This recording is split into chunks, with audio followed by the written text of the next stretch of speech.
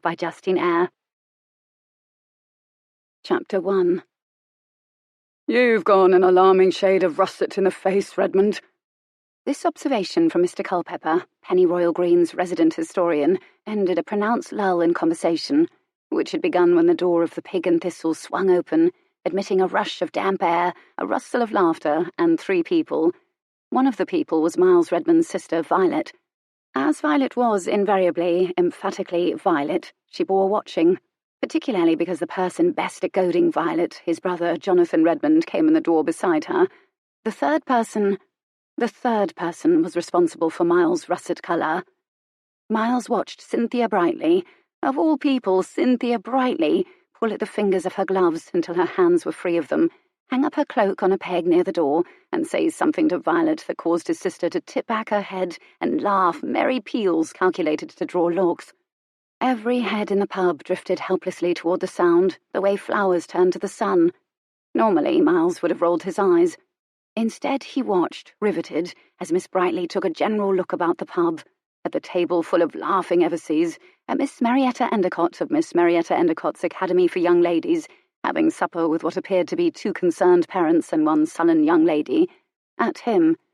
Her remarkable blue eyes neither brightened nor darkened in recognition when they brushed his. Why would they? And her faint smile, the aftermath of laughter, remained unaltered. He might well have been the pillar or a hat rack for how seen he'd been. Whereas the brush of her gaze left Miles buzzing like a struck tuning fork. What in God's name was she doing in Sussex, in Pennyroyal Green, with Violet? "I would have said he's gone more of a Claret," Culpepper said to Cook. He threw the words down like a gauntlet. He was irritable this evening, as Cook had won 3 chess games in a row, and Culpepper hungered for a controversy, any controversy. If none other was forthcoming, Miles's complexion would have to do. The 2 scholarly gentlemen had known Miles since he'd been born, and they'd been particularly proprietary about him since he returned from his now renowned South Seas expedition 2 years ago. He'd in fact thrilled them into silence when he confided he was in the midst of planning a much grander return expedition and offered them an opportunity to invest in it. Which was when the door opened and Miles had apparently changed colour. His bloody sister had a gift for controversy, but he never would have anticipated this. He found his voice. "I've gone claret. Perhaps it's just that we're too close to the fire." Across from him, 2 pairs of furry brows dove in sceptical unison. At the Pig and Thistle, Culpepper and Cook, and by association Miles, were always close to the fire, as this was where the chessboard lived. Miles gave what was meant to be an illustrative, "Good heavens, isn't it warm in here?" tug at his cravat. He was surprised to encounter the hard thump of his pulse in his throat. This, too, was Cynthia Brightly's fault. He dropped his hand flat to the table and stared hard at it, as though he could read in its veins and tendons the reasons for his response. The scientist in him wanted to know precisely what it was he felt about the woman. Strong emotions visited him so seldom, he could hardly blame them, as he was hardly a hospitable host. It was difficult to know whether it was anger or something else. Certainly anger was a part of it. He recalled that help was literally at hand. He closed his fingers around his tankard and poured the rest of Ned Hawthorne's famous dark brew down his throat with long, inelegant gulps. It was both cure and courage. He swiped his mouth with the back of his hand. "What colour am I now?" he asked defiantly. It was, in a way, the fault of his first South Sea expedition that he noticed Cynthia Brightly at all. It happened at a ball. The guest list for the enormous annual Malverney affair ranged in pedigree from Prinny to far less discriminate choices. Miles, as second son of the staggeringly wealthy and influential Isaiah Redmond, wasn't certain where he fell in the ranking, and didn't care. Miles's ship had docked in England again so recently, his complexion was still fading in degrees from tropical brown to a proper English shade of parchment, and had reached the sallow stage. He was still too thin for his large frame. Fevers, bad food, and a long ocean voyage did tend to strip flesh from a man. Roasts of beef and Yorkshire puddings were replenishing his. He'd taken a ragtag crew on a barely seaworthy ship to a swollen, pulsing, fever dream of a land. Brilliant flowers the size of parasols tangling with vines thicker round than a man's arms, snakes as supple and long as the vines themselves, beetles the size of St. Giles rats, ants the length of thumbs, noisy rainbow-feathered birds and iridescent butterflies the size of Chinese fans spangled the air. Dusky-skinned women as entangling as the flora shared his bed at night. Everything was abandoned, moist, outsized, and excessive. He learned to move slowly, languidly. He learned he would never be dry or cool, regardless. Death was as surprising and thickly everywhere as the life, hidden and overt, scuttling through the undergrowth as tiny scorpions, emerging from the trees as a tribe of cannibals with whom he successfully negotiated for his life, as a tenacious fever that nearly killed him anyway. Miles wasn't immune to awe, but the strangeness and dangers of Lacau never frightened him. Fear was usually rooted in ignorance, and he'd long ago learned to vanquish ignorance with preternatural patience and acute observation and tempered steel determination.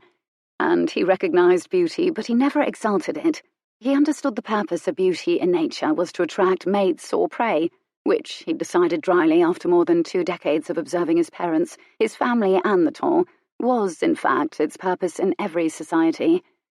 And for this reason, he had never, for God's sake, challenged anyone to a duel, written terrible poetry, climbed balconies, as Colin Eversey had once been rumoured to do, or otherwise embarrassed himself over a beautiful woman. Miles quite sensibly and discreetly satisfied his formidable sensual appetites in the arms of the Ton's aristocratic widows, who considered him their best-kept secret.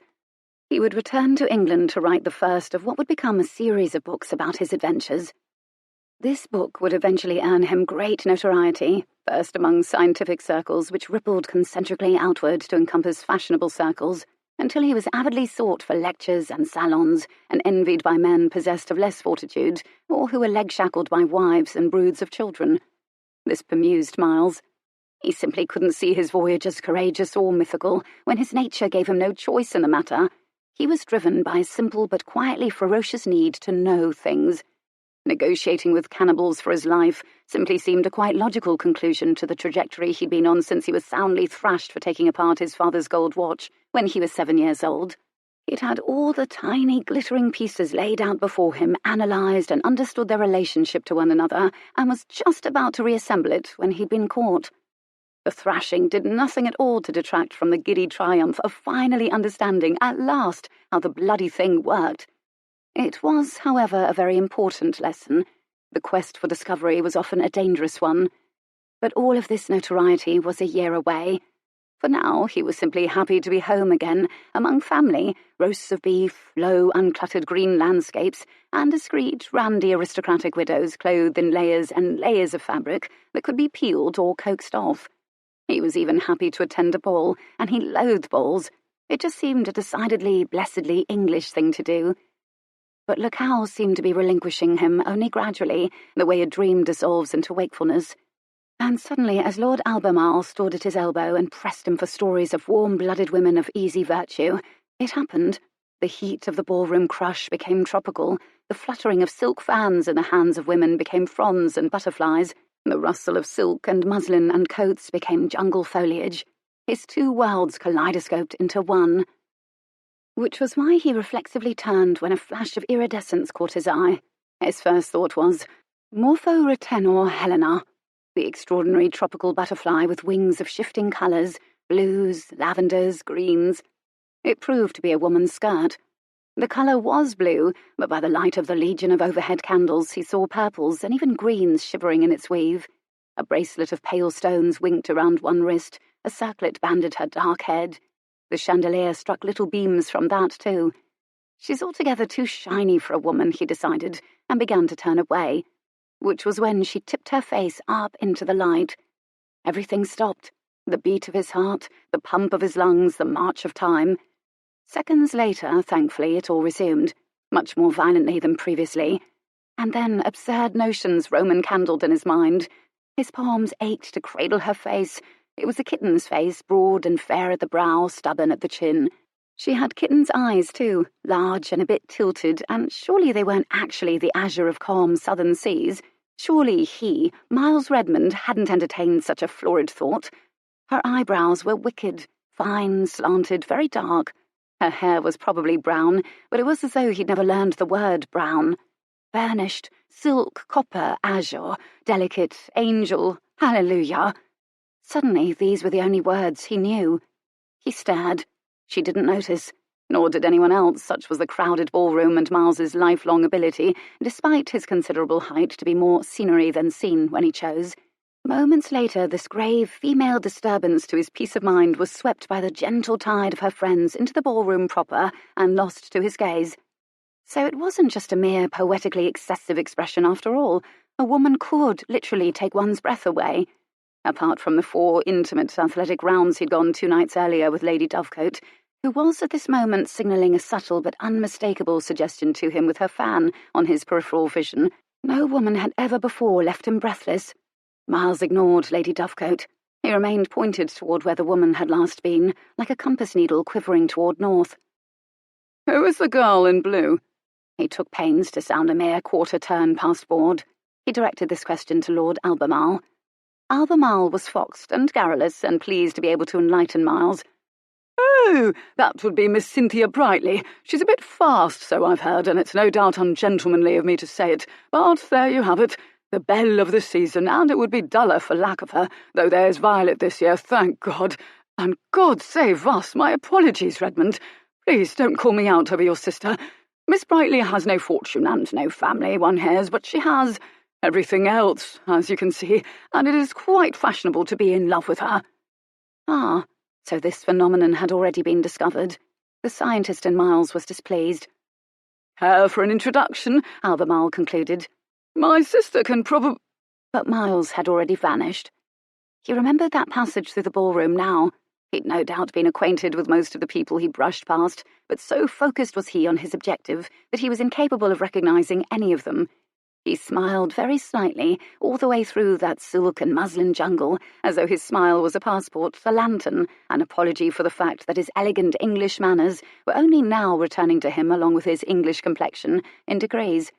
All the while some internal blacksmith took great clanging strokes at his heart. At last he saw again that flash of iridescence. Surely that dress was fashioned of fairy wings.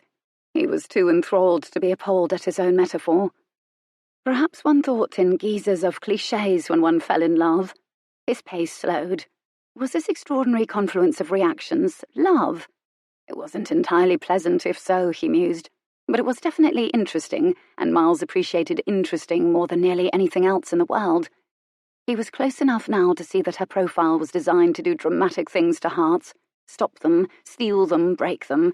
Her bottom lip, a pillowy, pale pink curve, inspired decidedly earthier thoughts, all of which communicated with immediacy to his groin.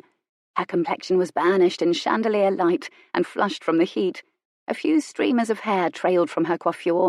Specifically, it seemed to draw attention to her long, long neck and the bosom creamily, philanthropically displayed by her daringly low neckline. And then he heard her voice.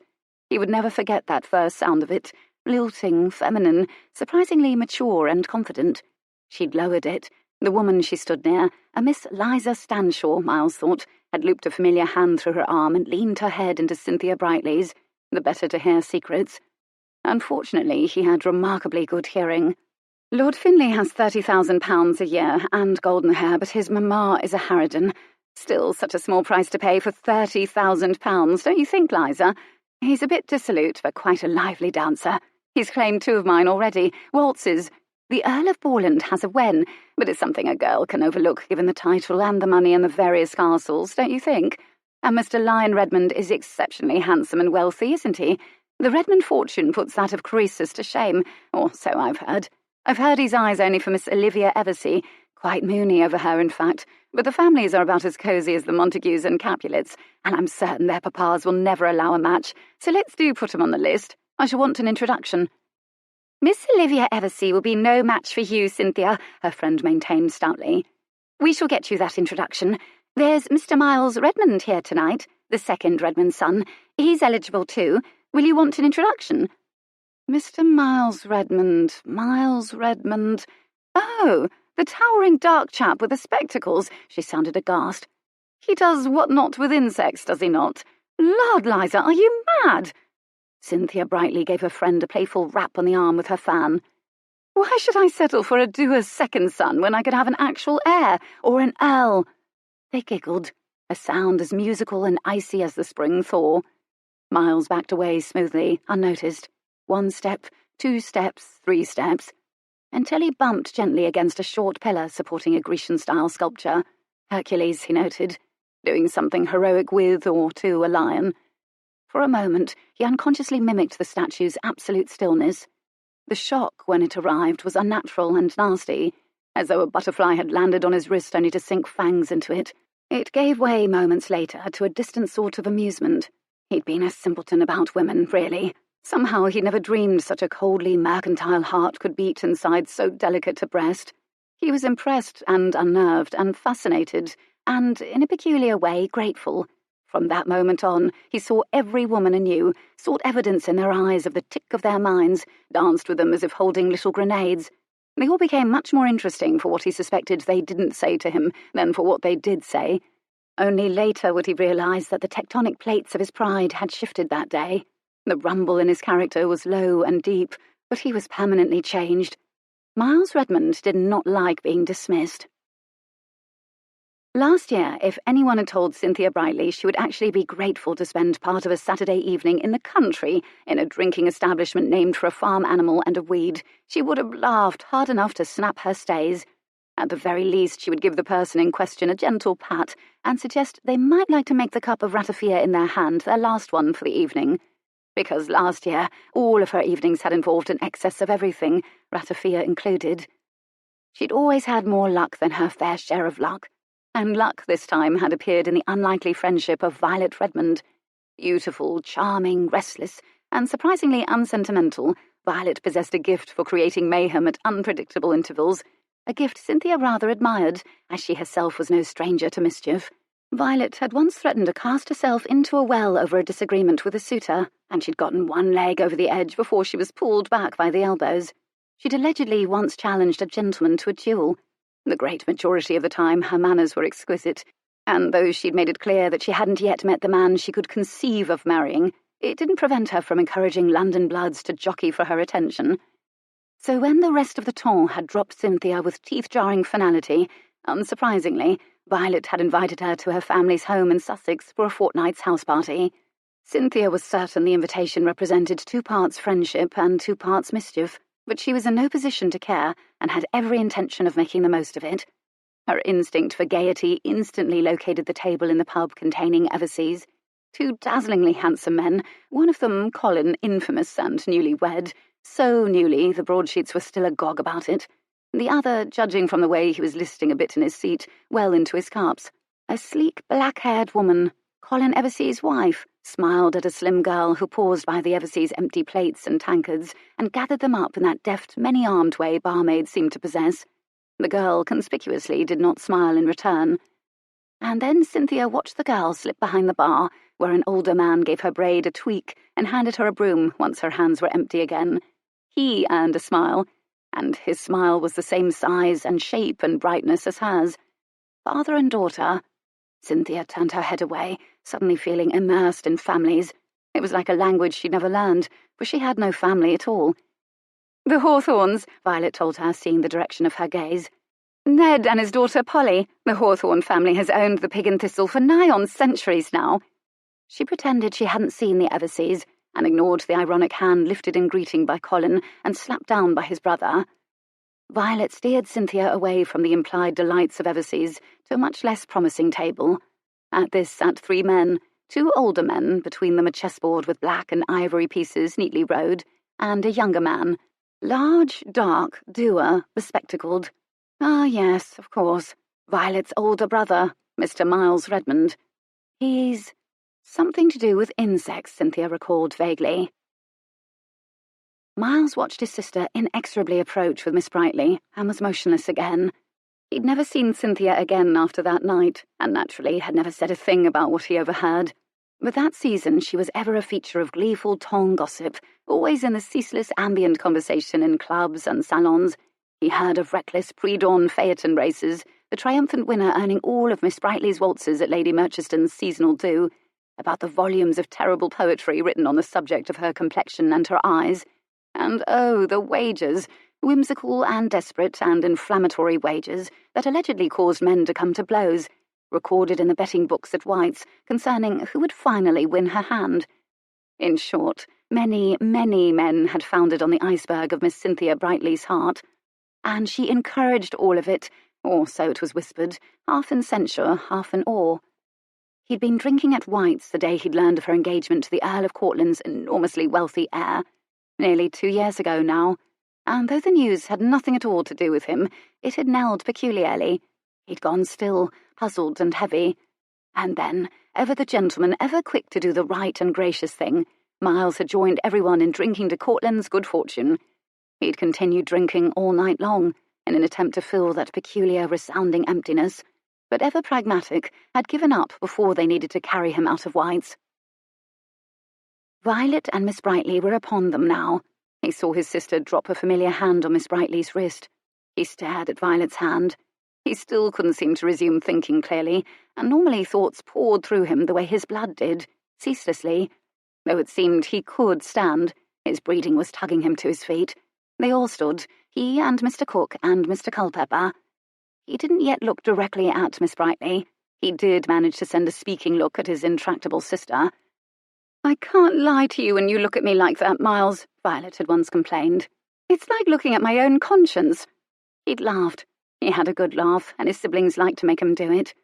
But he was very nearly the only person on the planet who could make Violet rue something. His father indulged her, and she loved and feared him. Lion had spoiled her, and she had worshipped him. Jonathan goaded her, her mother despaired of her. Miles was the one who watched over her. Watching over the things he cared about was his particular talent. The mischief in Violet's eyes faltered a bit. Ah, that was better. "Good evening, gentlemen," she said prettily, and a trifle less spiritedly than she might have before Miles fixed her with a disciplinary stare. "I should like to introduce you to my dear friend, Miss Cynthia Brightly." Miles refrained from snorting at the dear.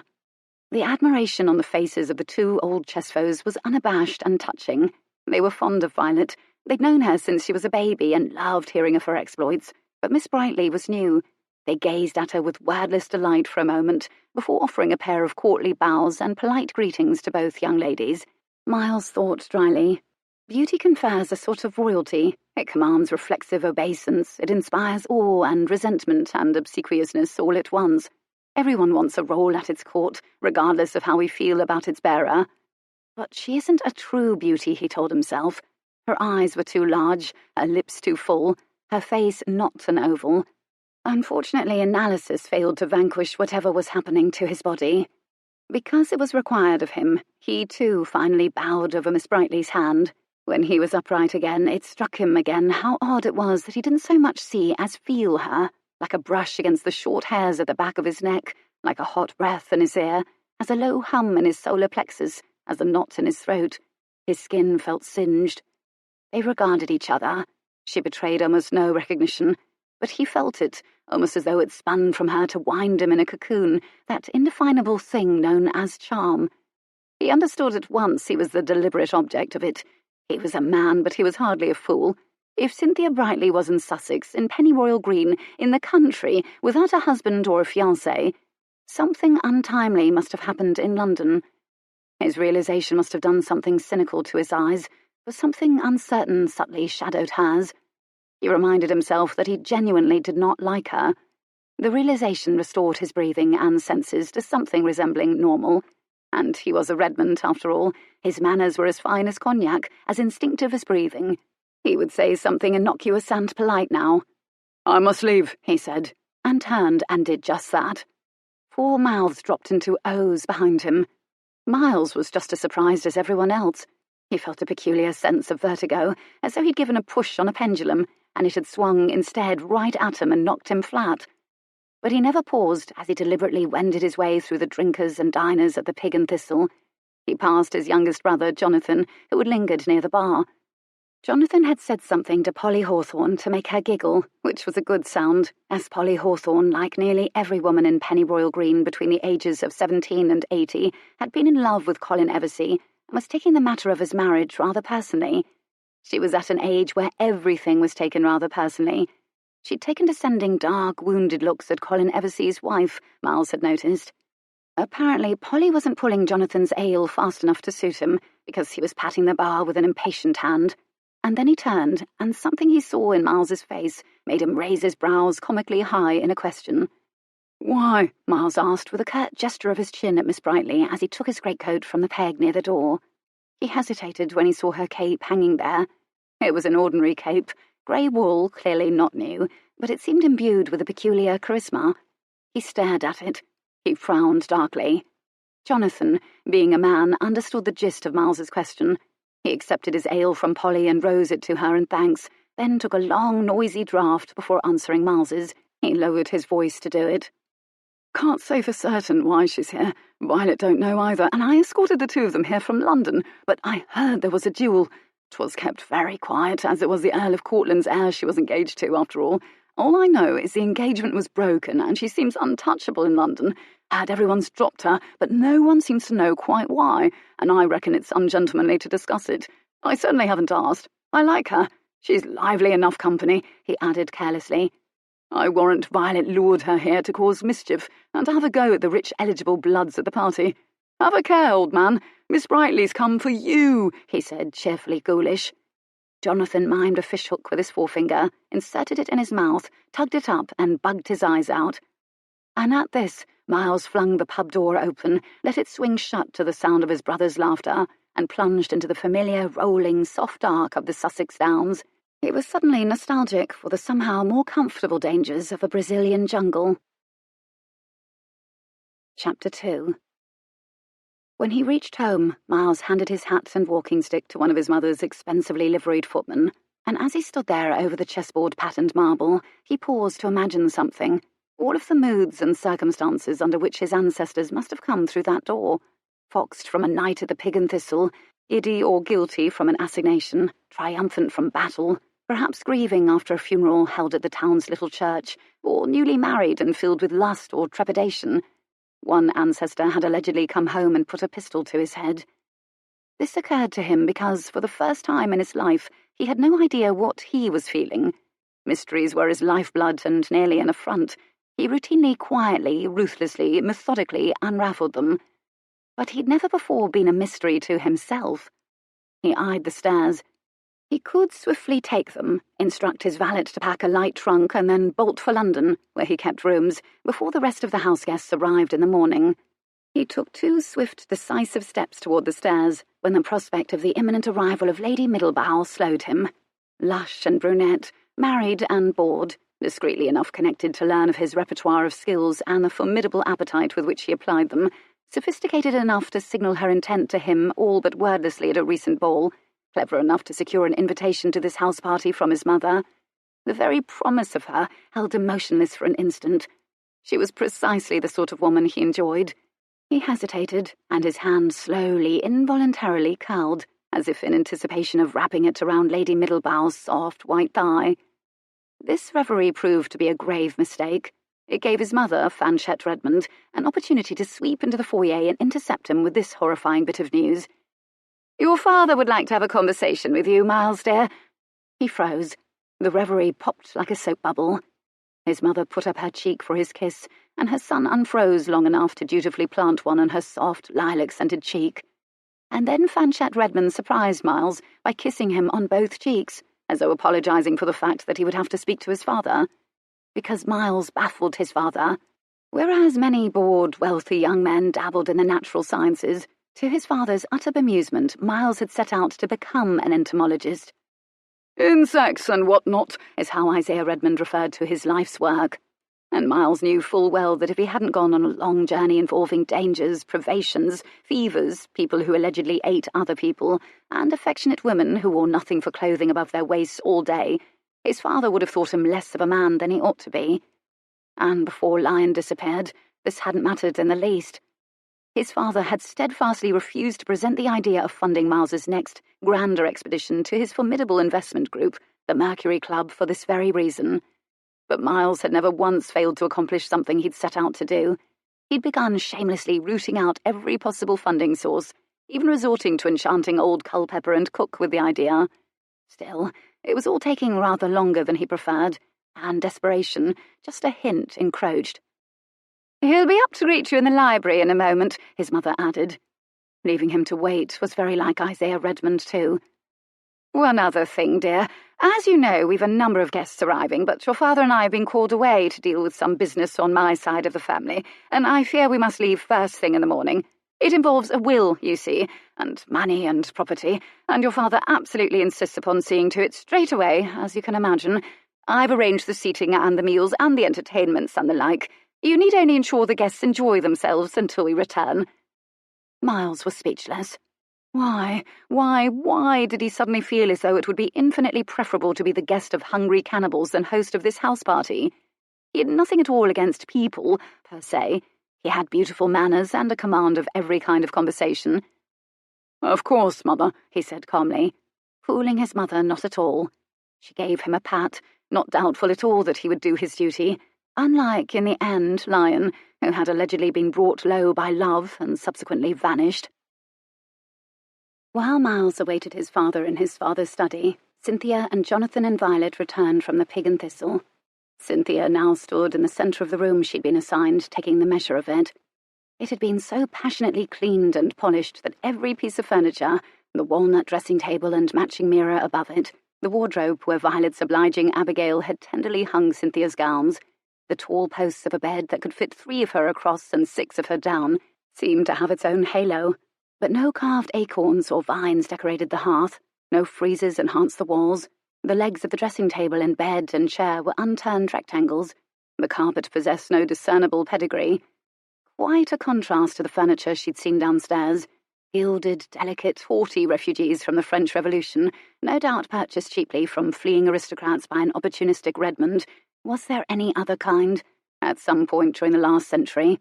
The carpets, she knew, were Savonnerie and Aubusson, thick and soft as pelts, colours rich despite their advanced age, fringe luxuriant.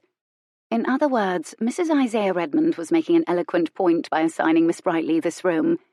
Cynthia smiled, as though an entire ballroom of guests was watching her at this very moment. If one thing could truthfully be said about her, it was that she was equal to a challenge. She was startled when one of the curtains began to shimmy. The window was open, and though this room was doubtless one of the smaller ones in the house, it still seemed to take a quarter of an hour just to cross to the window to close it. Before she did, she hesitated, then parted the curtains wider to look out. Millions of stars crowded the Sussex sky, and below it and beyond it was a vast, soft arc, punctuated by the woolly, dark shadows of trees. For a dizzying moment she was a little girl again, shivering between her parents, atop a cart in the dead of night, grinding over a rutted road to a new home in Little Roxford, leaving behind the noise and crowds of their rooms atop the Jones family in Battersea in London. Such a lot of rambunctious boys the Joneses had. And when London at last gave way to the endless skies and endless dark and ringing silence of countryside, she looked up to see a shooting star arcing across the sky. It had struck Cynthia as odd that an event so startling, so unnervingly beautiful, should also be silent. It was something the entire world could see all at once, but would miss if they blinked. And she thought at the time a funny thing to call it, a shooting star. It didn't so much shoot as bolt, as though it had taken an opportunity to escape its place in the firmament and taken it. Then again, perhaps it had been ejected by its fellow stars, she thought dryly. She knew a thing or two about bolting from firmaments, and about ejections. A minute twitch of motion caught her eye. A little spider was shifting in its web in the corner of the window. Cynthia reared back in alarm. The spider reared back in alarm. Cynthia leaned forward to slide the window closed, and then dropped the curtains abruptly. It had been years since she slept in a room where a spider would be allowed to build a home, since Battersea and the room above the Joneses. She rubbed the fine hairs on the back of her neck, where a bit of fear pricked. When she was younger, after her parents had gone, she often woke in terror from a dream of falling through an impenetrable blackness, just like that star. Once awake, she would knot the sheets around her fists as if to anchor herself to the bed, and turn her face into her pillow to stifle her gasps, so the vicar and his wife wouldn't hear them. It wasn't so much the fear of striking the ground, which is what she'd always half hoped would happen in the dream. That, at least, would have been an ending, albeit, granted, not of the happy variety. It was the nothingness, it was the not knowing, it was the possibility of flailing alone for eternity. Cynthia restlessly turned to the mirror. What she saw there cheered her immensely. She was an optimist, after all. But she'd done something uncharacteristic as a talisman against the flailing. Through an acquaintance in Little Roxbury, she'd learned of a certain savage old woman in Northumberland who spent the entirety of her days in a bath chair and was always in need of a companion, as she exhausted the goodwill of companions very rapidly. A Mrs. Mundy Dixon, Cynthia had written inquiring about the availability of the position and given the Redmond address. It was an admission that straits were dire indeed. The very idea of Mrs. Mundy Dixon drove her to the wardrobe to restlessly do what had become a habit over the past few weeks. She fished her reticule out and gave it a little shake. It still scarcely clinked. It wasn't as though her few remaining shillings would mate and create pennies that would grow up to be other shillings when she wasn't looking after all. Still, that pathetic jingle and the fortnight duration of this house party was all that remained between her and destitution, and Mrs. Mundy Dixon. She could, perhaps, parlay those remaining few pounds into more by suggesting a card game among the members of the house party. No, she was to be good. Testing her luck was how she found herself in this position. She suddenly realised her palms had gone damp. She shoved the reticule back into the wardrobe and sat down abruptly to test the bed. Soft. She gave a bounce. No creaks. She peeled back the counterpane and slid a clammy hand underneath. Cool, smooth, very fine sheets, ironed by one of the battery of maids she'd seen scurrying for other parts of the house like mice for their holes when she entered with Violet and Jonathan. She felt more cheerful. As long as such a bed was hers to lie in at night, as long as she was a guest and not an employee, and not, heaven forfend, a mistress, there was hope. In particular, there was hope in the form of the Redmond heir. No, admittedly, her first encounter with him had been brief, and she'd seen more of his back than his front as he stormed out of the pub. Hardly promising. Violet had assured her this was an aberration.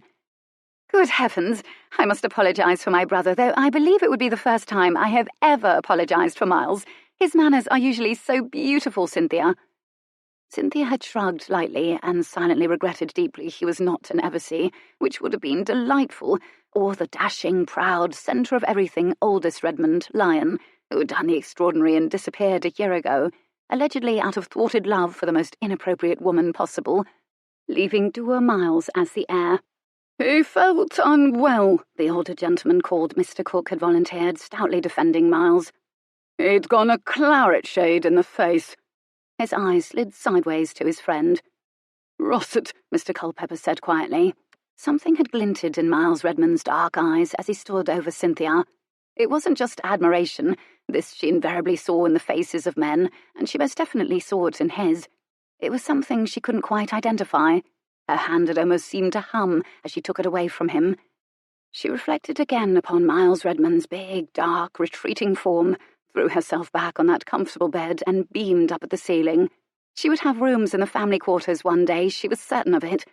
Because, really, how much challenge to her charm could that dour, bespectacled man possibly pose? While Miles waited, he gazed out the window into the dark, upon a darkened view of the vast Redmond Park overhung with millions of stars, because he preferred that view to the deceptively calm colours of his father's study, the browns and creams, the velvets, the soft scrolls over the carpet. Little that was actually mild or calm ever took place in this room. It was where Isaiah conducted any meeting he considered of import, such as scathing disciplinary lectures, or where he retreated in order to ponder new ways to build the family's fortunes ever higher. Miles turned when he heard his father's footsteps. Isaiah Redmond, very tall, lean where Miles was broad, still conspicuously handsome in the way that Lion was. So nearly the twin of Lion it sometimes startled. Green eyes, clear as gems. Miles was fond of his father. He even sympathised with his father that he didn't happen to be Lion. Not enough to attempt to be anyone other than who he wanted to be, of course. Good evening, Father. Good evening, Miles. Your mother may have told you that we must away to Cambridgeshire to see to a property matter concerning the Tarbell side of the family. One of your mother's cousins left a fortune, no will and a squabble. Miles had no doubt that his father would find a way to neatly, legally fold the fortune into his own. She did. I shall be happy to step in and see that the house party goes smoothly. They spoke to each other politely, which was how any Redmond would speak to someone who felt rather like a stranger. Very good. I wanted to speak to you of a business proposition, and as time is rather of the essence, I needed to speak to you about it before we departed. Miles went still. Isaiah had never wanted to speak to him of a business proposition in his life.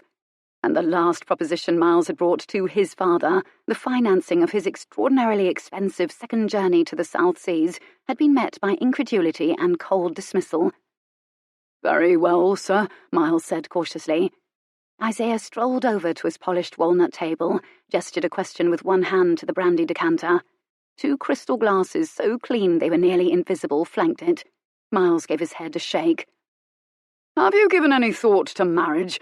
His father said this evenly, his back turned, decanter in hand. Expensive brandy gurgled into a glass. Miles refused to allow his surprise to show. But this was Isaiah Redmond, after all. This was not a casual query.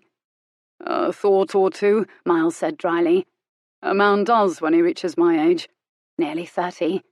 His father turned slowly around, brandy glass cupped in his hand. He hesitated. "May I ask if you already have a particular bride in mind?" This hesitation amused Miles. No doubt his father thought visions of blue stockings danced in his second son's head. Wait, a blue stocking wouldn't dance. They would march with baskets of food hooked over their arms for the poor. "No, I haven't a particular bride in mind," Miles said calmly. "No, I should like her to have a brain in her head, a good family, a fortune, a pretty face." A pause that seemed inordinately long ensued. Miles wondered which part of his sentence troubled his father. No doubt the brain part. Do you need to be in love?" his father asked grimly at last. Miles stopped himself just in time from gaping. He did dig one of his fingernails hard into his palm to prevent laughter. Dear God! He wasn't to have a conversation with his father about love, was he? He could not imagine anything less bearable. Not scorpion stings nor overhearing cannibals discussing his fate. But all at once he recalled that love, for Olivia Eversea that was what had allegedly caused Lion to cast all reason to the wind and disappear, presumed dead, or never to return, leaving Isaiah with the far less comfortable for Isaiah Miles for an heir. Lion, victim perhaps of the unfortunate legendary curse. Once per generation, an Eversea and a Redmond were allegedly destined to fall in love with each other. Doubtless, Isaiah wondered if he harboured any similarly fatal romantic flaws. Suddenly, unbidden and vivid, came the image of a homely grey cloak hanging from a peg in the pub. Miles inhaled sharply. "Love," he declared with quiet and absolute conviction. "Of the sort you're suggesting is absurd. I don't need love in order to marry." Isaiah regarded his second son, the shadow of a frown touching his forehead. His mouth stayed parted briefly. He seemed in a state of indecision about what next to say.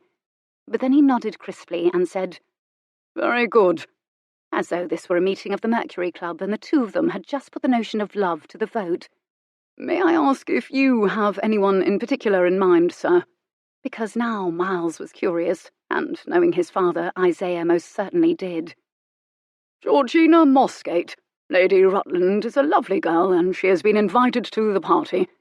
His father didn't even pretend to issue this statement casually. "Humph." The name surprised Miles because he'd known the Mosgates for most of his life. Her father, Rutland, was an avid amateur naturalist and had taken to corresponding with him. But what did he know about Georgina?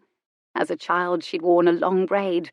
As an adult, she invariably wore her pale hair wound into a coil, so perfectly symmetrical it reminded him whimsically of a henge. He'd once conversed with her about the ants of Sussex and their habits, about which she knew a surprising amount, and her grey eyes had been soft and attentive and alert, and never once moved from his face.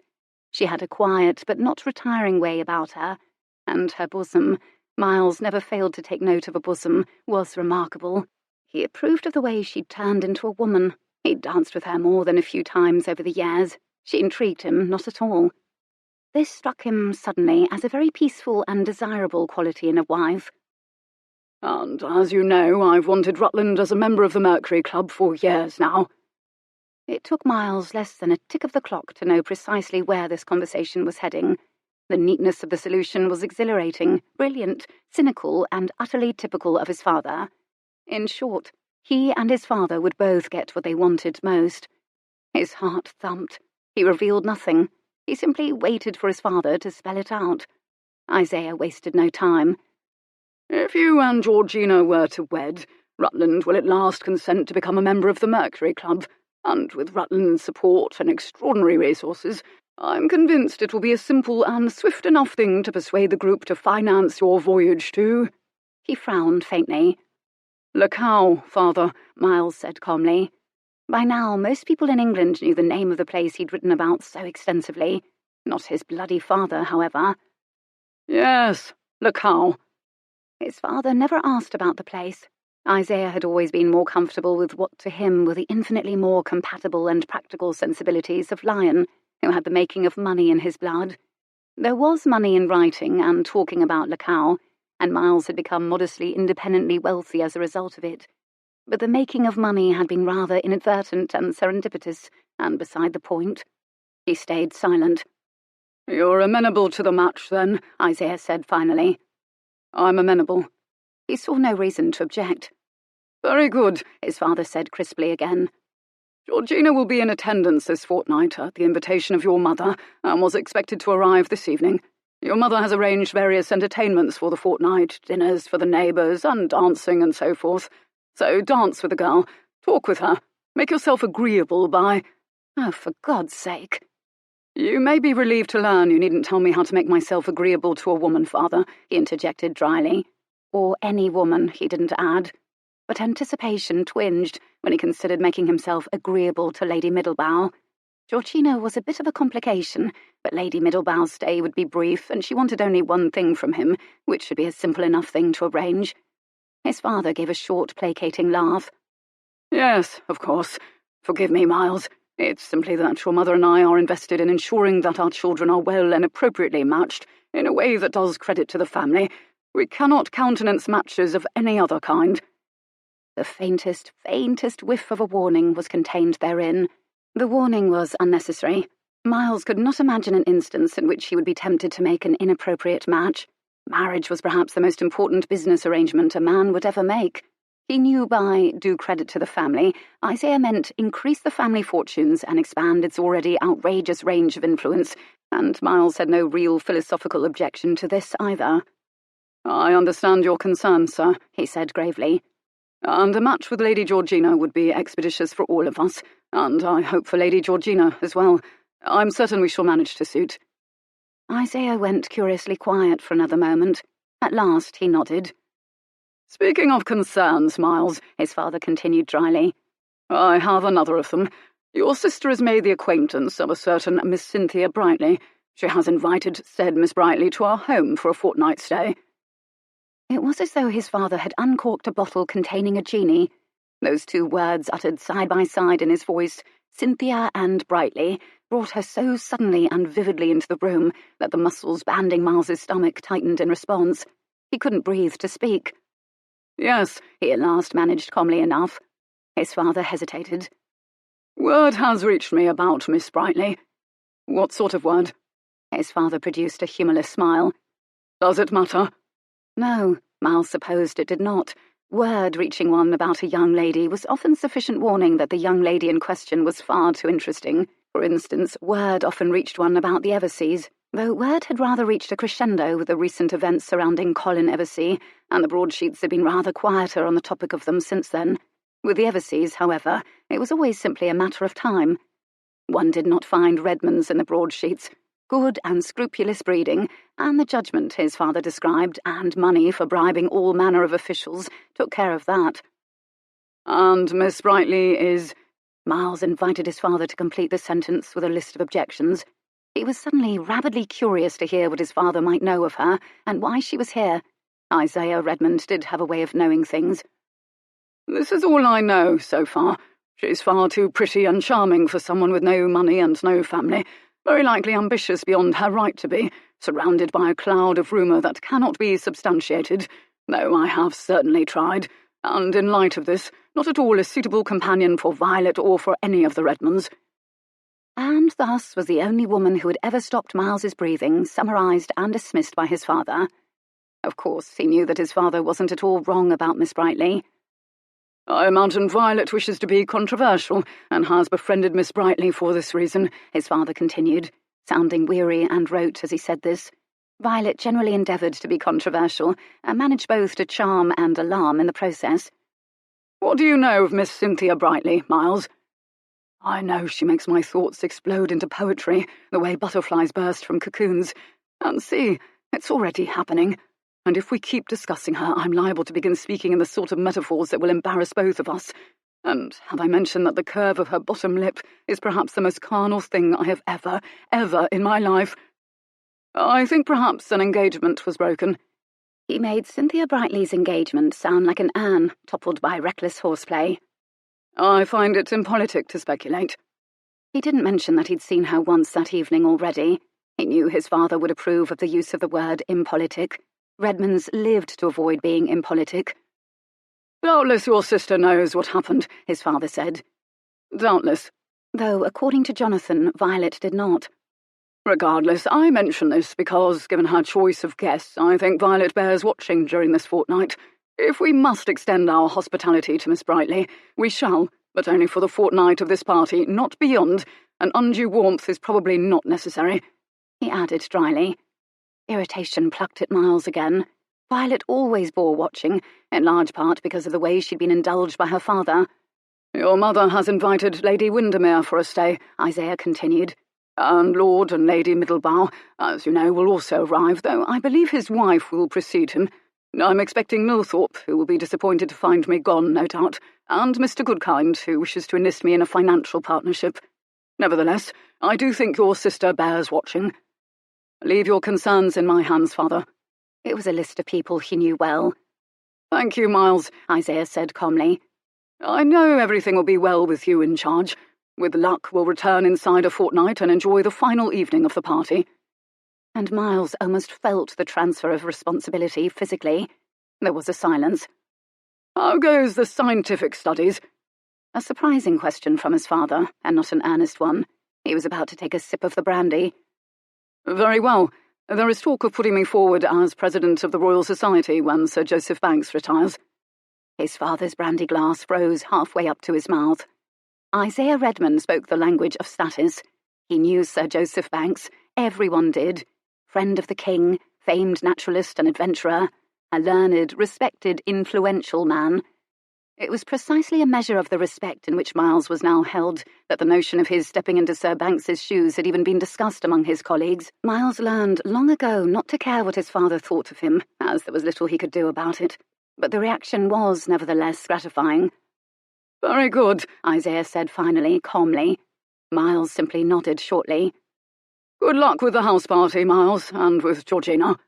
It was his dismissal. "Thank you, Father. Have a safe and prosperous journey." Isaiah acknowledged this wryness with a smile. He, for one, had no doubt it would be prosperous. A footman liveried in bold blue slipped quietly into the room to refill the brandy decanter and moved to the window to pull close the sable velvet curtains with gloved hands. And Miles suddenly saw heart-stopping blue eyes, and the footman's hands in the velvet became his own hands, lifting a mass of shining sable hair. He was riveted. Christ, it was like a return of the fever. He frowned darkly at the footman, whose back was turned. Then he bowed and left the room quickly, to savour the fact that his dreams had just been handed to him on a shining Redmond platter. Chapter 3. The following morning, Cynthia made her way downstairs to find breakfast lying beneath shining tureens on a sideboard, and a few houseguests already seated before plates at a long table. Introductions were made, conversation began haltingly and politely, and then gained momentum as eggs and kippers and coffee took away reticence and sleepiness, and social stations were gradually, subtly revealed, so that everyone knew how to talk to one another. There was a Lady Windermere, a widow invited by Mrs. Redmond, who was brisk, stout, handsome and hungry, judging by how rapidly she forked the eggs into her mouth. Cynthia, still a little sleepy, found the motion of her arm soothing and practical. It was like watching someone shovel coal. Breakfast for Lady Windermere was clearly fuel. The restless glint in her grey eyes implied that she enjoyed herself rather more than widows her age typically did. Next to her sat a woman of perhaps about 30 years of age, Lady Middlebow, who was, regrettably, her word. Interestingly, she didn't sound regretful, without her husband at present. He was to meet her here in a day or so, and they would travel on to Kelham Cross, east of Sussex, to visit relatives there. She was very pretty, in a round, lush, blunt way, with shining dark hair she wore piled and pinned. She was wealthy, if her clothes were any indication, spotless, multiply flounced, crisp and currant in deep green. Her sleeves were long, her neckline deep, her bosom impressive. She seemed restless, too, but without Lady Windermere's eye glint. Her eyes were bright, but her overall demeanour was distracted, and she pushed and stirred her food about, as if she hoped she would uncover something else of interest on her plate. At intervals, she sent glances toward the door. Cynthia wondered where Miles Redmond was. She wanted to observe him for a time, to decide whether he was truly as humorless and lurching as she suspected. One needed to tailor one's approach, after all, to one's quarry. It helped to observe the quarry in his native surroundings first, to see him perhaps interact with others of his class and genus. This comparison amused her. It was one that she thought Miles Redmond would appreciate, given that he was a lover of insects. She'd worn white muslin that capped her lovely shoulders sweetly, but not demurely, and was ribboned beneath her breasts with a band of blue that matched her eyes. She'd done up her own hair, then drawn down a few calculatedly wayward spirals to play about her chin. She was devastating when she looked innocent, but a trifle mussed. At least, one of the poems written to her had said as much. She could not recall the name of the poet now. Lord something. "Where did Miles get to, do you know?" Jonathan stifled a yawn. "Oh, Miles was up with the birds and went out riding for some reason known only to him," Violet said vaguely. "I don't know how he manages to rise so early. He was at the pub last night, too. He doesn't drink as much as he ought for a man his age." "Violet," Jonathan admonished, as she had so clearly said it so someone would admonish her. Everyone looked very interested in this remark. "It was the South Seas, you see," Violet explained. "He was there for a year, and he fell terribly ill with a fever, and now he seldom takes drink at all. He's become staid." So Miles Redmond was a staid, non-drinking near invalid, to judge from the way Violet described him. Cynthia felt her cheery mood waver. Lady Windermere paused in her shovelling. "Plenty of debauchery to be had in the South Seas," she said sagely. "Native girls and what not. He's probably just grown bored with that debauchery nonsense." Jonathan laughed, and Violet looked fascinated, and Lady Middlebow murmured something that sounded like, "Not what I heard about Redmond." She sank small teeth into a piece of fried bread, slowly tore a strip away and chewed it, as if chewing would be her only scheduled activity for the day and she needed to make it last. Cynthia looked at her sharply. Could one grow bored of debauchery, she wondered. Was Miles Redmond capable of debauchery? "Oh, never fear, sister mine. I drink enough for both of us," Jonathan proclaimed cheerily. He hefted and bolted his cup of coffee, then waved for a footman to refill it.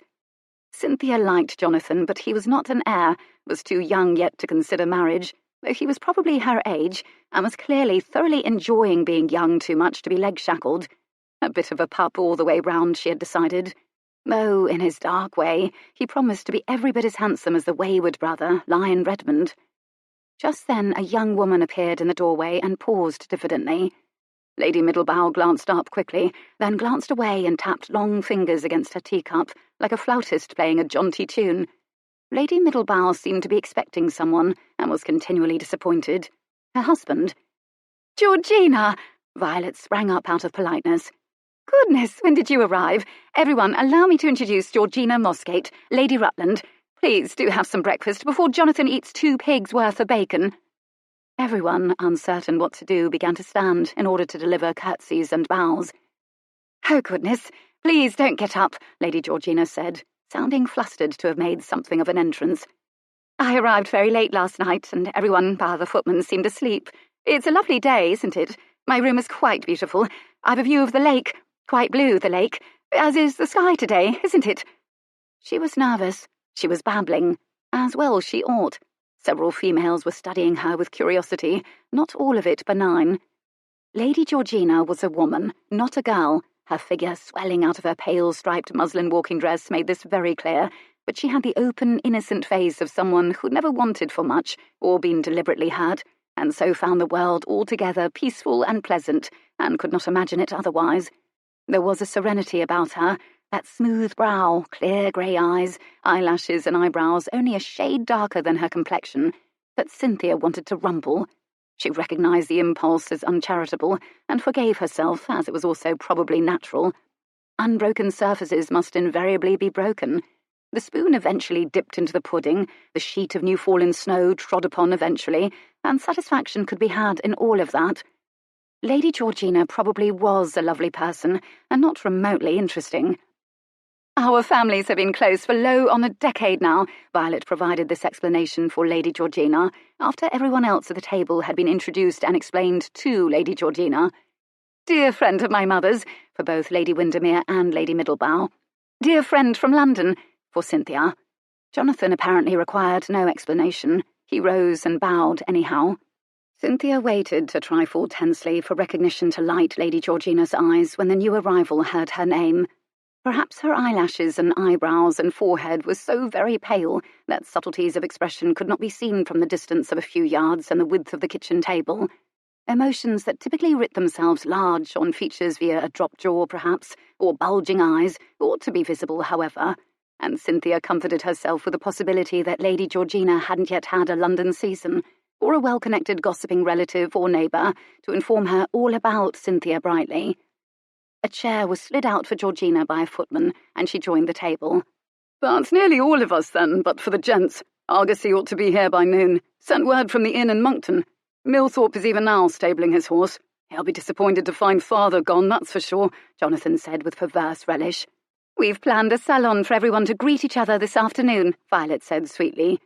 Everyone should be recovered from their journeys by then. Miles felt a trifle guilty about avoiding breakfast, because avoided was precisely what he'd done, and he wasn't proud of it, by taking Ramsay out for a long ride over his land. But it turned out to be the wisest thing to do, as the ride and the weather did marvellous things to his mood, and his mind soared across the sea to Lecale as he galloped the length of the park, up to the rise over which he could see the other ocean, the Atlantic, undulating soft and grey in the distance. He thought of the ships that Lord Rutland's money would finance, and the hopeful letters sent to naturalists, men he admired greatly the country over. And when he had his replies, he relished being able to tell them he could make it happen easily and soon, on a scale and scope none of them had dared dream of before. Once he married Lady Georgina, of course. He returned Ramsay to the stables and walked back to the house, arriving happily dirty and perspiring and resolved. He gamely swabbed his torso with hot water and soap to ensure he smelled as little like horse as possible, submitted to a ruthlessly clean shave at the hands of his valet, dressed in a spotless, flawlessly cut coat and crisp cravat and shining boots, replaced his spectacles on his face, and prepared to step further into his future. The salon was held in a wide room, too stocked with furniture and carpet to echo much, despite the fact that the ceilings might as well have been the cliffs of Dover. They soared high and white. Curvaceous settees striped in cream and brown sprawled amidst prim chairs propped on gilded legs. Two enormous fireplaces intricately carved in harvest motifs, nuts and vines, plump vegetables and fruits, were brilliant with fires, and conspired along with Isaiah Redmond's modern gas lamps, globes of soft light balanced on tables, to cast the entire gathering in a painterly light. Moulding echoing the harvest motif encircled the top of the room like a great cuff, and two chandeliers of twisting brass birch twigs had been lit for the occasion. An extravagance of wood and fire, but then again the Redmonds had the money to pay for all of it. The room exhaled Redmond wealth and history and comfort, the way a church always seems to exhale peace and prayers.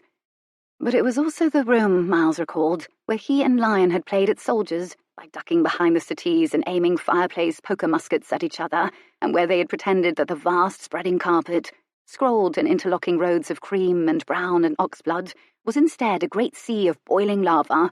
This was Miles's idea. He had read of volcanoes and lava, which meant they couldn't walk on it.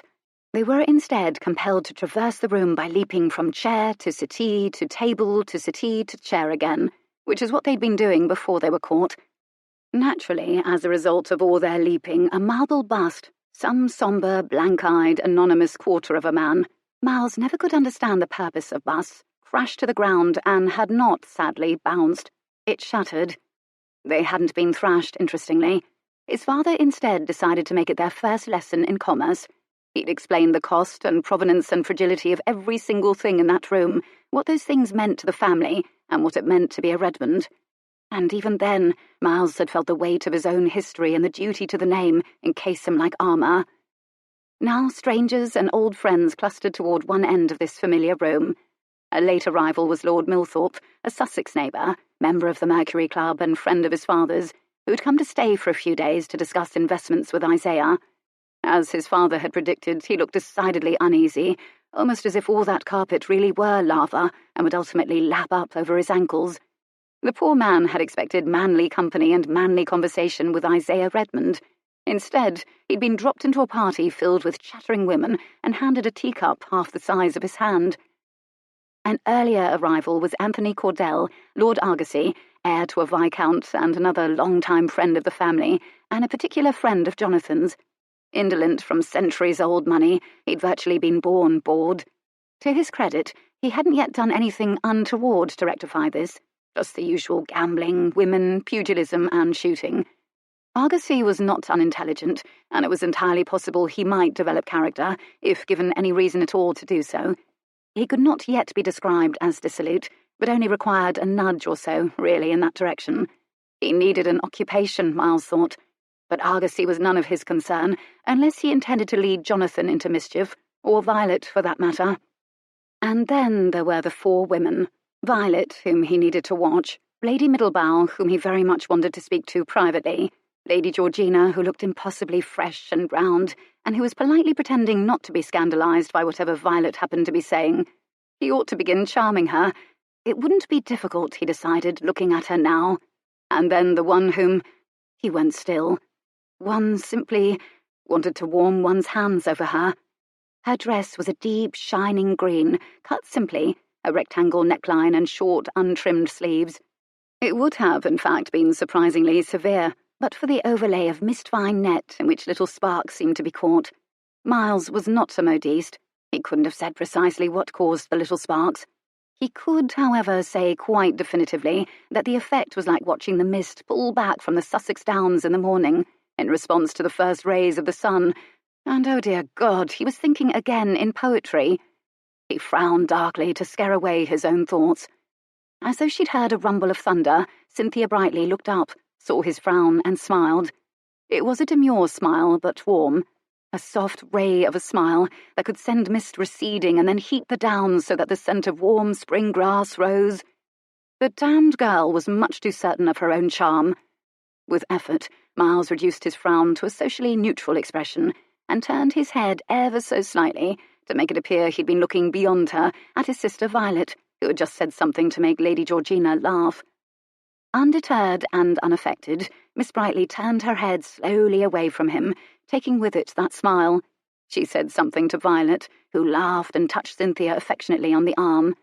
Miles began to frown again. He caught himself, and did what he always did when he felt uncertain. He observed. Miss Brightly wasn't fully involved in that conversation, though he was probably the only one who noticed. She seemed to be casually touching her eyes on things and people in the room, watching them, in fact, in the way that he normally took in a room. Millthorpe, Argosy, Jonathan, the chandeliers, the furniture. He imagined her registering everyone and everything present, the way his father's man of affairs kept books, compiling neat columns of assets and liabilities, performing the math, arriving at conclusions, deciding upon where next to invest her charm. And then she gracefully stood. Miles took a step toward Millthorpe. Cynthia had begun a sort of drift toward him, and Miles seemed unable to move any farther than that. He waited, and then she looked up, lovely face, mildly surprised to find him in her path. Ah, very good acting indeed. "Good afternoon, Mr. Redmond. You were missed this morning at breakfast." Very direct, very disarming. If he could have been disarmed, that is. "Good afternoon, Miss Brightly. I hope you are enjoying your visit so far. What makes you think I was missed?" He matched her tone so flawlessly, it was very nearly mockery. If she'd noticed, she did an admirable job of disguising it. "I am enjoying my visit, thank you." Her face glowed up at him. "Your home is beautiful, and a number of inquiries were made after you at the meal, which is how I drew my conclusions about your presence being missed. Suggestions were made that you had tired of South Sea Island debauchery and embarked upon a life of wholesome abstinence." It was so very alive, her face. Delicious, playful wickedness flickered through her innocence like those sparks caught in the net of her dress. And granted, hearing a word like debauchery emerge from lips like hers generally held a good deal of appeal. If another appealing woman had uttered it, perhaps Lady Middlebow, he might have attempted to steer the conversation down promising byways of innuendo. Instead, he said, "This room must feel rather like Tattersall's to you, Miss Brightly." What an interesting variety of eligible men are represented. However will you pick one out? Miss Brightly went rigid. A tick of fraught quiet went by between them, and then she tipped her head slowly up to him, as though balancing a scalding cup of tea atop it, aware of a grave, grave danger. And she looked, really looked, for probably the first time, into his face. What she saw there caused wary reassessment and comprehension to cut across the blue field of her eyes as swiftly as a pair of hunting falcons. They were there and gone, as though they had never been, leaving her eyes once again blue fields of innocence. So she was not entirely a fool. This was a bit vexing, as he would have preferred her to become less interesting rather than more. "I hope you'll forgive me, Mr. Redmond, but I'm not certain I take your meaning." "Oh, come, Miss Brightly," he jollied on a murmur. "I am one of your hosts, after all. I must insist you share with me. You're here for the eligible men, are you not? Why else would you be heir in Sussex? Perhaps you even have your eye on one in particular." Her features were entirely still. Her eyes, however, seemed even more vivid, as though she'd focused her thoughts entirely on him, and it was a potent look indeed. He thought he detected a rustle of nervousness. Ah, yes, a glance told him that one of her hands had burrowed surreptitiously into one of the folds of her gown. "If you'd care to share the name of the fortunate gentleman, perhaps I can provide some insight into his pedigree." He was as solicitous as a shopkeeper. "As host, I feel it's my Mr. Redmond." It sounded like a warning, rather as though she wished to protect him from himself. "I would very much like to participate in a conversation with you, but I must confess to feeling excluded by my own confusion. Your conversation has taken a turn I do not understand." Her face was innocent, but her eyes burned. She understood very well. He sighed heavily. "Very well, Miss Brightly. Forgive me, but I'm about to bore both of us by telling you things you already know, but do keep in mind that you've forced me to do it. Things such as, you are not without charm, but you are at present attending a country house party without a husband or even a fiancé, while you were in one possession of a rather grand fiancé last I heard, the heir to an earl, Cortland. This leads me to believe something rather unfortunate happened in London to end the engagement." He cast his eyes toward the ceiling rosette. "A duel, perhaps?"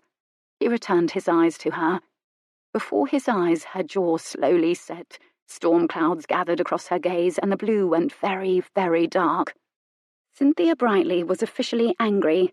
Unsurprisingly, anger suited her. Perversely, her anger suited him. "I see I've assessed the situation correctly," he said cheerfully. "Shall I go on?" "Mr. Redmond." Her eyes darted left, then right, then fixed with a momentary flash of longing on the footman strolling through, bearing a tray of tiny glasses with splashes of sherry glittering in the bowls. He wondered whether the sherry, or the fact that the footman was leaving the room, appealed to her. Now, Miss Brightly, you did ask for clarification. As I'm a man of science, I dislike cursory explanations, so let me be thorough. I imagine whatever scandal you left behind in London, if it's the sort of the magnitude that ended an engagement, will follow you here to Sussex soon enough, for foul weather does have a way of travelling the land, and I don't imagine Sussex will be spared it. You are, then, one step ahead of it at the moment. I suspect you wouldn't be here at all if Sussex didn't represent your last hope for a respectable marriage, as doubtless your reputation is growing, shall we say, rather threadbare." He added with confiding relish, "Goodness knows you've certainly taxed it over the past season or so."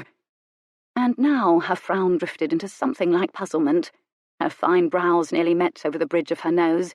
Those blue eyes scrutinized him, like a jeweller bent over a suspect diamond with a loupe, searching for provenance, character flaws, authenticity, motive. Miles allowed her the silence. He allowed her the inspection. He didn't know how he'd expected her to respond, though he was thoroughly enjoying confounding her expectations. He'd almost given up hope of her responding when she did. "You're opposed to ambition in a woman, Mr. Redmond." His head went back a little at the words, stunned, and then peculiarly thrilled. He'd never dreamed that right here, in the middle of his father's grand harvest room, surrounded by cheerful guests, he would engage in the socially unthinkable, a genuinely honest conversation with a woman. He rewarded her with a nod, as though she were a pupil who'd passed an exam. "Oh, on the contrary," he said softly, conspiratorially. "I applaud ambition, Miss Brightly. It's all I've ever known, And marriage is, in essence, a business alliance, is it not? And the wisest among us approach it as such. We should all aspire to make the very best marriage our born assets and gifts will allow us to make. Wrapping it in the folderol of love and romance is a recipe for disaster, or disillusionment, quite unnecessary. Wouldn't you agree? Something tells me that you do." A shadow of uncertainty passed over Miss Brightly's brow, followed by a flicker of cautious optimism. He could see that she was wondering whether agreeing with him wholeheartedly might very well aid her pursuit of him. He relieved her of suspense. "It's just that I'm on a bit of a hunt for a marriage myself, you see, and I thought it might be companionable for the two of us to compare notes while we're about it. For instance, Lady Georgina is the most suitable partner for me, as she has a staggering fortune, a fine family and a grand title, and an alliance with her would please my parents and permanently connect two great families. And as Redmond heir, I cannot possibly marry anyone other than a woman of the very finest family, fortune and character, without risking my position in my family and dishonouring my father's wishes. Though certainly as clever as you undoubtedly are, you already know that. Hence we are free to compare notes upon our quest for matches this fortnight, as I'm quite out of the question for you." She understood. Her mouth had gone white at the corners from the strain of maintaining that smile. Her breathing was shallower. Her blue eyes were dark with a very pure anger. She turned her head away from him slowly. A moment later she swallowed. For a second or two, as laughter and chatter rustled around the two of them, they comprised a perfect island of stillness. He suspected she was beginning to hate him. Hate, he told himself, was better than indifference, and she was most decidedly seeing him now. Tension banded his stomach muscles. He had the peculiar sensation he was drawing back a bow throughout this conversation, and now it quivered taut in his fingers. "But, Miss Brightly, I could tell you things about all of these other gentlemen that would facilitate your quest for a very respectable match. I could, help you narrow your choices, focus your attentions, deploy your assets most effectively, if you will, in order to help you achieve your aim." She turned her head back quickly toward him. Her gaze was flinty with cynicism. "And you'll do all of this out of the goodness of your heart, Mr. Redmond." She enunciated the word heart doubtfully, pointedly calling into question whether or not he possessed one. He appreciated this with a nod and a pitched brow. "I seldom do things simply out of the goodness of my heart, for where is the logic in that? I am a man of logic, of purpose, of planning, of objective. I suspect you, of all people, understand that, Miss Brightly." She was catching on. Cynicism hardened her soft features. "I see. And what do you require in exchange for your valuable information, Mr. Redmond?" Tension snapped. The arrow flew. "A kiss." Chapter 4. Well, then. Judging from how still Miles Redmond had gone, he'd shocked himself as thoroughly as he'd shocked her. But he didn't unsay the words or apologize. He watched her. Cynthia took the measure of her tormentor, broad-shouldered and formidably framed, not lean like his brother Lion, but not awkward with his size either. His hands were large, his fingers long and quiet against his thighs. Most men, she'd learned, betrayed internal preoccupation with fidgets by fingering a coat button or drumming fingers against their thighs, even as they mouthed words meant to charm her. This man was still, but not unnaturally so. It was the stillness born of focus. She was his entire focus. His attention was enveloping. It created a world of the two of them.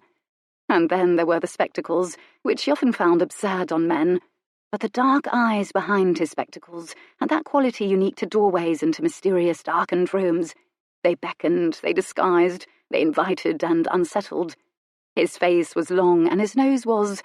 significant was unfortunately the word that seemed most apt, and his jaw a join of lines so elegantly articulated it could have been drawn with a protractor. Hair dark and fine, and longer than it ought to be, dropped softly down over a brow, high enough to contain what surely must be his multitude of tremendously important thoughts. She'd gone sarcastic in her thoughts out of self-defense. But his mouth, it was a sensual tourist in that face, firm, wide, finely drawn. Like his eyes, it implied things. Specifically, it implied Miles Redmond skillfully used it for purposes besides tasting food and tormenting his guests. She thought about native women and debauchery. He interrupted her scrutiny. "Am I correct in assuming that you have been kissed before, Miss Brightly?" There went the mouth again, tormenting. Yet no footman extending a platter of sweetmeats had ever sounded more blandly deferential. This must be why she never spoke to men who wore spectacles, she thought darkly. Some instinct for self-preservation. For this scientist, she turned the word into a pejorative in her mind, this wealthy, indolent heir. This last word she faltered over, hesitating to turn it into a pejorative, as it had been one of her favourite words to date, had sniffed out unflattering truths about her. She half admired it. There was something heady, a peculiar relief in being understood. But then, she thought, if he can see it, who else can see it? She turned her head away briefly from his dark-eyed, windowed gaze. An attempt to rally her composure. His gaze seemed to linger in front of her, the way an image lit by the glare of the sun hovers before your eyes after you close them. She decided then, only him, only he sees. She would need to tread very carefully here. "Rumour has it that you are a gentleman, Mr. Redmond. A man of honour." She hoped to flatter him into helping her in exchange only for the pure pleasure of helping her. He dashed her hopes. "Rumour does?" He sounded amused. "Oh, I hardly think I've ever inspired anything so intriguing as a rumour, Miss Brightly, particularly regarding honour. Please don't be tiresome. We were doing so well. Say all that you mean to say, and we shall continue our negotiation." She sighed and took pains to sound bored. "Very well, Mr. Redmond. This is what I mean to say. I question your motive in offering to help me. My confusion lies in the fact that we've just established that you are most decidedly not of a romantic or whimsical temperament, and a single kiss as payment for information strikes me as a rather romantic, even quaint notion." His smile took its time forming. Slowly it spread. It settled in faintly. His head tipped up a little. "Quaint." He repeated the word as though it had an unfamiliar taste and a texture, a whimsical one. He returned his eyes just as slowly to her. "You have never kissed me, Miss Brightly." Cynthia stopped breathing. Their eyes met and held. His words were low, matter-of-fact, comprised entirely of a terrifying confidence. His voice matched his eyes. She felt it peculiarly at the base of her spine. It had an edge that scraped pleasantly over her senses, like ragged silk or the bristly beginnings of a beard brushed against her cheek. She wanted to hear more of it, even as it said appalling things. Her breath rushed out. And now she was afraid. For the reason she could make comparisons between Redmond's voice and the beginnings of beards was that she'd felt bristly short whiskers brush her tender cheeks late at night, after balls, when young men trembling with eagerness and worship had pressed kisses upon her.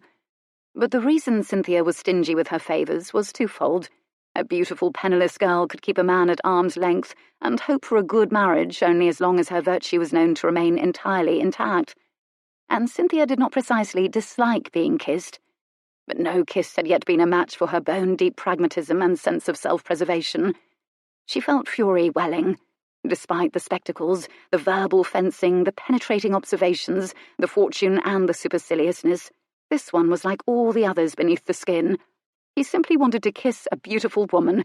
He wanted to kiss her. And no doubt no beautiful woman would freely consent to kiss him. She was about to call his bluff. "Before I kiss you, I shall need proof, Mr. Redmond, of the quality of your information." Mr. Redmond froze, as though her words were a thrust between his ribs. "Ha!" She knew a moment of triumph. But then he inhaled thoughtfully, exhaled on a nod of agreement, and gestured subtly with his chin to a ruddy, expensively clothed man so raw-boned and rectangular he made the teacup he held seem crushable as an egg. He was pretending to enjoy the conversation of Lady Windermere, whose wide, rubbery mouth moved and moved and moved animatedly. "Lord Milthorpe," Miles Redmond's voice was quiet, laconic, "is the Marquis of Blenheim, an ancient title. £20,000 a year."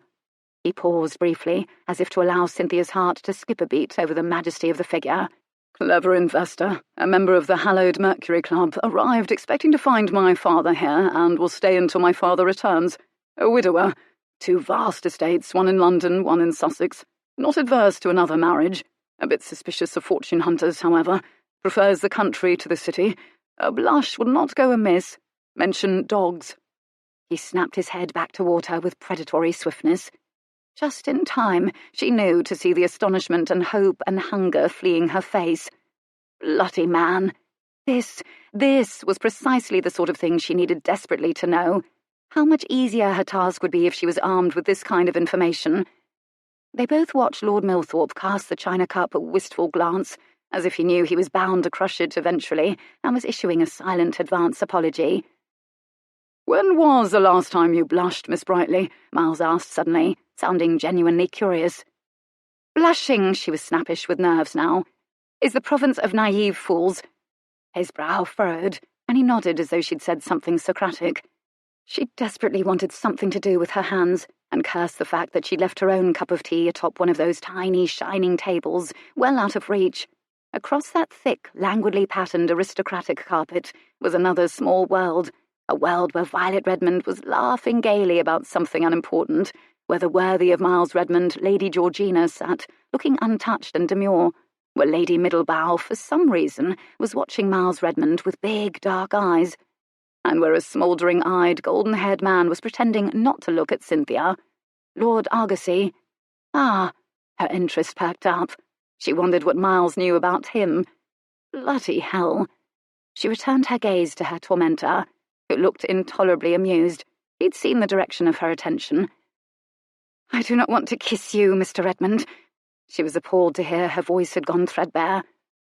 "But I think you will kiss me anyway." More of that soft, secretly amused, bloody confidence. Walk away, she told herself. Unfortunately, her feet and her brain were not in communication at present. She looked up at him wearing a mask of a social smile. Eyes, spectacles, nose, mouth, height. The sum of his appearance meant that in another circumstance she would not have given Miles Redmond another glance. But this, too, she realized now, had everything to do with his self-possession. She understood now that if one did not notice Miles Redmond, it was simply because he did not wish to be noticed. "I can give you such a list for every man in this room, Miss Brightly. Just imagine the use someone like you could put it to." He was still diabolically, quietly cheerful. "It seems like such a waste not to share it. I've stated my price for it. Nod your assent, and we shall seal our bargain straight away. Shake your head, and I shall abandon it altogether, and wish you happy hunting." Cynthia's heart was kicking painfully now. Her mouth had gone dry. One kiss could help her secure her entire future, or permanently shatter her reputation if the man could not be trusted to stay quiet about it. She thought of her slim purse upstairs, and the angry woman in the bath chair in Northumberland, and her own pride, which refused to accept the idea of a post in Northumberland, or to abandon the idea of a grand marriage. Miles took one small, impatient, warning step away from her. She had promised herself she would be good.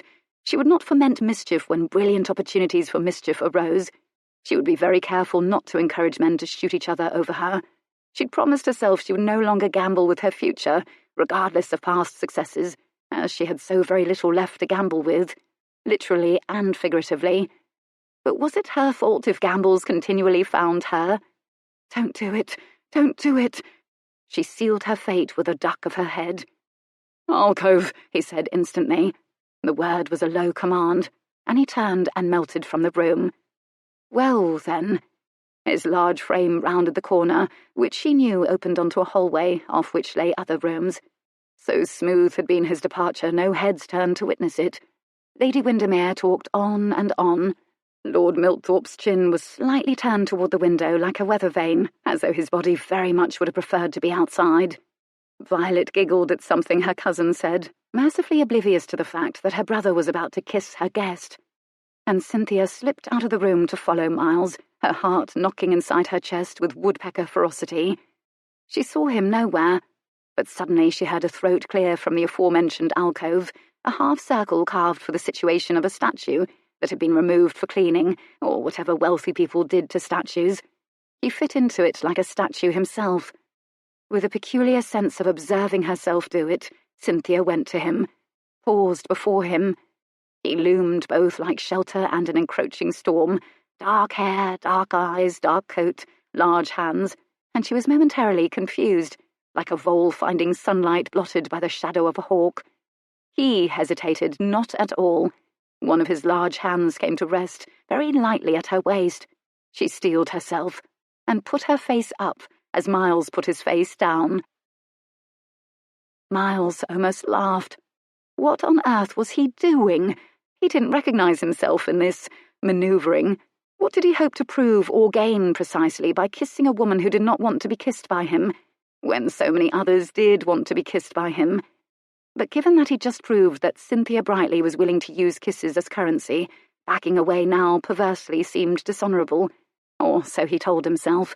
He'd better do it, and quickly. So he came at the kiss like diving into cold water and swiftly touched his lips to her. Oh, God. Soft, soft, so soft. He was ashamed of how inadequate the word was. His eyes closed against a breath-robbing spike of desire, his hands on her waist. His lips hovered against the undreamt-of vulnerability of lips. Her breath, soft and warm, rushed over his. He couldn't lift his head again. Somehow this kiss had created its own gravity, and he was at its mercy. Realization finally caught up with impulse. He thought of his father's watch, and how the relief of conquering that mystery had been worth the consequences. He wanted to take Cynthia apart, to discover whether a woman's heart ticked inside her. If he understood her, solved the mystery of her, then she would cease to torment him.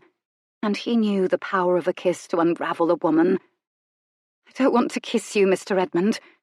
She would forget even how to speak when he was done with her. And so he took another kiss. His mouth was a feather, a mist, a whisper over hers. Again, and softly, softly he brushed it over hers, showing her that a world of sensation could be had from just his lips meeting, caressing hers, implying a universe of sensation lay everywhere in her body. She sighed, that involuntary, irresistible sound that signalled the brink of surrender. Her lips slipped apart, her breath mingled with his. Her hazy blue eyes disappeared behind her lids.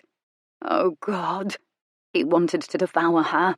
He thought of softness, darkness, and wetness, her tongue twined in his, her wet, plum-sweet mouth, the musky damp gathering between her legs, the silk give of her breasts in his hands, and the ruched silk of her nipples, her round thighs. Take, take, take.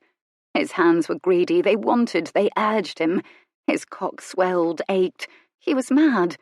The one bit of sanity left to him somehow knew that way lay quicksand. And though he wanted, he did nothing but softly kiss her. Their lips danced and breath danced over each other. Still, he did not breach hers with his tongue. His hands remained just barely within his control, resting at the nip of her waist. But now no space remained between their bodies. She was all he breathed, all he felt. His world was soap, musk, female, heat, supple, soft. Her belly beneath the fragile muslin of her proper day dress brushed against the ferocious erection, confined by his nankeen trousers. Bliss knifed him, her ribcage jumped, her gasp of pleasure met his. He heard himself absurdly between kisses murmur her name. "Cynthia!" Insanity, insanity. Her head tipped heavily back. His lips slid from her lips to the silk of her throat, where her pulse drummed. Her breath, hot, swift, rushed over his hair, his ear, and, oh God, it began to seem sensible to take her now in the alcove, to hike her dress and plunge into her.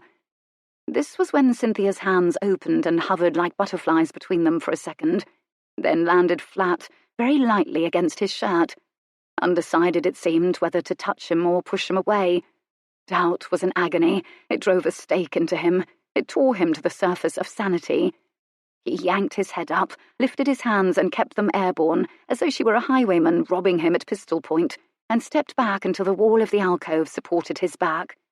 Slowly, he lowered his hands to his sides, and breathed, in and out, in and out. Every new breath brought him closer to equilibrium and further away from oblivion, and this he both welcomed and resented. He refused to look at her yet. It occurred to him then that minutes could have passed, or an eternity. He would not have known. Instead, with his instinct for order and sense, he sought out clues to the passage of time. Conversation still hummed in the room nearby.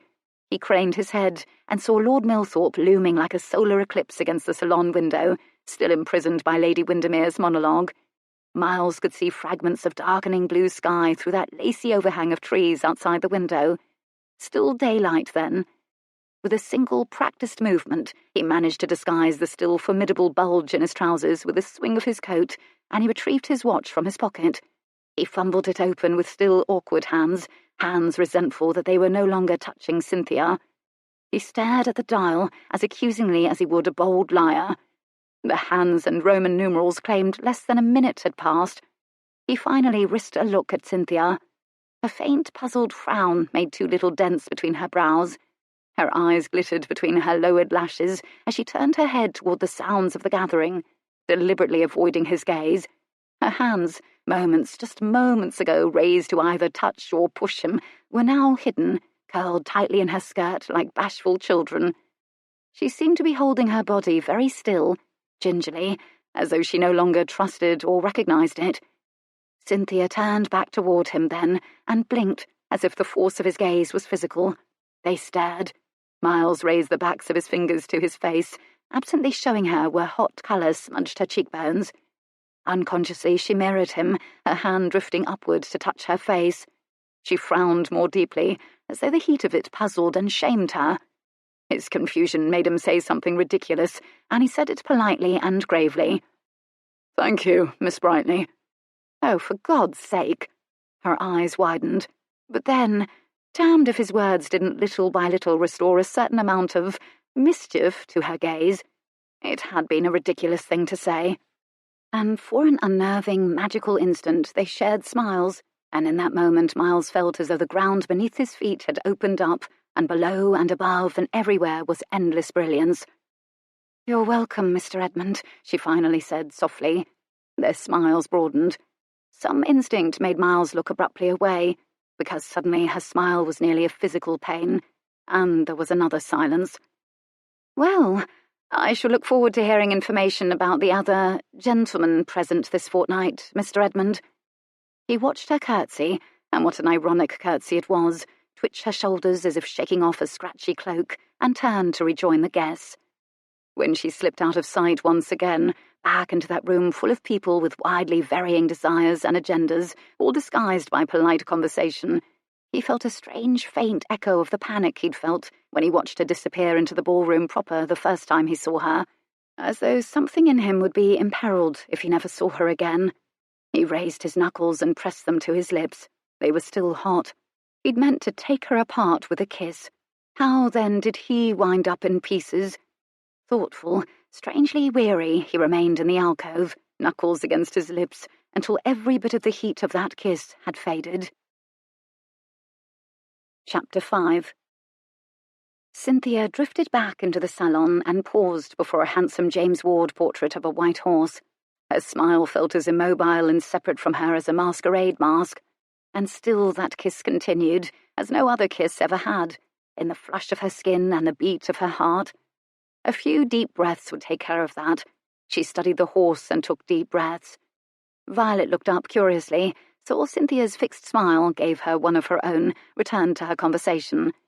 Breathing steady, heart steady, Cynthia directed her peripheral attention to Lord Milthorpe, the Earl of Blenheim, and studied him. Lord Milthorpe was composed of stark lines, his shoulders a long vertical shelf, his spine midden-mast tense, his hair lank, steel grey, trained to stay behind his ears. The only soft thing about him was his belly, which was round and sat in his lap as though independent of his torso. His buttocks mistrustfully occupied the very edge of his spindly chair. He was quite sensibly poised to leap to safety should the spidery thing collapse into kindling beneath his bulk. One of his hands twitched atop his knee like a hairless creature in the throes of sleep. The other, curled into a loose cylinder, appeared to be gripping the stock of an invisible musket. Cynthia felt certain he felt nude without a dog and a gun, and hadn't the faintest idea what to do with his hands in the absence of them. She sympathetically imagined it would be difficult to converse casually when one felt nude. She wondered what had become of his teacup. It was missing now. Perhaps a footman had taken it away, concerned for its safety. £20,000. It was time to test Miles Redmond's stinging, informative list of facts. She took a sustaining breath, turned ever so slightly, and resolutely glowed in Lord Milthorpe's direction. Lord Milthorpe froze as though a hunting horn sounded in the distance. He frowned faintly, and then he cautiously rotated his head, scanning the chattering social forest for the source of whatever disturbed his awareness. He gave a start when he found himself fixed in Cynthia's beam of radiant interest. Cynthia instantly cast her eyes down. She let a crucial suspense-building second pass before she demurely, oh so tentatively, cast her eyes up again, but not all the way up. Instead, she aimed her gaze at him through the fluffy lowered awning of her lashes. This look alone had in the past inspired 3 entire poems. Lord Milthorpe's frown vanished, and his lips slipped apart. He was officially transfixed. Good, and good. What next? A blush, she thought quickly. A maidenly wash of colour in the cheeks would not go amiss, Redmond had said. How to blush? Miles Redmond slipped back into the room just then and showed no sign of noticing her at all. She watched his broad back proceed across the room toward his sister. She felt again Miles Redmond's mouth hard on hers, the hard swell of his erection pressing against her belly, her nipples just brushing the buttons of his coat. Whoosh! Her entire body instantly caught flame. Heat roared along her limbs and into her cheeks. Her eyes actually felt scorched. Well, that had obviously been a terrible mistake. No doubt she was scarlet and blotchy, which would more likely terrify Lord Milthorpe than charm him. Lord Milthorpe did look puzzled by her sudden and dramatic colour change. His unruly brows dove. Cynthia studied the fetlocks of the horse in the painting, rendered in delicate, affectionate precision, and willed her face to cool. When she glanced up again, Milthorpe's mouth had parted a little again, as though he meant to speak. It stayed that way, like a transom opened to admit air. He closed it again. He leaned forward toward her and opened it again, then closed it again. Oh, for heaven's sake! She rescued him. She closed the distance between them in a few steps. Startled, he made as if to stand, but she gestured him back into his chair with a "please don't bother" little wave and settled into the spindly chair next to him. "I wondered, Lord Milthorpe," she said in a voice scarcely more than a whisper, "if I might trouble you for an opinion." When she sat, he turned his head away from her. As if to look directly at her would singe his retinas. He seemed to be quivering the slightest bit. "Of house parties," he said finally, with such grimly humorous fatalism and disregard for the niceties usually considered necessary to the occasion that Cynthia began to like him. She covered her mouth with the tips of her fingers to disguise a smile. "Oh, do you find house parties—" she wrinkled her nose a little. "Tedious?" Her voice was a mischievous hush, the last word a whisper, an invitation to confidences. She leaned toward him. Her bosom, at that angle, issued an invitation to ogle. He bravely returned his eyes to her. His gaze bounced immediately to the pale, generous swell of her breasts and was flung instantly back up into her face. It was his turn to blotch beneath his ruddiness. "Not any longer." The words were graceless, but delivered with a crooked smile. It made his meaning unmistakable and the moment triumphant. Lord Milthorpe was officially flirting. "I find house parties tolerable as well. Now, that is." Her eyes twinkled up at him. Lord Milthorpe's smile vanished. He looked stricken and bewitched. "But of all the people present," she added pragmatically, "I thought you might be able to advise me best on a particular matter. I hope you don't mind if I beg a bit of practical advice from you, sir." "I should be delighted to be of any assistance in any regard, Miss Brightly," he said with quiet fervour. His eyes crept downward again to her snowy bosom. He tugged them back up to her face again, like a dog on a lead. "Well, it's this, sir. I thought I might like to have I'd like to have a dog, and you struck me as the sort of gentleman who knows the country and knows dogs, and might be able to suggest what sort of dog a girl such as myself should have." Lord Milthorpe's narrow blue eyes flew open wide.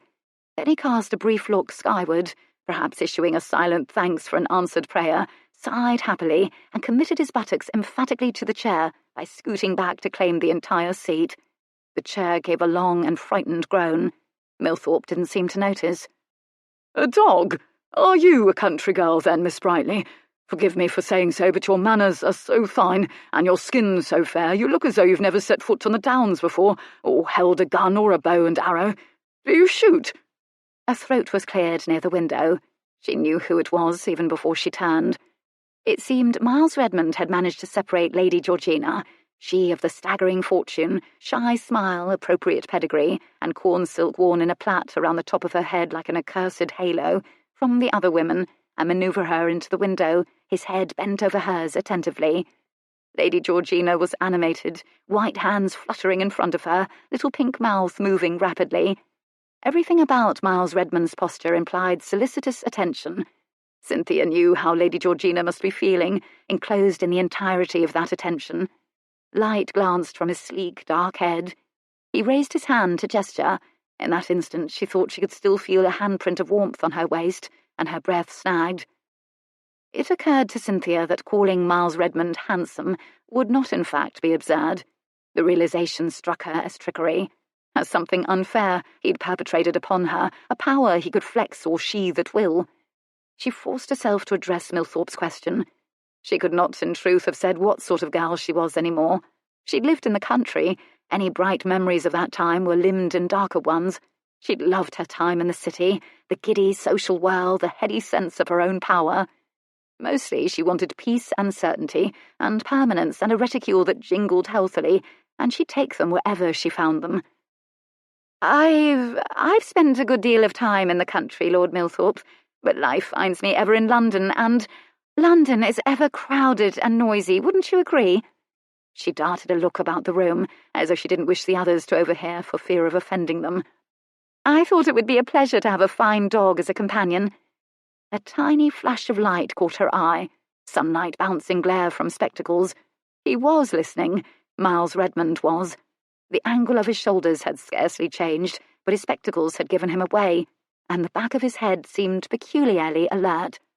Lord Milthorpe was talking. Oh, but she's a bonny bitch spaniel, Eleanor, her name is. Named her for Eleanor of Aquitaine. The sire has gotten 3 fine litters on her, and I've 2 pups left of it, both little bitches. He directed this to Cynthia's earlobe.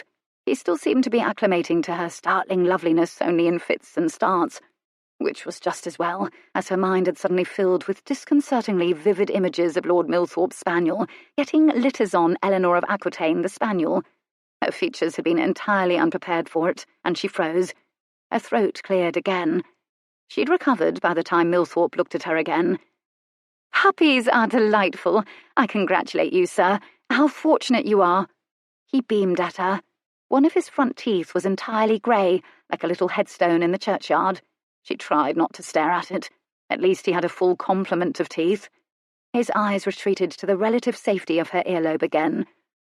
I should be pleased to give you a pup from Eleanor's litter, Miss Brightly.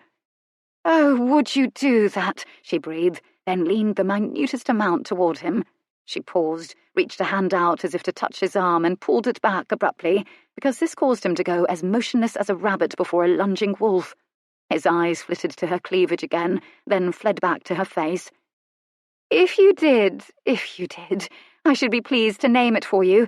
I could name it Lord Milthorpe. There was a pronounced cough over near the window. Cynthia cast a glance in the direction in time to see Miles Redmond put a fist discreetly to his mouth.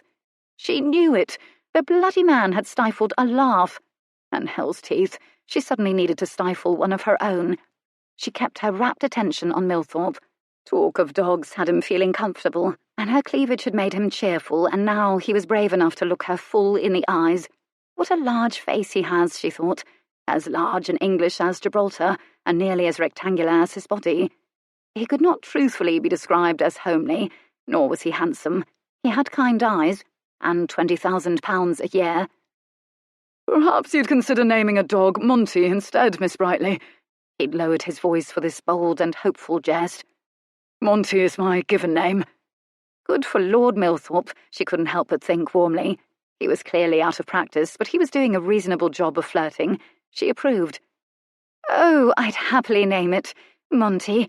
She ducked her head shyly over the use of his given name. As long as you don't mind, the word did not trip as easily as she would have preferred from her tongue. Bitch frolicking about with your name, for didn't you say all the pups were bitches? Milthorpe seemed dumbstruck, and then he opened his mouth and out came a rasping bark of a sound. It took a moment for Cynthia to recognise this as a laugh rusty from disuse. That's right! By George, Miss Brightly, only little bitches left. She giggled to encourage him, which caused every head to turn just a little their way, because she had an etude, a minuet of a giggle, and it made everyone who heard it restless to be near her. And as nothing essential ever escaped Cynthia's notice, she saw that Lord Argos's gaze lingered upon her speculatively, and that Miles hadn't turned to look at her at all, and Lady Georgina was still talking, but he'd gone very, very still. Lord Milthorpe sighed with happiness. Oh, Daisy will do, Miss Brightly. If you take away one of my pups, you can name the bitch Daisy or some such name. Perhaps one day soon you would honour me with a visit to Millthorpe Crest to see the pups." Ah, this was very bold of him, very promising for her. But here was where she was required to manage the situation, like a conductor standing before an orchestra with a baton. It was not quite time to bring the violins to a swooning crescendo. It was time once again to retreat into stammering shyness. "I think I should like that, Monty." He went even ruddier when she used his name. His hands had gone a little quieter. He was less lonely when he was talking with her. For some reason, this pleased her. "We can get in a bit of shooting here at Redmond House in the Parklands, if you like, Miss Brightly.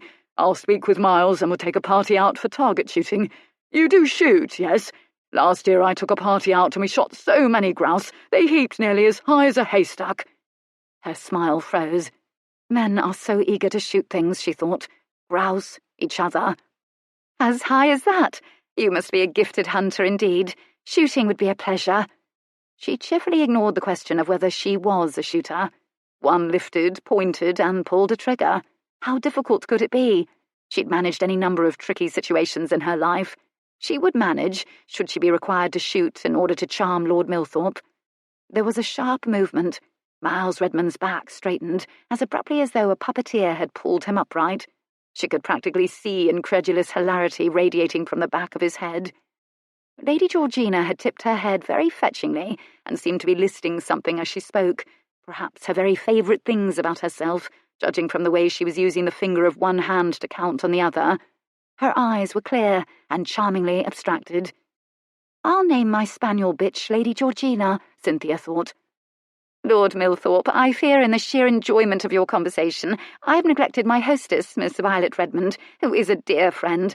Will you be so kind as to excuse me? I thank you so much for your advice. I do hope we shall speak more of dogs during this fortnight, perhaps on the morrow during the picnic." "I hope we shall." He smiled. The grey tooth, she decided optimistically, merely served to make all of his other teeth look whiter. "It will be a pleasure, Miss Brightly." Cynthia ducked her head demurely, exquisitely curtsied to Millthorpe, and made her way over to Violet, who was standing near Lord Argosy, who was fixedly regarding her progress across the room through excitingly lowered lids. By contrast to Millthorpe, Lord Argosy's dark eyes were all lazy confidence, his posture easy grace, his smile as loose and sensual as the spirals of dark blonde hair spilling over one brow. He had no trouble at all looking at her. Argosy was the sort who was quite at home at house parties, or anywhere, really. His sort quite firmly believed he would be welcomed in any home, under any circumstance, and he moved through the world with the comfortable manners born of this conviction. Very appealing, very oblivious, very maddening. Cynthia pretended not to see him, which was precisely what one did with the Lord Argosys of the world. It was like a razor strop for their interest. Intrigue them and leave them wanting, she thought, and, if at all possible, avoid tempting the men into wanting to kill each other over her. She thought of shy Millthorpe and his pile of dead pheasants, and of other men aiming pistols, and her arms pricked up in gooseflesh. Chapter 6. They trod out en masse in the late morning, ladies covered in a variety of stylish bonnets against the heat, gentlemen already genteelly sweating in their coats, footmen behind swinging the hampers full of food, napkins and plates that clinked just a bit inside. The party's destination was a stream that ran through the Redmond property and at some point was rumoured to empty into the Ouse. It also allegedly joined streams that then meandered over Eversea lands. The symbolism of this was not lost on anyone who lived in the ancient town of Pennyroyal Green, Sussex, as Everseas and Redmonds had blended their histories since the Saxons met the Romans. Sheltering shade trees were promised, however, and Cynthia could see them in the distance, bunched like bouquets. Enormous oaks and beeches, walnut and ash, lacy willows lining the water. And should the thick heat bring down rain, as Miles predicted it would, shelter could be had beneath them or in the various follies scattered about the property. It was generally agreed that a rainstorm would be romantic. Cynthia was in silent but vehement disagreement. The rest of the company present had the financial wherewithal to replace boots and bonnets and clothes should they become splashed and muddied, or otherwise ruined. She did not. She did, however, have the use of Violet's Abigail for the duration of the party, and the girl was talented. She'd sponged spots away from her hems, revived lethargic lace, and restored brightness to some of her white things. But the Abigail could do very little about her walking boots. She'd begun to feel the ground through them. Perhaps she could insist upon being carried in a litter, like the savage woman in the bath chair in Northumberland. But that could never happen, not to her. It was easier to tell herself this during the day. Last night her old dream had awakened her, and in the mirror this morning she'd seen the aftermath in the pale violet of her eyelids and the faint blue shadow beneath her eyes. Now, as they walked, the pale gold head of Lady Georgina bobbed in front of her. The neatly coiled braid pinned to the back of her head resembled a target, Cynthia decided. She entertained herself by imagining her gaze as a dart, and conceded this was unfair. She told herself she would be happy to like Lady Georgina if there had been anything to like. Last night, after dinner, Georgina's conversation had primarily consisted of admiring things, dresses, coiffures, witty things said by the other women. She spoke primarily when she was spoken to. She listened a good deal. She was so polite and shiningly nice, it was difficult to gain a purchase on her personality. Next to Lady Georgina, the significantly taller Miles Redmond strode confidently, elegantly, easily, as though the world and this property was a coat sewn just for him. Beneath his hat, his hair was long enough for the breeze to lift. Lady Georgina, a blossom in a white muslin walking dress, struggled to keep up with him. It hadn't quite become Noah's Ark, however, with paired-off men and women walking alongside each other. The group trundled over the grass in a casual configuration, like a scattering of billiard balls after the first shot was taken. But subtle jockeying for various positions was taking place. A shadow came up behind Cynthia, and the sun blotted briefly as the rectangular Lord Milthorpe overcame handsome young Lord Argosy, who had been casually coming up on the outside in an attempt to catch up to her. She'd seen him from the corner of her eye, and she had rooted for him, but alas, Milthorpe was first. Nonchalance, she could have told Argosy, does not pay. Argosy was forced to drop back a little to join up with Violet and Jonathan, who were laughing gleefully at something, while thoughtfully keeping company with the widow, Lady Windermere, who trudged over the grass as solidly as a four-wheeled cart, and the lushly handsome married Lady Middlebow, who glided over the lawn in a flattering maroon day dress, like a finely sprung barouche. "I've been giving some thought to just the right dog for you, Miss Brightly," Milthorpe ventured. "Have you been thinking of me, sir? That is, of a dog for me, that is." His ruddy cheeks flushed to a mulberry. Very good. So both statements were clearly true, but he maintained his aplomb. Dogs for Lord Milthorpe were a serious topic. "There are so many splendid breeds, but I believe a dog should be well matched to one's personality, and where you are concerned, Miss Brightly, I cannot decide—" he thrust his hands into his pockets— "between a Sussex Spaniel or a greyhound." Ahead of her, Miles Redmond slowed his pace to point to something perched on a leaf of a shrubbery, and then he stopped, drew in closer to it. Lady Georgina peered where he pointed and made an O shape with her mouth. "Mr. Redmond, that's so interesting," she piped. What was interesting? A worm? A fly? A spider? "Mating," was the one word that came to her of all the words in Miles Redmond's reply to Lady Georgina. Cynthia returned her focus abruptly to Lord Milthorpe, feeling warmer. "How did you narrow it to the two breeds, Lord Milthorpe?" she asked. "Well," he cleared his throat, "the spaniel rather reminded me of you, as it has handsome, long, silky—" This sounded promising. "liver-coloured ears." Startled, Cynthia's hand flew up to her ear. Milthorpe didn't notice. He was warming to his subject. "In fact, the Sussex Spaniel has long, liver-coloured hair everywhere, feathery hair on their chests and sterns, and a short, handsome tail." Cynthia heard a peculiar, strangled sound up ahead. The sun glancing off Miles's spectacles gave him away. The bloody man was listening, and the strangled sound was laughter killed before it could escape him. Her own eyes began to water a little. Hysteria or hilarity? She could not have said. "They have a very sweet and loyal nature, spaniels do, Miss Brightly. They're small and compact and limber, and they have lovely shiny eyes." Cynthia wondered if she had a loyal nature. She wondered if Lord Milthorpe considered her compact and limber. Miles Redmond's shoulders had gone back as abruptly as if he'd been struck by a bolt of hilarity. "Spaniels sound lovely," she said, more loudly than necessary. She decided she did have a loyal nature. Given an opportunity, she would be as steadfast a companion to the right husband as any spaniel. Gratitude would ensure it. They'd come upon Redmond and Georgina, which was when Miles magically finished examining whatever crawling thing had taken up residence on the leaf, and moved on rapidly and suddenly. Georgina puffed to keep up. "What was your other choice, Lord Milthorpe?" His expression was dignified and triumphant. "This might strike you as a bit daring, but that would be the greyhound, Miss Brightly. Elegant, sleek, noble animal. They want a bit of winning over, do greyhounds, but they're wonderful friends when they've been won over." He was more insightful than she had credited him. She looked over at Lord Milthorpe and tried to picture decades stretched out alongside him in bed at night. He would snore, she was certain of it. She shied away abruptly from the thought of sleeping next to him for the rest of her life and focused on the moment. Milthorpe's fingers twitched at his thighs, then curled into a cylinder. They felt empty, no doubt. All this talk of dogs was making him yearn for a gun and a dog, the way a sot aches for the wineskin. "I must say, sir," she said softly, "both comparisons flatter me. I hardly know which to choose." "On the contrary, the comparisons do not do you justice, Miss Brightly, but it was the best I could do upon considerable thought and our short acquaintance." Cynthia smiled. She was unaccountably touched when she pictured Milthorpe carefully reviewing a parade of dogs in his head last night.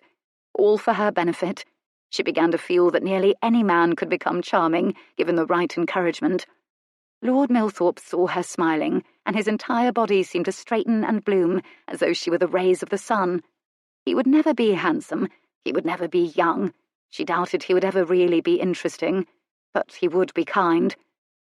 "What say you, Redmond?" Milthorpe called out to Miles, full of the bonhomie and confidence that comes from enjoying the undivided attention of a lovely girl. Miles Redmond halted mid-stride and turned sharply, smiling politely.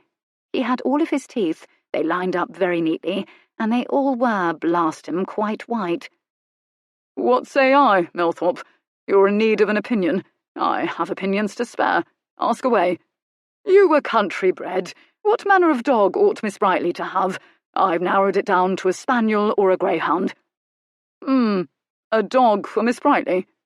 Miles Redmond looked at her directly for the first time that day, and she tensed as though absorbing a small shock.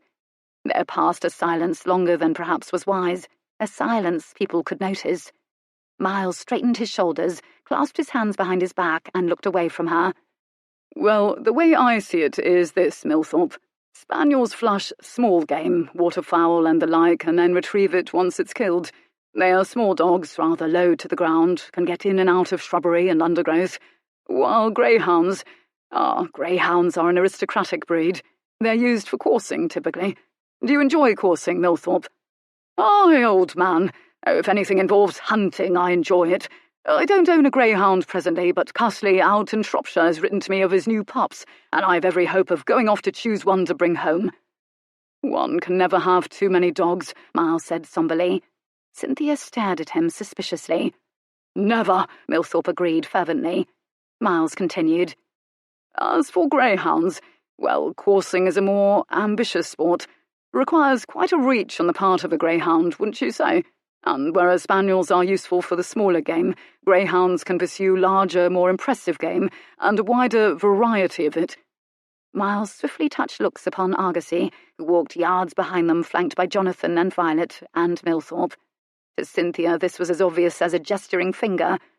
"And they do it in the open, over wide open ground, where anyone can see, and greyhounds can most often be found with the aristocracy and the nobility." Miles looked at Cynthia a speaking second longer, then turned abruptly and began striding on again. "Definitely the greyhound for Miss Brightly," he said over his shoulder. She wished she had something to throw at his back. "I believe I prefer a spaniel," Cynthia said instantly to Milthorpe, tightly. "Both grand dogs," Milthorpe allowed diplomatically. He looked a little puzzled, watching Miles's retreating back. "Pomeranians are lovely," Lady Georgina turned around and said encouragingly. She was mercifully ignorant of the great cloud of innuendo that Miles Redmond had sent up. "I should like a Pomeranian." "Ah, but I've heard that Pomeranians bite, Lady Georgina," Miles said with deep concern, "and we wouldn't want you bitten." Lady Georgina's giggle was more excited than it ought to have been, given that what he'd said wasn't funny. Was I ever such a ninny? Cynthia wondered. She supposed she'd never had the luxury of being a ninny, and yet there weren't many years between her and Lady Georgina, if any. And then they all walked past, or rather around, since Miles pointed it out so they wouldn't go blundering through it, a small but beautiful spiderweb linking two shrubberies. Miles stopped to admire it, and suddenly Cynthia and Millthorpe were clustered before it too. Behind them they heard Violet squeak a protested, "Jonathan!" being mercilessly teased by her brother. "I've a spider in my room," Cynthia said suddenly. "Please do send it my regards when you retire," Miles said dryly, not looking at her. She wasn't entirely certain he was jesting. "Would you know what sort of spider it is?" "Oh, no doubt a nursery web spider. She can't harm you, she just—" She? This charmed her. He didn't notice. "Wants shelter, and the corners of windows are wonderful, safe places to trap tiny, flying or crawling things. Spiders are marvellous housekeepers." Cynthia had never thought of spiders as housekeepers. Housekeepers usually attempted to prevent spiders from doing things in houses. "Be kind to the spider. It's simply working hard to be itself. And don't tell the maids," he added wryly. She stared up at him for an instant, struck. Working hard to be itself. He broke the gaze suddenly and strode abruptly forward to catch up to Georgina, who had unwittingly gone on ahead. "He does like to lecture, but he's a good sort," Lord Millthorpe told her. "Do you truly enjoy hunting, Miss Brightly? Mr. Redmond seems to think you do." She hesitated. "I have not yet tried coursing," she said carefully. It wasn't quite the answer to his question, but there was nothing untrue about it. Millthorpe's head went back in preparation for rhapsodizing. "One day, perhaps, you'll know the pleasure of a lean dog racing over open ground." Violet caught up with her with a bound then. "Cynthia is a wonderful huntress," Violet said earnestly, with a sly sidelong look at her. "Oh, then very good," Millthorpe brightened. "I see you were just being modest, Miss Brightly. It's settled then. I'll have a word with Miles, and we'll get up a target shooting party tomorrow. Will you be joining us, Miss Redmond?" "I think I shall," Violet said speculatively, in a way that could bode no good for any hunting party. Cynthia gave her a surreptitious pinch, and Violet mouthed, "Ouch," insincerely. Up ahead they heard Miles's voice lecturing to Lady Georgina. "'Tis the season for mating for this particular species, and the eggs will hatch in August." "Oh, for heaven's sake, Miles is always speaking of mating and what-not," Violet half apologized to Cynthia. "It's what insects and animals do." "And native girls do," Cynthia muttered. "Rumour has it." Miles spun and turned his head with fixed interest in her direction, and pointedly did not look away for a good 1, 2 seconds. Enough for her to remember that a prelude to mating was a kiss, and enough for her to picture it, and for her cheeks to flame and heat to rush over her limbs. Then he turned around again. She fanned at her cheeks with one of her blue bonnet ribbons and trudged along the ruthlessly barbered grass. She thought she could feel damp upon her stocking, which meant the boot stitching was at last giving way. Her whole life seemed to hang on fragile, strained threads. Millthorpe had fallen back to talk to the boys, Jonathan and Argosy, and they all quickly became very animated, doubtless talking about things with 4 legs and killing. "Well, that is," Violet expounded on her earlier statement. "That's what insects and animals primarily do, after all. Mate, eat, kill. If you ask Miles, that is. The whole of his conversation is about that." Hearing his life's work summarized thus by his sister, Miles shot a wry look over his shoulder. "They are rather like people in that regard." Cynthia's voice rose slightly. The business of mating and killing were far, far too closely related in her mind since the end of her engagement to be amusing. But her remark resulted in a ripple of chuckling and elbow-nudging. Lady Windermere, a de facto chaperone for the younger ladies, looked uncertain as to whether she could continue to allow such talk, and irritated by the very notion that she might be called upon to pass judgment upon it. She decided to fall back and speak to the footman. "Is there any port in yon hamper, good man?" Cynthia heard her ask in a lowered voice. "Perhaps we can stop and open it up just now." Lady Windermere, it appeared, was about as appropriate a chaperone as the wife of Bath. This cheered Cynthia. "Actually—" and Miles stopped, and his voice rising to a stentorian lecturing volume. Accordingly, the party instantly fell silent, since Miles was allegedly a renowned adventurer, and one was required to be fascinated. When the male of the Pisoridae, or nursery web spider, is in the mood to mate, he brings a gift, perhaps a fly, to the female spider, which distracts her long enough for him to get the mating done. But he has to make a quick job of it, because if she finishes her gift before he finishes the job, she'll turn right around and eat him with no compunctions. There was a shocked and total silence. As for me, I generally like to bring a good brandy, he added mildly. There followed an explosion of laughter so unanimous it sent birds scattering like shot from the trees and shrubberies. "Sweets! I like to bring sweets," Argosy yodeled. "Posies," Jonathan declared. "Hothouse posies, distract her!" "A quick job of it," Lady Windermere had seized upon this part delightedly. "How like a man!" "Not like Redmond, I've heard," said Lady Middlebow, in a voice meant only for Lady Windermere, and they nudged each other.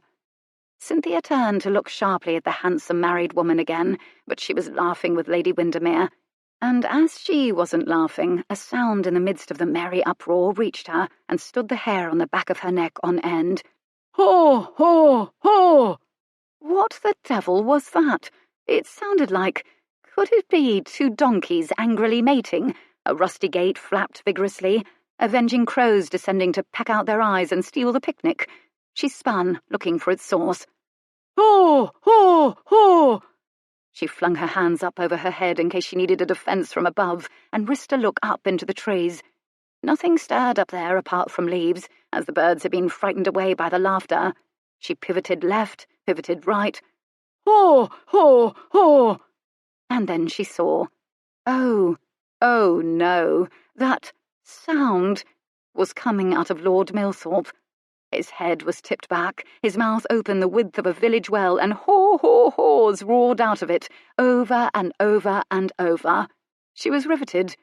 Milthorpe paused to draw in a wheezy accordion breath, bellowed, "Brandy, Redmond! By God, that is rich!" Gave his thigh a hearty slap, and then, "Haw, haw, haw!" He could have confidently approached the walls of Jericho with a laugh like that. Joshua could have dispensed with the trumpet had he been accompanied by Milthorpe. Rattled, she looked away from Milthorpe as the collective laughter continued, and saw Miles pointedly watching her and grinning so broadly his eyes seemed to have vanished. She wondered if he'd seen her fling her arms up above her head. Bloody man! Lady Georgina, from the shelter of her large bonnet, looked troubled too. She was peering at Lord Milthorpe with some of the concern that had plagued Cynthia at first. Or perhaps she was embarrassed by the ribald joke, or perhaps she didn't understand it.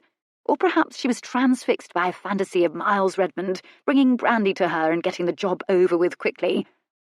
Now, Mr. Redmond," Lady Windermere admonished as she wiped her eyes. "Perhaps I should now remind you that we are not in the tropics, that we are in England, and that perhaps certain topics are not proper for mixed company." It was another half-hearted attempt at chaperoning. "Oh, I'm absolutely certain brandy and spiders are a proper topic for mixed company," Miles said soberly. "Well, when put like that," Lady Windermere capitulated happily. And in this state of giddy bonhomie, they all finally came upon a lovely, broad silver snake of water, lined by dense clusters of crack willow, ash, and alder trees. This, apparently, was to be where their picnic was held. Chapter 7.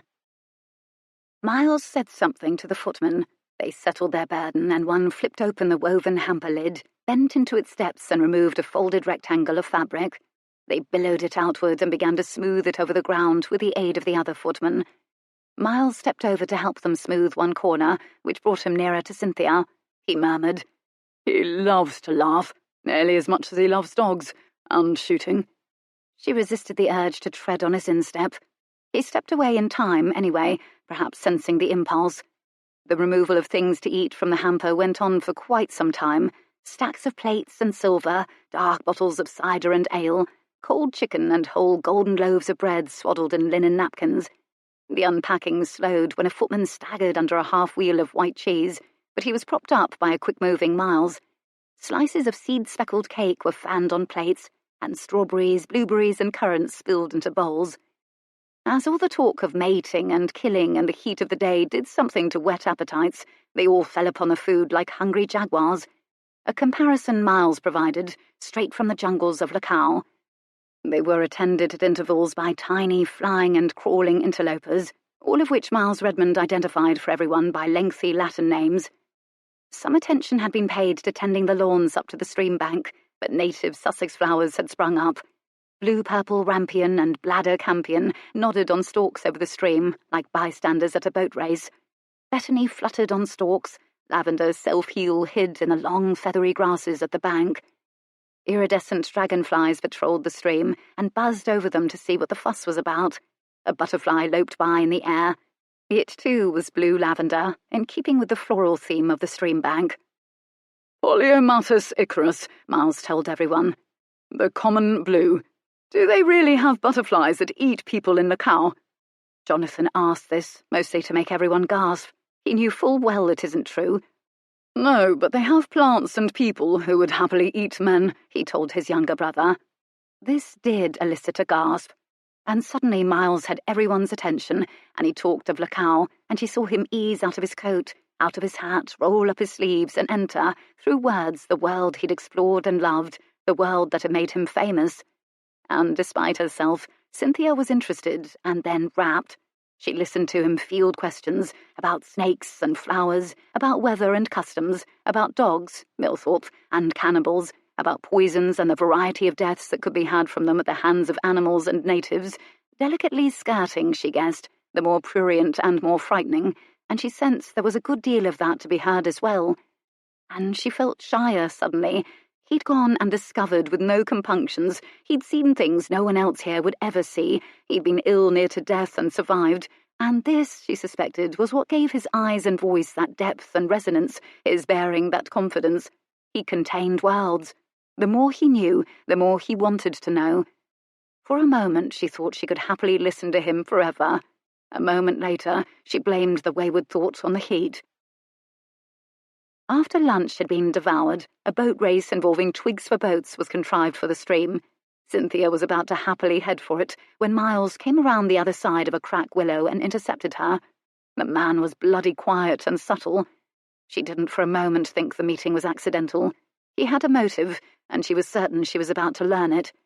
Everyone else collected at the stream, and she gazed after them with a certain longing.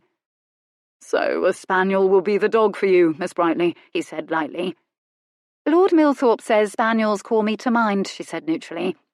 "Because your stern is covered with silky, liver-coloured hair?" She bit the inside of her lip to stop her smile, tempted to tell Mr. Redmond he would never get a look at her stern. Be good. "And will you name it Lord Millthorpe?" "Ah, Mr. Redmond, I see you were listening my conversation yesterday, which leads me to believe your own conversation was less than riveting, because you otherwise would not have been so very rude as to eavesdrop." "Quite to the contrary. Lady Georgina shares my interests." "Ah, does she? The way I share Lord Millthorpe's interests," she said innocently. This gave Miles pause. "Do you even like dogs?" She considered this. "Probably," she admitted. "Probably." She looked sideways at him but said nothing. "You would like a wild boar for a pet if it meant £20,000 a year, wouldn't you, Miss Brightly?" The look she turned upon him surprised and confused him. It contained pity and the minutest measure of contempt. He was disconcerted into a momentary silence. "I've never had a pet," she said. "Of any kind?" She flinched. He hadn't meant to sound incredulous. It was just that animals, all creatures really, furred, hooved, carapaced, had been so integral to the way he lived his life. She shrugged and sent an eloquent look toward the stream. Perhaps if she said nothing at all, he would go away. Then again, she conceded that Miles had never once been boring. Nor, one might argue, were brushfires or earthquakes or tornadoes. "I like him," he said suddenly. It sounded like a quiet warning.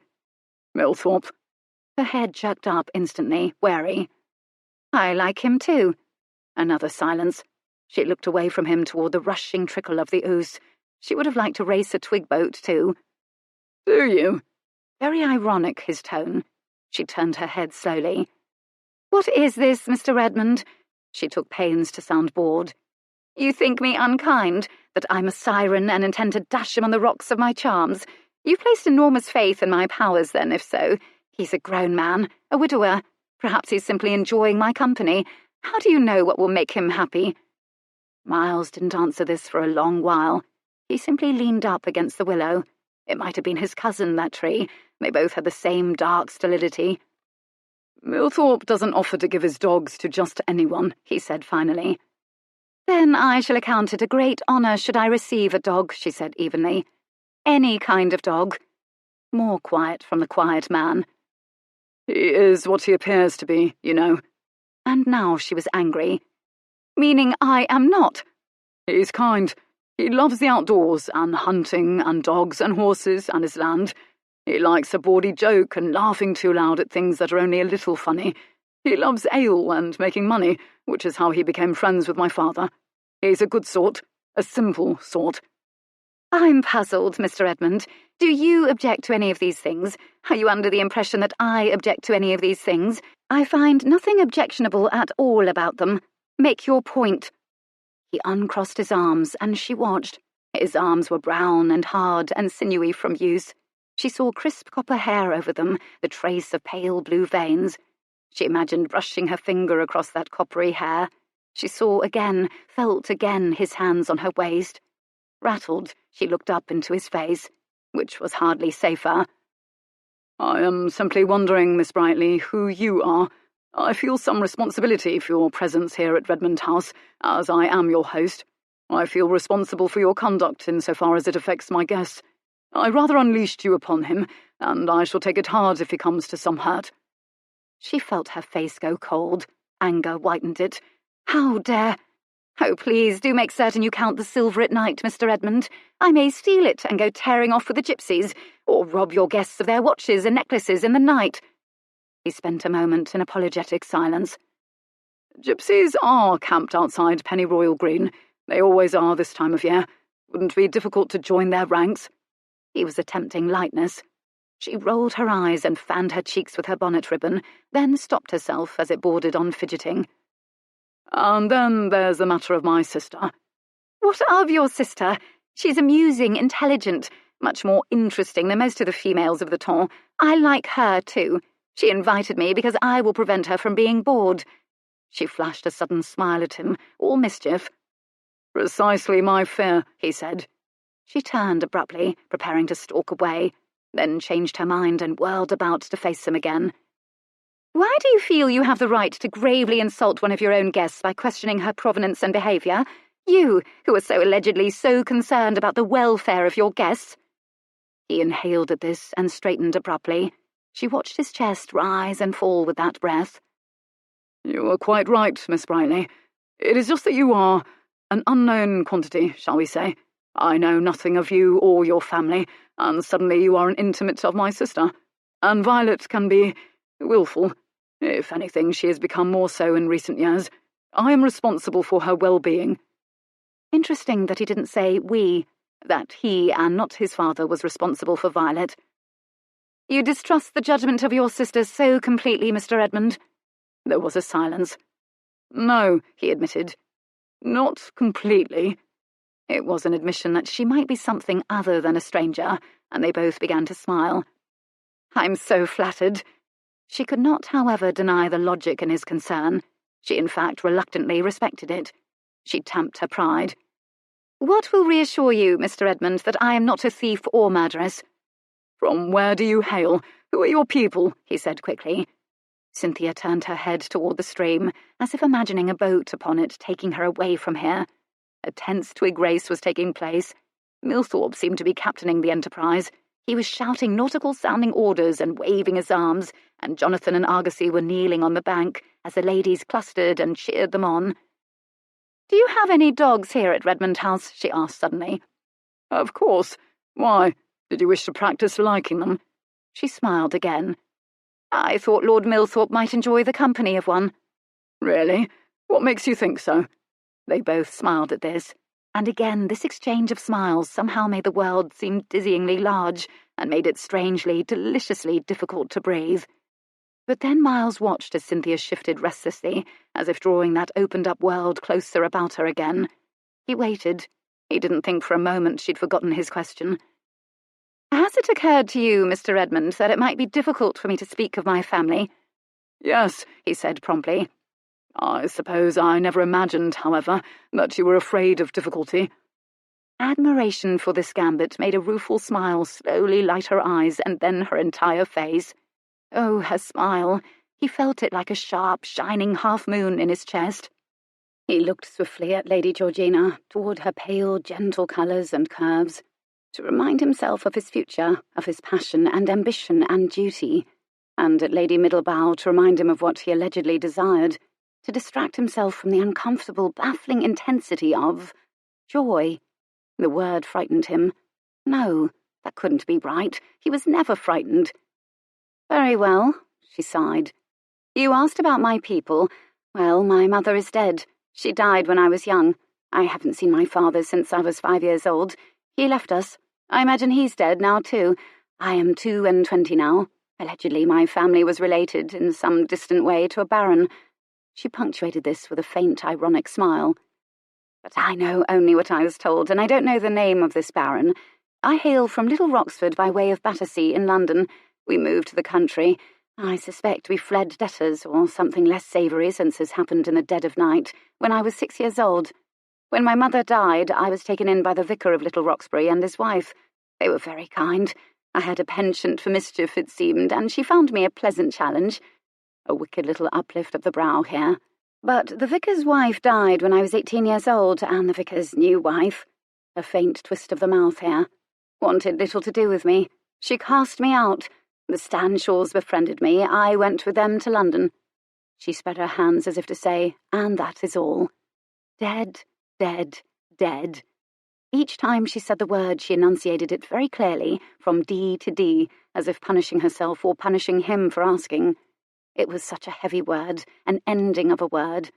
How had she gone from being turned out by the second wife of a village vicar to becoming the toast of the ton, the fiancée to the heir of an earl?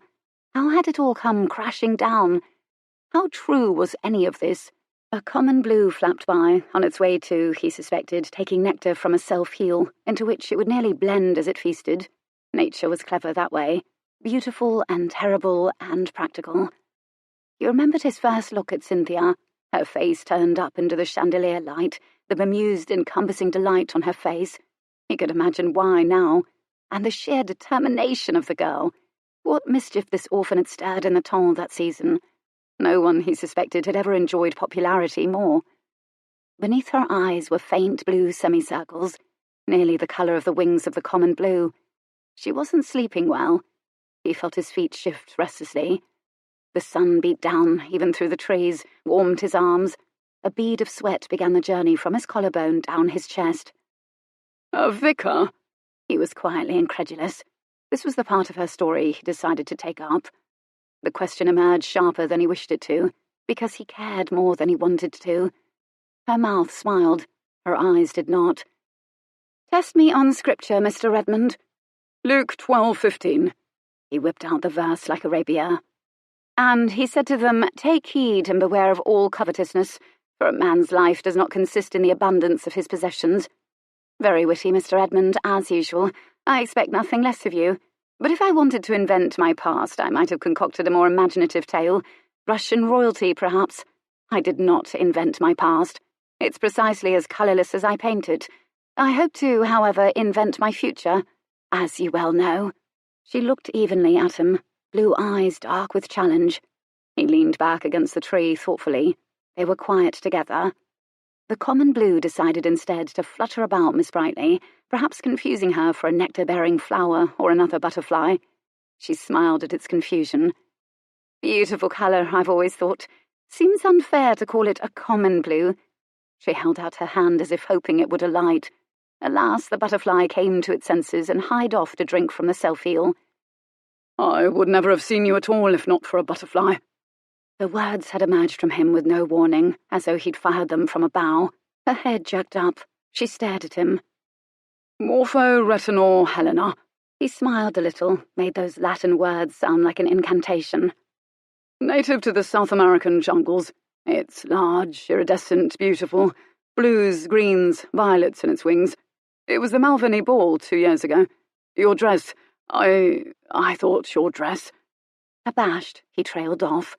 She was staring at him so wonderingly, and he couldn't speak. He wouldn't speak. when he could simply drink up the blue of her eyes with his own. They were both aware of the trickle of the river, the other voices. The sounds might have emanated from another universe. She'd been wearing a blue dress that night. She'd been wearing green when he'd kissed her. In Tudor times, prostitutes wore green dresses so the grass stains wouldn't show on their dresses when they were taken ferociously outdoors. He thought she was fortunate indeed to be wearing white muslin right now.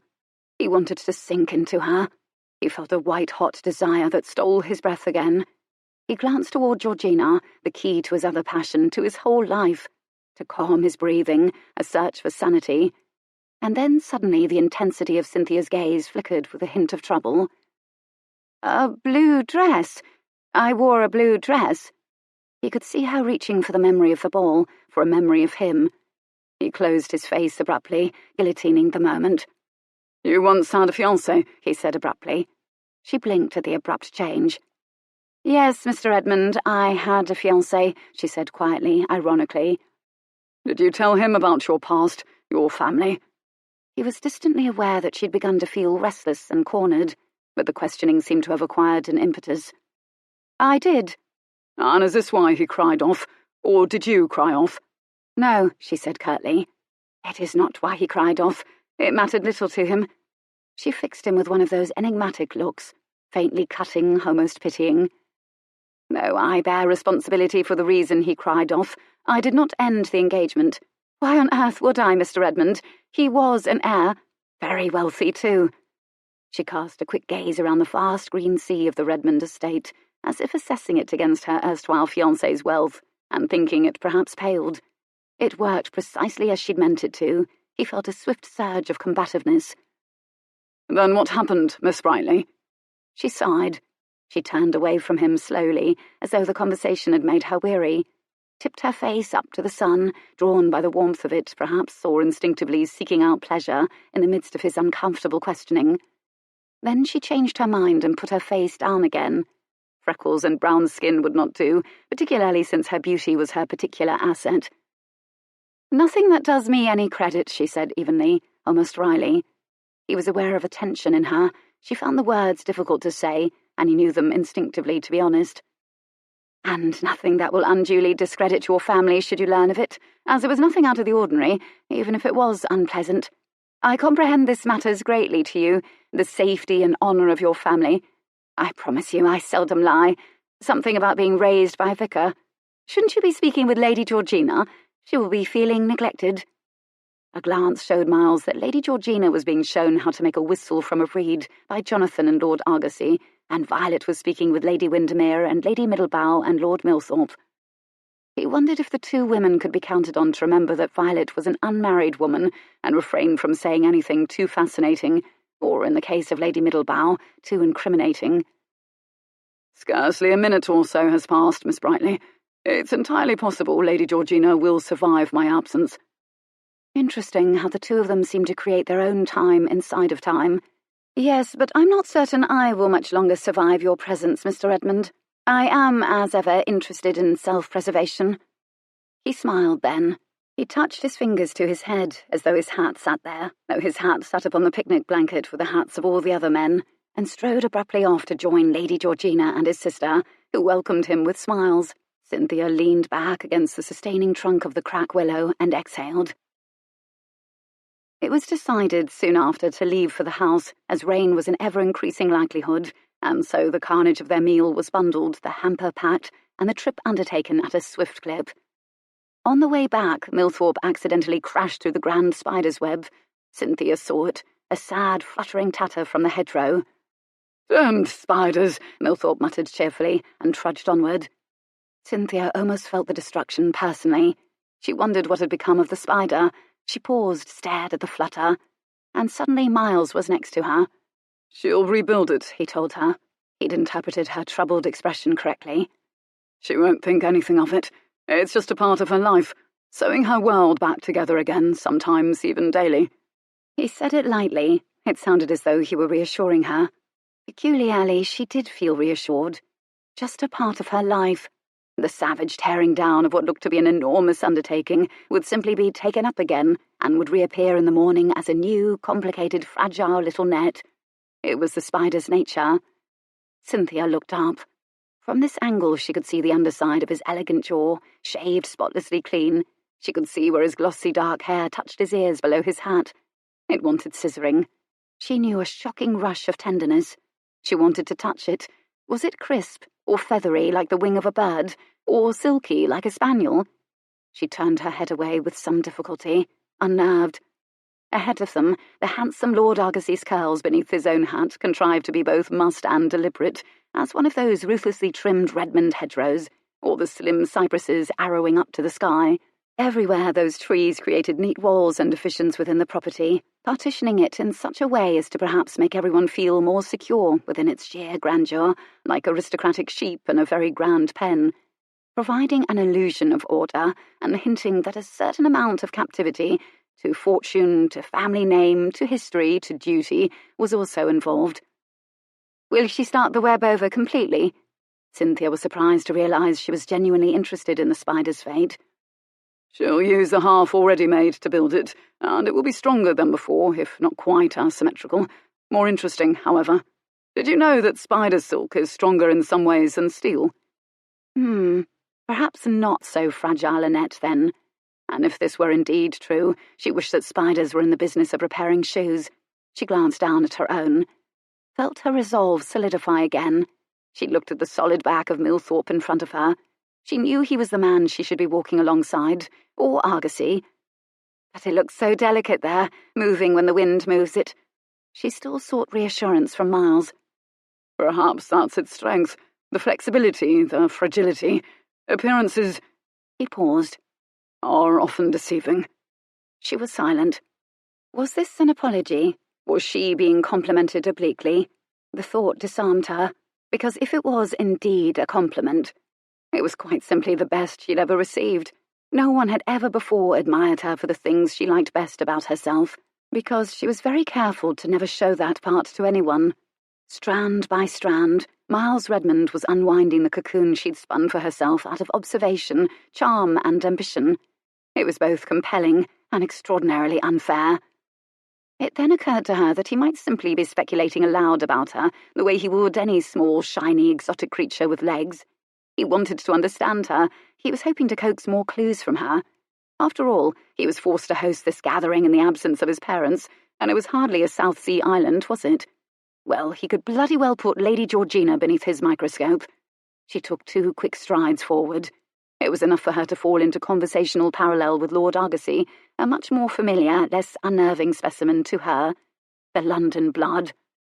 "Do you dance, Miss Brightly?" Lord Argosy asked without preamble, as though he'd been expecting her all along. He slid her a sidelong glance, then slid his gaze away again. His smile was secretive, pleased and inclusive. "We know we're the best-looking people here," is what it said. "Let's enjoy being young and beautiful." But of course, she told him easily, as though they were just picking up a conversational thread. "Do you play?" She paused, wondering if an innuendo lurked in the word. "The pianoforte," she guessed carefully.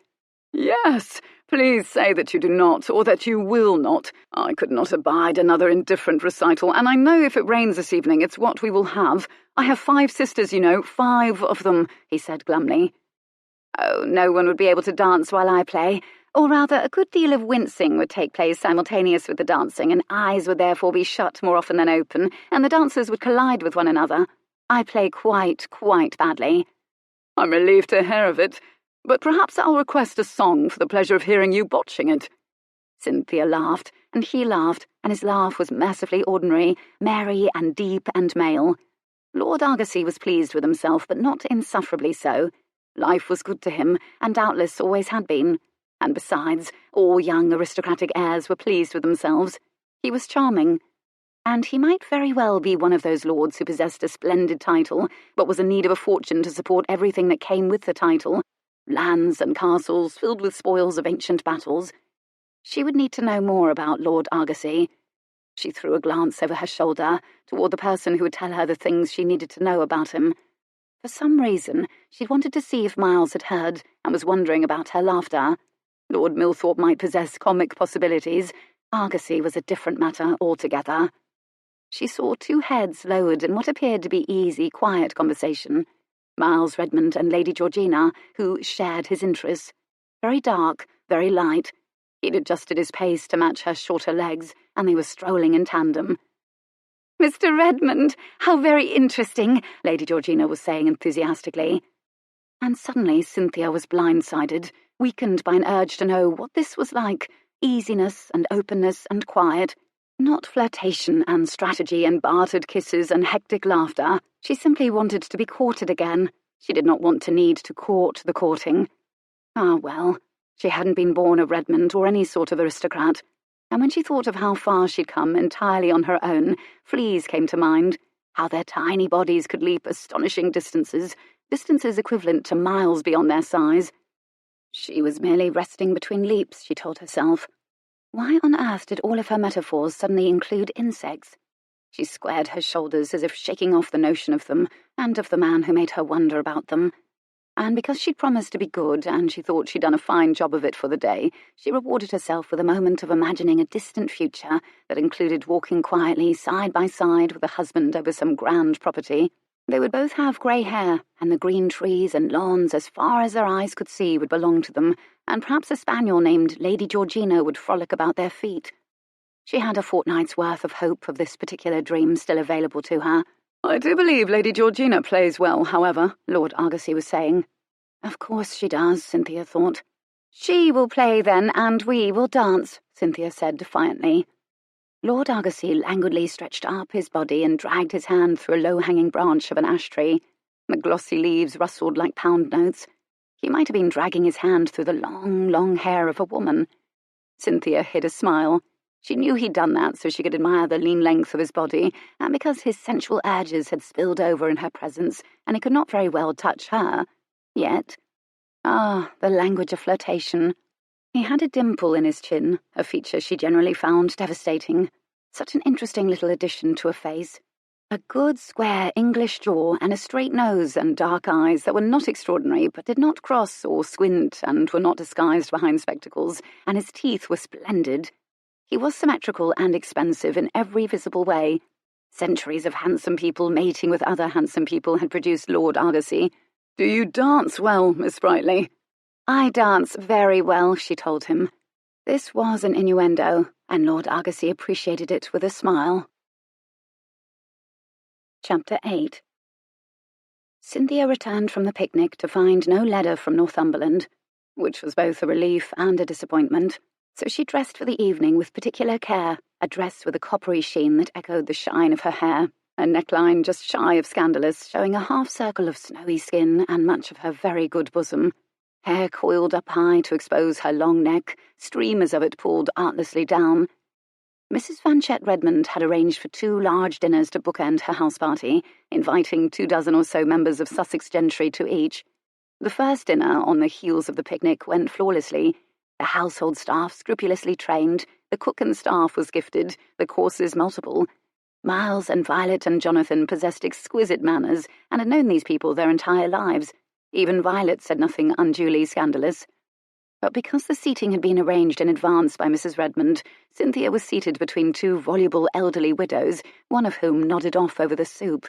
And once dinner was concluded, and the business of separating the ladies and gentlemen had come and gone, Lady Georgina was settled before the pianoforte with sheets of music, which Lord Milthorpe volunteered to turn for her.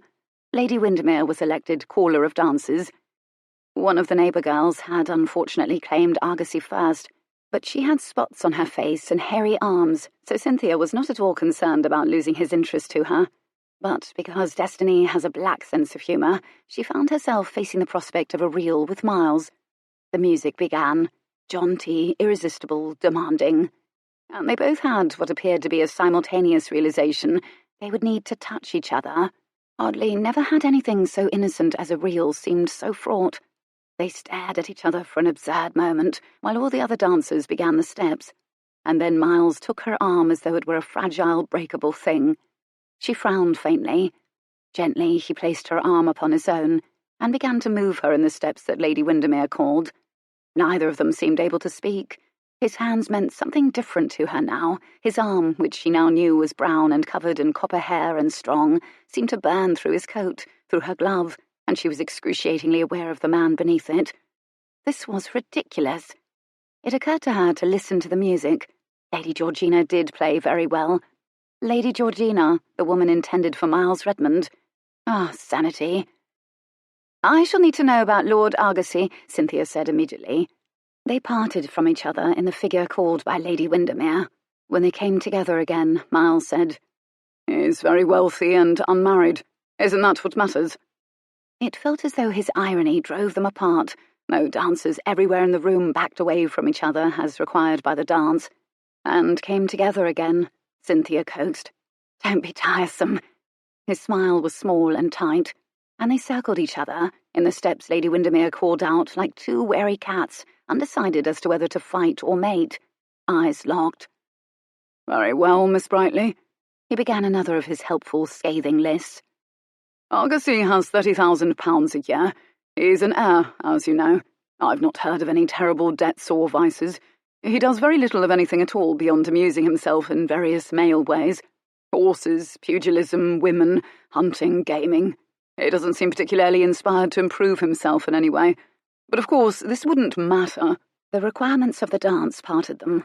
They backed abruptly away from each other, and Cynthia was left in clenched jaw suspense until they approached each other again. "To you, so forgive me for digressing.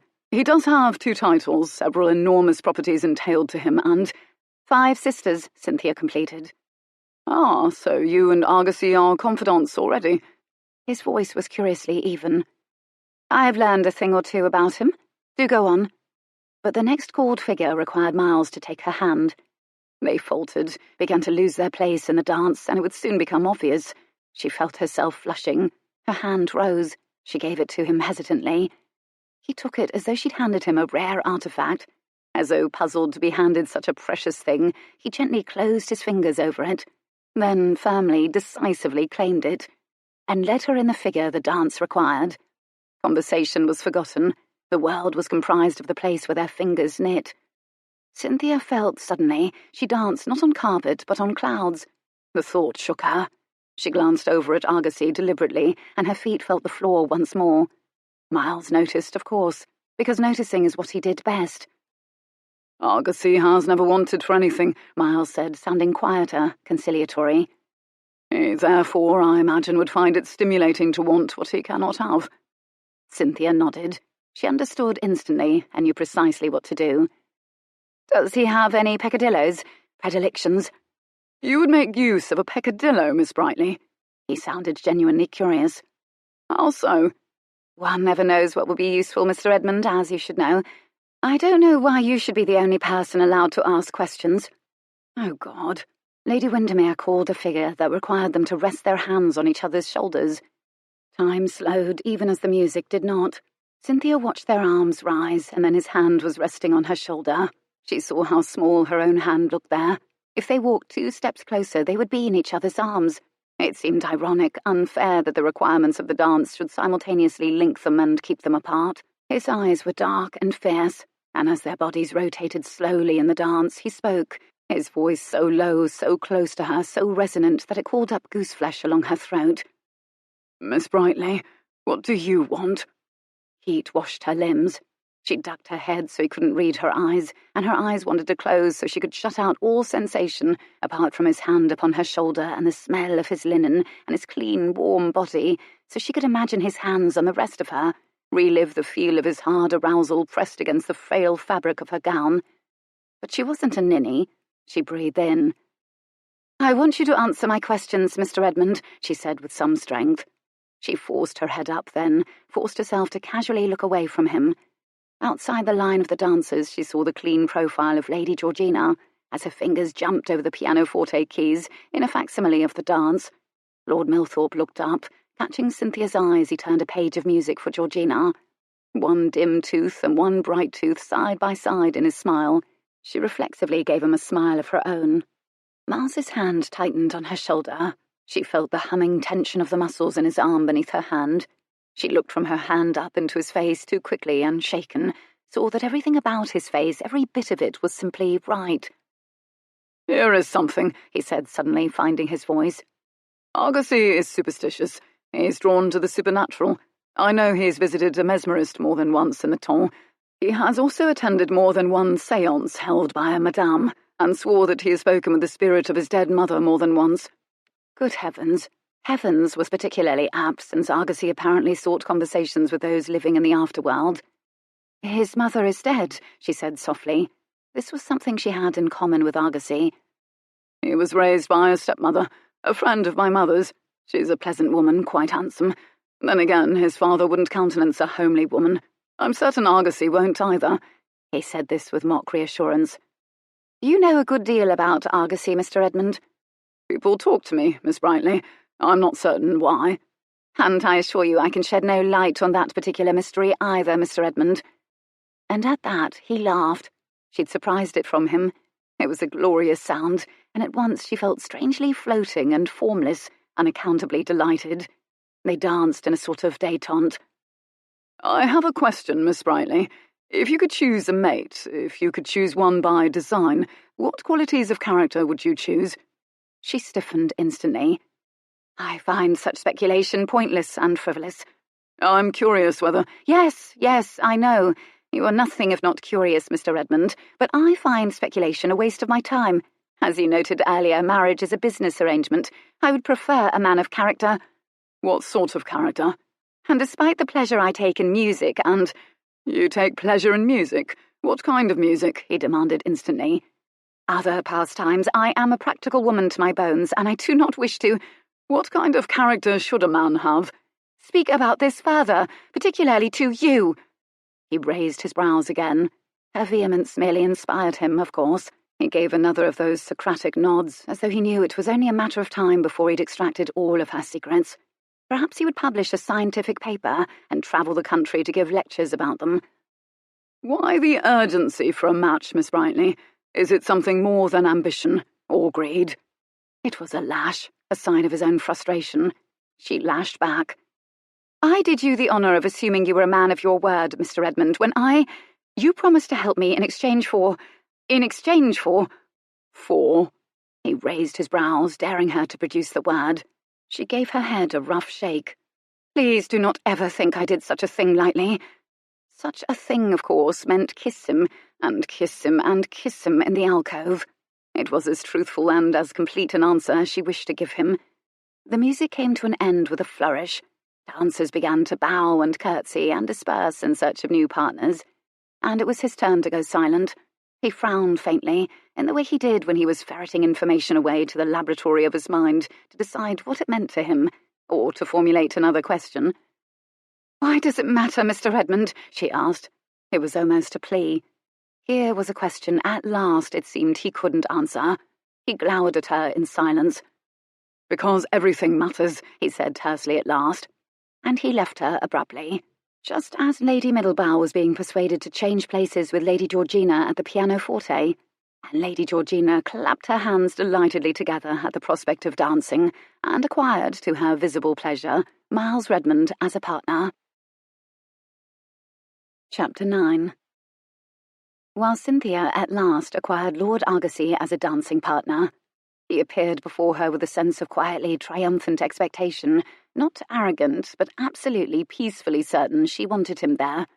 He didn't appear taxed by the last figure of the reel, which he had danced with Lady Middlebow. His cheeks were scarcely rosy, and again he offered a secretive little smile. Fortunately, Cynthia had never been naive about secret smiles, and she could supply one of her own, and did. He bowed, she curtsied, and another reel leaped into the room from the pianoforte. Lady Middlebow was less accomplished than Lady Georgina, but she played the notes in the right order and with aggressive vigour. It felt almost peculiar to dance with the slimmer, smaller Argosy, as though she were accustoming herself to a less substantial conveyance, one that could be blown over in the road in a stiff wind. Are you enjoying your stay with the Redmonds, Miss Brightly? Ah, so he was to begin with clichéd pleasantries. I am, thank you. Are you, sir? Indeed. I find myself in pleasant surroundings and among pleasant company. Will you next compliment my dress? I should like to be prepared with a proper response. She was teasing him. He laughed. Forgive me, Miss Brightly, if I err on the side of banal conversation. I'm out of practice with English girls, you see, as I have been travelling in France and Italy for, these last few months, and my knowledge of pleasantries in those languages is limited. I must ask you something. Have we met before this week? I feel I most certainly would have remembered you, and yet I cannot shake the sense that your name is familiar to me." "Oh, no. Oh, no doubt my name seems familiar because it's an adverb," she said lightly. "Perhaps you've used it before in a sentence. The stars shine brightly. Something along those lines." He laughed again. "I can think of all manner of sentences in which I would like to use the words Miss Brightly, but I think they would make you blush." Oh, this was very good. Last season she would have taken a statement like that and spun from it an entire delicious naughty web of innuendos, and she might have included a mention of Lord Milthorpe, perhaps, just for the pleasure of inciting competition. But she knew the dangers in that, and alas, she was endeavouring to be good. "Then, Lord Argosy, perhaps you oughtn't to say those sentences aloud. Do, however, feel free to think them." He laughed again, delightedly. Good. She intrigued him. She knew it was necessary not just to charm but to intrigue someone like Argosy.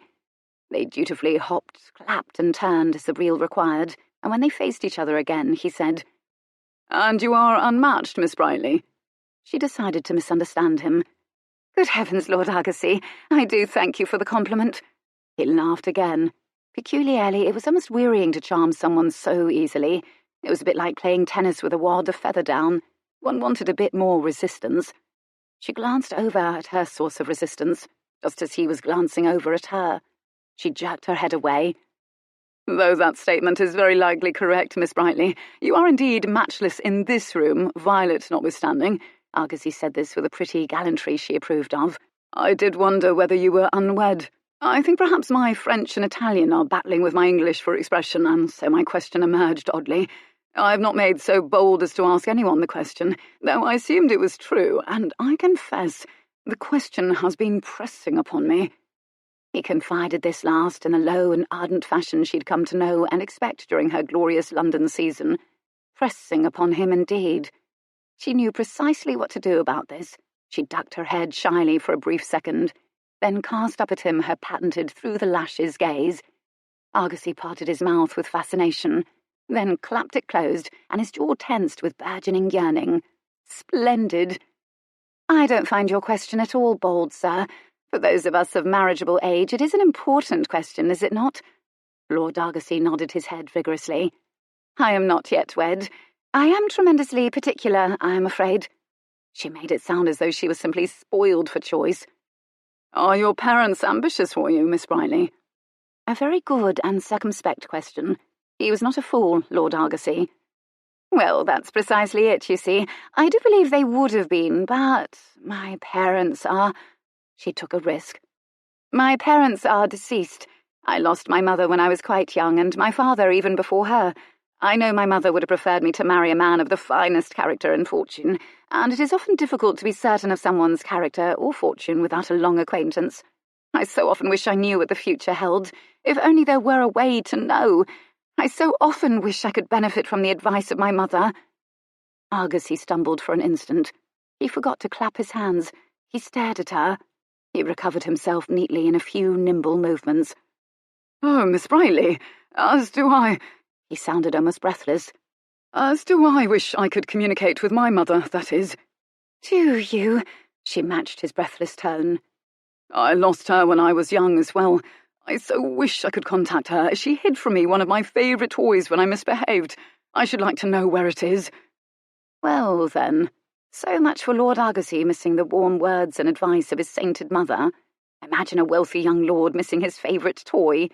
More charitably, she considered that the toy might represent a lost fragment of his childhood, something of his mother to remember. "It's a wooden duck one pulls about on a string," he continued. "Family law has it a fortune in rubies is stuffed inside." He said this pragmatically. "I think not. I think they were stolen long ago by an unscrupulous guest of my uncle's, but wouldn't it be better to know?" So much for maternal longings. "Goodness, I can see how you might like to have the duck if that's the case. Do you know, Lord Argosy, this may strike you as a frivolous or unusual idea, but, oh, I cannot say." "Please do feel free to share your idea with me, Miss Brightly. I have had many of my own unusual ideas in my day." He gave her one of his secret little smiles. Cynthia was suddenly both curious and a little worried about Lord Argosy's unusual ideas, but she stopped herself just in time from encouraging him to launch into a series of innuendos regarding them. It was imperative she remain single-minded about her own agenda. Single-mindedness reminded her of a large, bespectacled man who, at this moment, was dancing with a small blonde girl with every appearance of deference and pleasure. Did he put Lady Georgina under the lens of his questions? Perhaps the very fact that the girl didn't seem to have acquired any real faults as of yet. No angles of character under which hid secrets, nothing interesting to expose for that matter as far as anyone could discern, made her as soothing to Miles Redmond as that spreading green surrounding Redmond House. She was certainly pretty, if tremendously monochromatically blonde. Cynthia inhaled deeply and jerked her head away. "Well, here is my idea, sir," she confided to Argosy. "I have learned of a gypsy encampment on the outside of Pennyroyal Green, and as I've longed for some time to—" She stopped. The dance drew them apart briefly. When they were together again, she said, "Oh, I cannot say. You'll think me foolish." She ducked her head again shyly and turned it away from him again just in time to see Jonathan dart an arm out, tap his sister Violet on the shoulder, and dart it back to his side again. He remained straight-faced.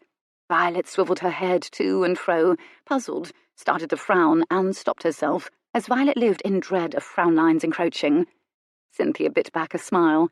She would have loved to have brothers to look after and torment her. "Nonsense," Lord Argosy was saying eagerly. "I think I know what you're about to say, Miss Brightly. You would like your fortune told." He presented this conclusion to her with a patronising triumph. "Feel free to bask in the rays of my insight." She rewarded him with awe. "Oh, how did you guess?" "You see, I, too, have always wondered what the future might hold. And the gypsies, they read tea leaves and the like and see portents in the shapes of them, and I've heard many of their predictions are eerily accurate. My dear friend Mr. Geoffrey Wolsey once visited a gypsy who saw a wheel in the tea leaves. 3 days later, Wolsey lost a wheel from his barouche." "You don't say," Cynthia breathed. Argosy nodded his own awe. "And the gypsies will throw the tarot, fortune-telling cards, you know, with symbols upon them that tell a story about your future, and look at your palm and read things in it about ocean voyages and marriages and children and the gaining and loss of fortunes." She knew this much about gypsies, but she allowed Argosy the thrill of informing her. "Gypsies sound quite accomplished. Do they do all of this out of charity?" "Good Lord, no. We shall need to pay them. Do you know whether these are the kind of gypsies who tell fortunes, or do they paint sorry horses and try to sell them as good ones? Unsavoury lots on the whole, gypsies are, but they excel as entertainers.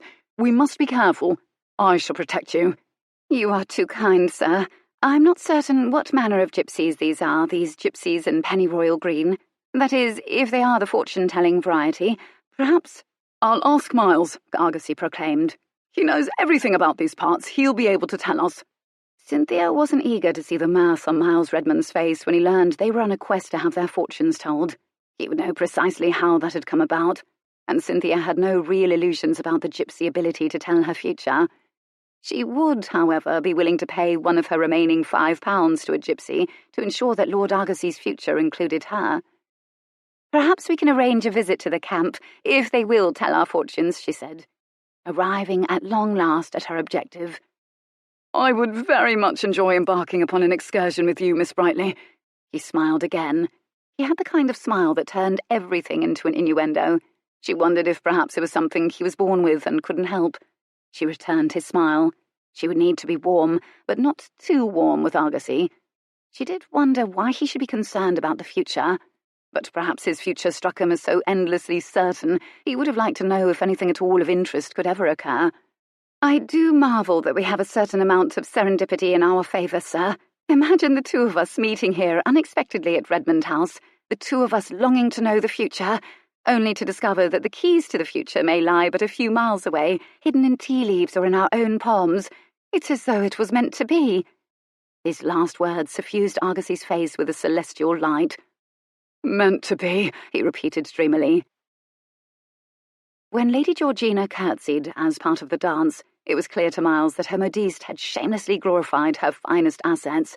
Her low, silver-trimmed neckline bisected a bosom as plump as 2 loaves of unrisen bread, and her stays lifted most of it up out of her dress. A man could happily lose himself in there for days. And yet he wanted to go somewhere to hoard the lingering sensation of Cynthia's hand upon his arm. He began to move in the reel, reflexively. Cynthia seemed happily immersed in her conversation with the lordling. She was smiling. Argosy's laugh could be heard over the music. A pleasant enough laugh, certainly not like Millthorpe's. Nevertheless, it grated over Miles's sense like a hoe dragged over cobblestones. "You dance very well, Mr. Redmond," Georgina said, as he'd forgotten to speak. "And you lie very prettily," he said. "I dance passably at best. I'm much too large." "Oh!" Georgina coloured adorably, and he was momentarily charmed and distracted. "Forgive me.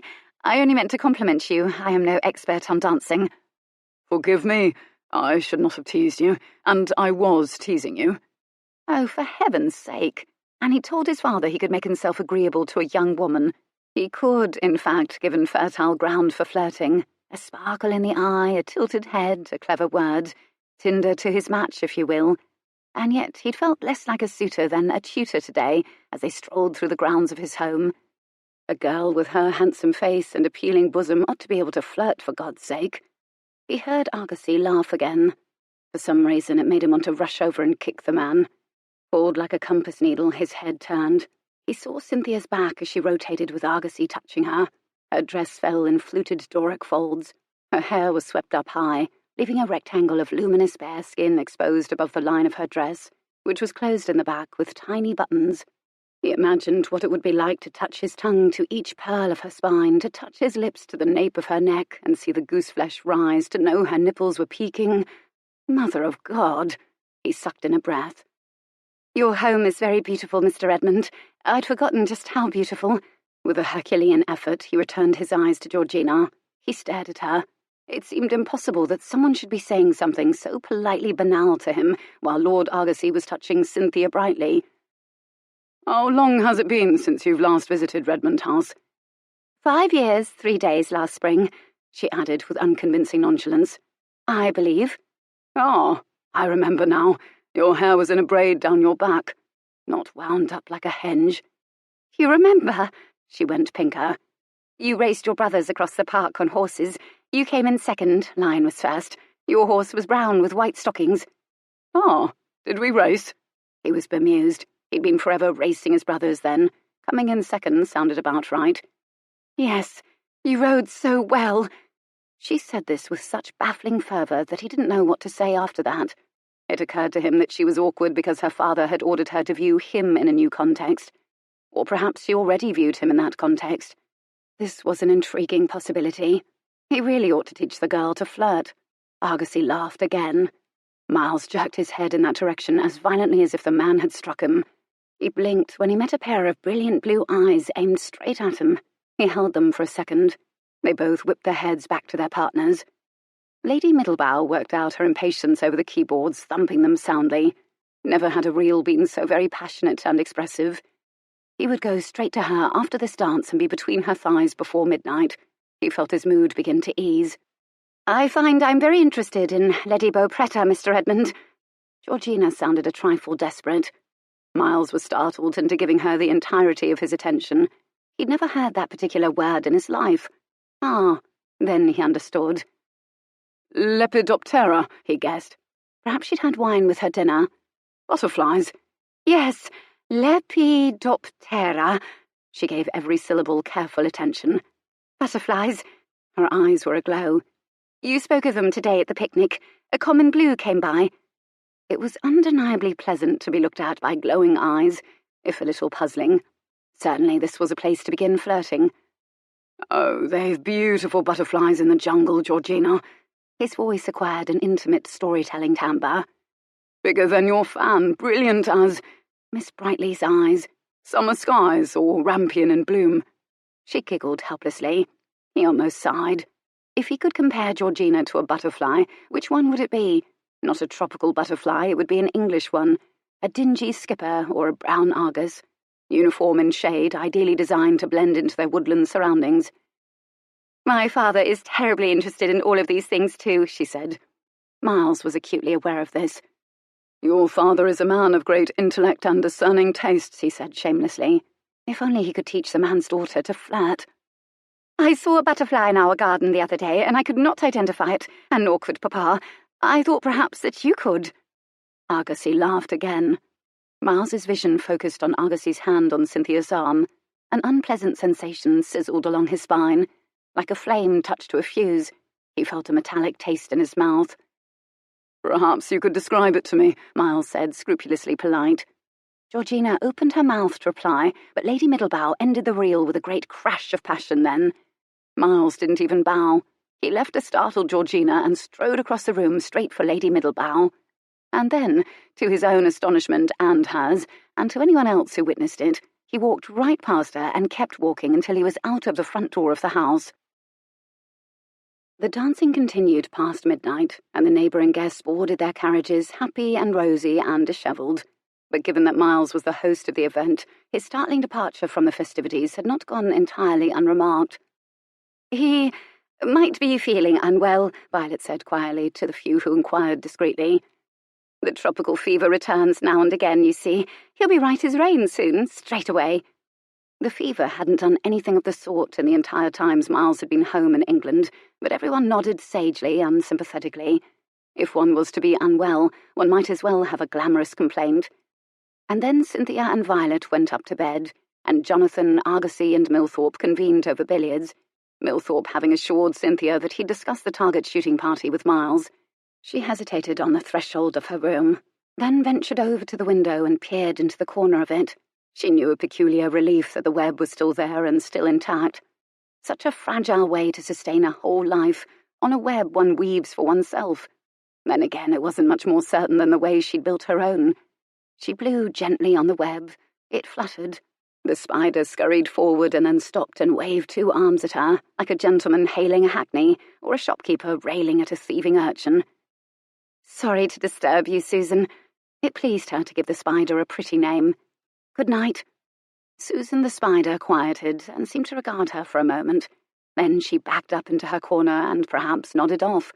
It was difficult to know, given that she was a spider. Mr. Redmond would likely know.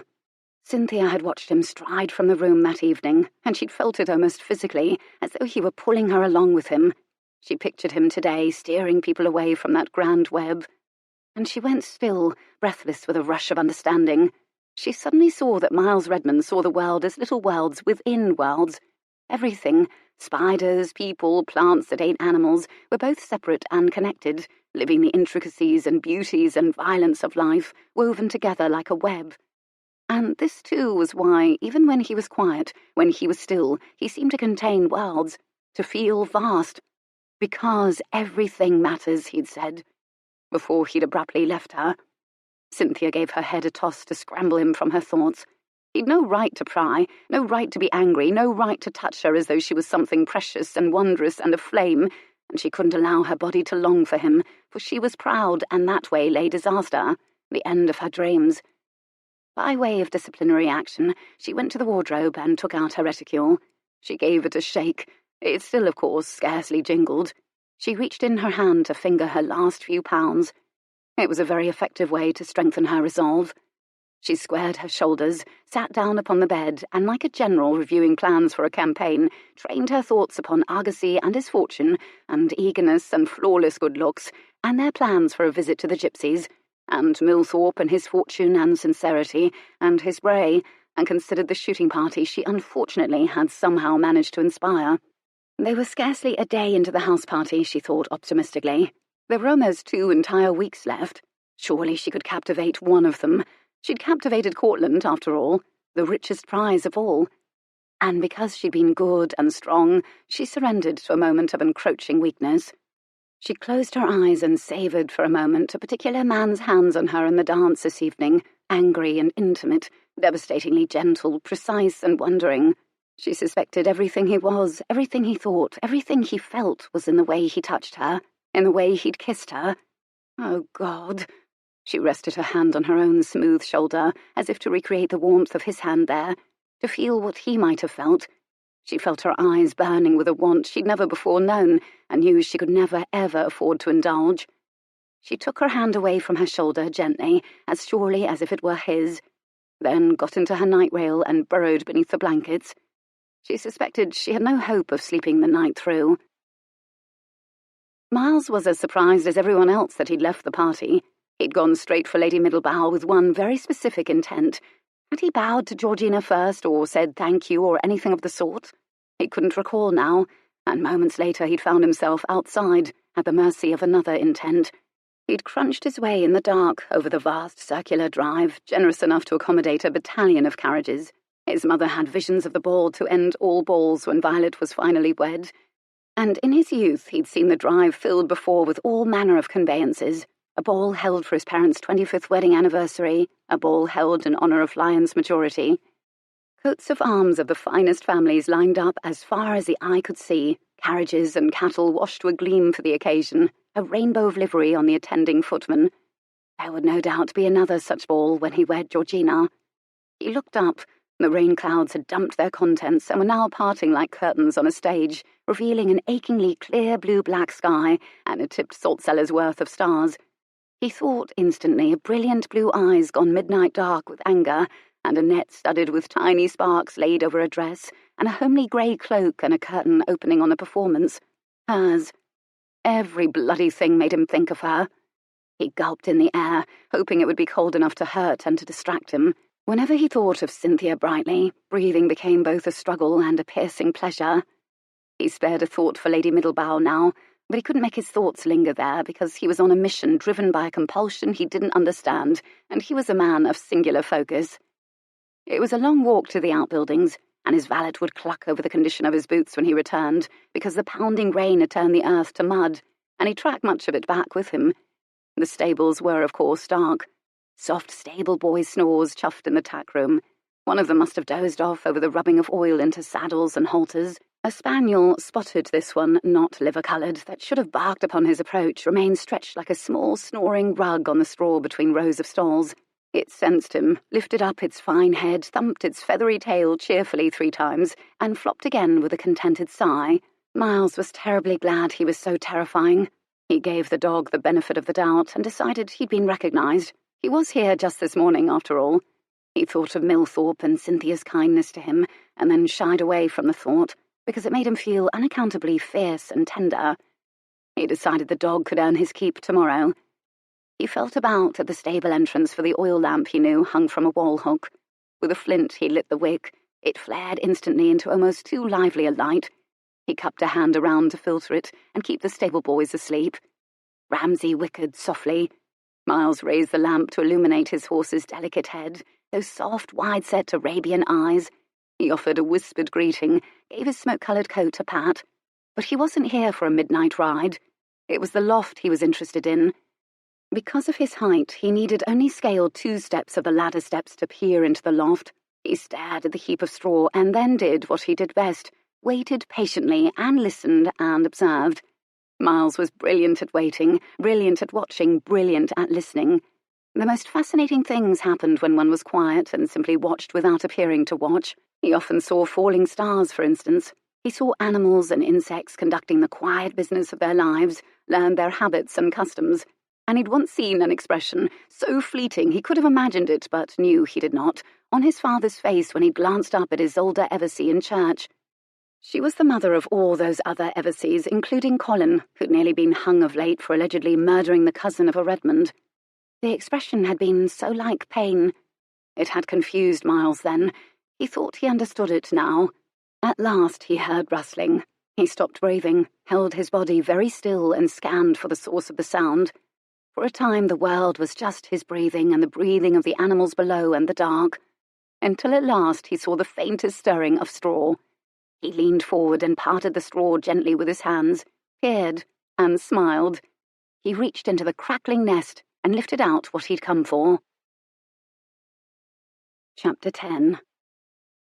Cynthia awoke for the second time to the sound of a maid building up the fire and the smell of steaming chocolate. She remembered waking the first time when she recognized the tangled nest she'd made of her sheets and blankets. Last.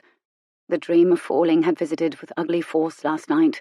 The slamming of her own heart against her breastbone woke her, and she lay sweating in the dark, resigned, breathing into the deep silence, waiting for her heart to slow, furious that everything she controlled and channeled so beautifully during the day could simply have its way with her during the night. The maid, having coaxed the fire into life, paused before she left. "Miss, you should know there's a basket for you here, outside the door." The maid sounded sceptical and a little concerned, which puzzled Cynthia. Was it or wasn't it a basket? "Would you bring it in, please?" The maid brought in a small-handled basket with a hinged lid, left it gingerly in the middle of the carpet, offered a shallow curtsy, and backed out of the room quickly and closed the door. Cynthia rolled out of the bed, reached for her chocolate, blew gustily at it until she surmised it was a drinkable temperature, then bolted half of it. The rich taste rolled her eyes back in her head in bliss, but it only nudged her slightly closer to full alertness. It would have to do until she was able to drink an adult-strength coffee downstairs. She brushed her hair out of her eyes, found it lank because the nightmare had made her perspire. She would order up a bath today, she decided.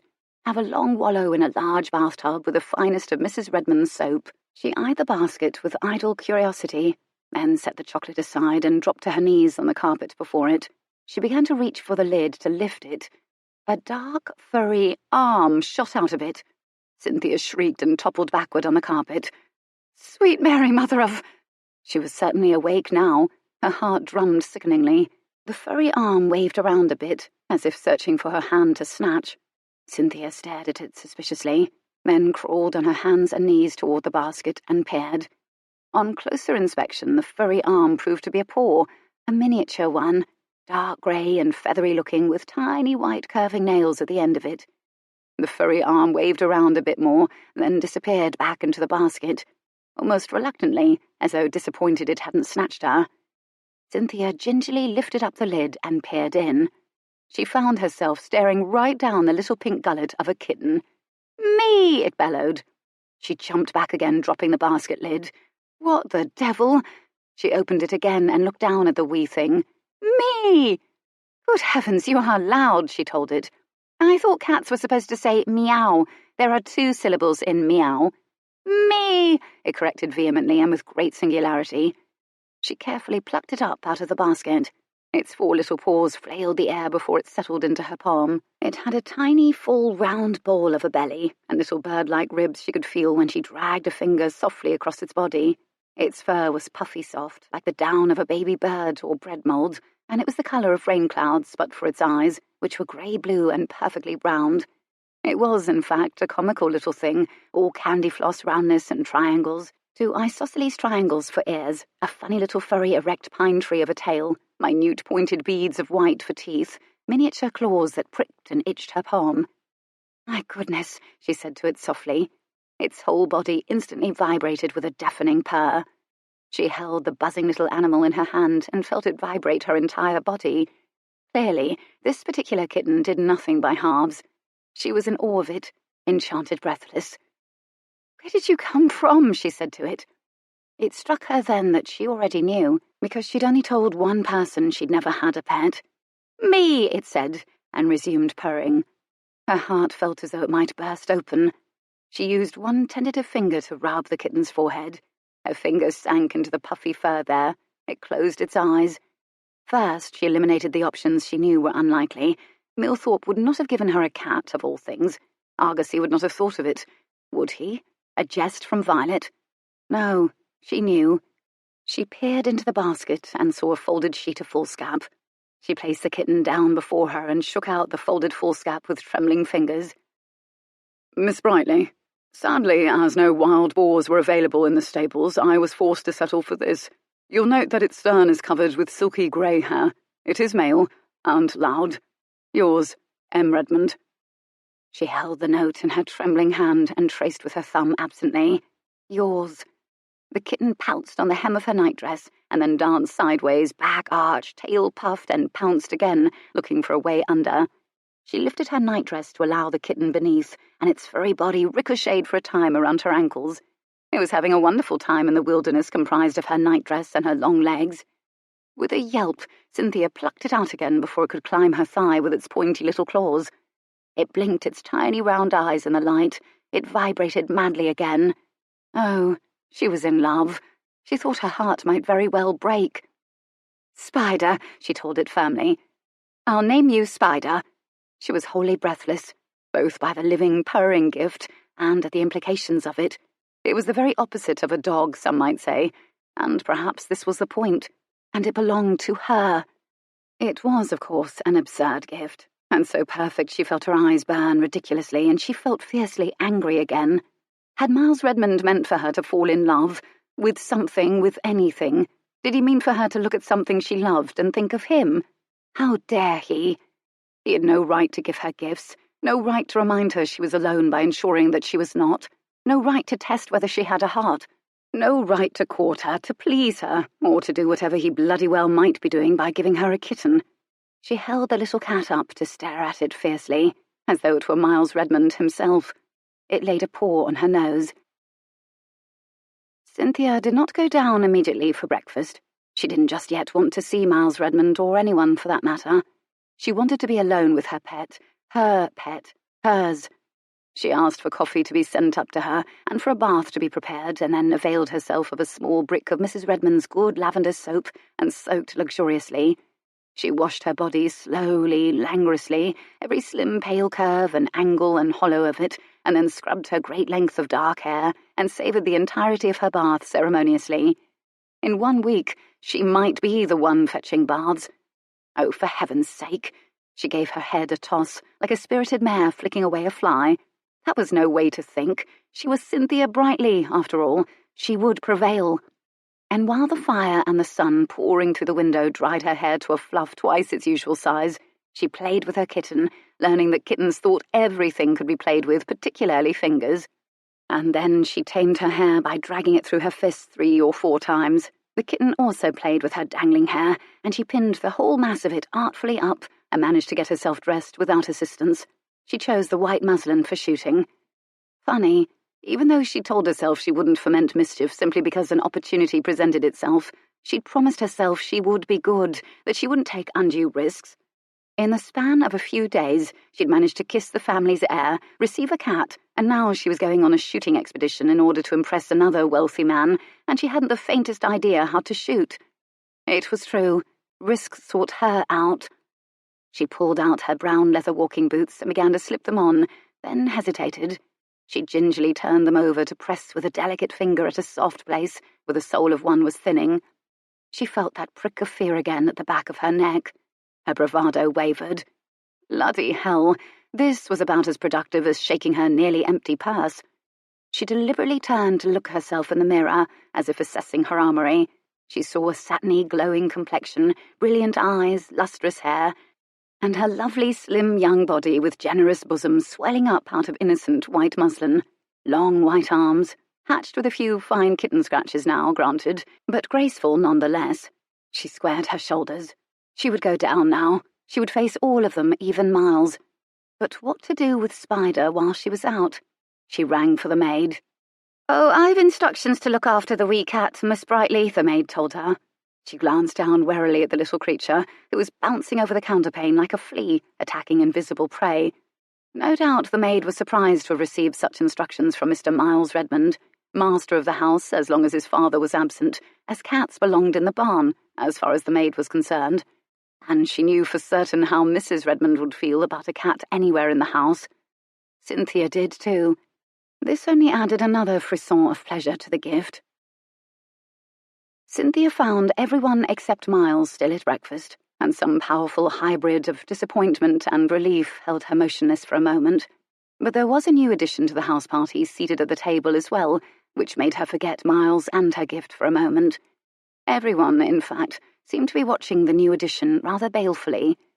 He was a handsome gentleman in his middle years, crisply dressed in a dark brown coat and a cloud-white cravat, face weathered in a pleasing way that suited his age. His hair had all but relinquished tenancy on his tall, noble scalp. A palm-sized scrap remained up top, like a rug in the middle of a polished wood floor. Interestingly, his expression was serene and distant and slightly pitying, as though he was possessed of some greater wisdom than the rest of the guests, and entertained no real hope that they would ever reach his level of enlightenment. And then he noticed Cynthia, and the gentlemen immediately stirred themselves and shook and preened a little. "Mr. Goodkind," Jonathan introduced Cynthia. "A business associate of my father's. Miss Cynthia Brightly, Mr. Goodkind." The man stood and bowed to Cynthia, who offered him a pretty curtsy and was offered a chair by a footman and accepted gratefully the hot coffee poured for her. "I came here to discuss an opportunity to invest in a publishing matter with Mr. Isaiah Redmond. When I discovered he was not at home," Mr. Goodkind explained to Cynthia, I am abashed to intrude upon our party in progress, but I confess I am pleased to find myself in such pleasant company, anyhow." Well, this sounded promisingly charming, though Cynthia could have sworn that Violet rolled her eyes. She glanced that way quickly, but Violet's visage was bland again. "My father maintains that little money is to be had in publishing," Jonathan said rudely, forgetting that his brother Miles had made a small fortune from his own writing. Goodness, Cynthia stared at the youngest Redmond son. Goodkind must have said something to cause Jonathan to lose his manners. She was immediately intrigued. Mr. Goodkind simply offered a serenely dismissive smile that managed somehow to include everyone and no one. "Mr. Goodkind was just telling us that drinking is the quickest route to hell," Jonathan volunteered evenly to Cynthia. Ah, now she understood. "And that joining the army would have made a man of me," Argosy volunteered laconically, "because it made a man of him." Implying, of course, that Argosy needed to be made into a man, as he wasn't yet one. What an eventful breakfast it had been. Pity she hadn't arrived earlier. She gave Argosy a little smile, meant to reassure him that she thought him every bit a man, but knew she didn't dare make her allegiance seem too pronounced until she knew more about Mr. Goodkind and his fortune. She simply couldn't afford to eliminate any options. And that shooting is a frivolous pastime." Milthorpe sounded quietly amazed. His posture was rigid and incensed. He nearly stuttered. Goodkind sat peacefully as antipathy eddied around him. "I think I shall read something inspirational while your party shoots," he said pleasantly. He managed to make the word shoots sound like something both comical and pitiable, which was when a great screech went up as chairs were scraped back in unison. Everyone was in a hurry to escape from Mr. Goodkind. The unfortunate, bloody, misguided, ridiculous shooting party, as Miles had begun to affectionately refer to it in his thoughts, was to take place on the south lawn.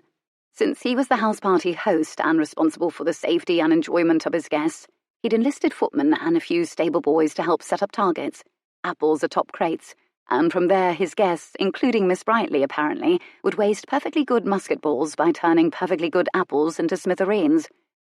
This absurdity had come about because Milthorpe wanted to impress Cynthia, who allegedly enjoyed dogs and shooting, and Cynthia wanted to impress Milthorpe by shooting something, though he sincerely doubted she could.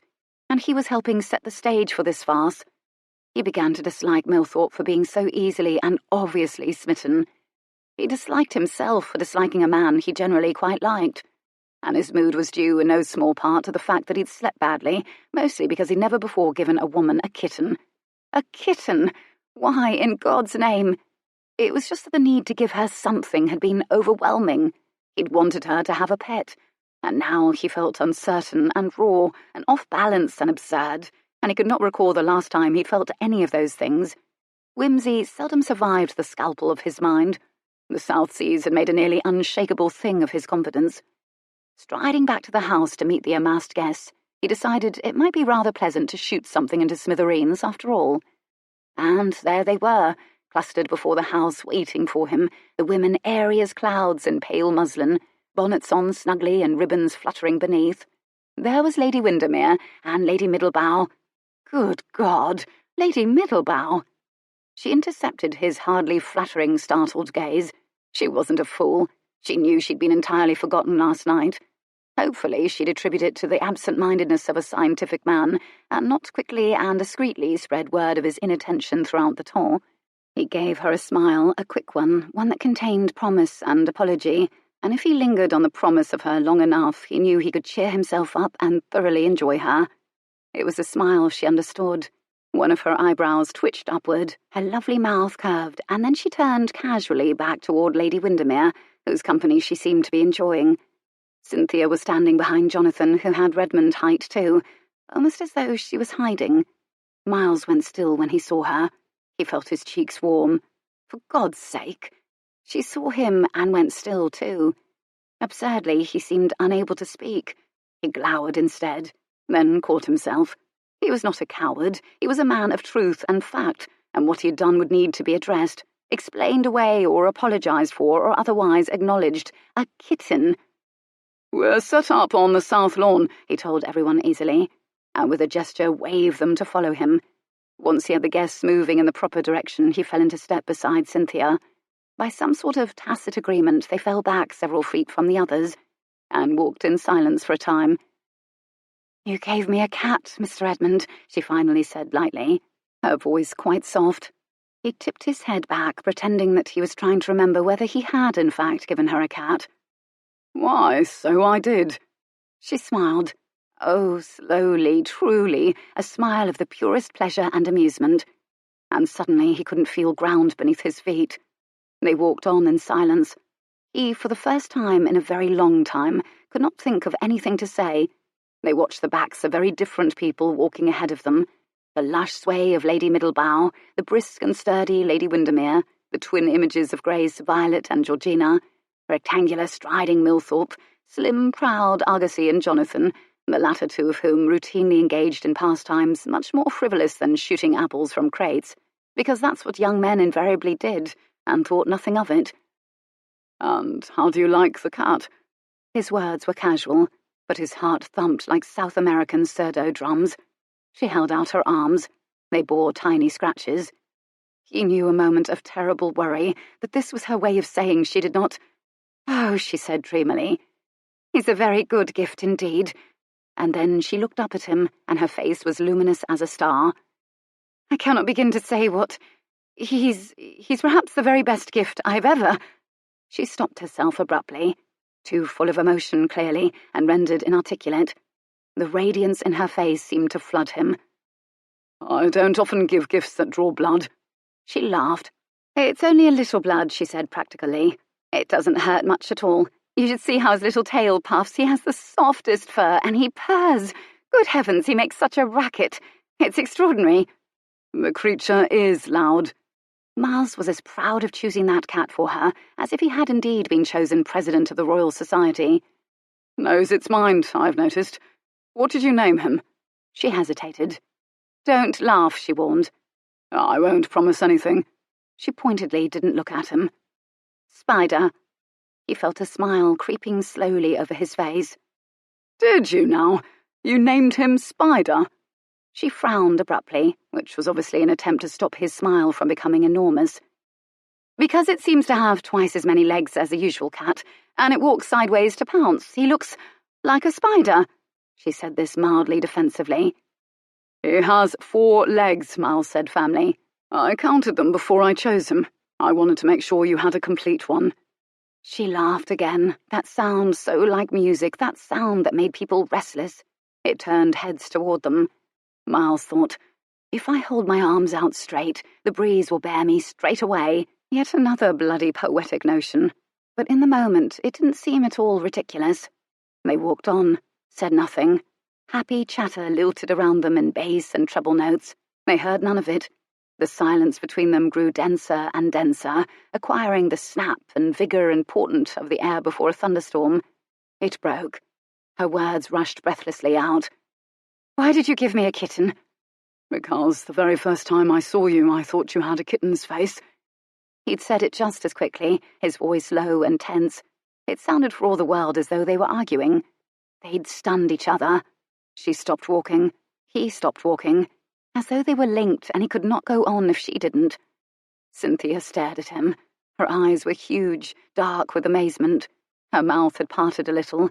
Her chest rose and fell with agitated breathing. Her hand rose to her face briefly, and then she dropped her head in confusion. He followed her gaze. Her walking boots were worn at the heels too, he saw.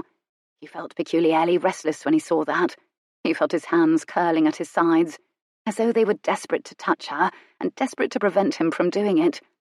He looked up and saw that Violet and Lady Georgina had glanced back toward them. He saw the vivid flash of Violet's eyes. He felt puzzlement coming from her, almost in waves. And when Cynthia finally looked up, she asked the question he dreaded, so softly, her words very measured, as though she herself feared the answer and hesitated to frighten him away. "Why did you give me a kitten?" He measured out his words too. They sounded like a quietly furious accusation. "I don't know." Hot colour rushed into her cheeks. Her head turned abruptly away from him. Her fine dark brows drew close in a puzzled frown. She'd buried her hands in her skirts again. He was instantly reminded of the moment after he'd kissed her. And that's when Miles abruptly abandoned her. In 3 strides he was parallel with Lady Georgina and his sister, both of whom were happy to have him, and his sister looped her arm through his, and he felt anchored. He wasn't fleeing, he told himself. He'd never run from anything in his entire life. Cynthia watched him go, her thoughts spangled and agitated and peculiarly angry too, and watched him easily merge his stride with Georgina's and his sister's. He was nearly big enough to provide shade for both of them, she thought. I don't know. She was certain the admission cost him.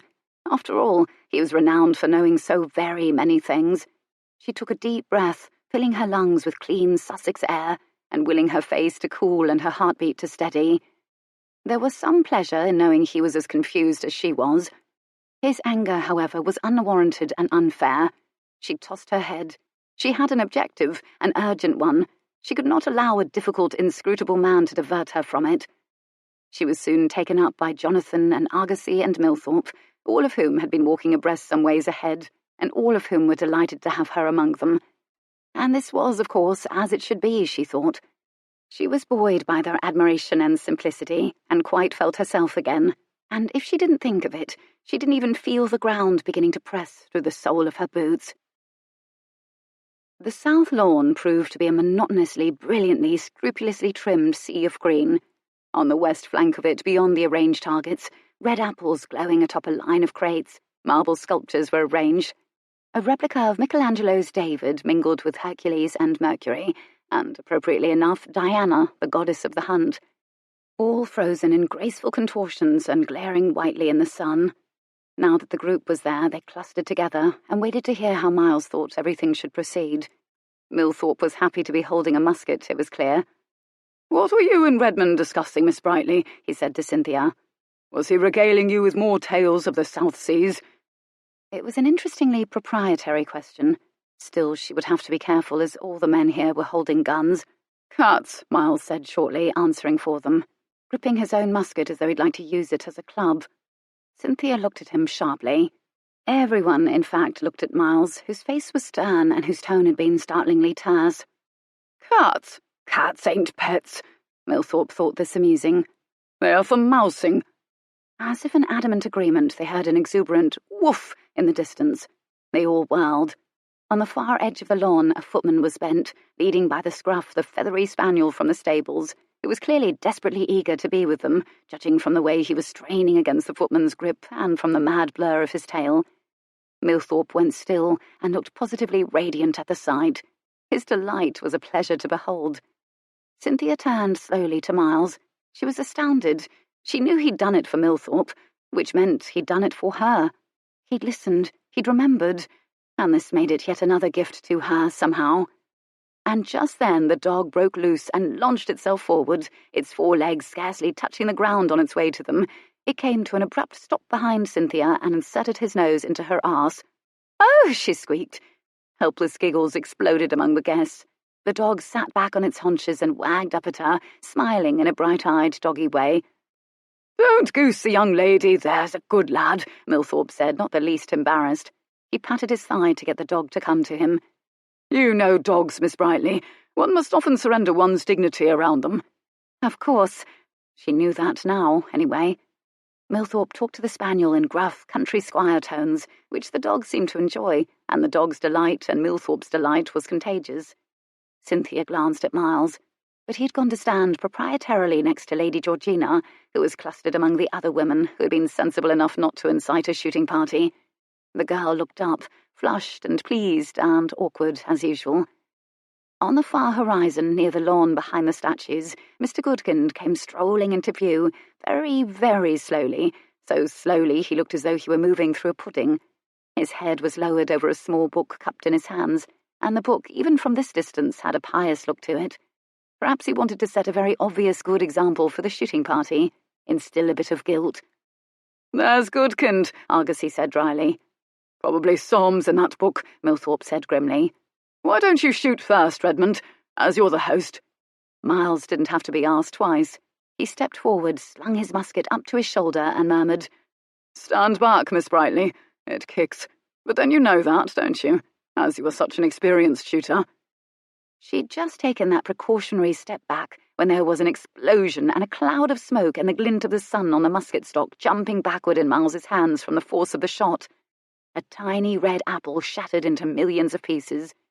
It had been such a quick, casual motion, fluid, natural, and deadly.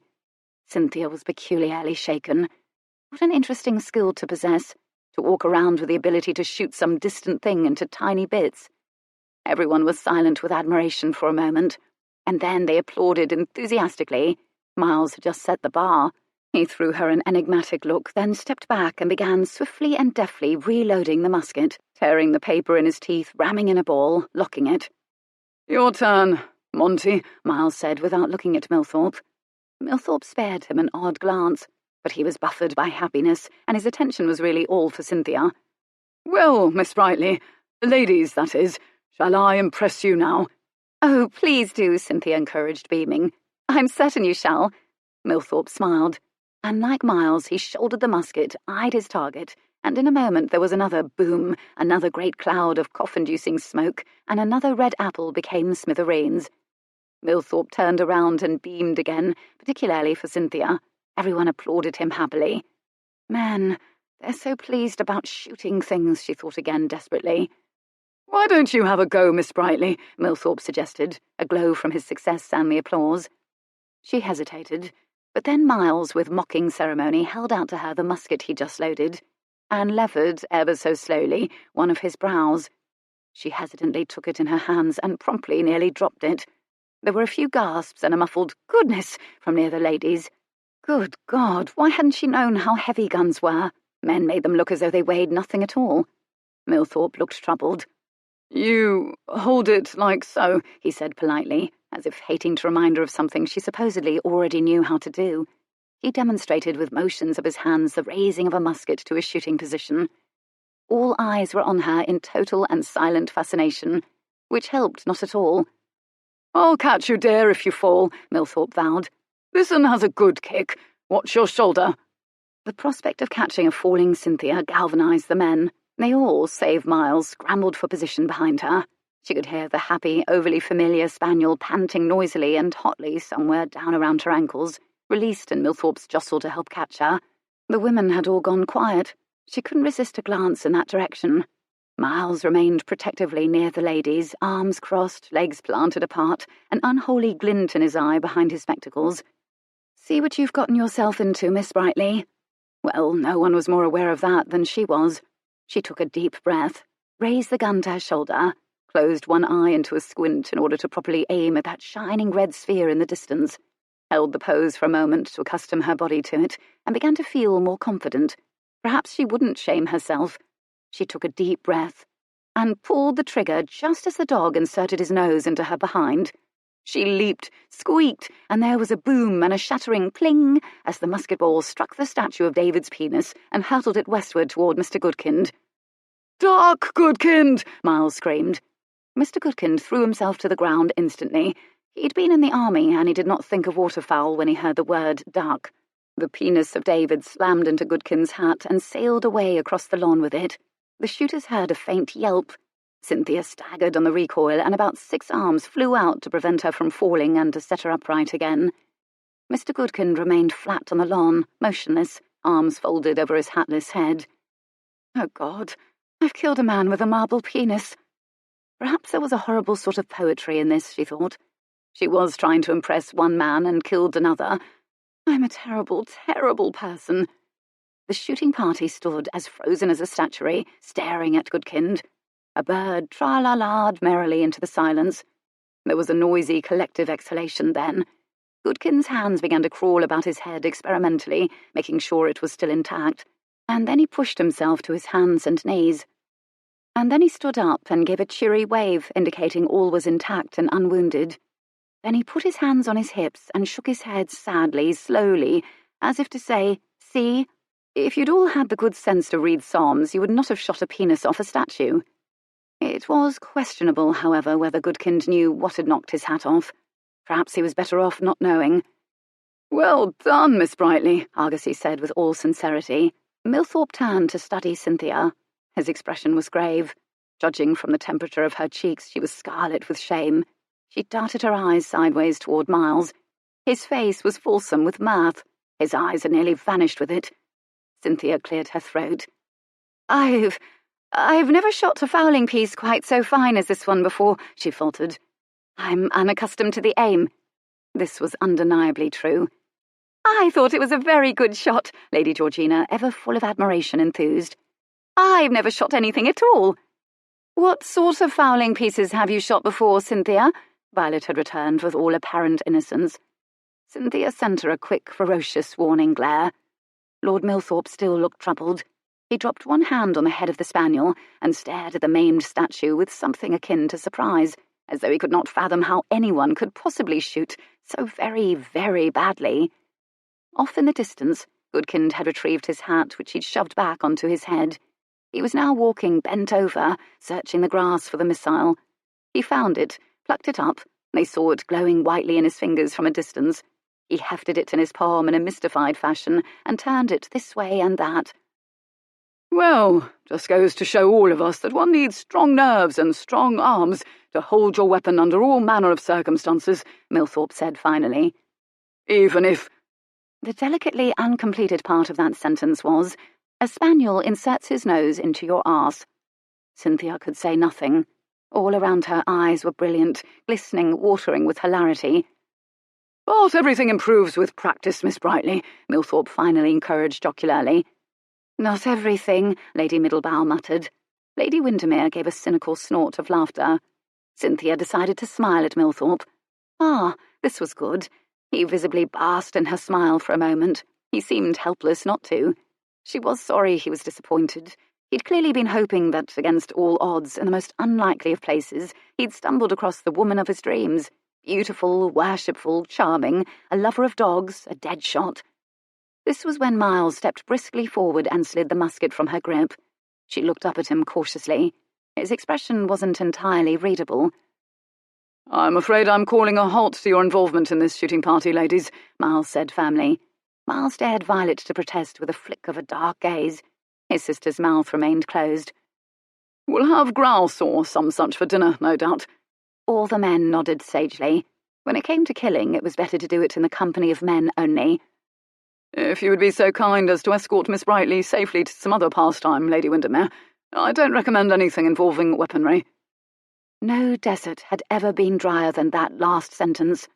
He touched his hat to them all, but in particular spared a soft, apologetic smile for Lady Georgina, who doubtless never would have attempted to shoot a musket. The women and men parted and walked in opposite directions on the property, the women toward the house, the men toward the killing of delicious things. You shoot tigers in the South Seas, Miles? Cynthia heard Argosy ask curiously and bloodthirstily. Now, why would you want to shoot a tiger, Argosy? Miles sounded patient once more. When clearly apples are much more dangerous game. Much masculine laughter echoed after them. Chapter 11. What do you know about Mr. Goodkind, Violet? Cynthia asked resignedly as they walked back toward the house, thinking she'd better expand her options now that she'd disappointed Milthorpe. Goodkind, Violet told her firmly, is difficult to like. He was a soldier, but he returned from the war, well, as you see him now, insufferably pious. But my father tolerates him because he's respectable and very wealthy, at least as rich as Milthorpe, from what I understand. And he's clever enough to belong to the Mercury Club along with my father, and I know they only allow in men with lots of capital and cleverness. And, well, he isn't homely, is he? She added this last part almost gently, and noticeably didn't look at Cynthia when she said it. Cynthia glanced quickly at Violet, who was still looking innocently straight ahead. She'd never confided the entire desperation of her circumstances to her.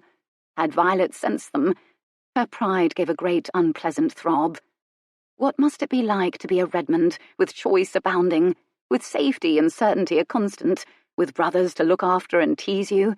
Cynthia squelched an unworthy rush of envy, because she knew in truth Violet was attempting to be kind. No, not entirely homely, she agreed. They smiled together. Cynthia, where will you go when you leave the house party? Violet sounded carefully disinterested, which only further abraded Cynthia's pride. Oh, I shall be a companion to a nasty old woman called Mrs. Mundy Dixon in Northumberland, she said lightly. Violet went utterly silent. It will never come to that. She was so aghast her voice was a hush. Cynthia produced a laugh. I was jesting, Violet. Can you imagine? Not for even a second. Violet shuddered. Ahead of them, the two cynical married ladies had sandwiched Lady Georgina, and all were talking pleasantly of mutual acquaintances in Sussex. As long as they don't start talking about the ton, Cynthia thought. Cynthia and Violet were quiet together for a moment. I wonder if Miles is experiencing a return of his fever, Violet said to her, sounding a trifle worried. They do come back now and again, you know, the tropical ones, so I've heard. It's just that he's been so odd lately. I hope he hasn't been rude to you yet again. I saw his face when he spoke to you earlier today. He can be very strict, you know. Rank is very important to him, Violet added, obliviously cruel. It is to every Redmond, and ever since— She hesitated, as though the word was difficult to pronounce still. Lion left. I know Papa relies on Miles to do just the right thing. Miles has always done the right thing. Had Miles been rude? Cynthia wasn't certain it was the word she'd choose. Perhaps he's just preoccupied with thinking about his next expedition, she offered. Oh, Violet lowered her voice. You could be correct. And possibly his nuptials, too. That could make any man jumpy, I suppose, she said blithely. Naturally. Cynthia matched Violet's tone, but suddenly she felt as though she'd swallowed a brick.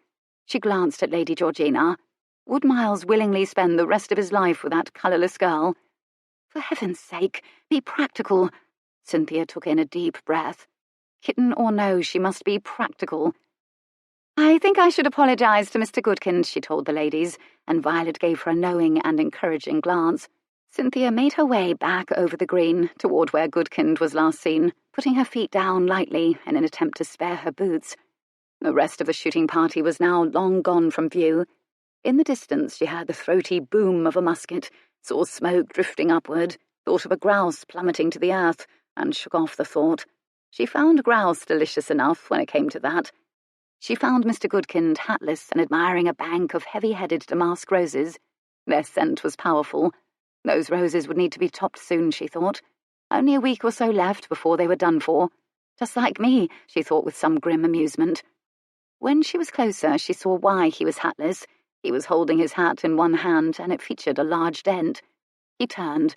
He was visibly surprised to see her, but visibly pleased too. Why, Miss Brightly? The dark scrap of hair on his head lifted and fell in a mischievous breeze like a trapdoor. I've come to apologise for the mishap, Mr. Goodkind. I do hope you're uninjured. Quite sound, quite sound. Thank you for inquiring, Miss Brightly. But why do you need to apologise? I fear I am entirely responsible. You see, I had never before shot a fowling piece quite like that one, and I missed. She'd decided it wise to omit the bit about the dog and the nose, and precisely what had struck him in the hat. Well, I'm quite all right, and given that no harm was done, doubtless a valuable lesson was learned. Women should never be handed firearms. I don't know what Redmond was thinking. I'll have a word with his father. It struck her as ridiculous that anyone would have a word about a man like Miles Redmond with his father, and she'd heard of women in America being armed with muskets, but thought it unwise to begin a debate on that particular subject. You are very likely correct, sir, she said diplomatically instead. He nodded, satisfied. Do you happen to know what struck off my hat? Looks like a bit of statue. He held up a white fragment. You were struck in the hat by a great marble penis. Yes, part of the statue of David, I believe. Mr. Redmond assures me, however, that it wasn't valuable. The statue. It was a replica of some sort. Ah, well, the damage to the statue will linger as a reminder not to hand firearms to women. You've already made your point, Cynthia thought. She began to suspect Violet was quite correct about Goodkind. Whereas Argosy was self-satisfied and Millthorpe was, by turns, shy and blustery, one's first opinion of Mr. Goodkind was pompous. A nice, juicy word, she thought, all those bouncy peas in it, like the cushion in that extravagantly gilded coronation carriage. Then again, she supposed everyone would come home from the war differently.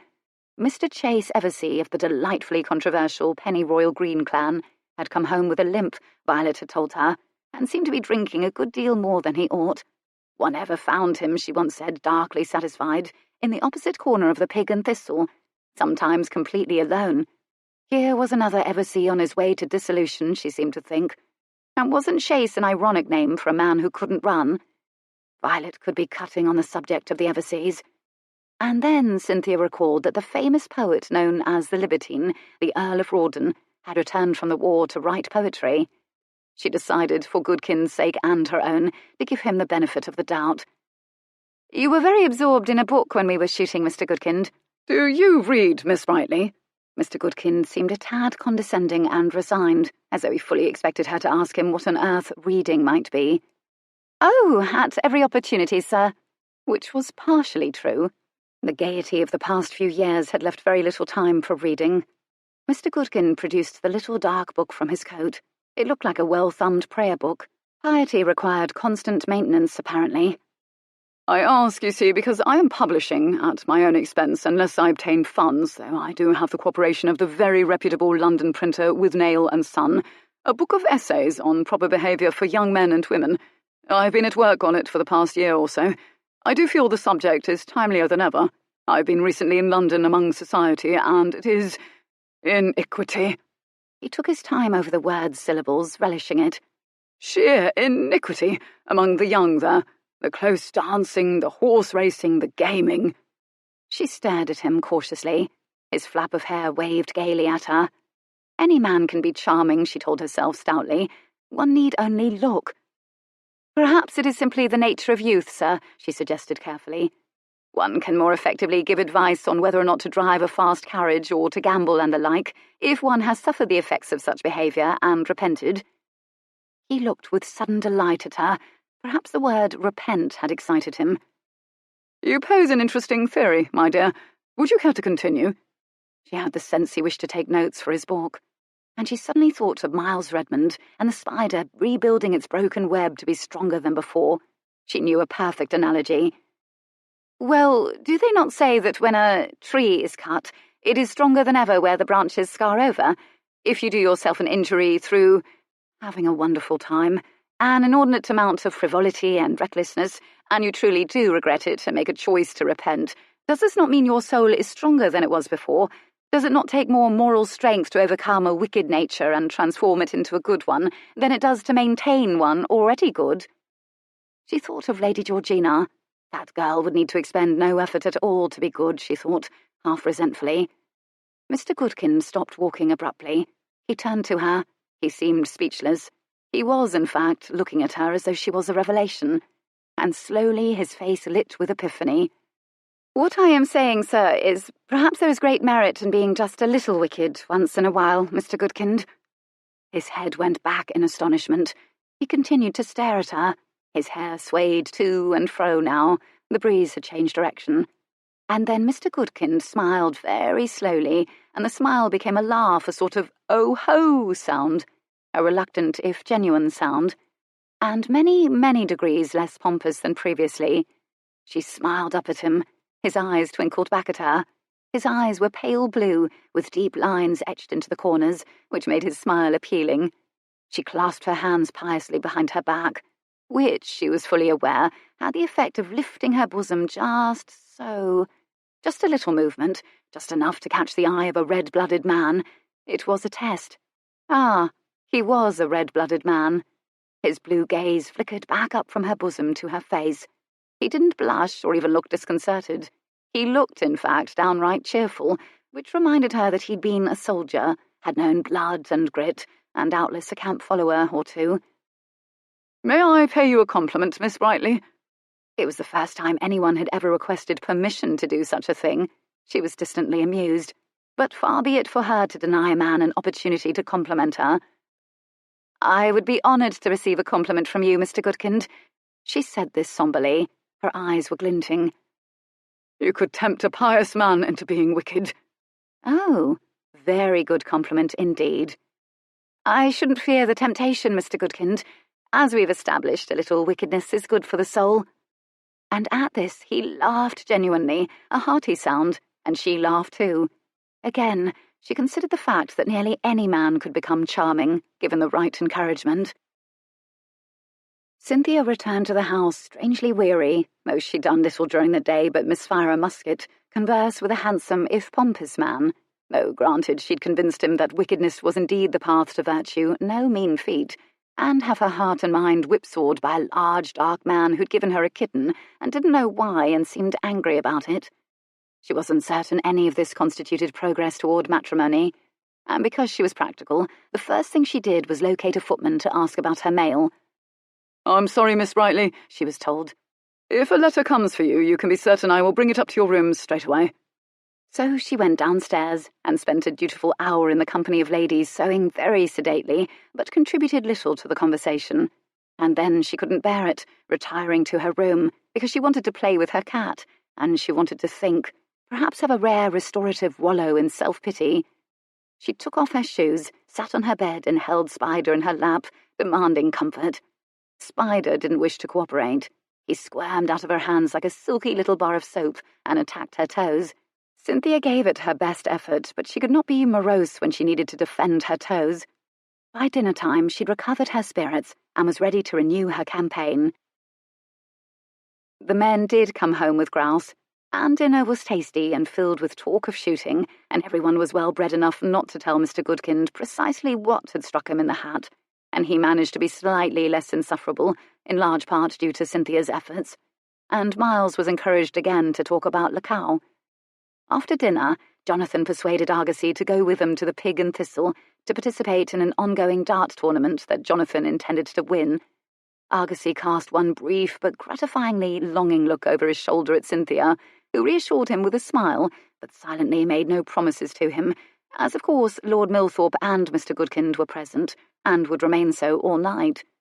Lady Middlebow wanted to retire early. "The third floor is always my favourite floor in a home," she said. "And my room is 4 doors down from the stairs, and 4 is my favourite number." Cynthia once again stared at Lady Middlebow, puzzled. She thought her own favourite number must be 20,000, as in pounds. "Where are the family rooms, Violet?" Lady Middlebow wanted to know. Violet looked baffled too, but manners made her answer politely. "We're on the 3rd floor too, but in a different wing. Well, Jonathan and I are. Miles is on the 2nd floor. He has the only family rooms on that floor." "Must be lonely to be the only one on the 2nd floor."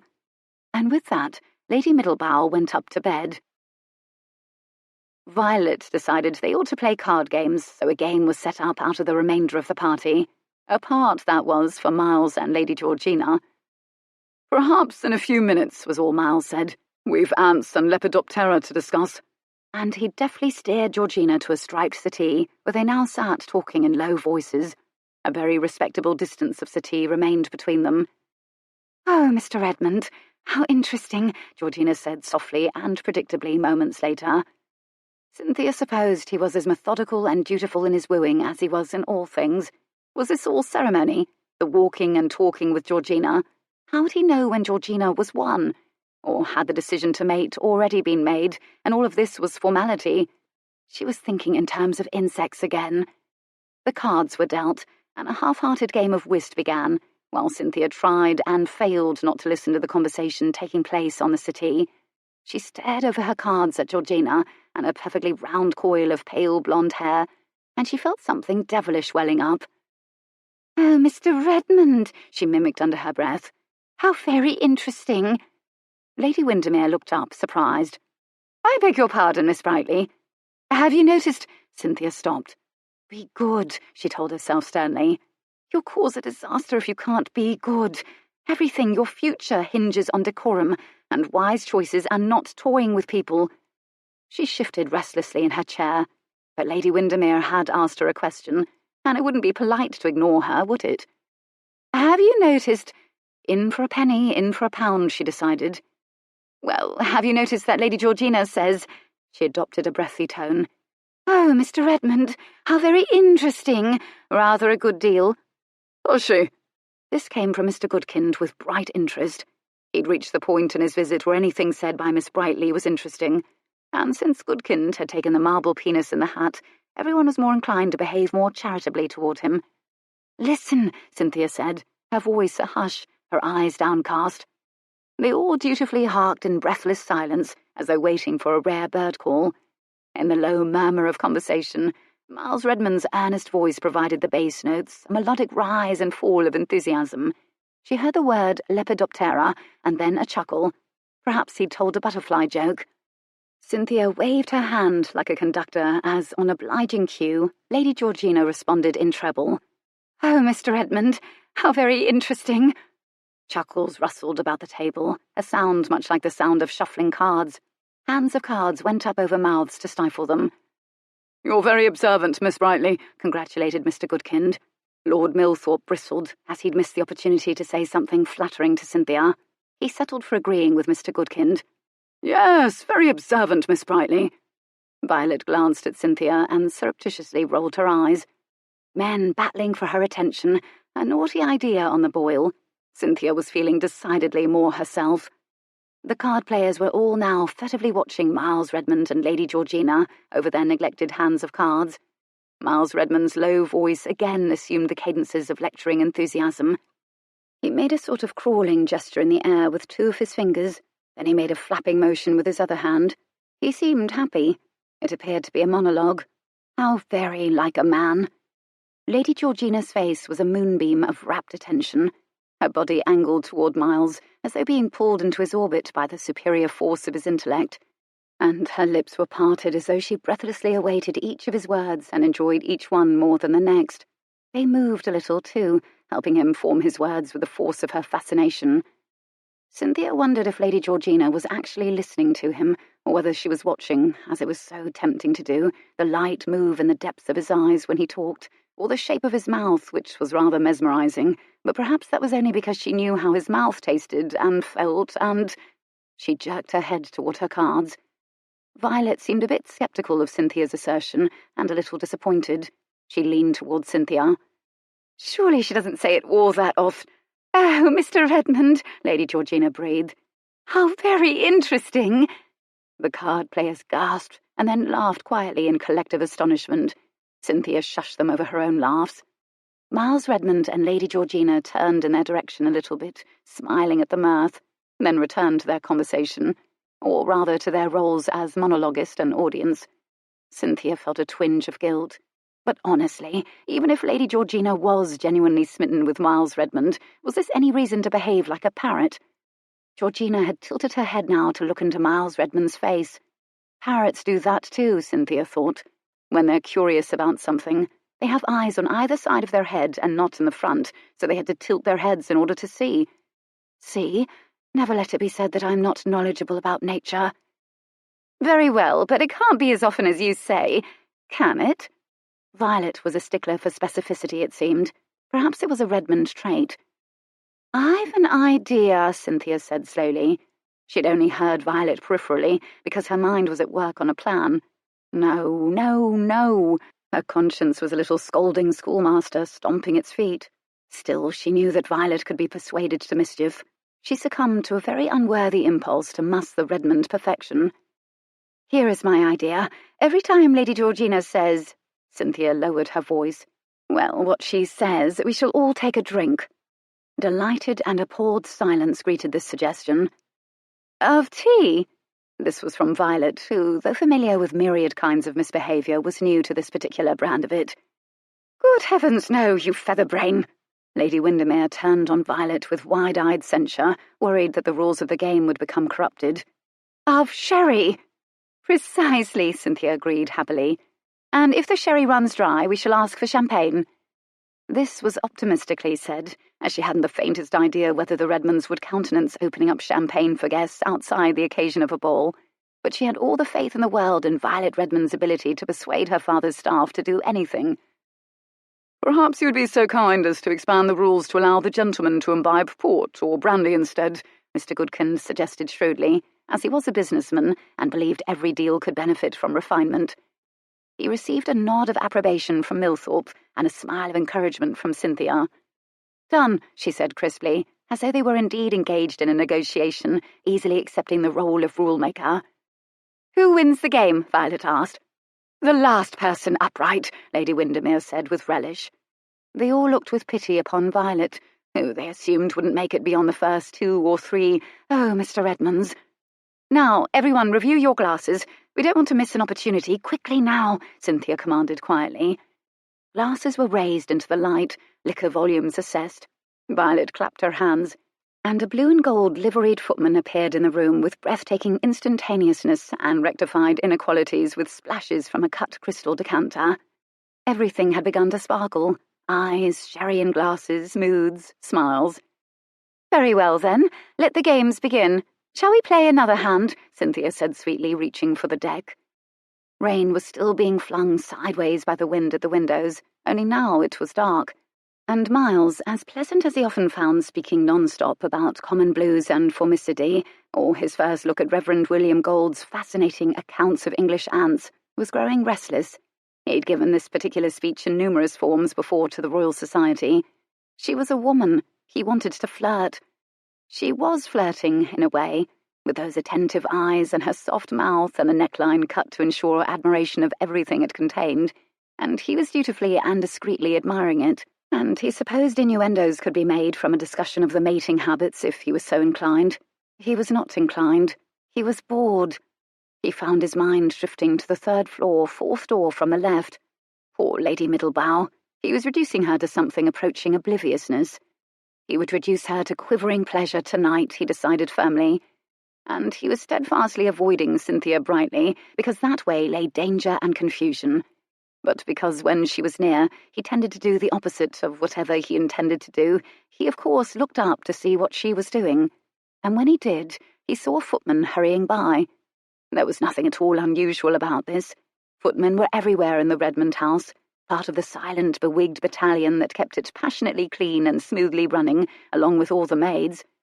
But as Miles watched this particular footman, he was struck by a peculiar sense of déjà vu. He officially gave up attempting to listen to Lady Georgina and simply watched. The footman bore a tray of crystal decanters toward the table in the corner, where Cynthia Brightly glowed in pink-faced burnished splendour, in a champagne-coloured satin dress, ribboned beneath her breasts in bronze. Other people, of course, sat round the table too, including his sister, all of whom were also peculiarly pink-faced. The footman poured for them, brandy and sherry, and hurried out again. As he passed, Miles noticed that the servant was a bit pink in the face too, from exertion. His forehead was a mirror of perspiration. He even huffed a little. "Don't you think so, Mr. Redmond?" Lady Georgina was saying. "Whereas the ants we have here in Sussex are—" "Georgina, how many times has the footman passed by in the last hour or so?" Goodness, I haven't noticed. Your conversation has been so very interesting." Like a group of gophers popping out of holes, every head at the card table pivoted alertly in unison. "Does that count?" Miles heard someone hiss. It sounded like Mr. Goodkind. Some sort of earnest sotto voce conference took place among the card players. Their heads were so close together Miles could only see the tops of them.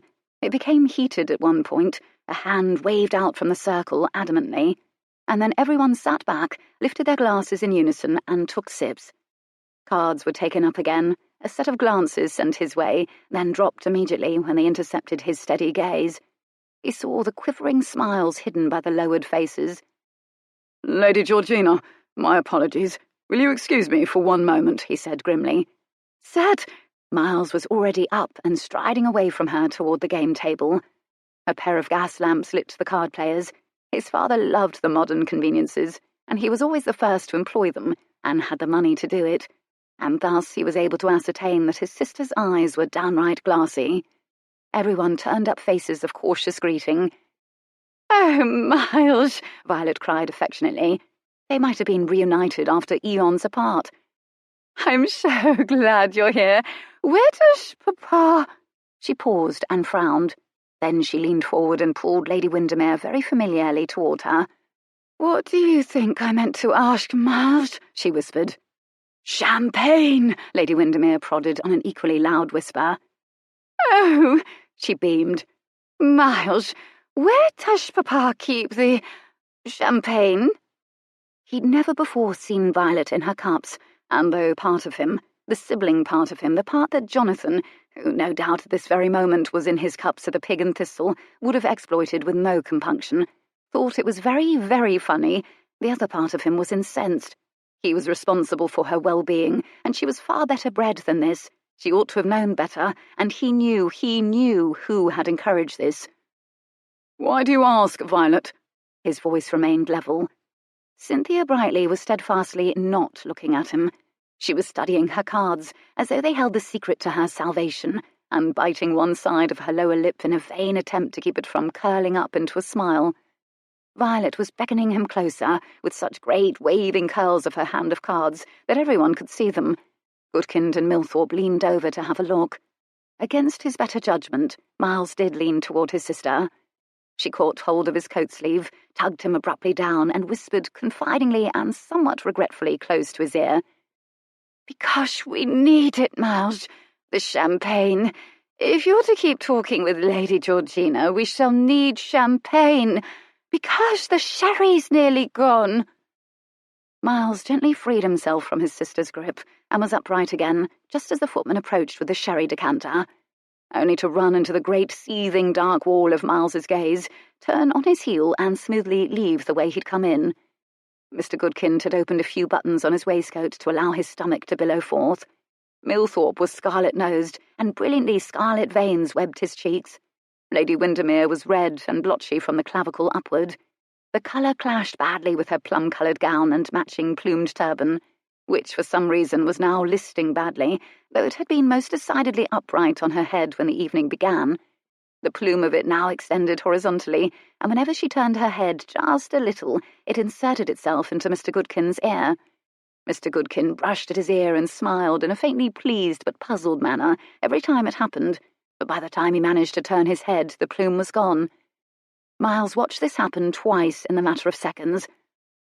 "Are you enjoying your evening?" He addressed the entire group.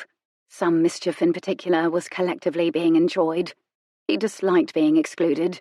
He disliked not knowing what was afoot, and he had a strong sense it had something to do with him, and this he, of course, would ferret out easily enough.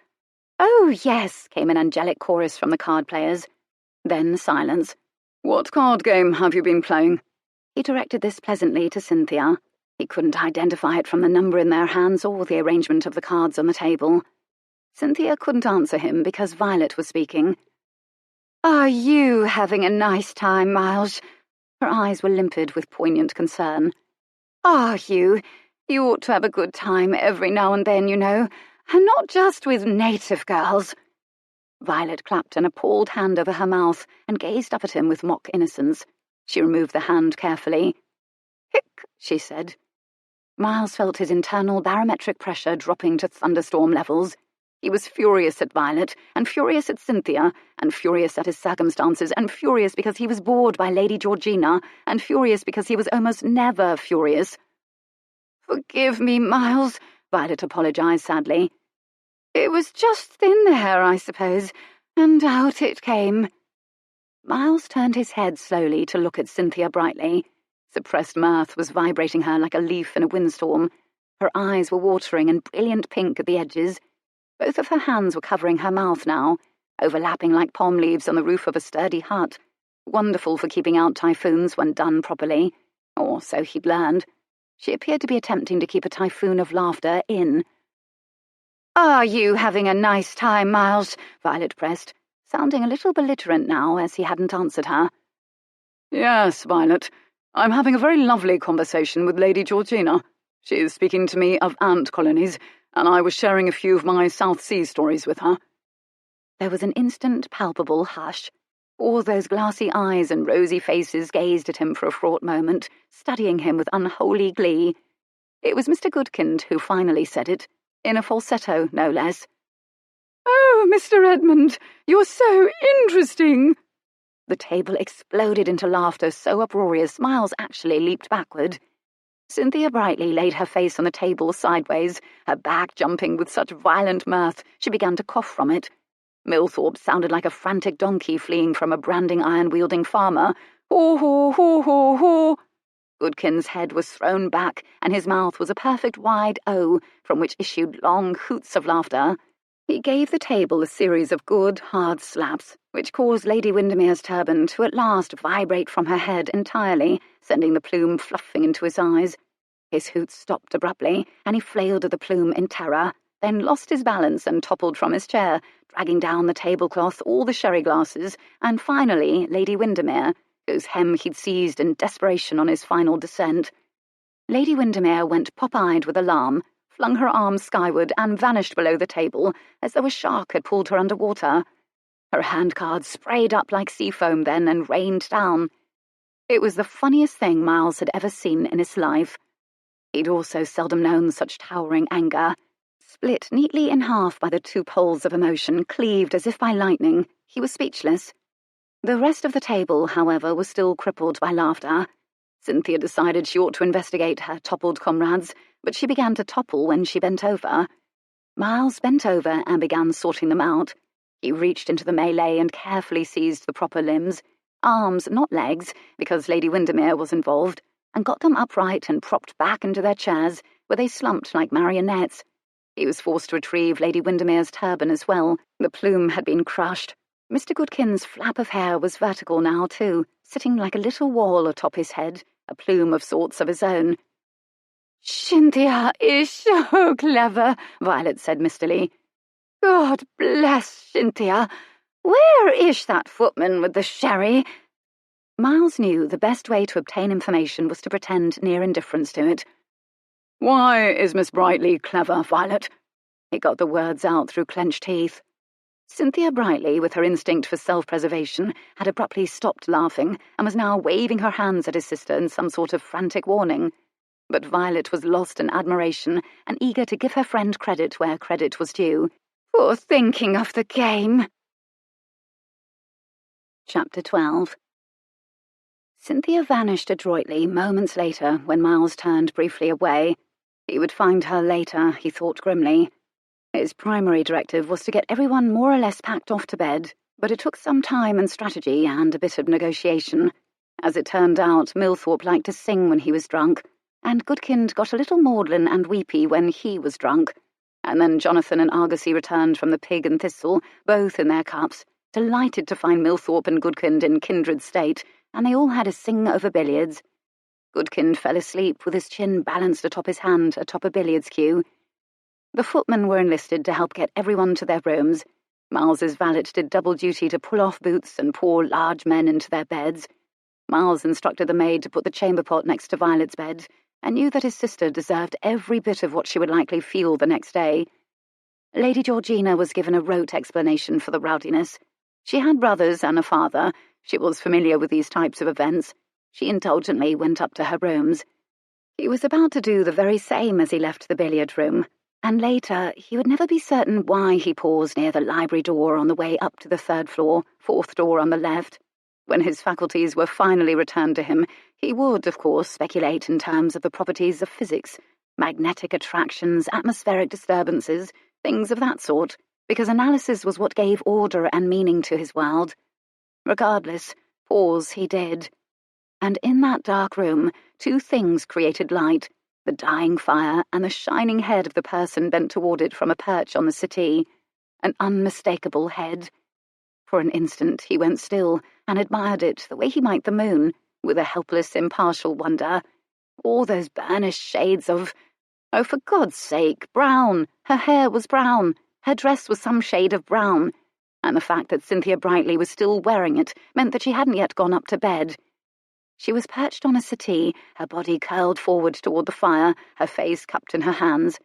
Something about the pose implied... Was she... Could she be weeping? He froze, instantly restless and panicked. He took a step forward, a step backward, and then her body slowly curled upright again, as lyrical as a flower blooming, and one hand dropped to her lap and... For God's sake, she'd been leaning over to light a damned cheroot in the fire. She balanced it at her lips with a disconcertingly practiced motion, and was clearly about to suck it into full flaming life when he spoke. "Where did you find a cheroot?" Her head whipped toward him, and she launched her cheroot-holding hand the entire length of her arm away from her mouth, looking like a chaste maiden fighting off a zealous suitor. She froze that way, her eyes round and white as eggs. Miles tried and failed to turn his laughter into a cough. She reeled her arm back in. "I nearly swallowed this thing whole," she said peevishly. "I searched the house over for it too." "You went searching for a cheroot?" She stared at him, her head at a slight tip, dark brows diving toward the bridge of her nose. And then, with pointed theatricality, she slowly, pruriently slowly, inserted the tiny cigar between her lips, pursed them around it, and sucked until the tip was a tiny, angry red dot. Miles was undecided as to whether he was fascinated or repelled. Though he was certain he was aroused. Out of genuine curiosity, he waited to see if she would cough or tear. Instead, she sagged elegantly against the generously curved arm of the settee, cast her head back and released a slim geyser of smoke toward the ceiling. The elegant sagging shifted her bosom in the confines of her bodice, which was suddenly beautifully illuminated by firelight, soft, round, inviting. He stared, and he was, in just about a thrice, hard as a rock. I searched the house over, and at last I found 3 of them in the humidor in this room. Fortunately, this room already smells of cheroots. Muskets, sherry, and a room that stinks of tobacco. The stuff of every young lady's dreams. I find cheroots relax me. I suppose hunting heirs can ride roughshod over the nerves. She rewarded this terse witticism with a duck of her head and held the cigar out before her to study the burning tip reflectively. The thing is, I find being incessantly good and sparkling leaves me strangely depleted, and as I will be allowed no habits at all when I am married, or rather honour dictates that I continue with the habits I've demonstrated thus far, the urge suddenly overcame me. Miles was silent. He didn't know which part of this revelation to address. "Honour, Miss Brightly," he decided upon. Her head turned sharply toward him. "I've more notion of honour than many of the people sleeping under this roof tonight, I'd warrant, Mr. Redmond." She left her gaze level with his. He wondered suddenly whether he was included in the remark, thinking of Lady Middlebow, 3rd floor, 4th room from the left, which is where he should be right now. She took his silence for the apology it was. What precisely was the nature of the game tonight? He genuinely wanted to know. We were all to drink when Lady Georgina said, "Oh, Mr. Redmond, you're so interesting." He was struck. Imagine Cynthia noticing such a thing. And once again he was torn between hilarity and anger. Georgina did say it rather a lot. "Perhaps she thinks I'm very interesting." He said this dryly. "That could very well be," Miss Brightly allowed sceptically. He couldn't help it. He smiled. She shifted again on the settee, and her dress pulled at the swell of her breasts, and his smile vanished, and he felt that familiar difficulty with his breathing. "She's very nice," she added. It sounded almost like an accusation. "That isn't her fault," Miles said quickly, which then struck both of them as funny, and they both smiled this time. The smoke she'd released now hovered over them like a net about to drop. "Leave now, you bloody, bloody fool," the voice in Miles's head said. "Have you considered that you'll spend your entire wedded life depleted, as you say, Miss Brightly?" She turned to look at him. "Depleted but rich," she corrected slowly, deliberately. He went still, and then the fury was instant and seemed to come from nowhere and everywhere. It propelled him into the room and down on his knees next to her, so swiftly she didn't have time to gasp. He gained an impression of her wide blue eyes and of the cheroot tip glaring between her fingers like a third accusing eye. And then he plucked it from her fingers and hurled it into the fire. They stared, astonished, toward where it vanished, devoured with a pop and a hiss. Silently they sat. Miles watched the flame inexorably reducing the log to ashes, feeling oddly spent. After a time he became aware of Cynthia's breathing beneath the groans and pops and hisses of the fire. The logs sounded as though they were objecting to being consumed. He turned slowly. She wasn't staring at the fire. She was staring at him, and some expression that haunted him fled her eyes when he turned. Shadows of flame leaped and shivered over her throat, as though she herself were being consumed. As if to test whether this was true, he watched his hand move toward her. His fingers landed softly, softly beneath her jaw. Her breath snagged audibly, and so did his. He couldn't stop. She didn't stop him. With 2 fingers he slowly, purposefully, gently followed both the clean, fine line of her jaw and the unthinkably soft skin beneath, marvelling at this contrast in textures. Like a vigilant chaperone, he watched his own fingers as he drew them slowly, slowly, down, down, down. Her throat was satiny and hot, frighteningly delicate. Her pulse bumped hard there, sending blood rushing through her veins, flushing her skin with the heat that transferred itself to his own skin. The surface of it felt feverish, every cell of his body alert to, craving sensation. Onward his fingers journeyed. They made an almost whimsical figure 8 over those bones at the base of her long neck. "I don't want you," she said. It was a cracked whisper. Miles, the truth-seeker, sought proof of this. Lower, just a little lower, just above the pale round give of her breast, his fingers found again her rapid heartbeat. He paused them there to savour, with vindication, its tempo, and levered his head up to meet her eyes. It was the only warning he gave her before he eased his forefinger into that alluring crease between her breasts. Her head jerked back, her lips parted on a silent gasp, her ribcage gave a minute leap. "I don't want you either," he whispered too. It seemed the proper language for the dark, the language to use when touching bare skin. And at that she smiled faintly.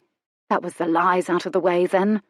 And when Miles slowly withdrew his finger from its silken berth, desire dragged a slow rapier line down his spine, and he was tense and shaking with it. But he was a man of method. He retraced his path lightly up over her chest, her throat, to her face. And there at last he tipped his fingers up, creating a little cradle for her jaw. Cynthia turned her cheek into his palm, and as he once suspected, it fit into his hand as though carved for the purpose. Her eyelids drifted closed. His thumb ran once over her cheek. Oh, God, there were no words for how soft her skin was. They were creating something dangerous and foolish that could never end well. Pleasurably, perhaps, but not well. But it felt like gamesmanship. Miles disliked the quality in people. He disliked strategizing. It reminded him a bit too much of his father.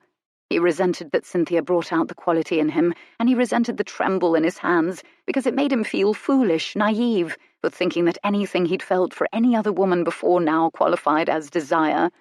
He now knew he'd only known appetite before, the one he could satisfy at whim. This had him at its mercy, and implicit in surrendering was the fear he would simply never sate himself. To hell with gamesmanship. He knew how to be direct. He took his hand abruptly from beneath her cupped chin, fitted it around the back of her neck, and sought with his fingers that column of tiny buttons that closed it up.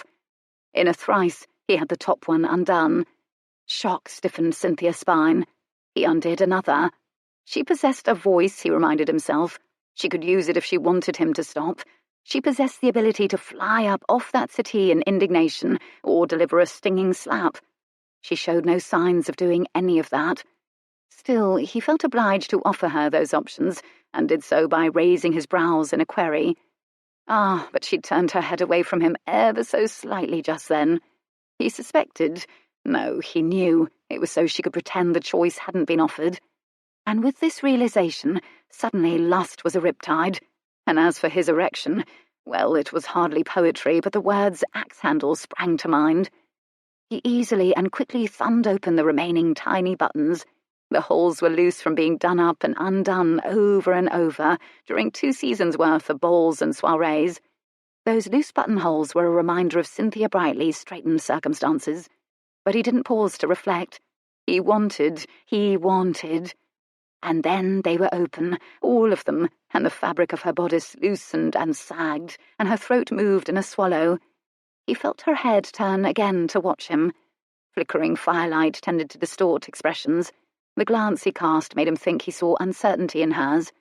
But he promptly buried his face into the crook of her throat, so he wouldn't need to wonder about it. A few threads of her hair came down to brush his cheek. He breathed her in, sweetness and smoke. He considered then that he ought to have begun by kissing her mouth. In truth, he was working his way toward her lips, because he now knew he could lose himself entirely there, and the idea of experiencing that sort of vertigo again unnerved him. He surprised himself by licking her instead. Given how rigid she went, he wasn't the only one surprised by the licking. Still, he'd begun, and he felt compelled to commit to it. His tongue continued in a slow line up the chord of her throat. Cynthia remained unnervingly still, tense as a harp-string. He began to feel a trifle uncertain. Was she shocked? Frightened? Horror? She exploded in a muffled giggle. Wonderful. She'd been suppressing hilarity. For heaven's sake, Redmond, you're not a spaniel, and I'm not a bone, so you needn't go at me with your tongue like— His tongue flicked out to touch delicately the lobe of her ear, which silenced her instantly. He knew why. The promise inherent in that particular little caress made the point. He knew things about her body she'd never suspected, and how to make her feel things she'd never imagined. And because of the sensations one flick of his tongue against her ear had sent through her body, she was enthralled to possibility. He followed through on the promise. He dipped his tongue into her little ear, delicately, once, twice, his breath soft and warm there too. He took her lobe lightly between his lips. Cynthia exhaled a soft breath, sucked in a deeper one, and her body shifted on the settee, her fingers slowly curling and uncurling in the plump velvet in an attempt to accommodate the current of new pleasure he was sending through her body. He left her ear to blow softly over the path his tongue had traced. "Oh, oh!" One O for comprehension, the last one the fractured whisper for arousal. Cynthia's hand stirred indecisively then on the settee, and then it took slow flight and came to rest softly on the back of his neck. Her fingers knit up through his hair, and with this act she was fully complicit. It also reminded him that he'd been keeping his own hands knotted against his thighs, as if in solidarity with the axe-handle cock imprisoned in his trousers. Ridiculously delighted to recall he possessed hands, he freed them to do what he'd intended to do all along, lower that bodice. Miles devoted himself to kissing her throat now, kisses involving lips and tongue and teeth, the variety intended to dazzle her senses and distract her from the fact that his hands were now peeling the dress away from her shoulders and would have her breasts out in seconds. Her neck arced to abet his kisses, her fingertips glided over the nape of his neck, her nails lightly scoring his skin, sending threads of lightning through his veins. Sweet, merciful. And then at last the dress slipped the rest of the way of its own gravity with a silken sigh of its own. Cynthia Brightly was nude from the waist up, and Miles abruptly stopped kissing to admire. Her breasts were saucy and luscious and vulnerable, and before the woman who possessed them could become fully aware of how exposed she was, he cupped his fingers beneath the silky curve of one and bent his head to apply his tongue with wonder and skill. Cynthia made a sound, something between a gasp and a whimper. The velvety wet heat of his mouth shocked her, the sensation unbearably exquisite, in a way she was tempted to battle. It was too much and too good and too foreign, and she was frightened. And she'd told herself she would be good. And still his tongue did slow, deliberate things to the stiff peak of her nipple as his fingers feathered along the tender skin beneath her breast, and hot ribbons of sensation unfurled through her body. "Miles!" She wanted him to stop. She couldn't bear it if he stopped. He did stop, but only long enough to rise up from the floor and in a fluid motion stretch his long body alongside her on the settee. He gently and expertly folded her into his arms as though anticipating no protest or struggle, as if to cover and protect her, though he was the one who'd exposed her. She offered no protest or struggle. He sought her mouth with his. She gave it to him with hunger and relief. Her lips parted for him, and his tongue found hers, and she took it greedily. She was new to this sort of kissing that led places and meant things, but she didn't care. It became a battling kiss, a hot and graceless tangle, deep and invading, dark and drugging. She learned and refined as she kissed him. She gave back what he took and wanted more. So it was this she needed, his tongue in her mouth, and now, just now, and then to feel the low moan in his throat vibrating through her. I did this to him. But as his tongue plunged and tasted, drove her to depths she didn't know she possessed, dissolved the supports of the world from beneath her, his fingers were gliding so very, very lightly, reverently over the surface of her bare back, skimming the blades of her shoulders, following the line of her spine up to the fine hairs at the nape of her neck, leaving a trail of sparks on her skin. The sensation was like being simultaneously devoured and cherished. Her eyes felt hot, with something nearly like tears. She broke the kiss abruptly, placed a hand hard against his chest. "I don't," she whispered urgently, her voice shredded and frightened. His hands froze on her. He stared down at her, his dark eyes glittering even in the shadows, nearly obscured by the fall of his hair. What had he done with his spectacles? He must have deftly removed them. His vast shoulders beneath her hands rose and fell hard. What was he thinking? What was he feeling? She didn't dare ask. At last she shook her head roughly, unable to say anything or even remember what she'd meant to say. She found her hands on either side of his face, pulling him down to her mouth again. She was afraid of herself. She stopped kissing him to reach for his shirt buttons, and she stared at her 10 fingers dumbly, as though she could not be held responsible for their actions as they worked upon the first one. She felt Miles Redmond's eyes on her face.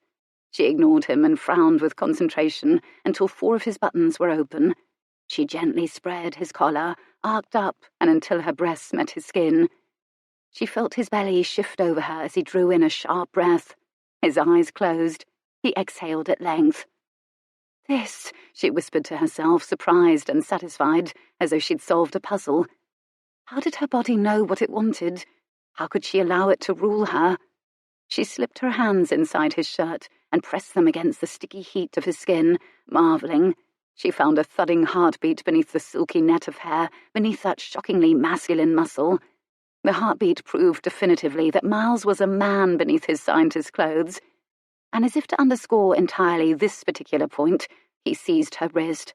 He placed her hand over his cock, and then dragged her hand slowly, roughly down the length of him. "Like this." The coarse demand frightened and thrilled her.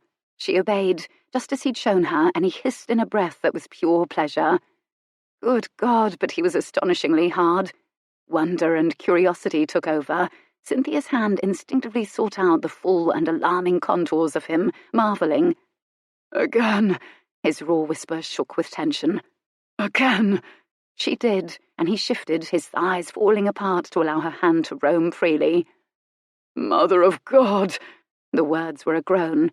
His hand slid hard down her back to her buttocks and cupped them to lift her roughly against him, and he was so rigid he hurt her, hurt the soft join of her legs. But she wanted him there, and pressed herself closer to him, and she gasped at an unfamiliar bliss. She suddenly felt the air of the room on her calves as he began to furl her dress up in his fingers. Quickly. Her body was bowstring tense, shaking with a need she didn't understand, her limbs stiff and awkward with it. She only knew she needed him closer, closer.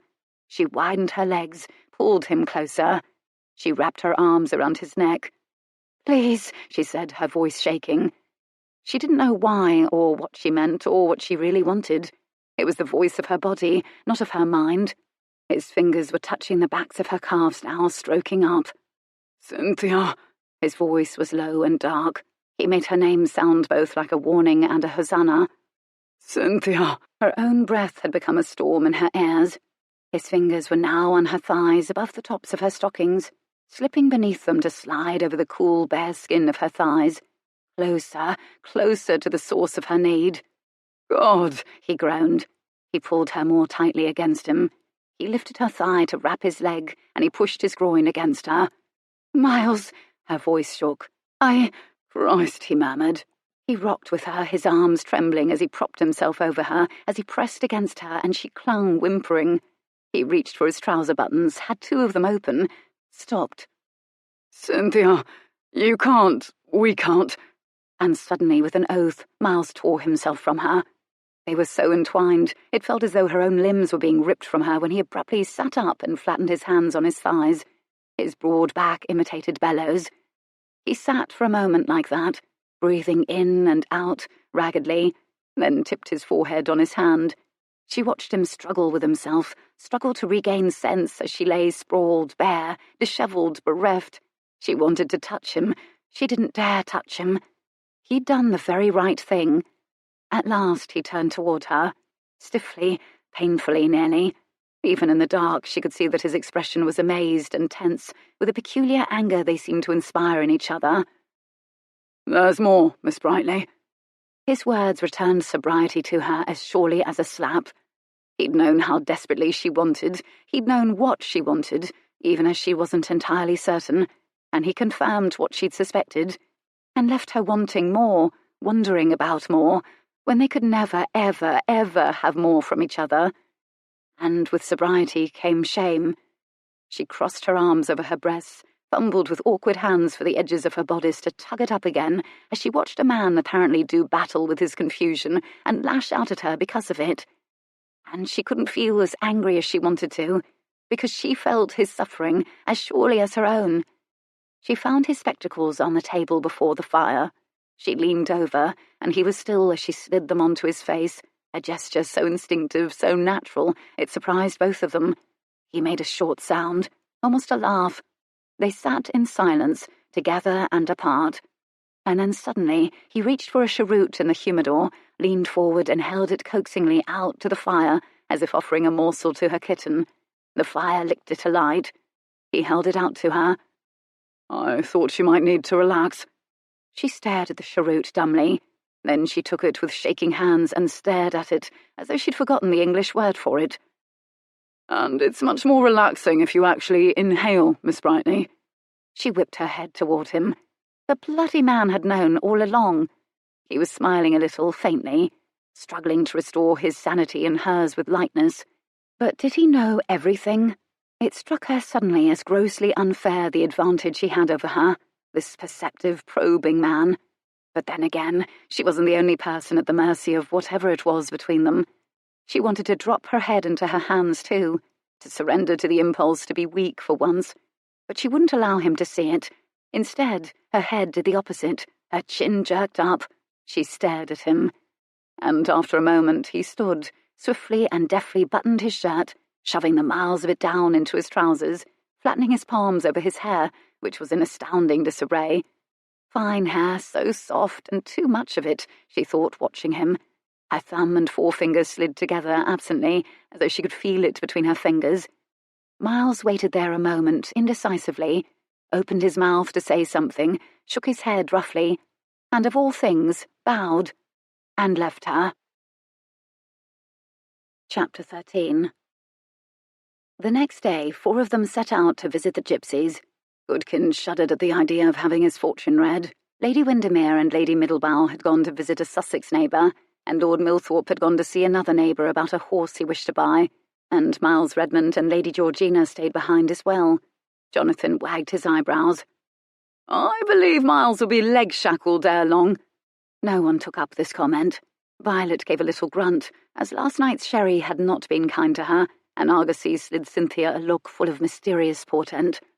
Cynthia was boarded into the carriage in the morning, quiet and desolate and utterly absorbed, and doing her best to disguise it, because Argosy was clearly full of admiration for her and enthusiasm for their escapade.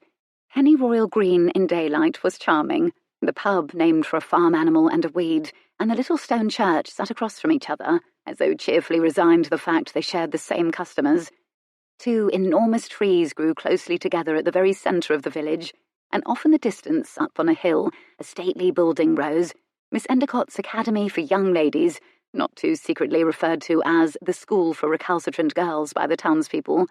A swath of brilliant, fragile red poppies led up to it. "We should have put Violet there many years ago," Jonathan told Cynthia. "I should have organised a mutiny," Violet said easily. "It would not have been sensible to put me there." "Doubtless you are right," Jonathan agreed, yawning. He'd been awake very, very late over billiards with Milthorpe and Argosy, and he'd had rather more to drink than his sister or Cynthia. Violet, pale from far too many glasses of sherry during last night's drinking game, had only cast her accounts once, she'd confided proudly to Cynthia. Cynthia's head felt a little woolly, but she was quite accustomed to fast living and had been equal to the sherry. She was subdued for an entirely different reason. "Well, I'm certain I'll learn from the gypsies that I shall take a long ocean journey and meet a tall, dark stranger," Violet said. Jonathan laughed. "I only wish you'd take a long ocean journey." She gave him a little kick. "Children," Cynthia said. Still, it fascinated her, and sometimes taunted her to the point of restlessness. This easiness, this playfulness, this taken-for-granted affection and history and money. She wanted it. She wanted it for her children. She wanted children. She wanted a family. Argosy smiled at her warmly. His thigh was but 3 inches from hers. She saw her own thighs in an entirely different light now, since she'd had them wide open and dangerously wrapped with Miles Redmond's last night. Her hands curled tightly into her dress to steady herself as the memory washed through her body and made her weak with want. "Miles took a long ocean journey, but he returned," Jonathan said. "Miles will always return," Violet said contentedly. "No matter what he does, he's quite reliable." Cynthia had left the quite reliable Miles's arms in a fog of bank desire, said good-night to Susan the spider and Spider the cat, and expected to lie awake in a torment of confusion and desire, both banked and thwarted, to doze fitfully, be torn from sleep by her nightmare and doze off again until the maid arrived to build the fire. Instead, oddly, there was something protected now about her room despite Miles. No, because of Miles. Because he'd given her a small cat, which vibrated alternately on her stomach, her knees, and finally, at least when she awoke, on her head. She'd slept the night through. Another miracle. "There's more, Miss Brightly." Desire at once arrowed through her, and her breathing hitched. Argosy smiled secretly, just for her. Why didn't his very nearness, his fine features, make her weak? Why didn't she picture melting against his slim body and wrapping her thighs around? "The gypsies are here every year," Cynthia said instantly to get the word Miles out of the carriage and out of the conversation and out of her thoughts. "Oh, yes, since I can remember," Jonathan said. "I've known the Heron family for years. We were sometimes allowed to see their entertainments as children, and I like them well enough, thieves and rascals though they are. I wouldn't call them a bad sort, but the fortune-telling is pure nonsense." He yawned again. Cynthia exchanged an indulgent glance with Argosy. "We know better," it said. The carriage horses were pulled to a halt at the edge of a meadow that rolled softly, like a blanket carelessly tossed aside on a bed. There was a rise over which they couldn't see, but intriguing masculine laughter, hoofbeats, and shouted rom, the gypsy language, floated from the other side of it.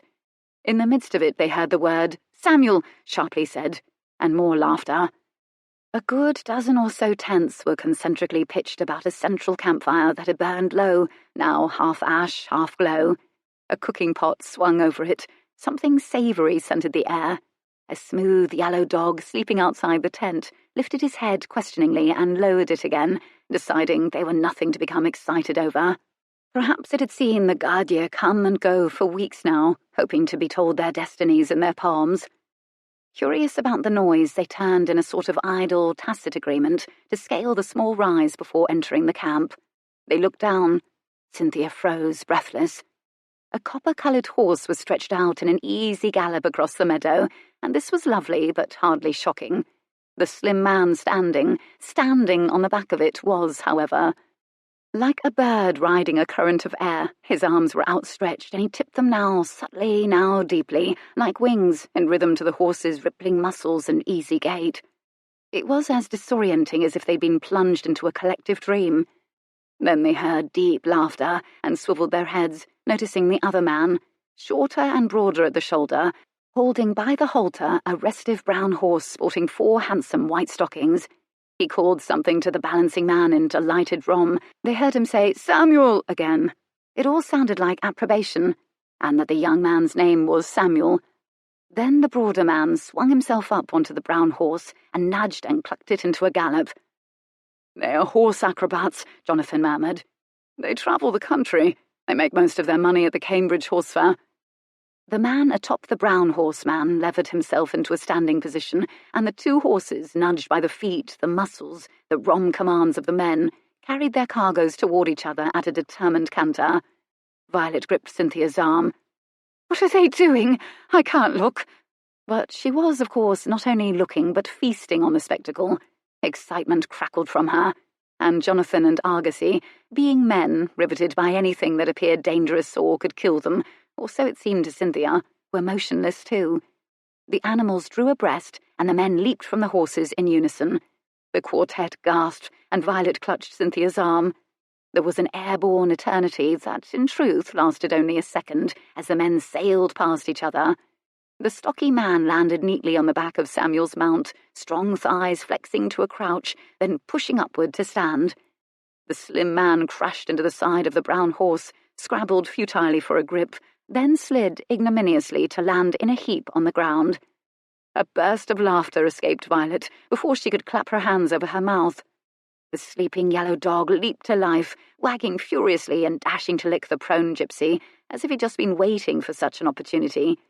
Samuel struggled to an upright position as the brown horse trotted nonchalantly off, riderless, looking for all the world resigned. The gypsy called Samuel looked up, shading his eyes, and scowled in Violet's general direction, where the peals of laughter were coming from. "I am glad I can amuse you, Guardian." I am glad too, Violet called cheerfully. Her brother shot her a warning look. Redmonds did not flirt with gypsies, which she of course ignored. I could have been hurt. But you are not, Violet said pragmatically. Or not very, anyway. Are you? No, he conceded after a moment. He sounded good-natured about it. Samuel rubbed the yellow dog's ears and said something to it in Rom that made it wag all the more vigorously. He said something else that was apparently much less polite to his partner, who threw up his hands and responded with a stream of amused-sounding Rom. His partner was laughing at him too. The first part was very nice, Violet called in an attempt to mollify. Cynthia gave Violet's arm a squeeze. She wasn't certain whether Violet would interpret it as encouragement or warning. Was it, Gadye? Perhaps you'd like to give it a try. It was elegantly sarcastic. Could I? Violet, Jonathan warned again. This time the warning had an edge. Miles will kill you. Samuel whistled to the wandering horse, which was now docilely nipping at meadow grasses. The horse ambled over, and Samuel reached up for its halter and used it to pull himself to his feet. He led his mount over to the group. His eyes were remarkable, brilliant alder leaf green, an extraordinarily pure colour, as though no one in his lineage had ever mated with anyone with eyes of a different colour. His nose was narrow with a bit of a hook, and his lips were full, the upper one arching over the bottom to form very nearly the shape of a heart. He'd tucked copper-streaked brown hair behind his ears. His skin was the burnished shade of a copper kettle, a degree lighter than the coat of his horse. Handsome devil, in other words. Young, slim, exotic. Cynthia immediately understood the appeal of the exotic, and she was not at all immune to handsome devils. But he seemed to have eyes only for Violet, who, to the consternation of her brother, was not at all displeased at being the subject of gypsy attention, and was returning it measure for measure. You have almost gypsy eyes, Gadye, he said to Violet, as though answering a question she had posed. Nearly as beautiful. Violet's eyes widened at the boldness. Jonathan and Argosy moved in closer to sandwich her between them. The stocky gypsy said something to Samuel in Rom. It had the distinctive tone of a warning. Samuel gave a start and seemed to take his first very close look at the men. It is Mr. Jonathan Redmond. He bowed low to Jonathan. Forgive me, I did not recognize you. 'Twas your hat, you see, your face. He smiled, touched his hand to his forehead to make it a jest. Jonathan relaxed his brotherly protective stance somewhat. How goes it, Samuel? I've not seen you since 2 years. I have travelled with my uncle. He gestured behind him to the stocky man. To learn the horses. Silence, and then all in a rush, Jonathan said. Will you show me how to ride the horses like... Good God, no, Gadye, I am not mad, and you are not a gypsy. We do it for money, not for fun, he said matter-of-factly. He was amused. You'll break bones. Your brother will kill me then. Gypsies do everything for money, Argosy said. He was bristling with jealous fascination. Your friend is correct, Samuel said cheerfully. He turned curiously to Lord Argosy. Anthony Cordell, Lord Argosy. Jonathan provided the introduction, and Argosy provided the bow, which was a thing of majesty. Samuel bowed low, too, though his bow looked theatrical and almost mocking. This is my sister, Miss Violet Redmond, and our friend, Miss Cynthia Brightly. Jonathan gave the word sister a bit of a warning inflection. Samuel the gypsy's eyes widened briefly, and he gave a quick nod. I have not yet had the pleasure of meeting your sister. His voice had gone formal. And 'tis a pleasure indeed. Why have you come for a visit, friends? We leave tomorrow. He gestured at the camp, which still looked intact. We'd hoped to have our fortunes told, Cynthia told him. He gave her a dazzling smile and lingered on her face speculatively.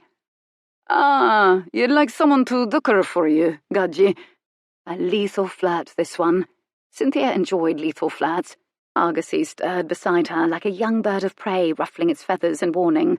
Ah, this was good, but she must be very careful. Violet was a bit too quiet. She was watching the gypsy boy raptly, but he seemed to have forgotten her after his initial burst of flirtation, or he was carefully not flirting with the daughter of a Redmond, because he did not want to be skewered on a Redmond pike. Very well, Samuel said. Follow me. It's of a certainty me auntie will tell your fortune for you, if you've coin for it. The 4 English guests followed the slightly limping gypsy, who led the brown horse and was followed by the yellow dog. "Probably stolen," Argosy muttered. "The horse?" "Probably," Samuel said cheerfully over his shoulder. "I cannot recall." Samuel disappeared into the 3rd tent they came to, and emerged followed by a sallow rom girl dressed in shades of beige and brown. Her sombre clothing was almost an apology for the springing abandon of her curls. Cynthia swiftly counted 9 hairpins glinting in the mass, but snakes of glossy dark hair bobbed everywhere over her forehead anyway. Her face was spherical and the colour of tea mixed with milk. Her eyes were a shade darker than harvest moons. "I shall ducker for you, Gadye," she said, "but I mun see your coin first, like." "Martha, come away!"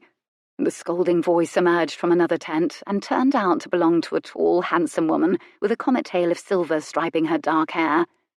"You're not yet ready to ducker, as you can. You've work to do. Off!" Then she said something rapidly in Rom that made Martha's face darken, and the girl vanished with a flounce back into the tent.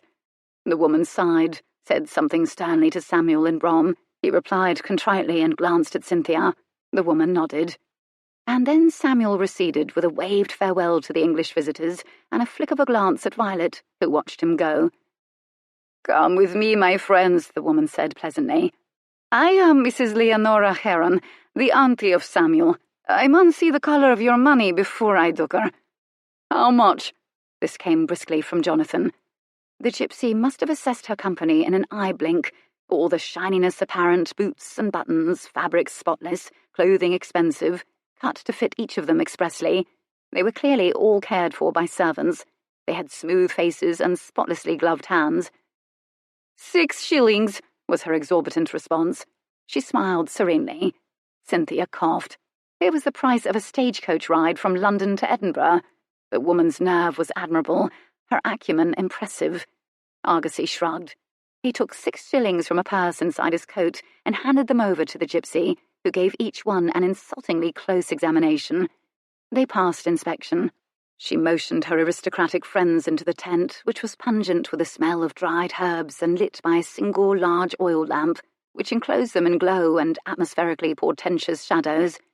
Cynthia saw their silhouettes thrown against the back wall of the tent, and she thought, as Jonathan and Argosy moved closer together, that their shadows together made one the size of Miles Redmond. She squared her shoulders and tossed her head. Argosy was handsome, and his purse clinked as though it were nearly bottomless, and here he was next to her, smiling, eager to be supernaturally persuaded that she would be part of his future. Miles had slept badly. A carafe of very black coffee and the content of his correspondence revived his mood, however. He'd broken 6 seals this morning on letters from members of the Royal Society. 6 brilliant, adventurous men expressing enthusiasm, pledging time and resources for his next expedition. He savoured the thrill quietly. The satisfaction ran bone deep. Not once had he doubted he would return to Lacau on a grander scale, because he'd always accomplished everything he set out to do. But it might have taken years to plan, years to amass the proper resources and financing.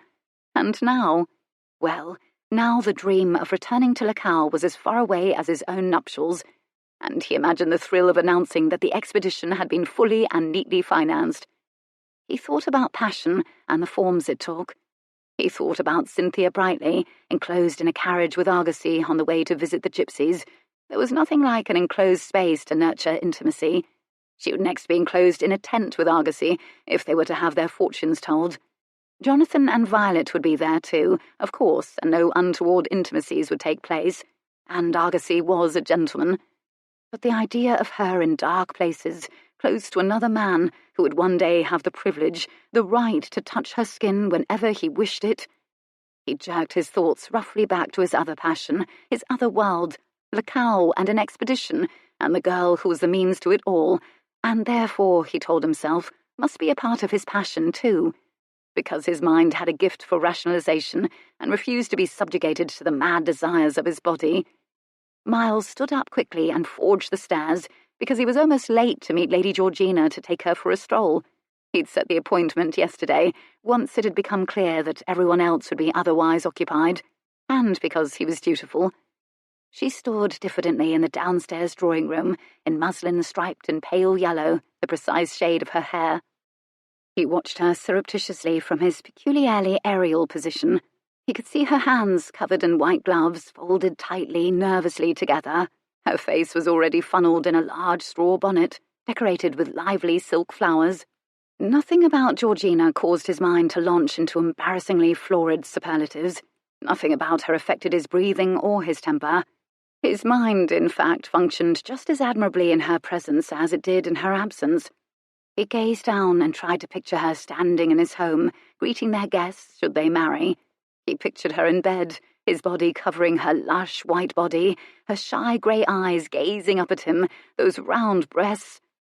His mind could gain no purchase on any of the images. They altogether refused to form, thinking it felt like a betrayal, and this was patently ridiculous and unnerving and confusing. She admired him fiercely, at least. It was in her eyes, in the light of her face, when she heard his footsteps on the stairs as he came down now. This was flattering and inexplicable, but perhaps an indication that the girl had a certain sensibility after all. She should have been mooning for Jonathan, or for Argosy, who was at this moment enclosed in a carriage with, "Beautiful day for a walk, Georgina." Why did he always begin with the weather? Because platitude was a language everyone spoke, he supposed. "Oh, yes," she agreed.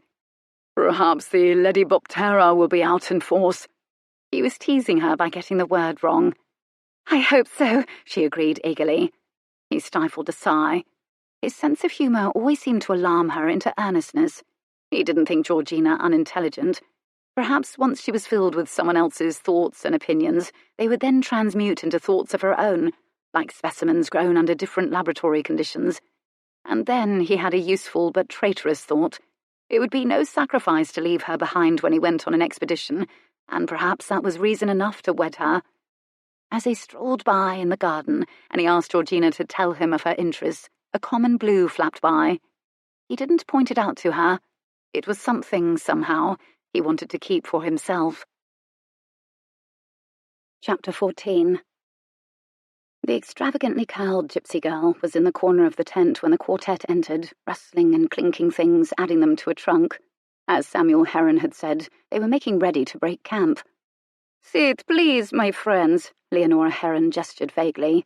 There were no chairs. Violet was always reluctant to muss anything, and she glanced sceptically at the floor of the tent. But it appeared to be spotless, and the place smelled very clean, like an apothecary or a doctor's office. Her brother gave her a long, suffering sigh, produced a handkerchief, and spread it out for her on the ground. She knelt upon it. They all knelt in the circle of light. "How do you see the future?" Argosy was breathless with eagerness. He was close to Cynthia. His knee, quite daringly, brushed hers, moved away, brushed again. This contributed to his breathlessness. Cynthia kept her own knee very still. She watched her shadow blend with his and part on the tent wall across from them as they leaned toward Mrs. Heron. She felt a peculiar twinge of oppression. And then their shadows separated again when he turned to smile at her, that easy, secret smile, those white teeth in his amber-tinted, symmetrical face. "I shall duke her by reading your poems and the leaves, brother," she said. "Martha, bring in the kettle, please." The girl stood and flounced out of the tent, but not without touching lowered lashed looks upon all the young men. Jonathan was not immune to this particular look. He smiled. Argosy, however, was utterly focused on the business at hand.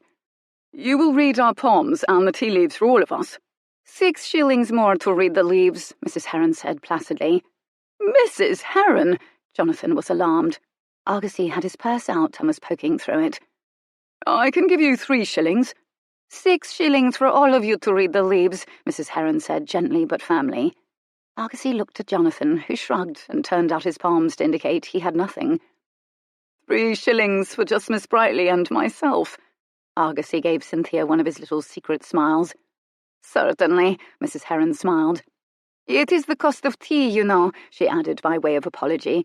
"I cannot give the duker away." "All right," Argosy said, sounding bored. Cynthia doubted that he ever considered the cost of anything. He probably didn't know the cost of tea. But gypsies were very clever, she thought.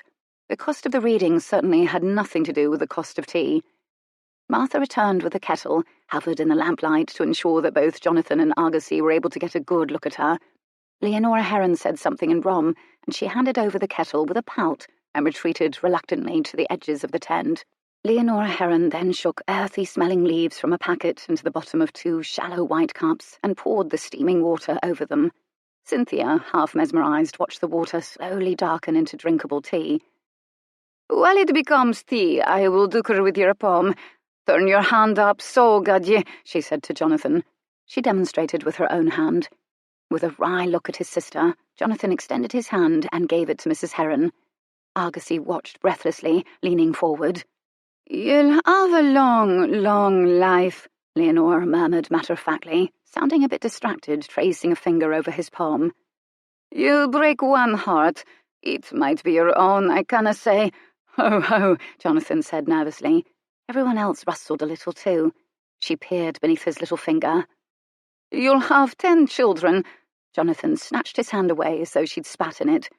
Leonora Heron's eyes widened innocently. Cynthia half suspected she'd read Jonathan's character correctly too, that the gypsy woman had known precisely how he would react to that particular bit of news, and saw a way to earn her shillings easily. "I'm done," Jonathan said simply. Mrs. Heron shrugged. "Next, Miss Redmond, I will read yours." Violet extended her hand gracefully as though bestowing a blessing on a peasant. Leonora Heron frowned into the hand for a long time. "I see a long ocean voyage." She sounded surprised. Violet rolled her eyes. "Aye, a journey far from home. A tall stranger, dark—" "Lovey!" Martha blurted from the back of the tent. There was sudden, total silence. Everyone swiveled toward the gypsy girl, astounded. "What is it, Bibi?" her mother said sharply. Martha didn't come forward. "The word was in my ear, Mama. At least, I think it was in my ear." She sounded genuinely surprised and almost tremulous. "I heard it just... Lovey." "Who is Lovey? The tall, dark stranger?" Violet wasn't terribly impressionable, but now she was curious. "Do you know anyone named Lovey?" It was a general sort of question for everyone in the tent. Everyone shrugged. "I do not know," Martha said sullenly. "Lovey, that is all." She fell silent. It was Violet's turn to take her hand nervously, quickly away from Mrs. Heron. "Perhaps you will read for Lord Argosy now," she said shortly. And then she folded both of her hands back into her skirt, as though she didn't want anyone else discovering things in them. Mrs. Heron said something to Martha in Rom, something that had a soothing inflection, and the girl resumed rustling and packing things. Lord Argosy whipped out his hand eagerly. The gypsy took it, gently spread his fingers, and pored over his palm thoughtfully. "This line is your line o' the art, gadye." She'd chosen to trace a line that nearly bisected his hand. I see here." She paused to examine it. "Why, I think you'll wed inside 2 months." She took pains to sound astonished. "I see, is it—" She clucked thoughtfully. "Why, yes, there is a girl. I see a girl. She is dark, she has light eyes, she is quite charming, not quiet." She looked up at Argosy.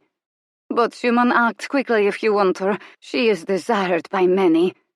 Argosy looked alarmed. He swiveled to gaze passionately at Cynthia. She produced a reassuring smile for him. She felt like producing a kiss for the gypsy. Argosy smiled with relief. "What else do you see?" he asked the gypsy, as the beginning of all of this had been so promising. "I see much pleasure and excitement," she said, tracing another line in his palm. She made this almost a purr. Argosy slid a sidelong glance at Cynthia. The man did enjoy innuendos. He cleared his throat. "I don't suppose, Mrs. Heron, you'd be willing to expound on the nature of the pleasure—" "Duck!" Martha screeched. Everyone flung themselves forward and hands over their heads. What? What?" Leonora Heron frowned and turned to her daughter. "The duck is empty," Martha trailed off, sounding faintly abashed to be saying something so patently absurd. There was a stupefied silence. "Bloody hell," Argosy muttered, managing to sound both astounded and resigned. "I suspected as much. What the devil, Argosy?" Jonathan said crossly. Argosy shook his head and exchanged a glance with Cynthia, who was nervous now. Leonora turned and said a stream of something to her daughter in Brom. Her face was troubled. Martha shrugged in the shadows. There was a flash of her white teeth. She was no longer disconcerted, but rather enjoying the attention. But she dutifully returned to packing the trunk. The lid closed with a dull thunk. She latched it noisily. And ye, God ye, Mrs. Heron beckoned with little swoops of her hand to Cynthia. Cynthia gave her palm to the gypsy, who took and cupped it in her roughened hand and began to use a finger like a compass point to trace lines. Leonora looked at Cynthia's palm for what seemed an inordinately long time. Then she looked up into her face, and what Cynthia read there was a gently curious, puzzled sympathy. Cynthia instantly felt panicked. She pled silently with her eyes. Leonora Heron met her plea with a firm complicity. I see, Leonora began quickly. She hesitated, then said firmly, A wedding in your future. It is your wedding, God ye. I think perhaps 'tis. Argosy rustled restlessly. His knee brushed Cynthia's again more decisively. It was surprisingly knobby. She could feel it through the fine fabric of her skirt and the fabric of his trousers. I cannot quite see whether your groom is fair, or, well, I think he mun be a man of great strength. Argosy meltingly met Cynthia's eyes. Great strength.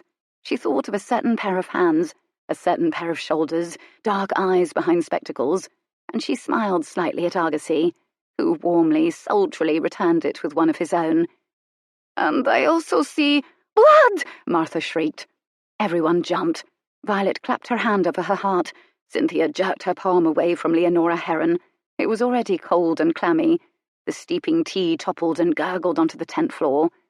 Leonora gamely attempted to ignore the interruption. Oh, and see, she said hurriedly to Lord Argosy. Here in your cup, God ye, the leaves of maiden art. Tea leaves clung to the inside of the cup. They all glanced into it, frowned. The residue might well have been in the shape of a heart. Then Argosy turned to look at Martha firmly. He was an aristocrat, after all. He wanted her to expound and expected her to comply. Cynthia began to panic in earnest. The girl really did have some sort of horrible, fragmented gift. Martha Heron was petulant chaos on legs. Not ready to duke her yet, indeed. Ready to shriek out non-sequiturs that might very well spell the ruination of Cynthia's future, more like it.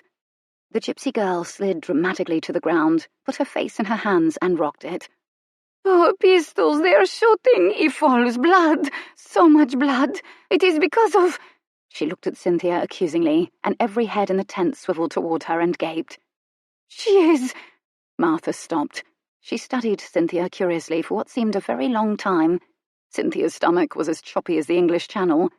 The silence in the tent thickened to palpability. Argosy's breath was clearly held. Good heavens, Martha finally said admiringly, as though she'd been reviewing Cynthia's history in her head. You're a minx, God ye, aren't ye? Needless to say, the return carriage ride to Redmond House was an uncomfortable one. Everyone seemed to be holding one-sided conversations with themselves.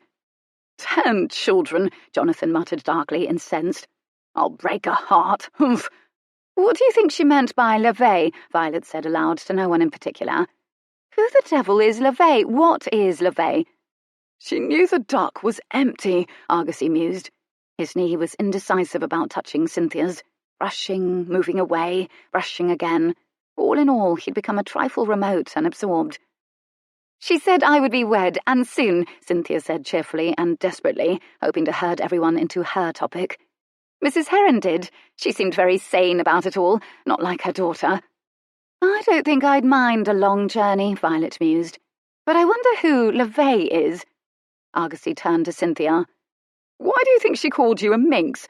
And what does she mean by blood? And perhaps she had a vision about the statue of David, Jonathan guessed. Cynthia shot its tender parts off. Cynthia glanced at him gratefully. It was a marvellous theory. Entirely wrong, but marvellous. And thought it was a man being shot, Argosy said dubiously. But she mentioned blood. Statues don't bleed. Jonathan slumped in the seat. 10 children. And so it went until they were home again. When they reached the house, everyone spilled out of the carriage and scattered, perhaps to recover from the visit. Cynthia scaled the stairs, hoping to find a safety net in the form of a missive from the unpleasant old woman in Northumberland, waiting for her on her dressing table. The table was bare, but Spider the cat was delighted to see her, and so she played with her cat for an hour or two, in this way keeping her fear at bay before venturing down the stairs again, wanting to see Miles and not wanting to see Miles. And the first person she saw when she went downstairs was Miles. The rest of the day was too sultry for any vigorous outdoor group activities, and inside the house, party guests formed quiet configurations. Goodkind was said to be upstairs in his room, working on his book about behaviour. Doubtless he was learning a good deal about the virtues of wickedness from his visit. Cynthia took the lay of the salon. Argosy and Jonathan were slumped in chairs, long legs outstretched, across from Lady Georgina and Violet, who held in their hands embroidery frames and needles. Lady Windermere and Lady Middlebow faced each other over backgammon at the game table. Millthorpe was the only one who had ventured out, taking a carriage to see a nearby Sussex dog breeder. Cynthia wondered whether she would be presented with a puppy, or if Millthorpe had decided he only needed for a wife the kind of woman who could shoot an apple even with a spaniel nose in her bum. Near the doorway, near her, sat Miles, seated at a petite escritoire facing a window with a view of a leaf-heavy tree. He was bent over correspondence. His too long hair nearly touched his collar, was swept sideways over his forehead. It gleamed against his pale skin. She'd wanted to know its texture. She now knew just how soft it was. The quill scratched rapidly back and forth over the foolscap. He looked up sharply from his work. He'd sensed her standing near, of course, seemed arrested momentarily by her face. Then he looked away slowly. His hands were at once still. The quill, which had moved like a living thing in his hand, seemed unnaturally motionless now. "Good afternoon, Miss Brightly." He said it almost gingerly. He still didn't look at her. "Good afternoon, Mr. Redmond." More innocuous words were never spoken between two people. Well, what language should she use now to speak to him, after she'd brushed her nipples against his and greedily twined her tongue with his? And then the slightest of rueful smiles turned up one corner of his mouth, which made her smile a little too, because, as usual, he seemed to know her thoughts. "Are you attending to correspondence?" Well, this was inane. She might well have said, "Are you attending to breathing?" "Yes, I shall be meeting a fellow member of the Royal Society this evening to attempt to persuade him to come along on my expedition. Brilliant scientist from Sussex. I truly hope he agrees to come along. I'm just sending a message off to tell him I'll be there." She hesitated. "Are you eager to go? Back to Lacau?" He leaned back a little in the chair. He breathed out a little. "Oh, if you only knew. There's so much more to see there. It's remarkable. I've only just begun to skim the surface. I could be forever discovering it. If only you could see how—" He trailed off, fanned his fingers in the air at the enormity of it, the magnificence of it. "I should love to see it," she said fervently. He looked up at her wonderingly. "Would you truly want to visit a place where plants eat meat?" She smiled. "Good heavens, yes.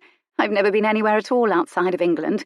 It sounds so beautiful and different, endlessly exciting. I should like to see a whole new world." He was watching her talk as if her mouth was a miracle, and then a ghost of a smile touched his own mouth. He knew every word she said was true. She was no stranger to excitement or privation or exploration, and liked all of it, save the privation part. Say it, she thought suddenly, desperately, irrationally. Say one day I'll go to Lacau, with you. Say it, Miles.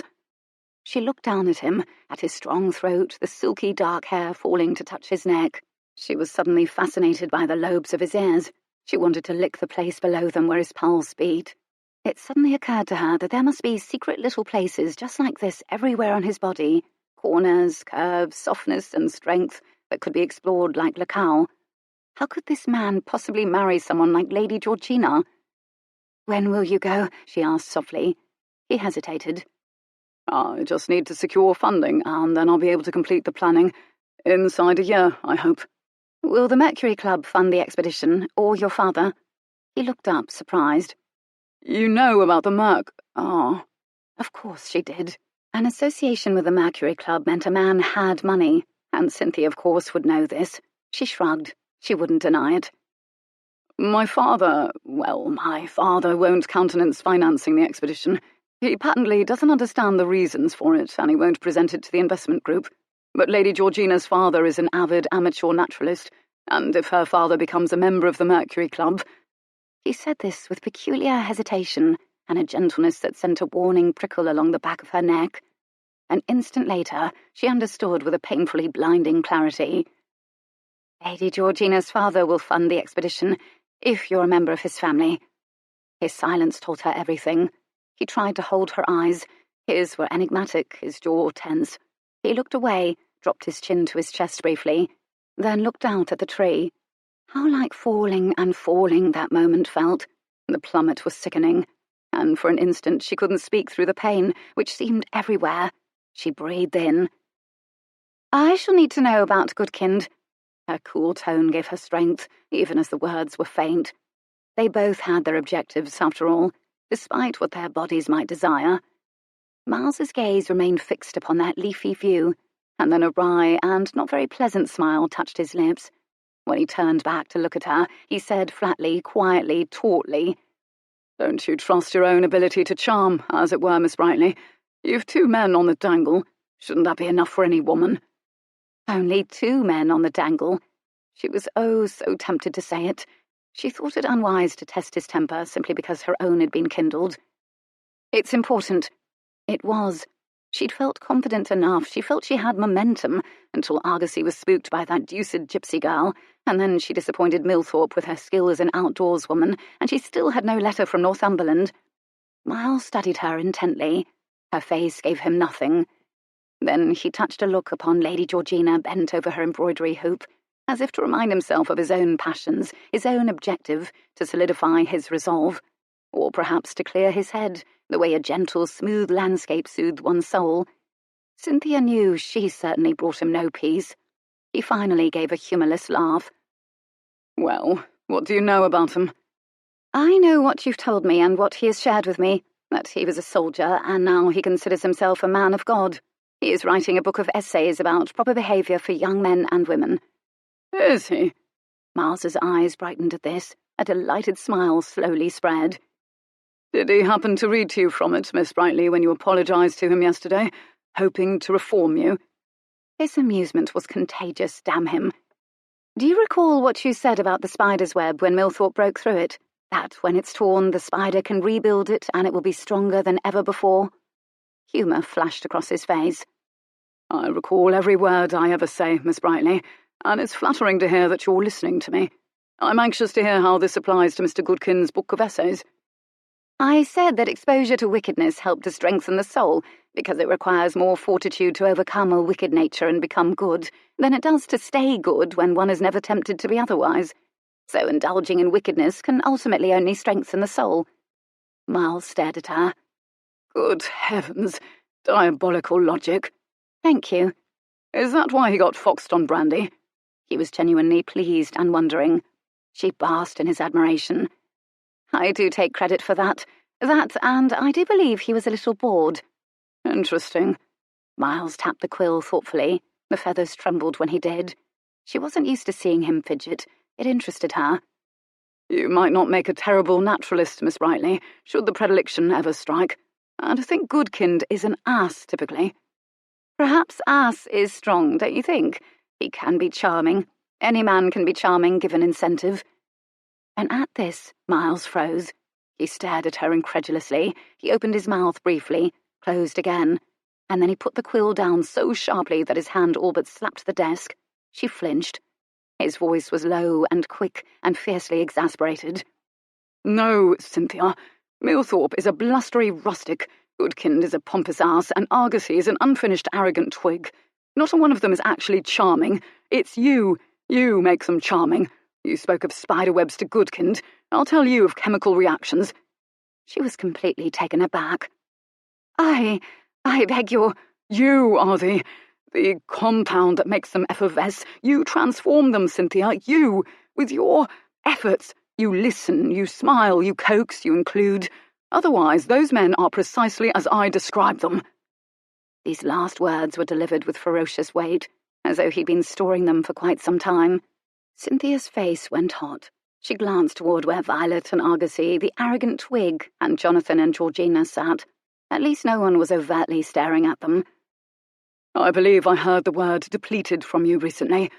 Miles's voice was still quietly fierce. Cynthia jerked her head back as though he'd struck her. Recently, of course, meant the night before.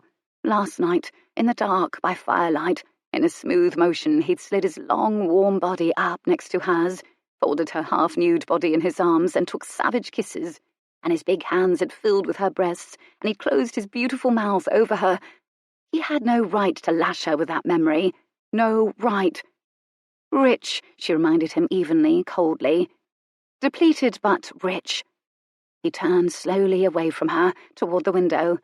Great bushels of teardrop-shaped leaves made nearly the entire view green. "They aren't as awful as that, they aren't," she insisted in a whisper, almost desperately. She needed to believe that they weren't. She wanted to persuade him. She wanted him to reassure her. He didn't. He was silent a moment longer. "Very well," he said evenly instead. "Here's what we know of Goodkind. We know he's wealthy, pious, pompous, and persuadable." This, he added somewhat wryly. "He's a widower, has 2 children, he has an heir, wouldn't be averse to a spare, was a good soldier, cannot hold his liquor, or so I've learned, but—" He hesitated curiously. "Well, should I assume you're interested in peccadillos you could, shall we say, exploit?" "Explore," she corrected primly, "is a better word." "If you wish." He picked up the quill and absently, gently ran his long fingers along it, as if soothing it after slapping it down impassionedly. "I hadn't wanted to mention this, as it might remove him altogether from your consideration, and I comprehend you wish to consider multiple options." Dryly said that. "And this is something very few know, perhaps myself and 1 or 2 other people." This was worrying. "Is he depraved in some way?" Well, that was a very general guess. It just seemed so unlikely. "It all depends on how you define depraved." Worse and worse. "You'd best just tell me." Let us just say that I have it on good authority from, shall we say, a female acquaintance of mine who works for a house of certain repute, that Mr. Goodkind—" He paused. "Just tell me," she hissed. "Likes to dress in women's clothing every now and then. He finds it erotic." Cynthia was dumbstruck. "I find women's clothing erotic too," Miles confessed cheerily. "I just don't like to dress in it. I like to remove women's clothing from women, piece by piece." He watched her closely. Cynthia knew her face had gone cerise because the temperature was burning her eyes. She surreptitiously pressed 2 fingers against her pulse and her wrist, and found it pecking with desperate speed in there. Trepidation about Goodkind and a great whoosh of lust had conspired to make a roiling cauldron of her stomach. She took a deep breath. He doesn't, not in public," she stammered, wondering if she should pretend to be worldlier than she in fact was, trying to find the silver lining. "Of course not. Absolutely in private. And he doesn't do it all the time." As if this was reassuring. "It's only upon whim." There was a silence. And now, well, now she was curious. "What manner of women's clothing? Please, not slippers and evening gowns." "Oh, stockings, garters, gloves, if he can get them. Once a bonnet, so I'm told." He said all of this matter-of-factly. Miles Redmond had seen and heard all manner of strange things in his life, including plants that ate meat and people who ate people. Apparently this hardly registered as such. She pictured it. She was quiet. And then— "Oh, good heavens," it had to be said. Cynthia couldn't decide whether she was appalled. Garters, gloves, bonnets, they seemed small, harmless things when taken separately, but on Goodkind, when engaged in intimacies such as she'd been engaged in last night. "Does this remove him from the running, Cynthia?" Miles simply sounded curious. God help her. She could simply not afford to remove anyone from the running, and again, taken separately, garters, gloves, bonnets. "Well, he doesn't do it all of the time, does he?" She was trying to convince herself. "Doubtless he'd like an understanding wife, with a versatile wardrobe." She said this somewhat desperately, but firmly. Miles stared at her for some time, and she saw the light of incredulity in his eyes. She refused to look away, and she refused to be ashamed. Miles would never know what it was like to be her. He could use the money provided by his future wife's father to send himself into exotic danger and beauty. He could seek out risk and danger and study it at whim. He didn't live on the very edge of survival as she did. He hadn't been born on the edge of survival. He dropped his head to look at his foolscap. He looked at that lifeless quill. She was quite sorry she'd asked about Goodkind's peccadillo. But then again, perhaps forewarned was forearmed, and perhaps she could present herself to Goodkind as sympathetic somehow. Miles looked up again. "How is Spider the cat?" This was her favourite subject. "Savage, fearless, affectionate. He sleeps on my head." He smiled, but his eyes didn't fully participate in it. They'd gone abstracted. They weren't warm. He glanced away from her. He gripped his quill and studied the feather pattern. "You don't have blue beneath your eyes. Are you sleeping at night now?" She was stunned, breathless. Her fingers flew to touch beneath her eyes, self-conscious. Of course this man would notice that she'd not been sleeping well. She turned away briefly. Was this why he'd given her a cat? Oh, God, what was the man doing to her? She stammered. She was entirely unused to someone looking out for her welfare, and it knocked the breath from her. Her equilibrium wobbled. "Did you sleep well last night?" she asked hesitantly. She did not want to care about anything he said or did. She cared about every minute motion he made, his every breath and word. His gaze had slid elsewhere very briefly. She caught it just as he was returning it to her, and when it did, his face had gone closed. "No," he said simply, finally. He looked her evenly in the eyes. There was no accusation or warmth in the word, but he presented it to her as if she'd know what to do with it, or what it meant. She didn't know. "There's more," he'd said last night, and she'd deprived him of it. I'm sorry." She didn't know why she'd said it. Mostly she was sorry she didn't understand his mood, and she was sorry they both seemed to be suffering, but she could not have said why they were. Her eyes followed the trajectory of his glance then. Lady Georgina wasn't on the end of it. It was Lady Middlebow, whose glance was now still slowly retreating from Miles, like a partner in a reel, sidelong, subtle, meaningful. The lovely brunette matron's expression hadn't changed, and Lady Windermere, her partner in backgammon, didn't seem to have noticed a thing. It was such a small exchange, so quickly, subtly done. One would have easily missed it. And she thought now of all of Lady Middlebow's little comments, the absence of her husband, due to return in a day or so, the explicit, absurd directions to her chambers she'd announced the other night. Cynthia's heart, warmed a moment earlier by Miles's concern, closed into a cold, tight fist. After a silence during which he met her eyes, and during which her face went hot, he motioned with his hand to his foolscap and his quill, widened his eyes a little, said nothing else.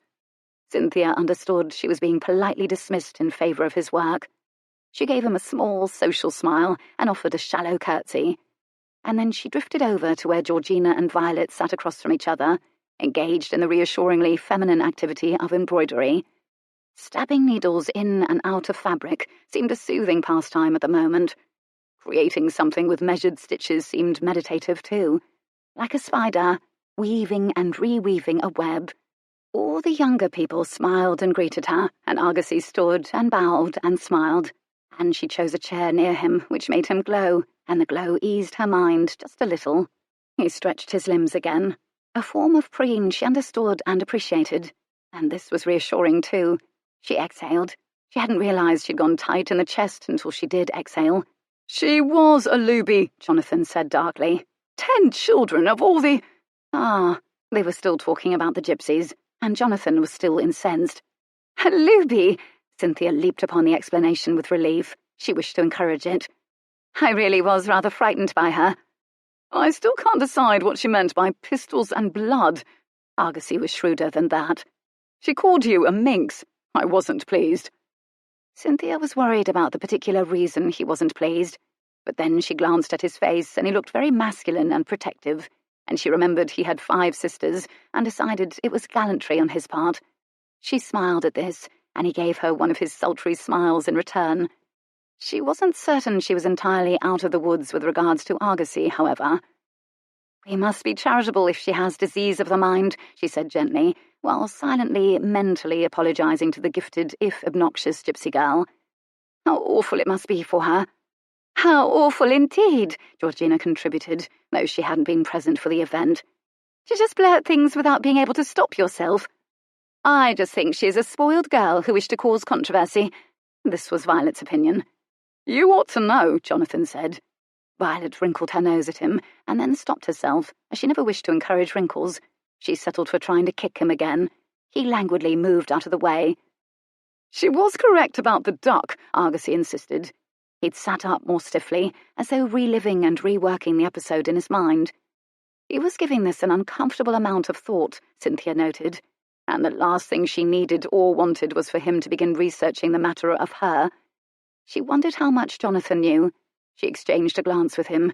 There was something reassuring in it. For reasons of his own, Jonathan liked her, and there was a hint of his brother in him. His first instinct, well, his second instinct after having a wonderful time, was to be protective. "I still believe it was just a coincidence," Cynthia said. This was another thing she meant to encourage. She accompanied this reiteration with a warm smile. "But an empty duck," Argosy said. Everyone looked confused, but he looked at Cynthia meaningfully. She was apparently the only one he'd told about the empty duck. She did feel a bit honoured. "Perhaps she simply reads your concerns from your mind. I've heard of that sort of skill." "Ah!" His eyes widened. He nodded sagely. As have I. You may have a point, Cynthia." She smiled at him again. "I wonder what it is like to travel the way they do, the gypsies." Violet wondered this. Her voice was dreamy. "They are forever on the move, seeing every part of England, seeing people everywhere. She said I would go on a long journey across the ocean. I'm not certain I would mind." "You need to sleep in a tent when you're a gypsy," her brother told her. "Tents can be dirty, and you would need to sit on the ground to eat around the fire." "Like a picnic," Lady Georgina contributed brightly. "Hardly." Argosy was laconic. Georgina looked chastened. "But the gypsy boys make up for that," Cynthia said. "Such green eyes." She sent a sidelong look at Violet. Argosy bristled. A little jealousy was healthy, she decided. Jonathan looked at Cynthia, eyes wide, gave his head a little shake. Don't encourage her. It was too late. "Why shouldn't I admire a gypsy boy?" Violet asked. "When he was in the tropics, Miles knew any number of exotic She stopped, remembering Georgina.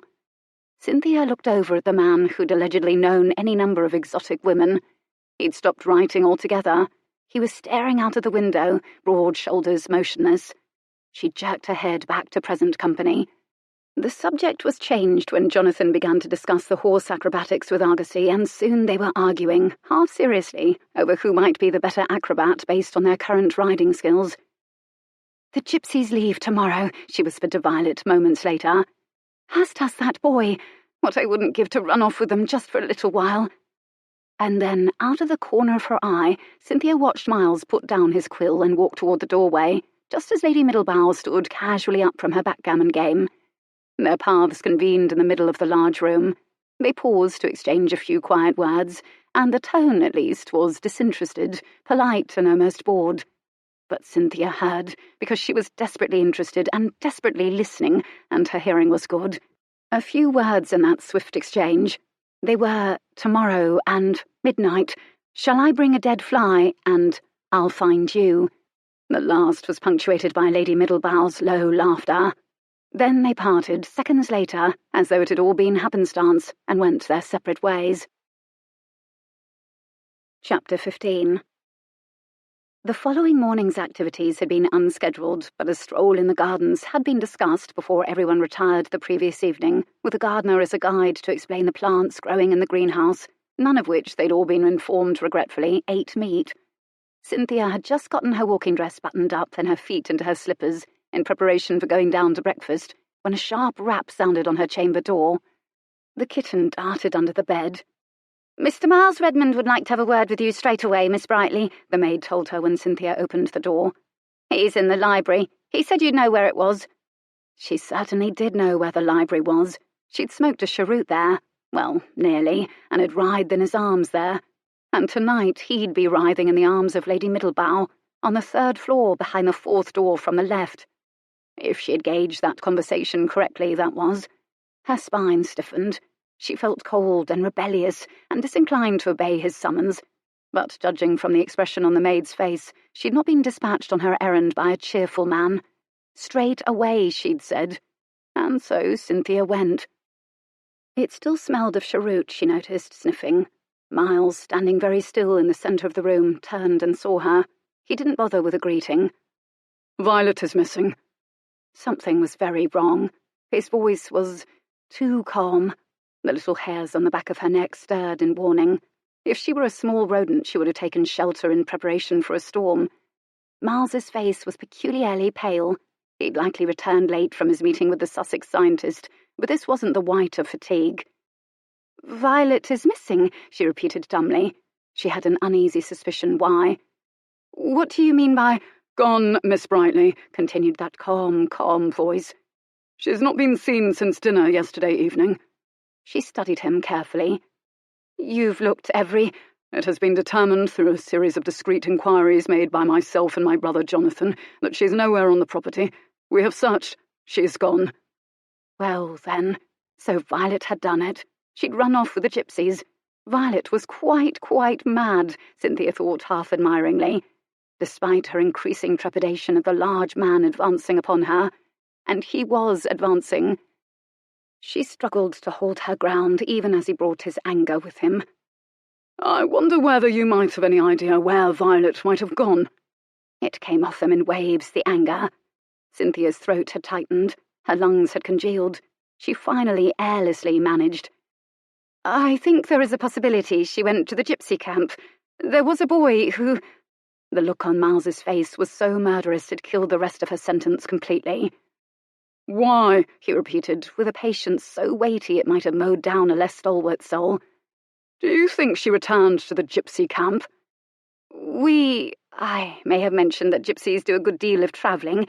When she mentioned she might like to travel, that she often feels restless, and the boy, I didn't know she would—" "You didn't know?" And now his voice was raised. He gave a short, unpleasant, incredulous laugh. "I don't believe for an instant that you didn't know precisely what you were doing. Violet acts, Miss Brightly. She's impulsive. And you know this because you see people. You know how to play with them. You understand consequences. And yet you encouraged her anyway. What kind of friend are you?" By the time he'd reached the end of his sentence, his words snapped at her like sparks struck from an anvil. His fury had sucked the air from the room. Fury. That explained the white face. That and fear. He was terrified for his sister. Oh, she hated him in that moment. Still, she wanted to go to him, lay a hand on him, take away some of his fear if only she could.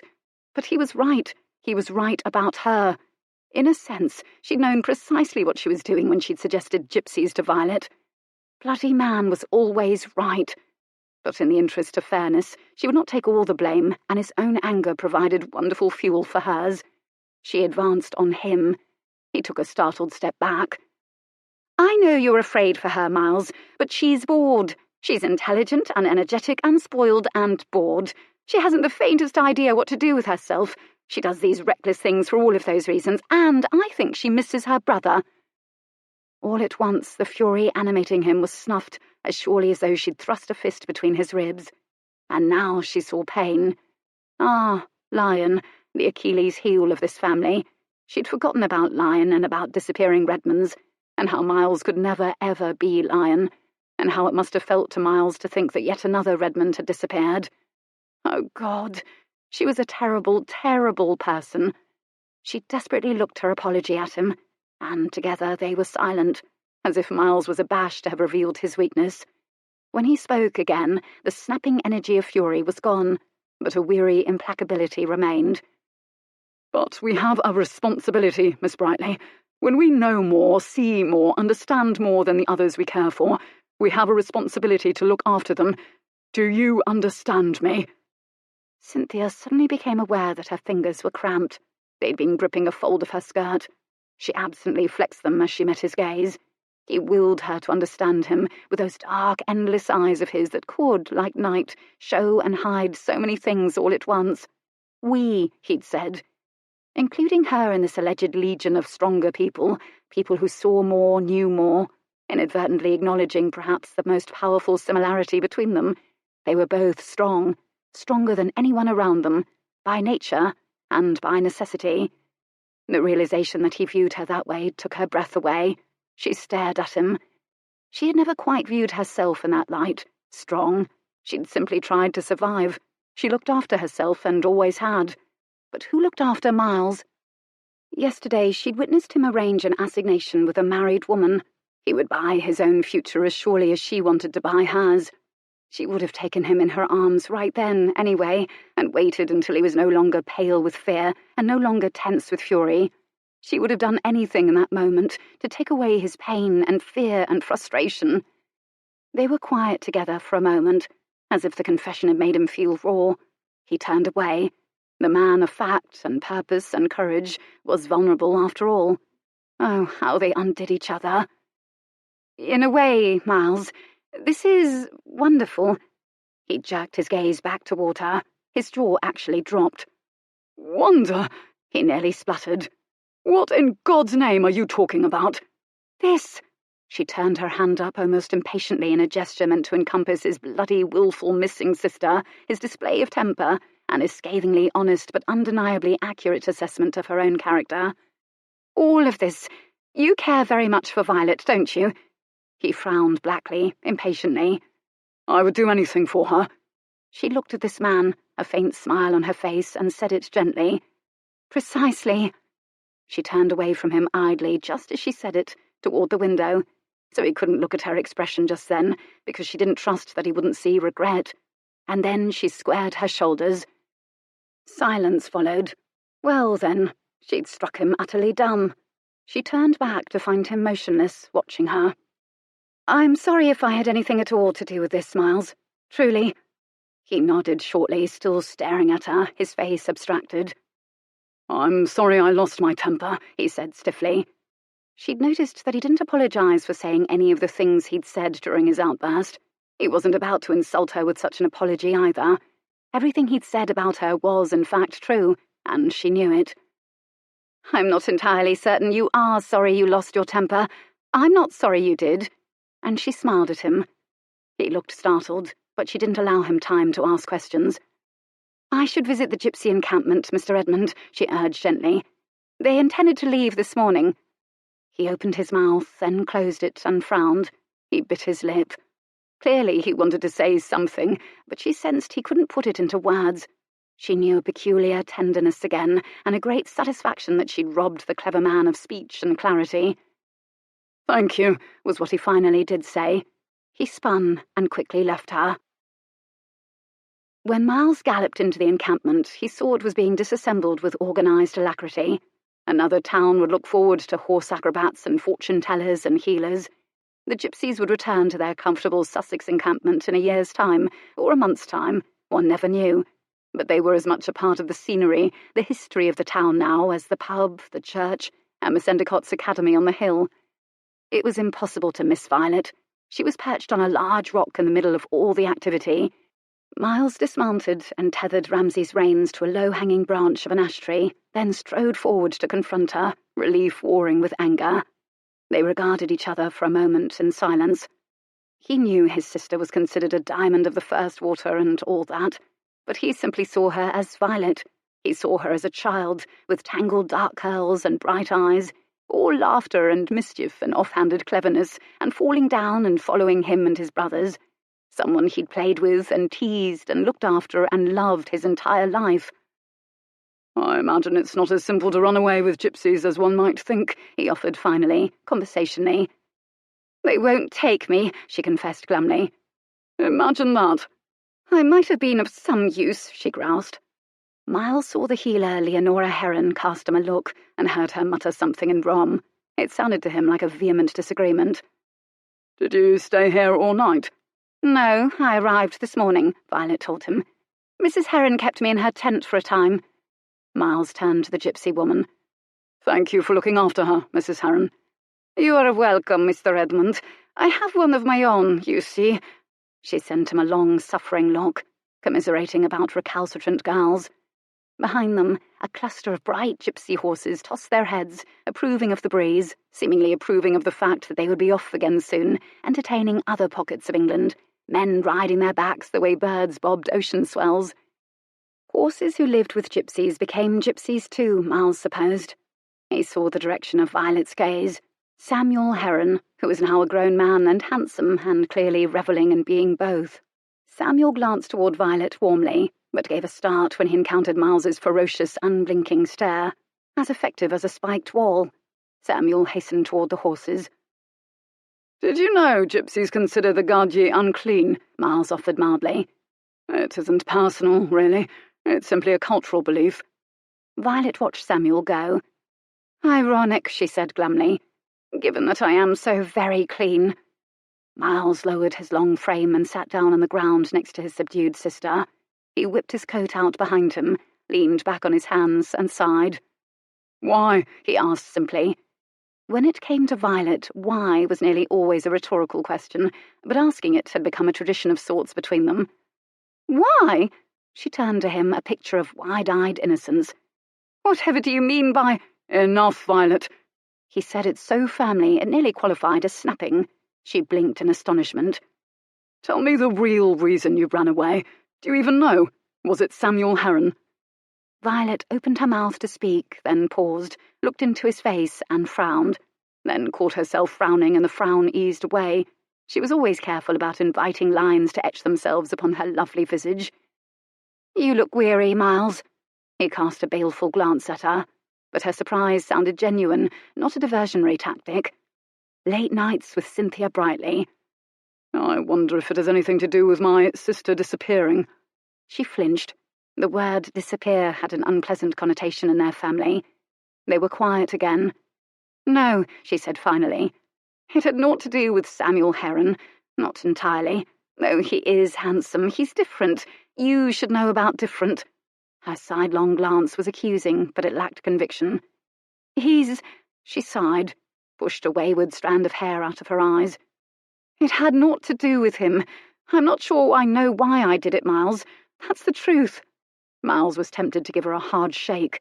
Violet, let's suppose you had left with the gypsies, had just vanished into the night, and we never saw you again. Do you have any idea what that would have done to Mother and Father? To all of us? Do you honestly mean to tell me that this doesn't matter to you? She began to cry, quietly at first, so you wouldn't know it, and because Violet hated to be messy about things, and she wasn't sentimental. But they were genuine tears, and they soon became the messy sort, replete with sniffing and gurgled sobs. He suffered along with her. He'd never been able to bear her tears from the moment she was born, but he didn't there her, or pat her back, or hug her. It was good for Violet to cry tears that weren't meant to be anything but tears. Tears that merely meant genuine grief and frustration, not a means to make someone, usually a man, so uncomfortable he would do absolutely anything she wanted. So he let her cry, and felt every single one of those tears as surely as if they were his own. And eventually she pulled out one of her spotless handkerchiefs and dabbed daintily at her eyes. Violet was invariably astoundingly, crisply neat. He wondered how she did it, as she was active enough. I'm sorry to worry you, Miles. I know, he said gently. It's just, I miss him. Him being Lion. I miss him too. I hate him for leaving. I hate her. Violet had managed to thoroughly demonize Olivia Eversey and refused to even utter her name, as though its mere utterance would conjure a devil. For making him leave. Everything was lovely, and now everything is ruined. Ruined and quite odd. Miles didn't know about ruined. They had all managed to stagger on somehow. Redmond life continued in all its forms, mundane and profound. Laughter and arguments and feuding and the making of money continued. But he did agree with the quite odd. And he didn't know whether his brother had left, or whether something had befallen him, and he wasn't certain whom to blame. It was an odd sensation, this not knowing, like falling and falling and falling, and never knowing where or when or if one might land. A different sort of gravity seemed to apply to their family now. We don't know what's really happened, Violet. He said this to her again, though he'd said this so many times it had begun to lose all meaning and sound strange to his own ears, the way any word might if you stare at it for too long. There were moments, he confessed to himself, when he hated Lion too. But he was tired of humouring Violet. Thanks to a certain house-party guest, he'd acquired a taste for bold honesty. His sister's recklessness took place against a backdrop of entirely taken-for-granted love and protection. She expected to be scolded, rescued, punished and pampered, no matter what she did, and not once had her brothers or her parents disappointed her. Her recklessness required no real courage as such, and it was, as Cynthia had pointed out, an indulgence of a bored and willful girl who didn't have the faintest idea how to channel her energies. And it was an expression of loss of family, loss of certainty, of equilibrium. Do you truly think Olivia Eversey could actually make Lion do anything, Violet? Lion. You know Lion. She broke his heart.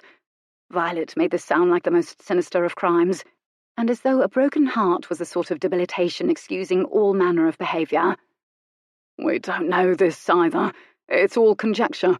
He'd said this 1,000 times before, too. They watched the gypsies, including Samuel Heron, cluck to the horses, begin saddling the ones they would ride out of camp and settling harnesses over others. Rolls and trunks were being lifted into wagons. The tents would come down next, like flowers blooming in reverse. Miles, Violet said this with uncharacteristic trepidation. She took a breath. It's just, sometimes I don't think it's enough. This was a faintly alarming statement. He swivelled toward her. What isn't enough? She went abruptly quiet, as though saying those words aloud had unnerved her, as though she hoped he would forget about them. He half suspected he knew what she meant. It was just as Cynthia had said. Violet was intelligent and bored and restless, and nothing in Sussex or even London would satisfy her. He simply didn't know what to tell her. She was a woman, and a Redmond. This rather firmly delineated her options. I do miss Lion too, Violet, but he isn't here, and I know I am not him. I can never be him. I wish I could, but I know I can never make up for the fact that he's... She turned sharply and was looking up at him in such blank astonishment that he stopped speaking. What is it? He asked irritably. Miles, don't you know that we would fly apart without you? She looked truly bemused. We? The Redmonds, she said as though he was a slow-witted child, and no one had ever spoken to him that way. All of us. Well, I suppose I'm now the heir regent, if you will. Given Lion's absence, my role has changed, and I'll be expected to... No, Miles. She was genuinely impatient now. For heaven's sake, it was always you. I recall... Well, there is something boring and scientific you tried to explain to me once. A theory about a certain force that keeps the moon up in the sky and hugging close to the Earth, rather than flying off into space. Well, that would be gravity, I suppose, for a beginning, he supplied wryly, wondering where she was headed with this. If you say so, she allowed dubiously. But that's you, Miles. You've always been that. If you had been the one to leave, we would all go flying apart, cartwheeling off through the solar system. Papa is so absorbed in making money and hating overseas and impressing everyone. Mamma cares only for us and for the house and for the things she buys. It's enough for her. And I love both of them, I do. Lion was so busy being wonderful, being the heir, you know, learning the business, making everyone proud. And Jonathan is Jonathan, and... Well, what I mean to say is that Lion might be the sun in all of this, but you're the earth. You allow all of us to be who we are because of who you are. Solid, looking out for us. We can count on you. We all know it, you know. I think even Father does. And then you went off to the South Seas, which seemed very exotic, but even that was so scrupulously planned, and we knew you were going. But I never doubted for an instant that you would return to us. Not one instant. Because that's who you are. Miles went still. He was immensely discomfited. Imagine Violet, of all people, arriving at such a conclusion. He wasn't certain what to make of it. He wasn't certain he entirely liked what he'd heard, either. He shifted with uncharacteristic restlessness. Did the gypsies teach you profundity overnight, Violet? Ah, see, I've embarrassed you. She was quite pleased.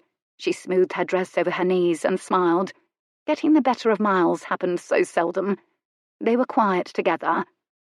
How did you find me? She asked. I asked discreetly in case you were concerned. In other words, the entire party of guests does not know you attempted to run off with the gypsies. In case that matters to you, Miss Brightly suggested I might find you here. Violet nodded, almost approvingly. I like her. She said this almost defiantly, deliberately, as though she'd expected to provoke him with the observation. I do.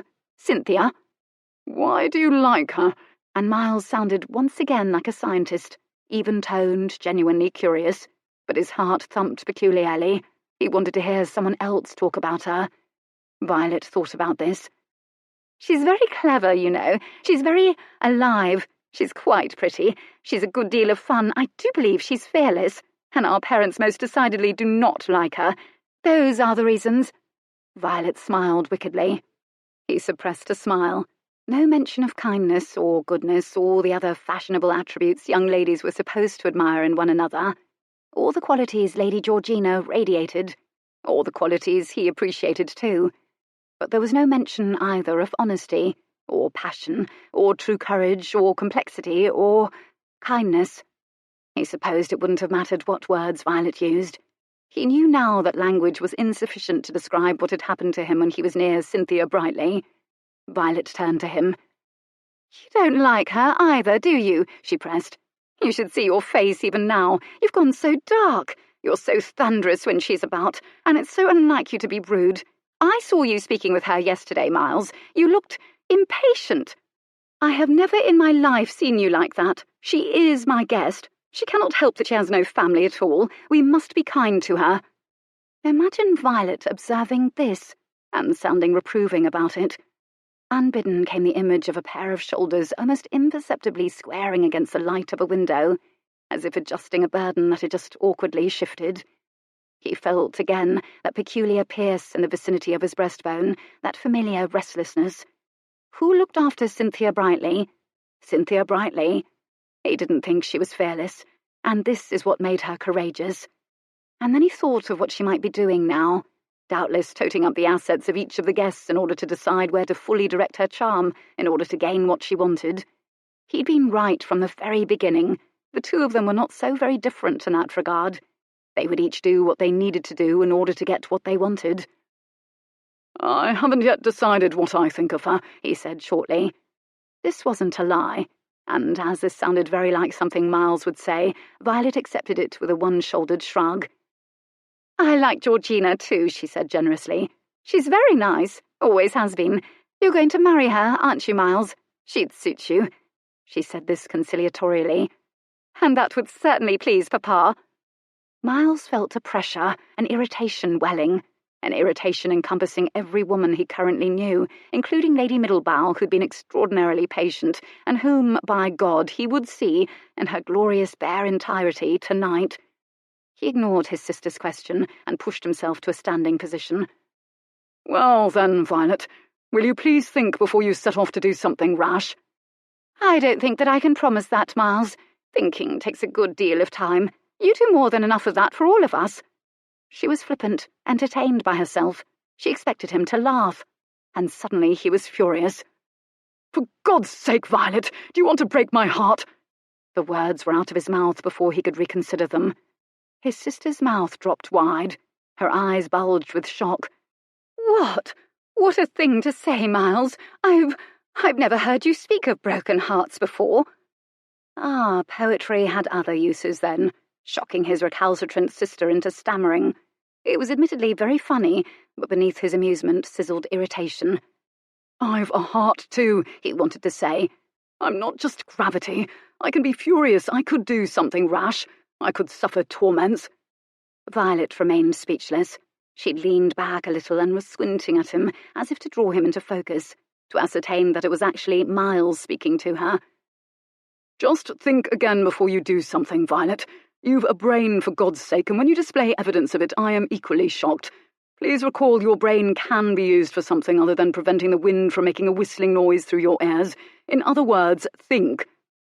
Or I'll break your heart." She sounded as though she was quoting him, and she still sounded incredulous. He sighed. Miles could not for the life of him imagine the man who could possibly manage Violet, or turn her into the woman he liked to think she could become. She had all the finest qualities of the Redmonds, magnified and run amok. "Very well," he said finally. "Yes, you very well might break my heart the next time you do something rash. Would you like my broken heart upon your conscience?" She continued staring at him, and suddenly produced a frown. Perhaps she was attempting to picture him as a broken man, he thought, stumbling about in a state of internal chaos she'd caused. As she stared, she almost unconsciously raised her hand to smooth the frown dents out from between her eyes. She exhaled finally, resignedly, and turned away again, looking toward the horizon. "Very well, Miles. I shall endeavour to think, but only for you." Her wryness was intended to disguise the fact that she meant it. "My bloody, maddening sister loves me despite herself." He disguised a smile. "Oh, wait, Miles." Violet peered at him. "Look at at that! One of the buttons on your coat is loose." She reached over and gave the dangling silver button a flick with 2 fingers. "You should have your valet see to it. Isn't that a Western coat? They normally sew buttons on with steel. What have you been doing to it?" Writhing on settees with maddening cheroot-smoking female guests. Violet Wood noticed his loose button. In some ways, her vision, her way of approaching the world was like his own, precise, detailed, but channeled, obviously, in very different ways. "Thank you for pointing it out. I'll see to it, lest I offend your sartorial senses." She smiled a little, but the smile faded as trepidation set in. She cleared her throat. "You won't tell Papa about this?" "No, and Jonathan probably won't tell Father either, of course. Do realise, however, that he will know you've tried to run off with the gypsies, which means he now has something new with which to blackmail you." Violet snorted. "Jonathan hasn't nearly as much on me as I have on him." This was interesting, and one day he might want to press his sister for details. Not today, however. Miles stood and brushed at the back of his coat. He'd grown chilled simply sitting for a short time. He reached down, seized Violet's hands and hauled her to her feet unceremoniously. Then he waited for her to shake out her skirt, took her hands back in his and rubbed them hard. They were very cold. And then he released them, exasperated. "How did you get here, Violet?" "I walked for a time, then I paid a farmer going north for a shilling to take me the rest of the way. I didn't want to take a horse, you see, as I knew the gypsies would make it their own soon enough, and Papa would have fits and have everyone quietly arrested. You rode, did you not?" Violet looked hopefully toward Ramsay, then gazed eloquently off toward the long, long distance where the house presided, and limpidly back at him. He rolled his eyes. He had to admire the attempt, but he wasn't Lion or his father. "I certainly did ride. You, however, will be walking all the way back while I ride. The walk ought to warm you up nicely. I'll ride next to you. We'll discuss gravity and other planetary properties the entire way home." In the end, he knew best how to punish Violet. Chapter 16. A subdued day had followed. Violet was chastened and quiet for a few hours, then emerged from her room and wanted to go on a walk in the garden, and all the females decided to accompany her to sketch follies and flowers and the like.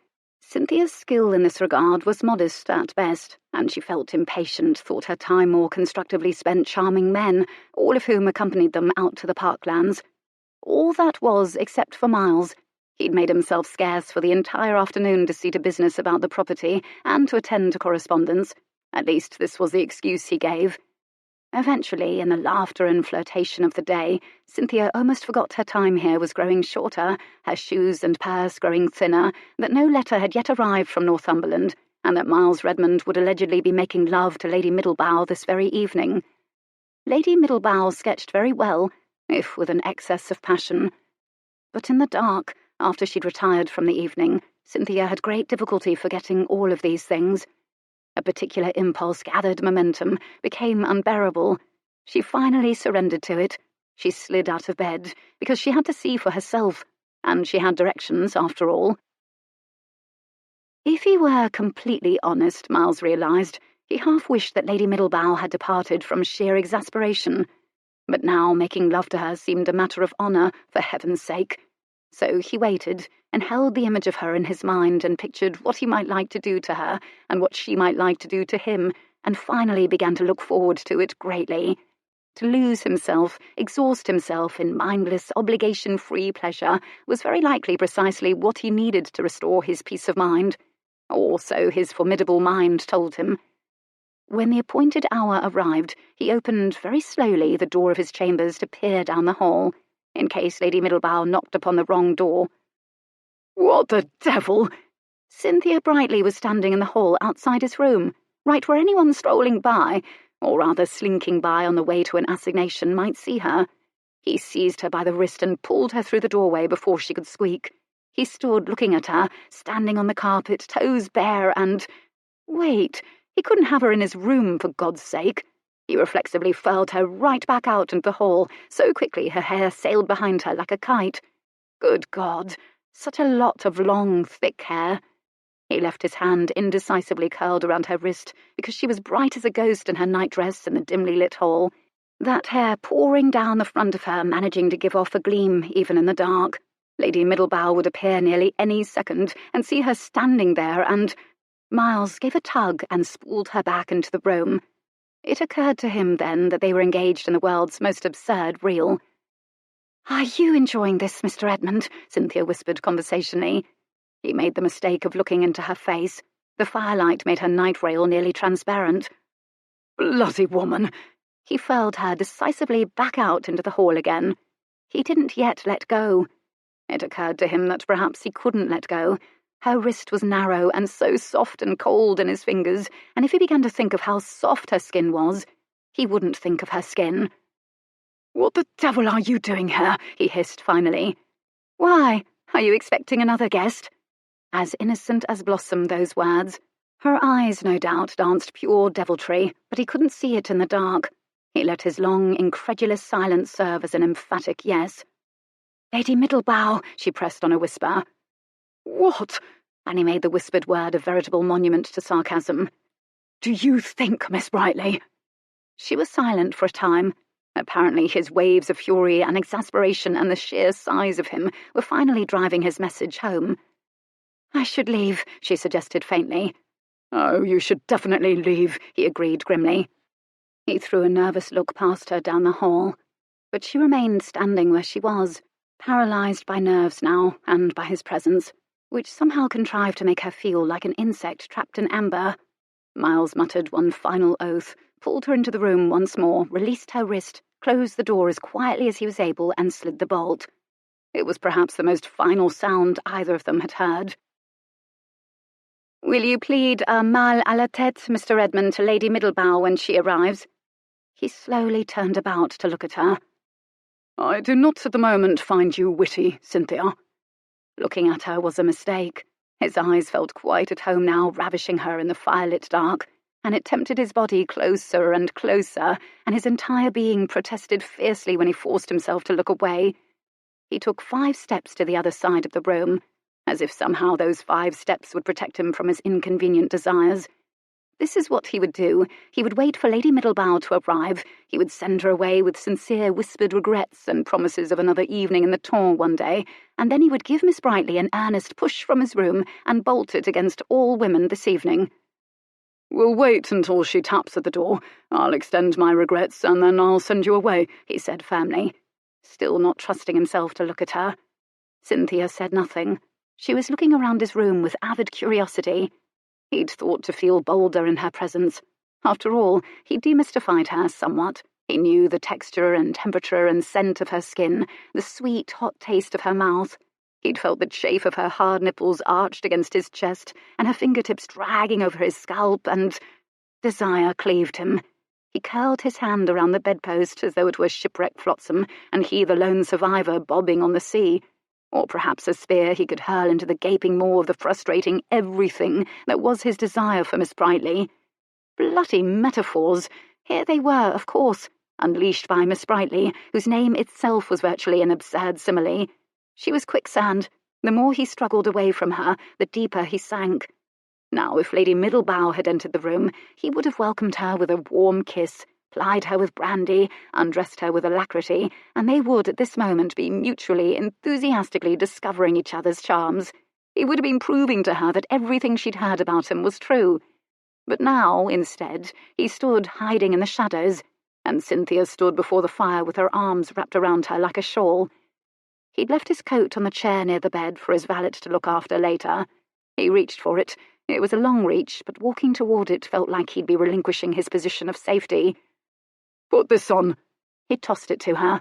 It flapped across the room like a great bird, and she plucked it from the air before it could settle on her head. Gracefully, with a certain amount of aplomb, she arranged it over her own shoulders, and sent a bemused look in his direction. "Thank you," she said softly, uncertainly. "Don't talk," he whispered irritably. This, for some reason, made her smile. There was silence.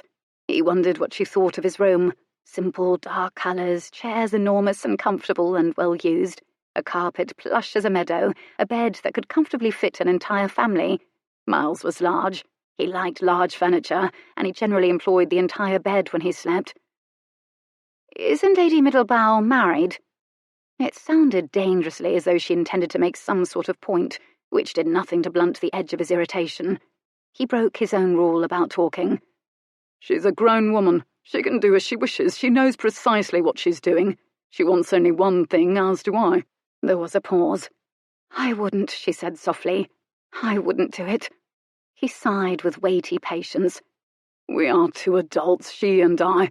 And how do you know, Cynthia? How on earth can you possibly know what she will or won't do once you're married? 3 little taps sounded against the doorframe. He froze. He truly did despise lying. He was terrible at it, really. However, if he claimed to be woefully indisposed, he wouldn't be far wrong in this instance. Emerging from the shadows, he slid the bolts and opened the door 2 inches. He saw in the dark a pair of dewy, glowing eyes and the slow beginnings of what promised to be a sultry smile when it was completed. Sadly, what he was about to say would put an end to it. Victoria, please don't despise me. He was all soft contrition. The smile froze midway up. I find that I'm feeling terribly indisposed. I fear that I might not be able to. He left his sentence incomplete in what he hoped was a meaningful manner. He prayed she would be merciful. I can change that, whispered the surprisingly confident Lady Middlebow, without a second's hesitation. This gave him pause, but only for a moment. I fear it's a very...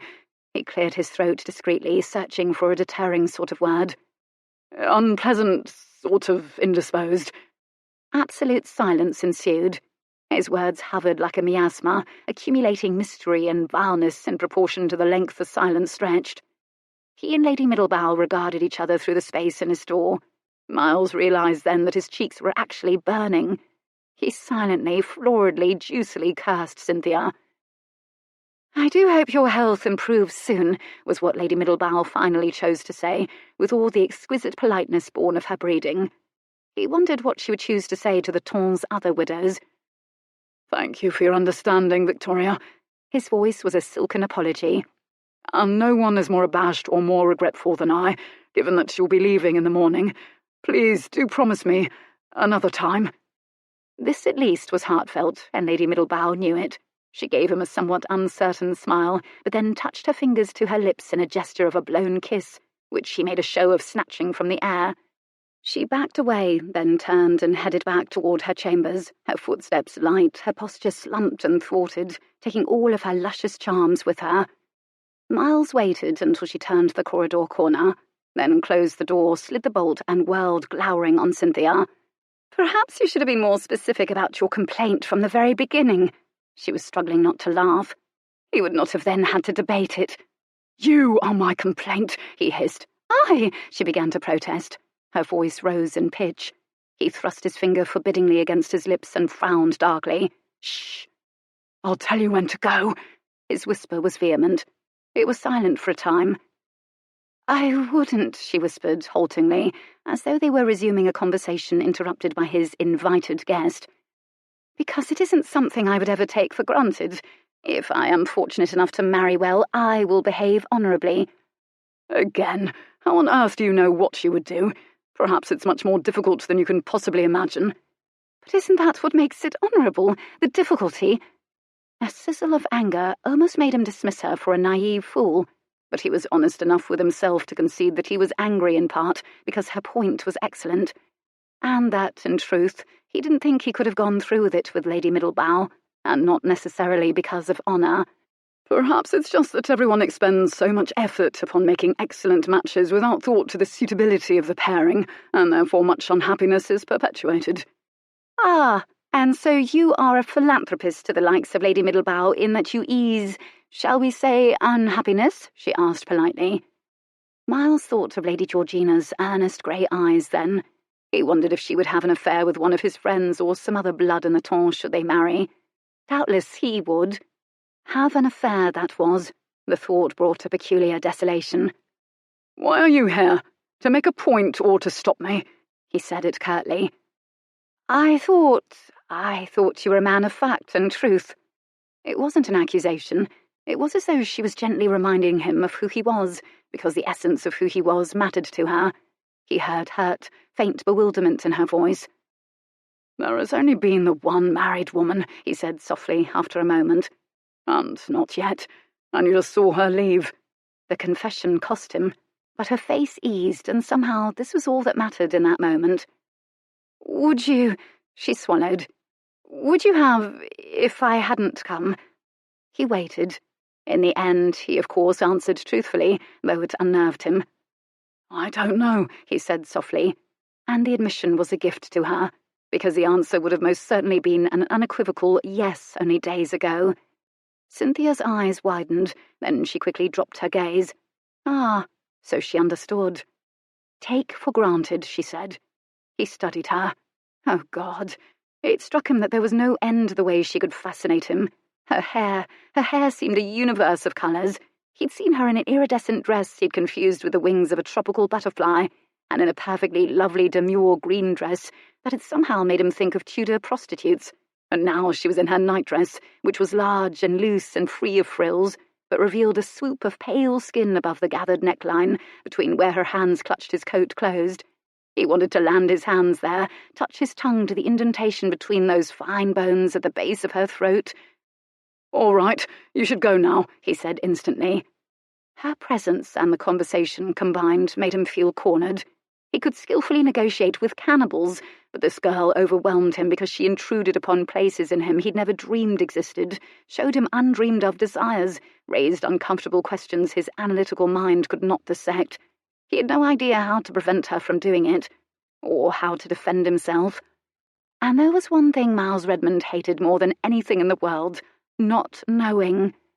He took 2 quick strides forward to take his coat from her. Something in his face must have told her he was quite serious about evicting her. She shifted the coat from her shoulders into her hands. He meant to take it from her. Instead, it dropped to the floor, and he watched his hand sink into her hair slowly, wonderingly. What the bloody hell was the matter with him?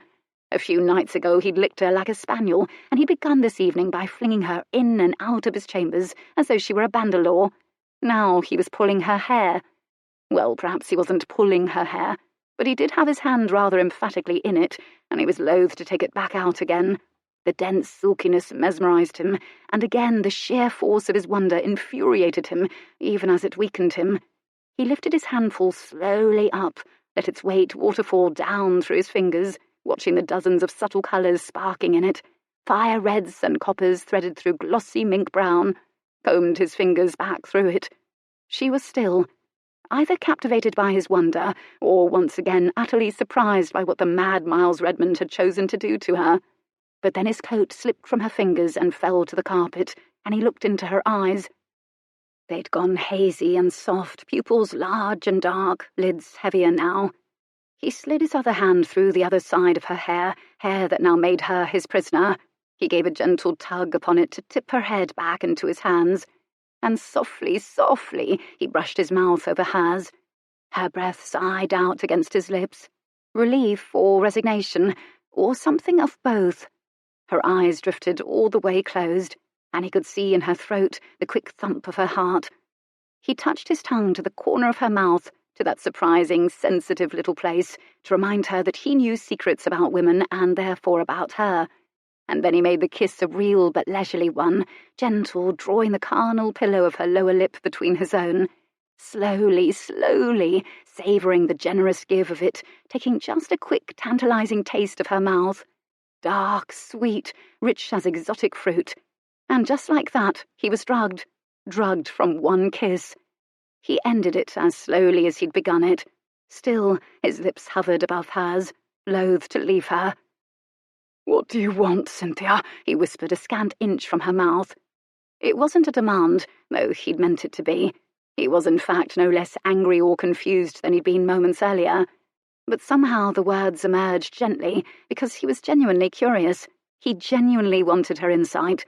Perhaps if she knew what she wanted, or why she was here, or what they did to each other, or truly wanted from each other, they could be done with it. They could solve this for the both of them, and then he could resume the more or less peaceful life he'd enjoyed before her. Her lids fluttered up in languid stages, as though she'd grown unaccustomed to the weight of her own eyelashes. Her pupils were nearly indistinguishable from that rich blue. It was like looking into midnight. She met his eyes, her own dark, enigmatic, helpless, as though she would speak, if only she could. The uneven tempo of her breath breathed against his lips. Excitement built upon excitement, his, hers. "I don't think it's me you want," he surmised relentlessly, punishing himself with his own logic and his own words, his voice a murmur, his fingers leisurely dragging his hands all the way down through that shining sheet of hair, down her back to her buttocks. Through it his fingertips brushed the muslin nightdress. It was worn nearly as smooth as her skin, partly chilled from her sojourn down the hall, partly warm from the fire. God, so many glorious sensations belonged to this one woman. "I think I've inadvertently shown you what your nature wants," he said. "And you think there's something in particular you've missed.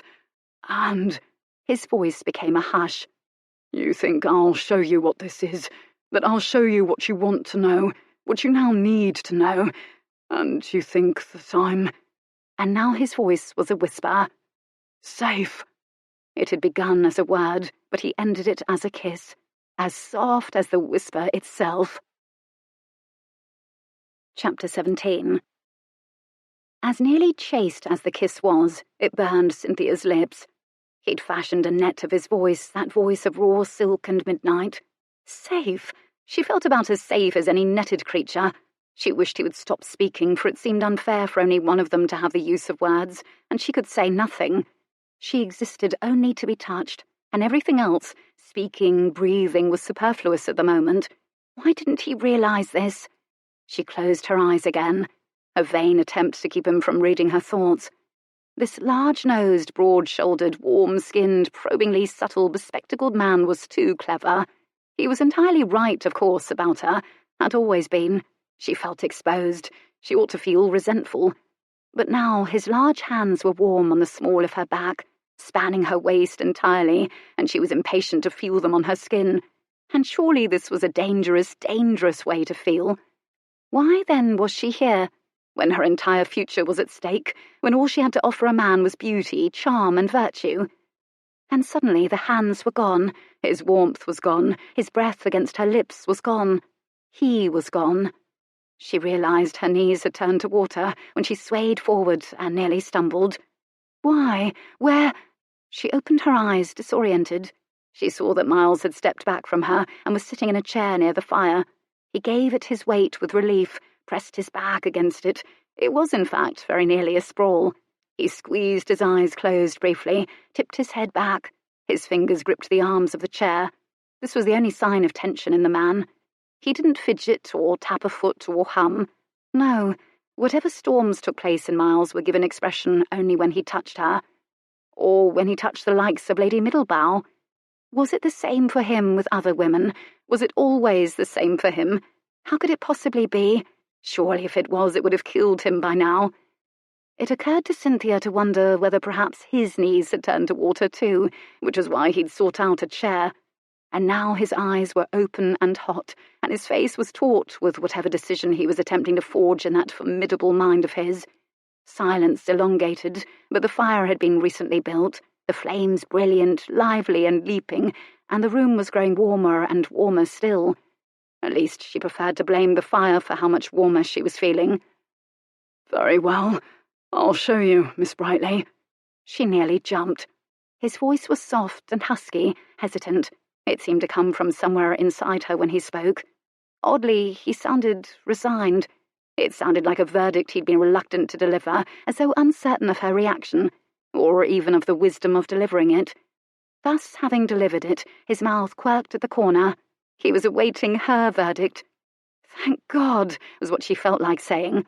She couldn't yet speak. He must have seen this in her face, because he gave a short, low laugh, the sound of rueful desire.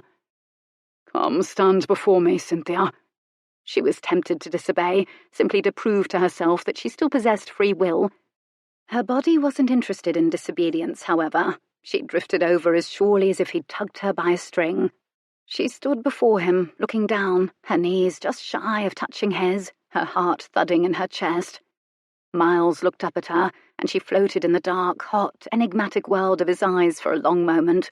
She only became aware that his hands had moved away from the arms of the chair when she felt the air of the room sigh against the backs of her calves. And then, over the pop and spit of the fire, she heard the hushed slide of the nightdress being drawn upward in his hands. On its way up, it left behind a trail of gooseflesh, rushed over the very fine golden hairs of her thighs, turning her spine to liquid. Absently, she considered the irony that her own nightdress could be used as a tool of seduction. But this was not to be a seduction, she reminded herself. She could never allow it to be fully that. "I'll show you," he'd said. "There's more," he'd said. And now she stood before him, scarcely able to draw a proper breath, as her blood seemed to have been replaced with fire itself. She stood looking down, her nightdress gathered in Venetian folds at her hips, in the hands of a man she'd known only a few days, her thighs bare and vulnerable, shockingly pale to her own eyes in the shadowy room, and wondered why it was only then that she considered herself stark, raving mad for allowing this moment to happen. Safe, he'd said. Did she truly think this? How had he known? She trusted him. Then again, everyone seemed to trust Miles Redmond. Reason began to invade her delicious torpor, and she tensed. Miles sensed it, of course, doubtless the way he would sense tension in any warm-blooded animal within his control. One of his eyebrows arched in question. He was allowing her a moment to decide. She felt the slight tremble in his fingers, too, heard the uneven in and out of his breathing, nerves or desire, and understood how difficult this was for him. Safe.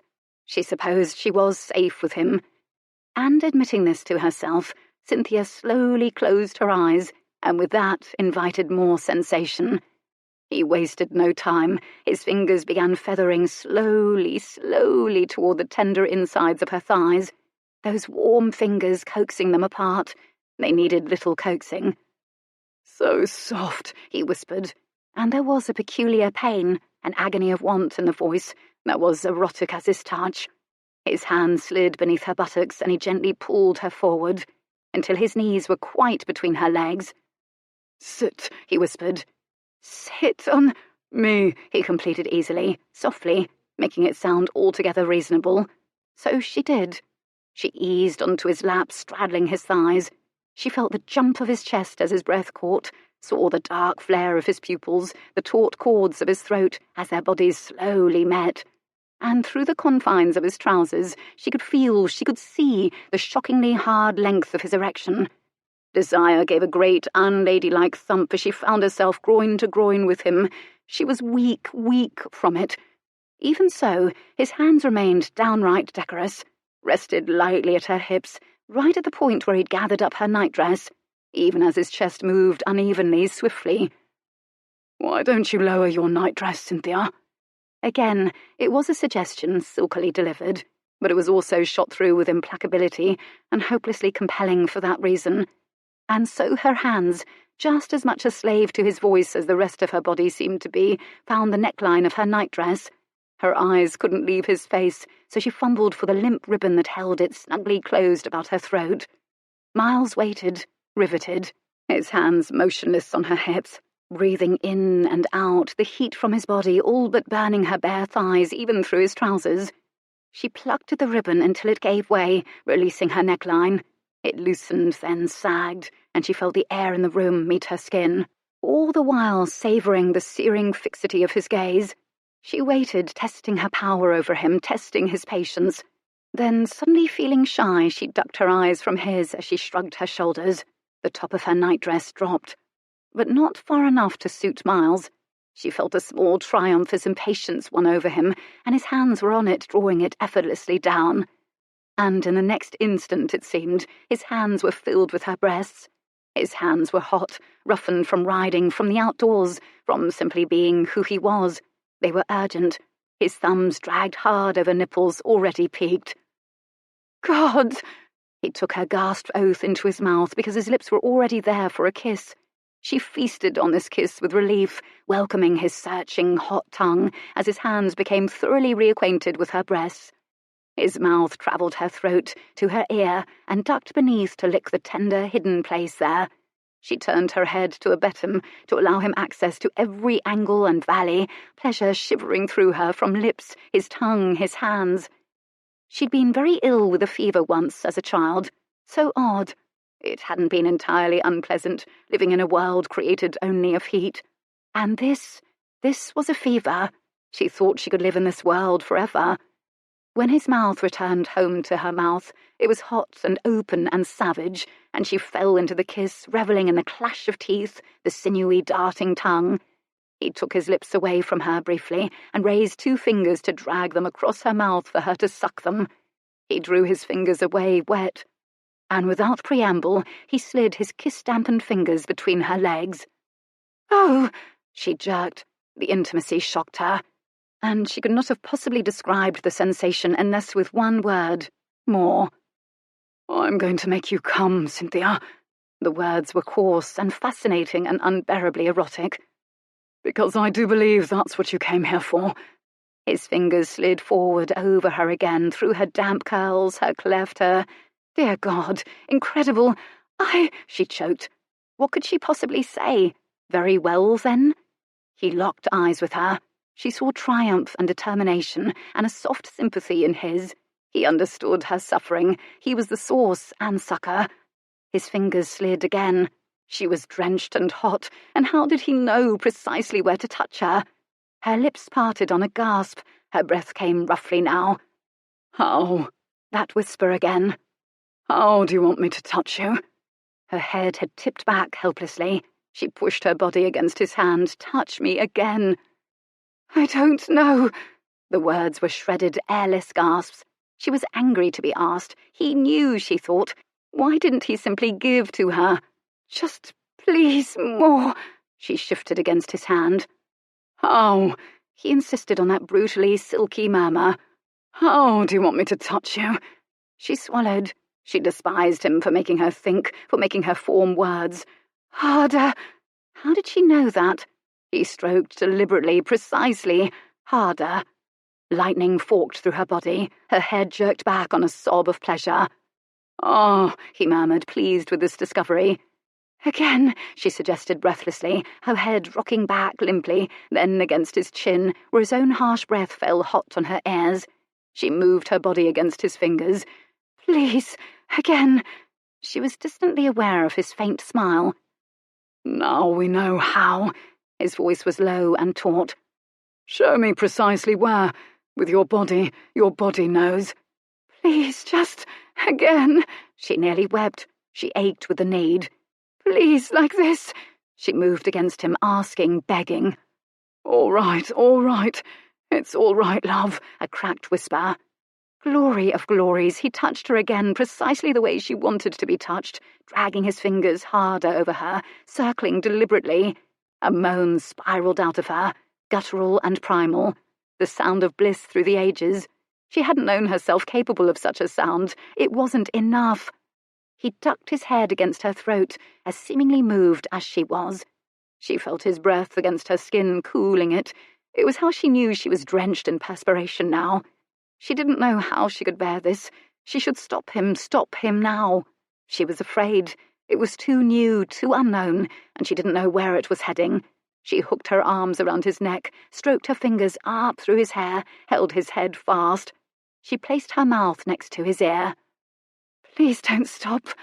She felt his chest leap in what might have been a short laugh. Miles found her mouth again with his. He demanded a kiss, and he thrust and stroked with his tongue while his talented, insistent, obliging fingers made good on his promise, stroking, circling, and, oh God, once sliding deeply into the depths of her. Instinct guided her. She moved with him in a rhythm at first tentative, then deliberate, and then swift and abandoned as the pleasure swelled to something almost indistinguishable from agony. She jerked her head, took her lips from him, buried her face in the crook of his neck. "Miles, please, I want—" It wanted something from her, this pleasure, or she wanted something from it, and she didn't know whether to fight it or rush toward it or how to do either. And still he stroked insistently, a torturously exquisite rhythm, faster now. He knew. "Trust me," he whispered. She had no choice. She abandoned herself to him. They rocked swiftly together, and then all at once white heat rushed over her skin. The mingled roar of their breathing beat in her ears like waves. She could feel, distantly, her nightdress fused to her shoulder blades with sweat. "Miles!" A conflagration ripped through her. His name emerged, a soundless scream. The release arced her like a bowstring, shook her body, rocked her forward and back, and he held onto her as it racked her with wave after wave of indescribable bliss. And in that moment, nothing else mattered, not him, not herself. Pleasure owned her. And then it was done with her, leaving her limp, at peace. She was aware now that Miles's hands were resting lightly at her hips, his chin resting lightly against the top of her head. Her eyes were level with a wedge of burnished skin, showing where his shirt was unbuttoned. He glistened with sweat. He smelled male. His chest rose and fell, rose and fell. She found she couldn't yet meet his eyes. And then she did. He lifted a hand to stroke her hair from her face. His hand dropped heavily again. She saw some expression fleeing from his face, something that made her catch her breath. She might have called it pain, but it wasn't that. "How do you know?" he'd said with exaggerated patience, when she loftily claimed that she would not be slinking through corridors once she was wed. He might as well have laughed at her. She would have deserved it. She'd always understood the power of attraction and the attraction of power. She'd made good use of it and responded to both. But now she understood why people would risk a good deal for this kind of pleasure, behave ridiculously, embarrassingly, dangerously. She'd thought herself worldly. She'd been outrageously naive. But she knew she would hold herself to it. She had nothing else in the world but her own particular form of honour. She was tired of games. If she never knew this kind of pleasure again, she would have this moment, this man, this knowledge. She said nothing. Then she just looked up at him, and he must have read something in her face, the wonder, the gratitude, the awe, the embarrassment, because the corner of his mouth lifted. She breathed in to steady herself, and reached for his trouser buttons. He placed his hand abruptly on hers. "You'd best not." His voice was low and hoarse, startled. It contained an unmistakable warning. "But no," firmly. "Why?" she demanded. He drew in another long, impatient breath, exhaled, and when he spoke, his quiet voice was a whip-crack. "Cynthia, for God's sake, do you understand what you're asking of me? You might think I'm in control of my every action, but I'm a man, and so very, very little stops me from throwing you down right now and ploughing you senseless. Not a moment has passed since we've met where I haven't wanted to do precisely that. Don't be a bloody fool. For the love of God, don't test me." He was furious, this was evident. But it wasn't directed precisely at her. It was more directed at the circumstances. It was fury born of fear. She knew him so well now. And suddenly she knew why. He'd seen her vulnerable and abandoned and utterly at his mercy. He'd begun and ended every moment of their encounters. He'd always been in control. She suspected that he was afraid to be vulnerable. He was afraid to relinquish control, and perhaps in particular he was afraid to be at her mercy, because he'd been, to some extent, at her mercy from the moment they'd met. "It's all right to lose control," she said softly. "You're safe with me." His eyes flared hotly in surprise. "Cynthia!" She met his eyes. "Stop me." And before he could, she dragged her palm over the hard length of him curving toward his belly. She could feel the smooth round head of his cock, even through his trousers. Her fingers lingered there. His head went back hard. He hissed in a breath. "Sweet holy—" He followed these words with a stream of much more shocking, gratifying words. She did it again, and he shifted beneath her, his chest. Her deft fingers swiftly opened his trouser buttons. "So show me," she whispered. "How do you want to be touched?" "Cynthia," he whispered hoarsely. "I swear to you, it won't require much. Dear God!" His cock leaped free, bare from his trousers, and her fingers instantly traced the hot length of him. He was enormous and thick. The sensation of him in her palm was powerful and strange, and more than dangerous. She looked down. It was foreign and frightening, ugly and beautiful, for all of that. He swallowed hard. His hands gripped the arms of the chair. "How?" she whispered. "Show me." She stroked him again. He seized her hand in his and held it fast in his for a moment, his eyes burning into hers, his mouth a taut line. His breath gusted hot against her throat. A bead of perspiration traced his temple, travelled his jaw. The tension in him thrummed through her body, and where moments earlier she had been exhausted, the excitement began to build in her again, in tandem with fear. The suppressed force of the man was palpable. She suddenly had no idea of his intentions, and this too was part of the excitement. Curse her for being a gambler. And then he moved. Deliberately, he guided her fingers to wrap around his cock. He held her hand there for a moment, and then, his warm hand over hers, he dragged it slowly and hard down around the head of it, then up again, hard, his eyes never leaving hers. He took his hand slowly away. "And for the love of God, don't stop," he growled. Cynthia knew triumph, but fear lingered. She drew her hand down, hard, and up again. He struggled for control. His chest rose and fell with swift breaths, his fingers curling whitely into the arms of the chair. She stroked again and again, feeling the enormous swell of him grow thicker, tauter in her fist. His hands lifted slowly to languidly twist, then tangle in her hair, as if he needed her for balance. His head rocked back, the lids of his eyes lowered to slits. The cords of his neck were taut. Watching him struggle to withstand this pleasure was extraordinary. Knowing she was the source of it sent a wash of awe through her. "Cynthia," his voice was a choke of near disbelief. "God help me, I want you." "Throw you down and plough you," he'd said. In that moment, she wanted nothing more. And this would mean the end of everything for her, of all her hopes, because virtue was one of the very few things she had to offer anyone who married her. This surely was why he'd warned her. "Do you know what you're asking of me?" How reckless she'd been to take for granted his control. How foolhardy, how selfish to impose the need for such control upon him. Still, she couldn't find it in herself to regret it. Not yet. She'd never felt more powerful in her life. Miles pressed his back against the chair. His head tipped back, his throat moved in a swallow as she stroked him. His breath came in harsh bursts now between narrowly parted lips. He thrust his hips sharply up into her fist. Faster!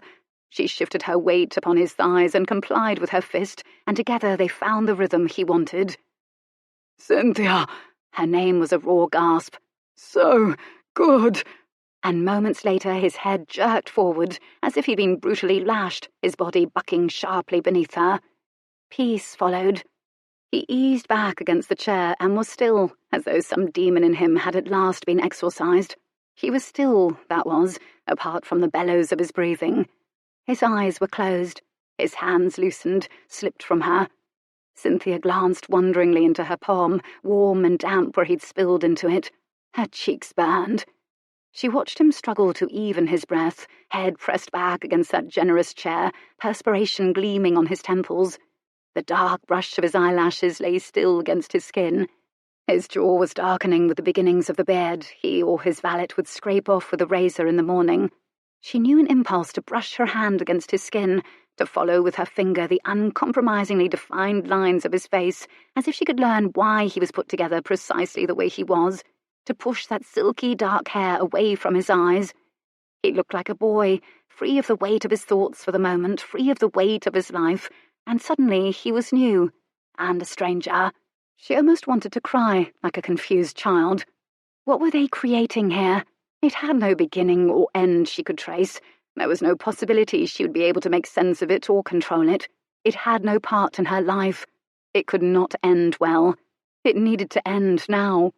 These thoughts frightened her in the way this physical intimacy had not. She tensed. Her eyes sought the door. Escape.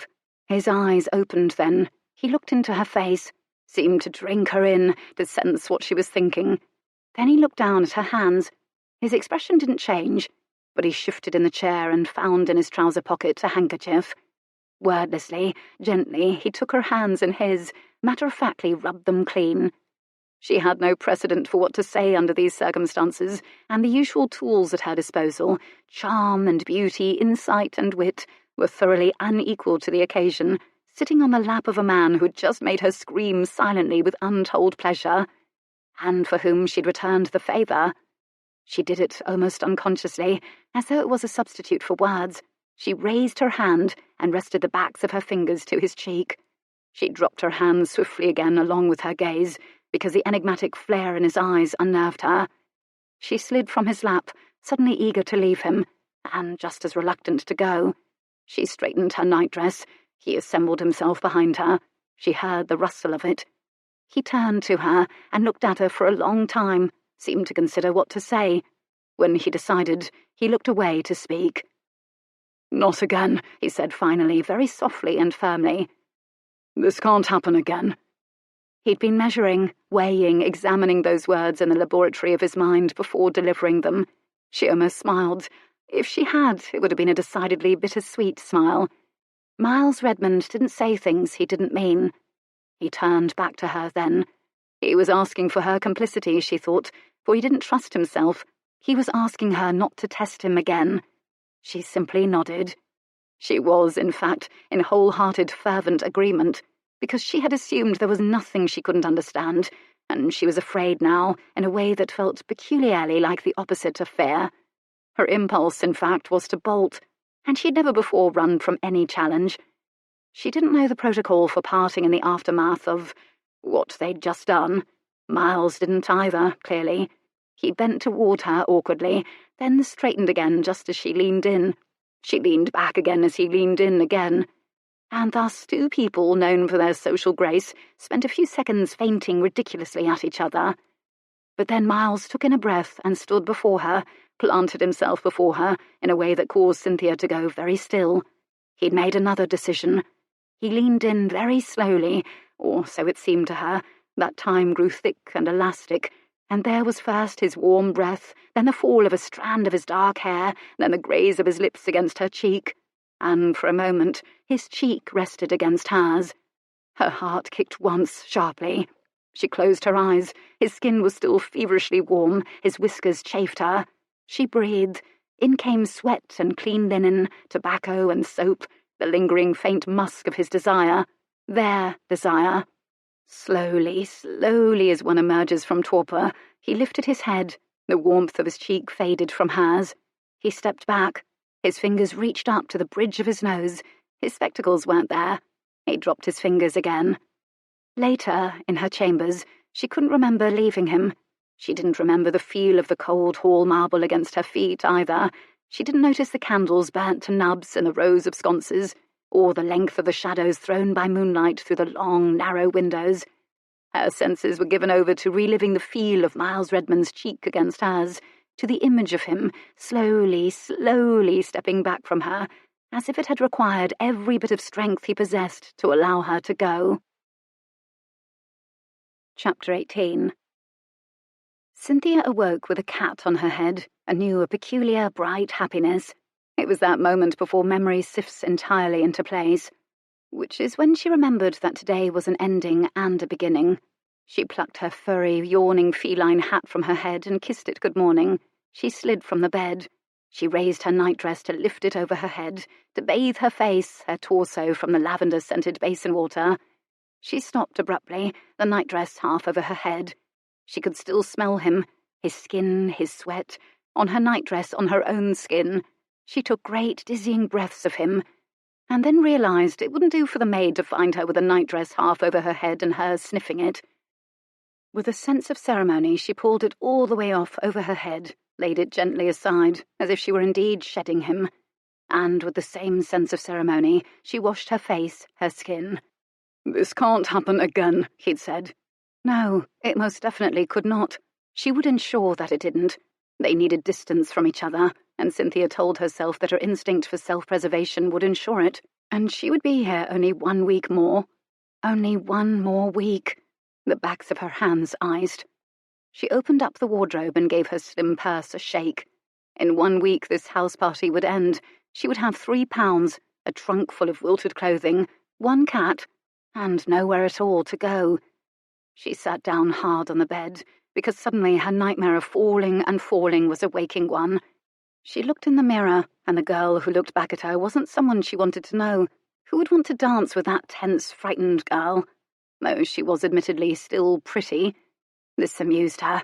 She had beauty, she had pride, she was clever, she was resourceful, she was suited for absolutely nothing, apart from what she was doing now. This last thought made her laugh at herself, and she kissed her cat again, squared her shoulders, and went down to breakfast.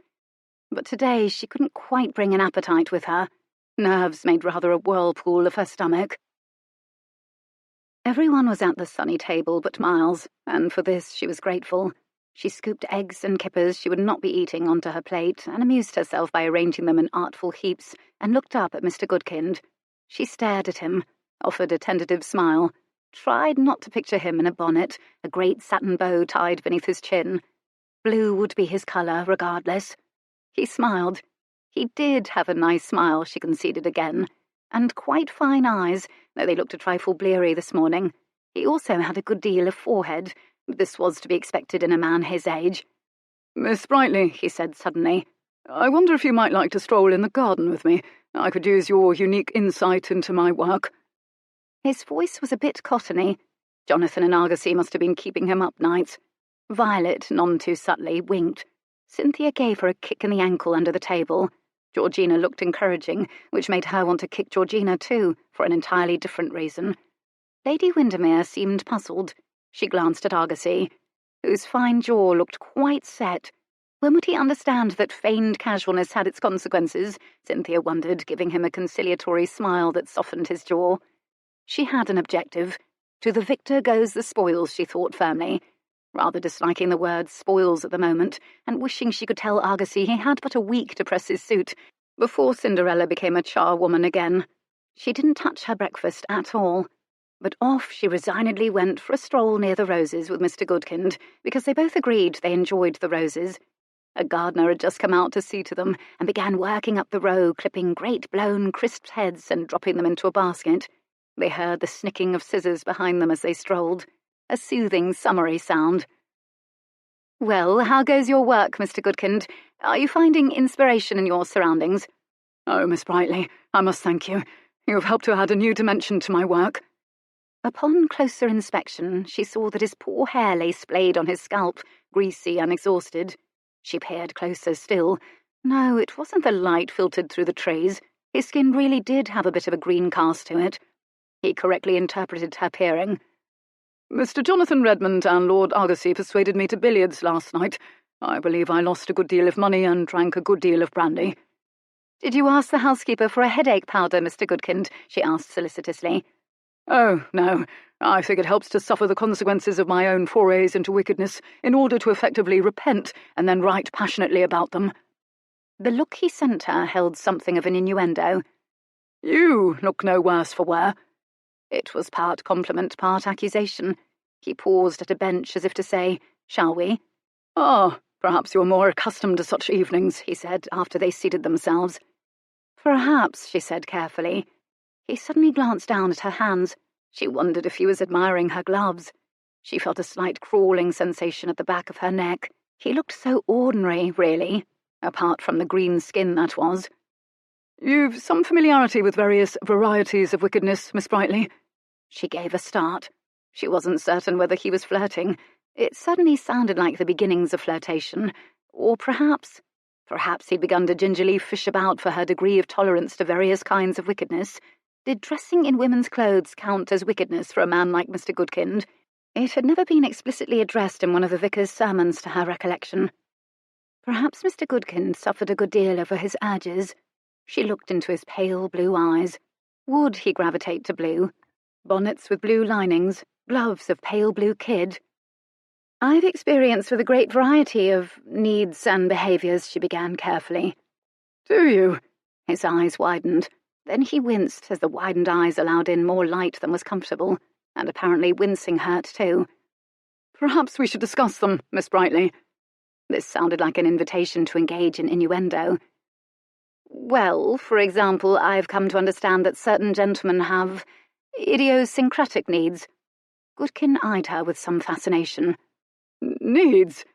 He'd relaxed his body somewhat, and his knee just shy of touching hers, in that accidental way that was entirely purposeful.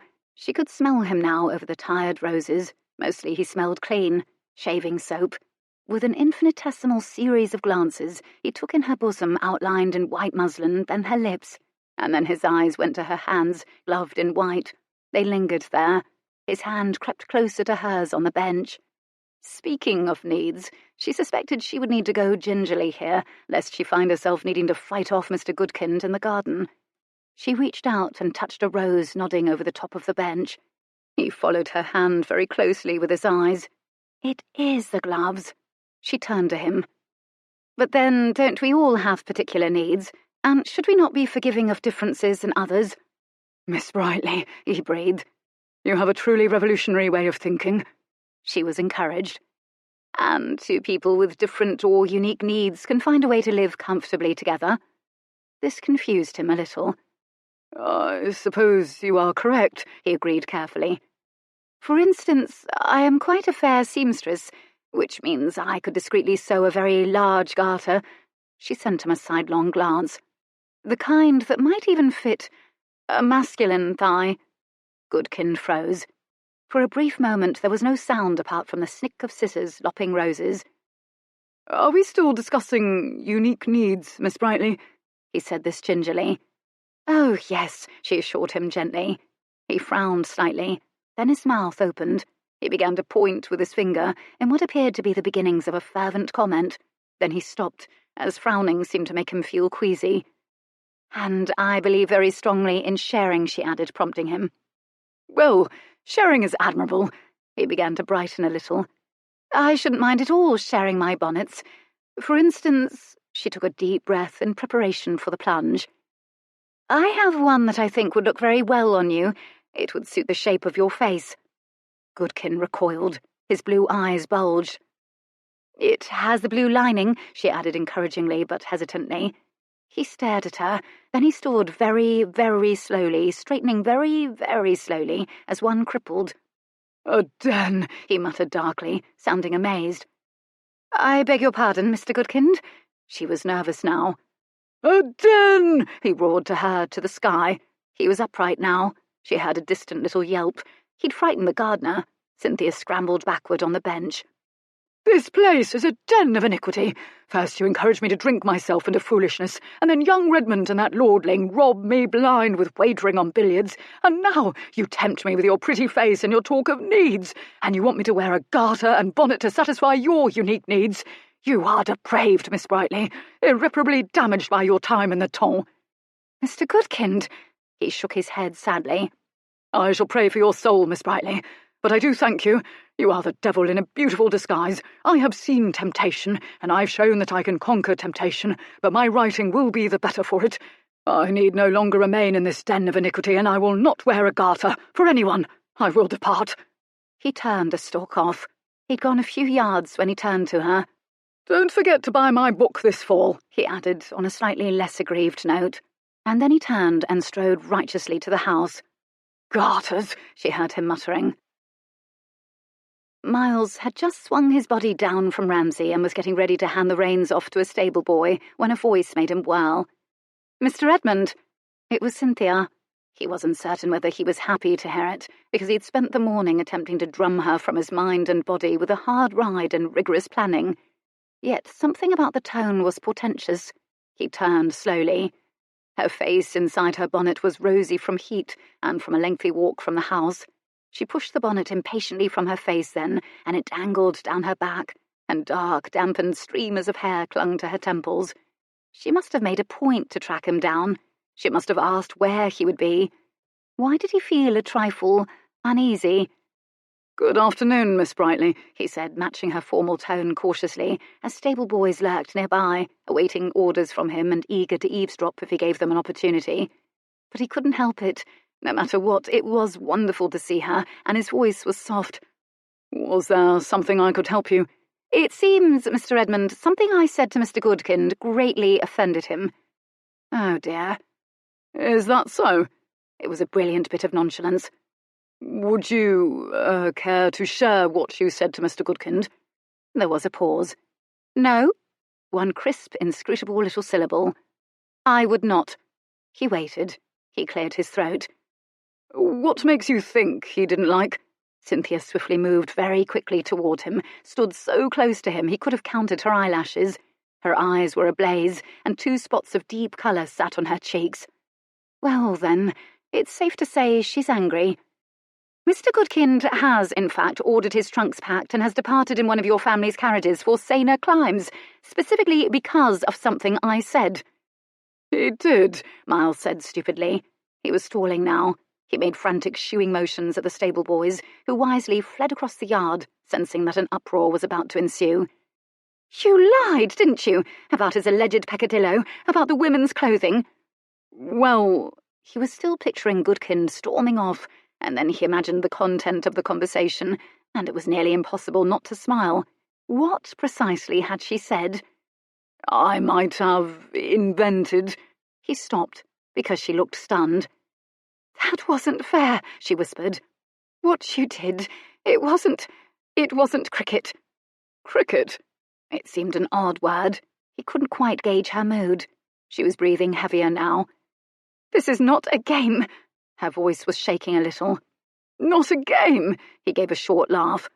"Oh, Mr. Redmond," he falsettoed. "You're so into—" She flew at him before he could dodge and thumped one of her fists against his chest. "It's not a game for me." "Christ, Cynthia, it's not a game." She hit him again, a good one. The third time she tried it, he captured her hands and held her fast, and it was like holding a trapped wild creature. She was remarkably strong for someone so small. You with your money and your bloody grandeur and your family and history. It's all very well for you and Violet to play at romance.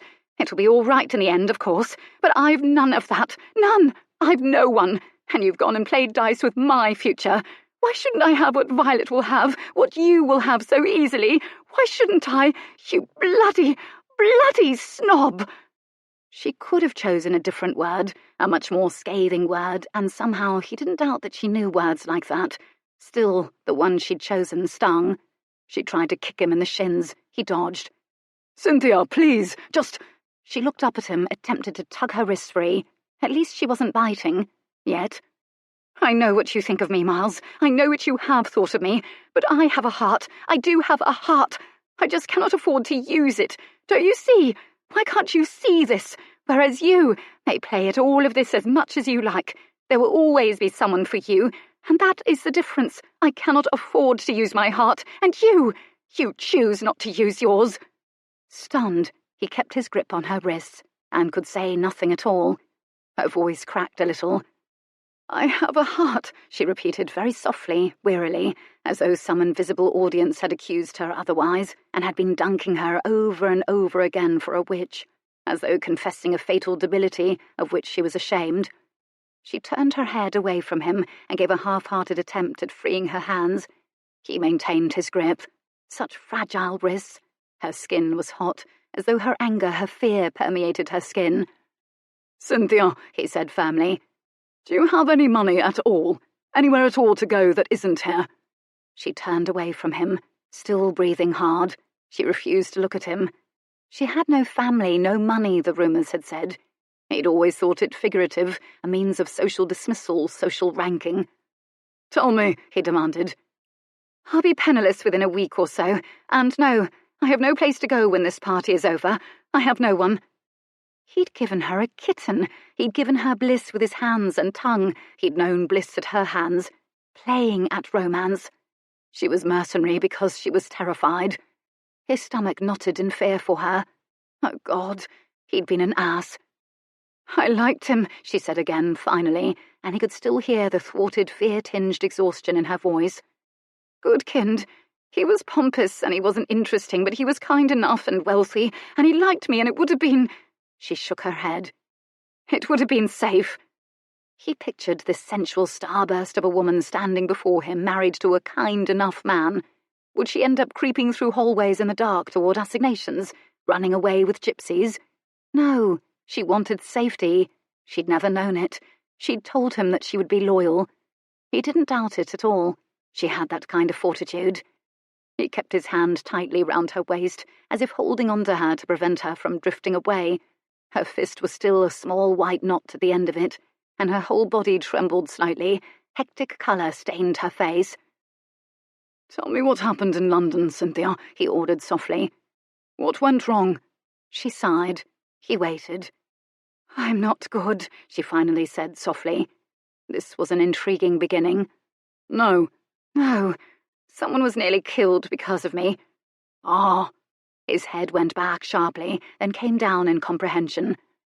"Why don't you tell me the story?" They were quiet for a time. Around them was the powerful, comforting smell of horse and hay and leather. "It was so wonderful," she began, faltering. "If only you know what it meant to me, that season in London. It was a miracle. I could scarcely believe I was there. I was so popular." "I recall Diamond of the First Water and all that." She made a sound. It was a bleak cousin to a laugh. "And all that." "And," she sighed. "It was marvellous. Nothing so marvellous had ever happened to me in my entire life. There was a time during the season when I genuinely could have taken my pick of the men, Miles. I was shocked. A brief moment in time where little mattered but that I was charming and beautiful and original." It is fashionable to be in love with her, Albemarle had told him then.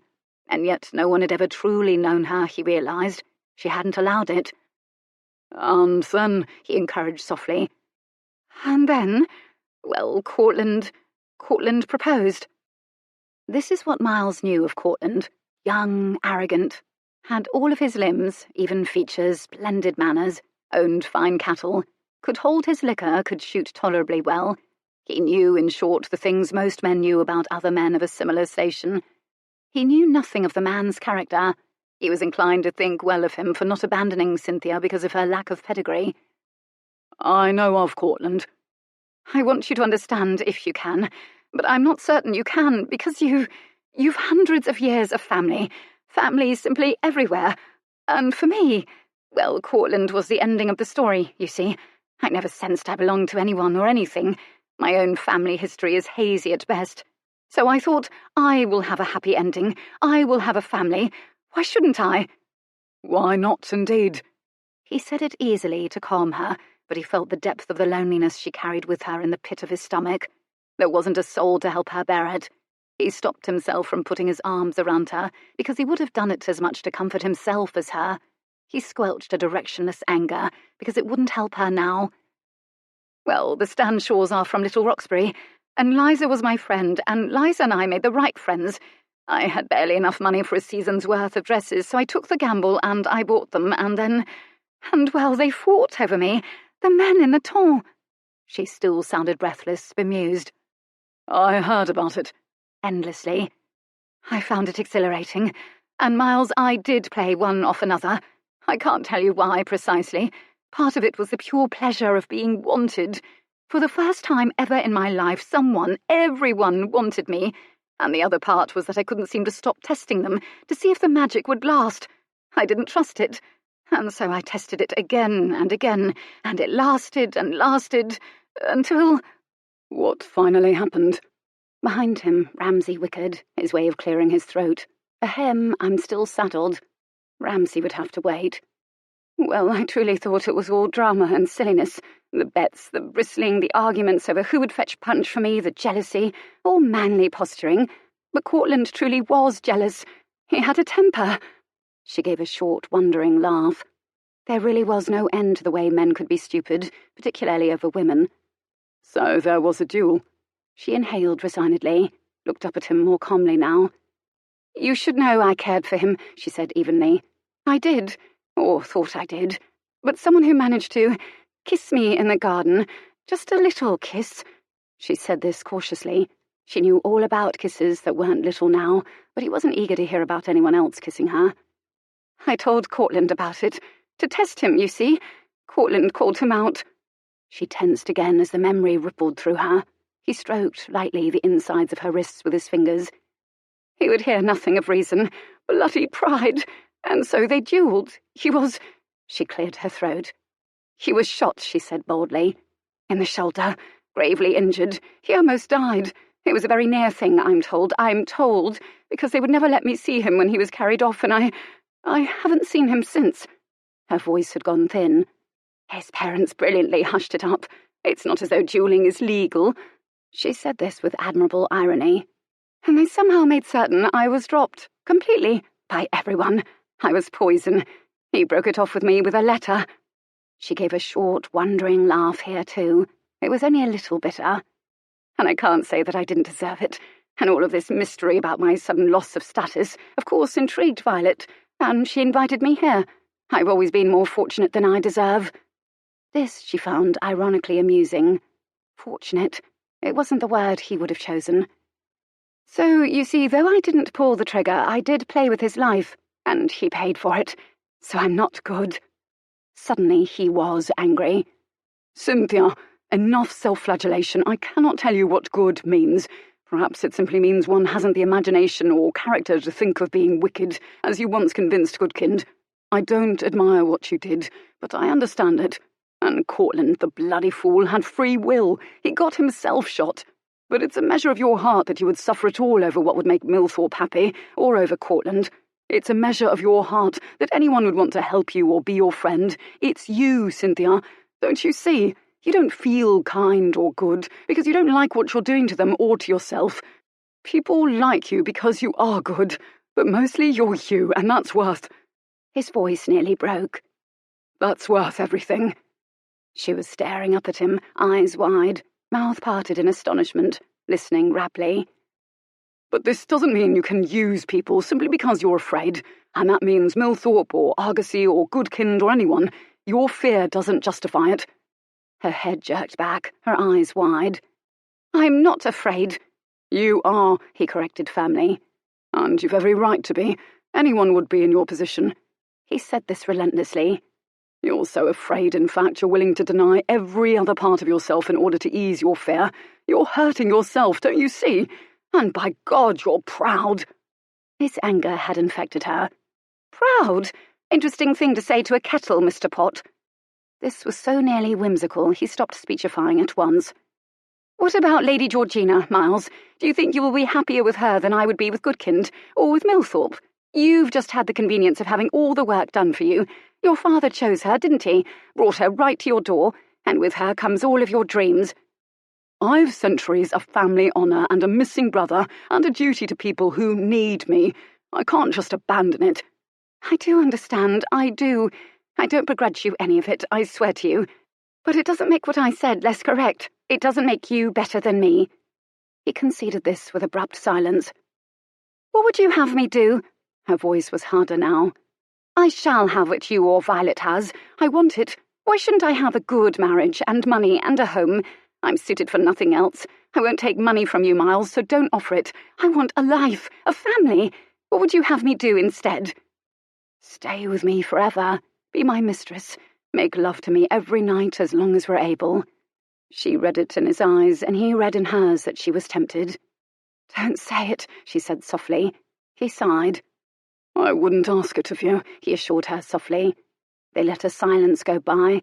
Animals in stalls shifted their hooves, and somewhere a bird sang out its joy in sunshine.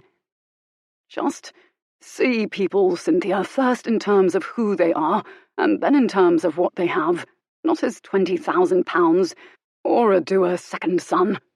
It was out of him before he could stop himself. She froze, and then... Oh! It was a gasp. Her face went blank with the sort of astonishment that arrives with a sudden blow to the stomach. No, Oh, Miles, you heard me, at the ball, when you first saw me, Malverni's, my blue dress, my face. You heard me talking to Liza, about you. Ah, so you do remember what she said? He said this lightly. Her face went closed and stoic. She said nothing for a moment. As I said, I'm not good. But I understand now why you said it. She was finding it difficult to meet his eyes. It wasn't a nice thing to say. I won't disagree with that. He said it with gentle irony. How you must have hated me. I have never, he said with quiet fervour, ever hated you. She looked up at him then, searching his face again like a jeweller with a loupe, ensuring that she saw every gradation of meaning in his words, deciding he wasn't angry. You weren't meant to hear it, she offered. Somehow that doesn't surprise me, he said dryly. A ghost of a smile touched her mouth. Another moment of silence. I didn't mean it, she tried. You did mean it. She sighed. Very well, I did mean it. And they were quiet together, remembering that evening. She asked the question he'd already once asked himself, that terrible question. And if we had danced that evening, Miles, if we had spoken or been introduced... This is what I now know, Cynthia, he said decisively, because he did know it, and she sounded so afraid. It would not have made one bit of difference. Even if we had danced, you would not have truly seen me, and I would not have truly seen you. We were different people then, and we are different people now." Because of each other, he didn't say. Her gaze dropped. He noticed worn toes on her slippers, as well as worn heels. Her circumstances touched chill fingers to the back of his neck and made him feel restless. He wanted her eyes back on his face, so he said, "You're correct, Cynthia. I suppose I am proud. The Redmond heritage and all that. I imagine I didn't enjoy being overlooked, and I suppose my pride is in part what made me lie to you about Goodkind. I wanted to prove a point." She looked up again. Blue eyes. "My heart is blue," he thought absurdly. "But your pride is what made you kiss me the very first day of my stay here," she said softly. Ah, clever girl. The word kiss arrived like a waft of opium. They both drifted on possibility for a moment. He could close the inches between them by simply bending his head, touching his lips to her soft lips. He'd cup her beautiful kitten's face in his hands, and with his mouth and tongue and hands, he would make her forget everything. He would slide his lips to her throat, drag his hands around to cup her soft breasts inside that soft and warm muslin. "Are you sorry that I did?" he asked, his voice hoarse with emotion now. His grip tightened on her. He saw her pulse beating in her throat, felt it beating in her wrists. She looked stricken. He didn't know why he'd asked the question. No answer could possibly satisfy either of them. So he gently released her wrists, slowly. She took them back, as if he'd given her a gift. She touched her fingers absently to where he'd touched her. "Did I hurt you?" Her hand went out as she asked, as if to smooth his chest where she'd thumped her fist. She stopped it before it could touch him. It was an echo of the first time he'd kissed her, that hovering uncertainty. He remembered the wrenching pain that came with thinking she might push him away. Her hand dropped back to her side. "You did," he said, bemused. "A little." He put his hand over where his heart beat for her, because she couldn't touch him, because she wouldn't now, and shouldn't now. The corner of her mouth twitched. Good. They were quiet together, standing just a foot, but now an eternity apart. "Cynthia, I'm sorry about Goodkind. I swear to you I'll make it right." "Well, it's rather too late to make it right with regards to Mr. Goodkind," she said practically. "He said things and fled. Don't smile," she warned. "You really aren't going to tell me what you said?" She sighed. "Ah, very well. I might have said something about how I am sympathetic to dramatic differences between people in physical needs, shall we say, and that I was not averse to sharing my wardrobe with a man, should he take a fancy to something in it. I might have mentioned that I would happily sew a large garter. You may smile now." Miles already was. "Did you mean it?" "Why shouldn't I be sympathetic provided he's discreet?" she said, sounding puzzled. He paused. "Of course. Why shouldn't you?" he repeated softly. She probably would have been sympathetic, or at the very least pragmatic. She wasn't the sort to collapse in the fit of the vapours if she caught her husband attempting to slide one of her satin garters up his own thigh, or trying on one of her bonnets. They would have sat down and discussed it. A tropical jungle would pose no real challenge for Miss Brightly. "If you must know, it was very funny," she conceded. "I wouldn't have thought you capable of the inspiration." He gave a shallow nod. "You were my muse." She smiled genuinely at this. Colour of the healthy sort was returning to her face. Oh, but he was in hell. Discussing the men who would have her for the rest of her days seemed too much to ask of him. His hands had gone cold and numb. In the pit of his stomach was a strangely familiar, hollow feeling. She wasn't to know it. He would never let her know it. He would do anything to take away her fear, to restore the colour to her face, to ensure that she slept peacefully at night and never wanted for anything for the rest of her days. And he wouldn't allow her to regret it. "Argosy," fear crept back into her voice. Did you? No, I swear to you. I've not tampered with the facts there," he told her. "Everything I've said about him is true." "But the gypsy girl told Argosy I was a minx and shouted something about pistols and blood, and ever since then I think he's been uncertain about me." "Hard to see why." She laughed. "She's unnerving. Martha, her name is. Her mother, Leonora. Now, she said I'd marry very soon." "Helpful of her."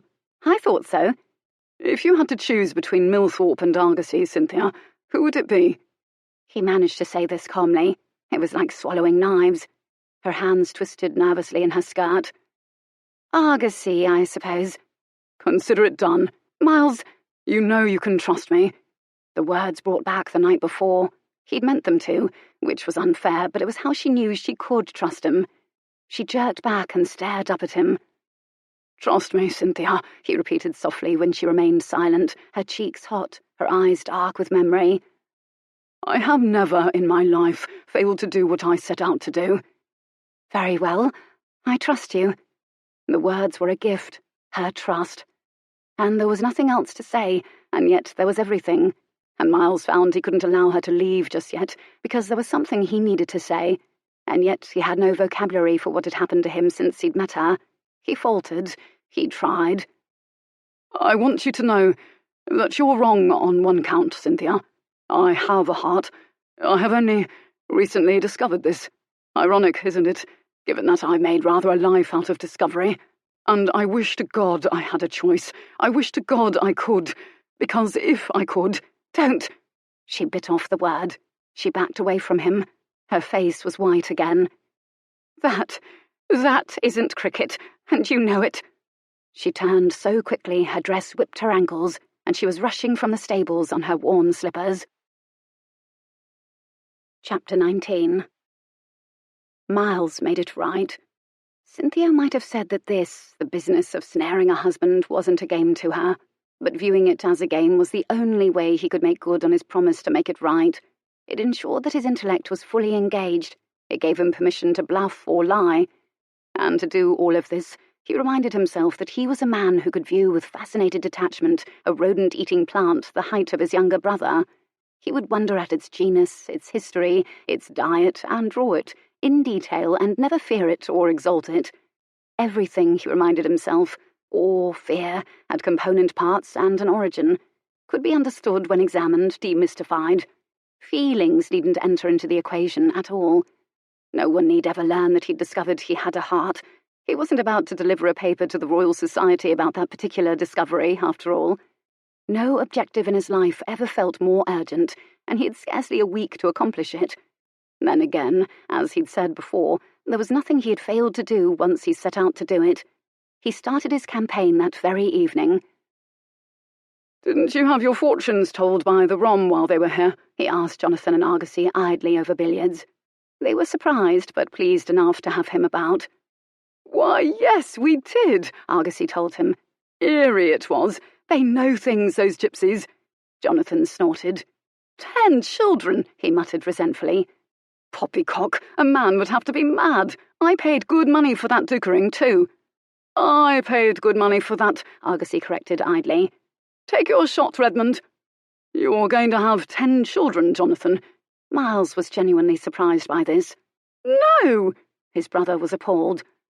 "Was Mrs. Heron's looby of a daughter present?" Miles asked as he stood by the table, waiting for his brother to shoot. Argosy turned to him a bit defensively. Then again, Miles was something of an authority on all things as far as the younger men were concerned, and so he hesitated to object too strongly. "I'm not certain at all she was a looby, old man. She seemed to know a good deal that seemed true." Miles snorted. "Oh, tell me, did she happen to shout something about a duck?" Argosy's face was a wonder to behold, brilliant with astonishment. "How did you hear? Did someone tell you?" Miles was all amusement. "She always bellows that when her mother reads fortunes. From what I've heard from those in Pennyroyal Green, anyway, I'm not certain she can control the impulse. It's something that comes right out of her. She's touched in the head." "Does she always shout that?" Argosy was both disappointed and relieved. "Duck, is it? But she said the duck was empty." He made an emphatic gesture with the last word. This seemed to be meaningful to Argosy. Cynthia had said nothing about an empty duck. Miles realised he would have to improvise. "Precisely," he said, and took his shot, a clean and true one. The ball smacked so hard Jonathan and Argosy winced. "An empty duck," he continued. "When I first heard her say it, I thought it had something to do with a hunting decoy. Very odd. But then one must be sympathetic to the ravings of a madwoman. Her mother, on the other hand, her mother sends chills up my spine with the accuracy of her readings." Jonathan was staring at his brother as though he was the looby. "How much have you had to drink, Miles?" he asked suspiciously. Dukkering wasn't something that would interest Miles at all, apart from its potential to be mocked or its anthropological appeal. "And haven't you known Mrs. Heron and her daughter for years?" "I've naught to drink," Miles yawned indolently. "Which reminds me, where is the brandy, anyway? What did Mrs. Heron tell you, Argosy? Now, anything she might say I would entertain quite seriously. She told me I'd go on a long voyage." She'd done nothing of the sort, but this impressed Argosy, as Miles most certainly had gone on a long voyage. "She told me that I would be wed soon, to a charming girl with many admirers, and that I'd best act quickly lest I miss my destiny." He actually flushed. He feels something for Cynthia, Miles thought suddenly. For some reason, the realization struck him like a billiard cue in the solar plexus. But why shouldn't he feel for her? She was remarkable. Argosy just would never be able to truly know her. "Interesting." Miles enunciated every syllable drawlingly. He fixed Argosy with his see-everything look. And then he found the brandy decanter, turned his back and poured. "Where's Millthorpe got to?" he said while his back was turned. "I wanted to have a word with him about my next expedition." "Sorry, couldn't say, old man," Argosy said idly. There was a pock as a shot was taken. "Ah, now I recall." Miles held up a finger in recollection. "He is having a chat with Miss Brightly in the salon. I believe they've come to a decision regarding what manner of dog she might have. I do think Millthorpe might want to have his palm read as well. I believe I heard he was looking for a wife.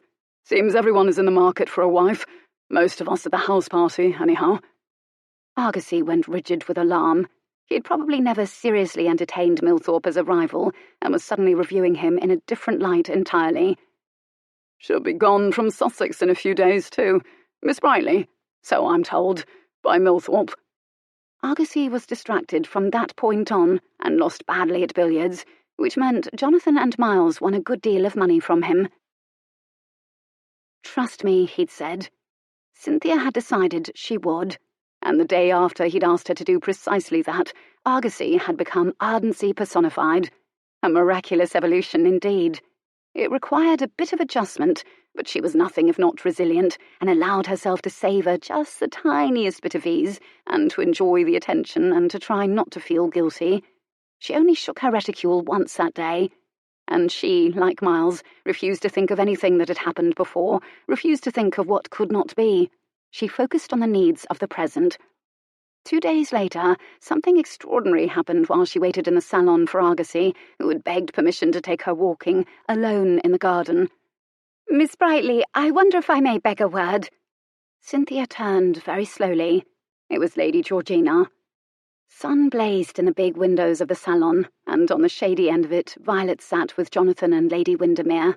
The safety of other people seemed acres away. Bloody hell, no escape. Cynthia eyed Georgina cautiously. She hadn't sounded accusatory. She had sounded diffident. In fact, as though she were indeed begging a word. "Of course," Cynthia said warmly, meaning precisely the opposite. Cynthia settled into the chair next to Georgina, and the bright daylight pouring in the window contrived to wash Georgina nearly free of colour entirely, apart from her hair, which was, as usual, wound up smoothly and neatly, and glowed like a halo. "I don't quite know how to begin." Georgina's hands worked nervously together. Again, Cynthia studied the girl for signs of irony or innuendo. "Please feel free to be open with me, Georgina," she said kindly, though her stomach felt as though it were turning on a spit. Georgina whirled on her impulsively. "Very well, it's this. Well, you're so very charming." Am I?" Cynthia was suddenly very nervous. "Yes, everyone can see it, you know. You quite sparkle," she insisted. It was tremendously odd to hear these words from Lady Georgina. She'd never dreamed flattery could also be strangely terrifying. And yet, she reminded herself, Lady Georgina communicated primarily by admiring people, and didn't need to isolate her specifically to compliment her. She really is a nice person, Cynthia thought desperately. And I'm horrible, horrible. "You're too kind, Georgina," which was at least the proper response to most compliments. Georgina's hands went still in her lap. Pretty, smooth hands, nary a freckle, kitten scratch or scar.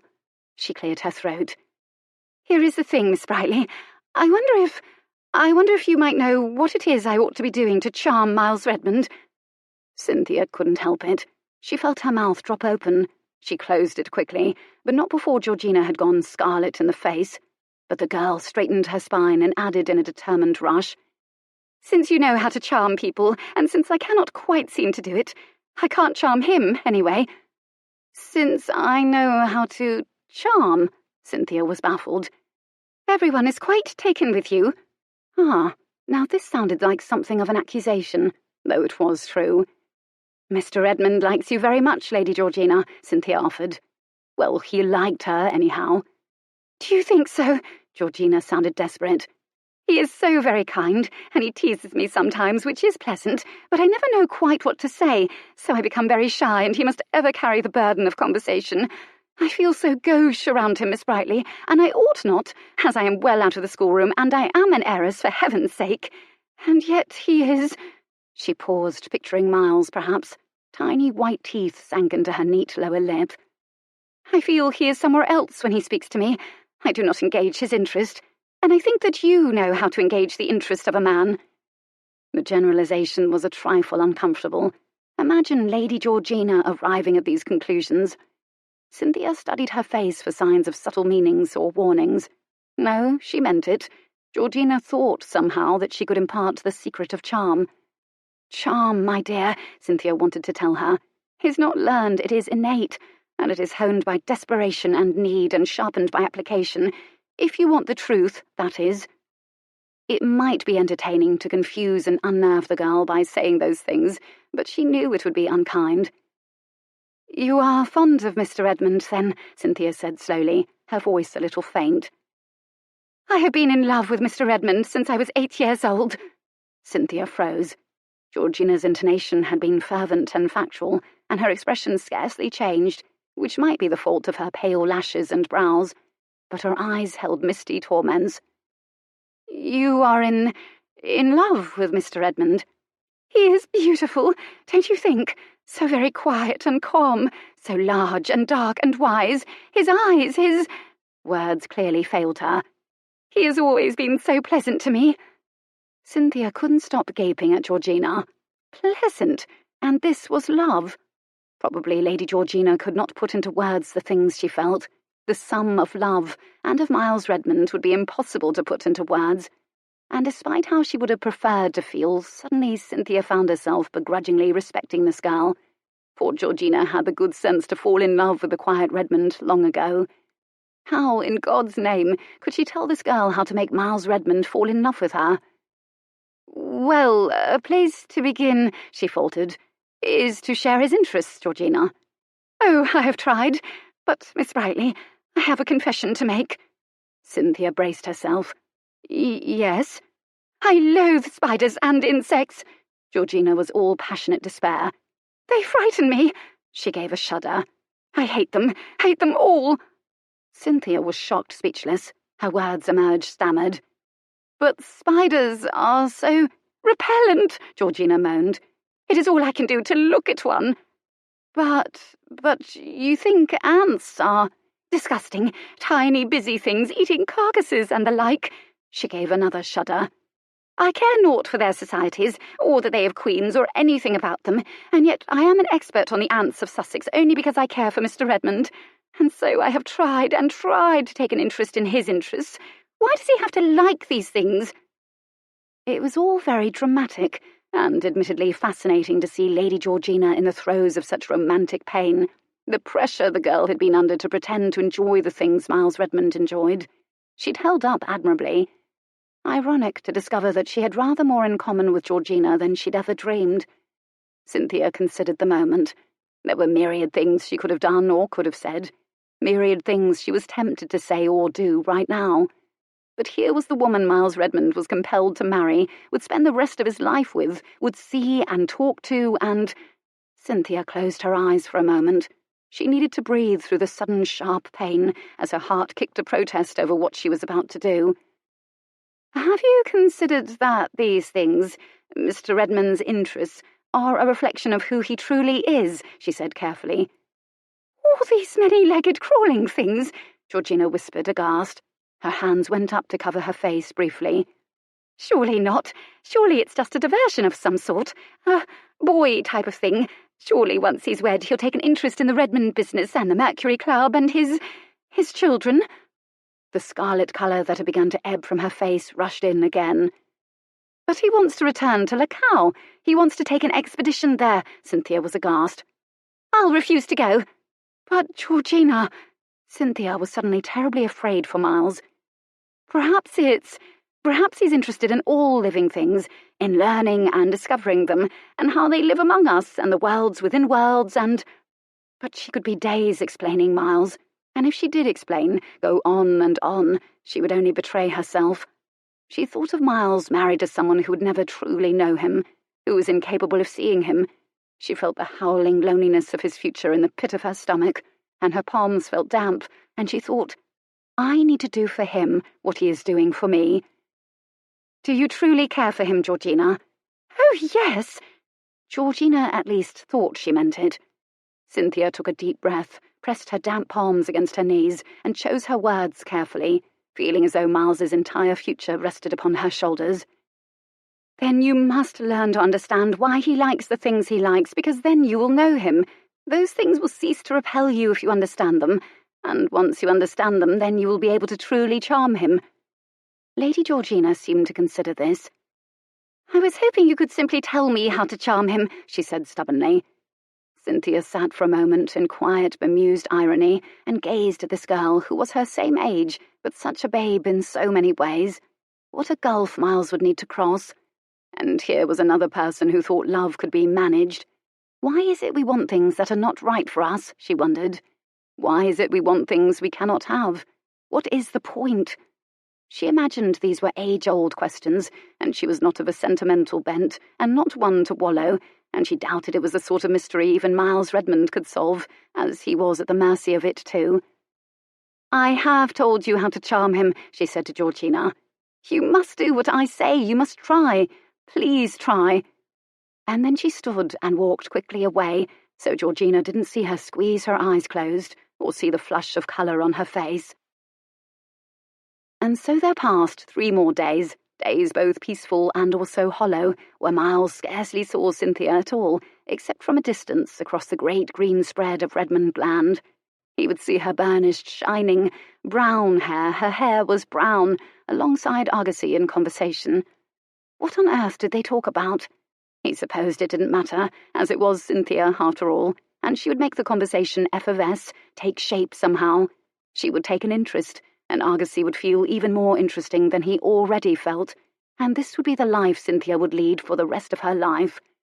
And during the evenings, over cards, when they socialized, or during dinners, part of him participated while the whole of him was entirely on edge and vigilant. And though he and Cynthia scarcely exchanged words beyond banalities, because this was part of their agreement too, the only way they would ever accomplish this, they were both intensely aware of each other as conspirators. Miles watched the circumstances carefully, like the scientist he was, or like one of the gypsy acrobats balancing atop the rippling back of a horse, ready to calibrate with just the right word here, a subtle action there, or a nice, juicy lie, if it looked as though Argosy's ardency was ebbing, or his intentions wavering from Miss Brightly. But Argosy showed every sign of worship. Cynthia showed every sign of fondness, and soon their attachment was much taken for granted. Jonathan was amused, Violet bemused, and Millthorpe, perhaps sensing he'd been edged out by a younger stallion, and giving up hope that Isaiah Redmond would be home very soon, decided to depart to buy the greyhound puppy he told Cynthia about during the picnic. And soon even Lady Windermere, who stalwartly hoped for the return of her friend Mrs. Redmond, so she might get in a juicy bout of gossip, spoke in the not-quite innuendos, so beloved of those who'd been married and bore children and lived to see others do the same.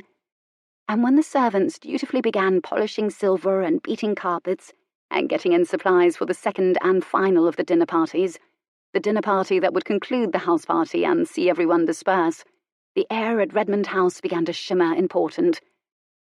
"We'll have a wedding ere long," Lady Windermere predicted with a finger alongside her nose. "I always think dinner parties are wonderful places to announce engagements." And as for Miles, he took walks in the garden with Lady Georgina, 1 walk per day. for all the world as if she were a pet. And he reminded himself, all the while they were walking, of the reason he was doing it. "Who are you?" he'd wanted to ask her. They never got beyond Sussex and their families, and flora and fauna.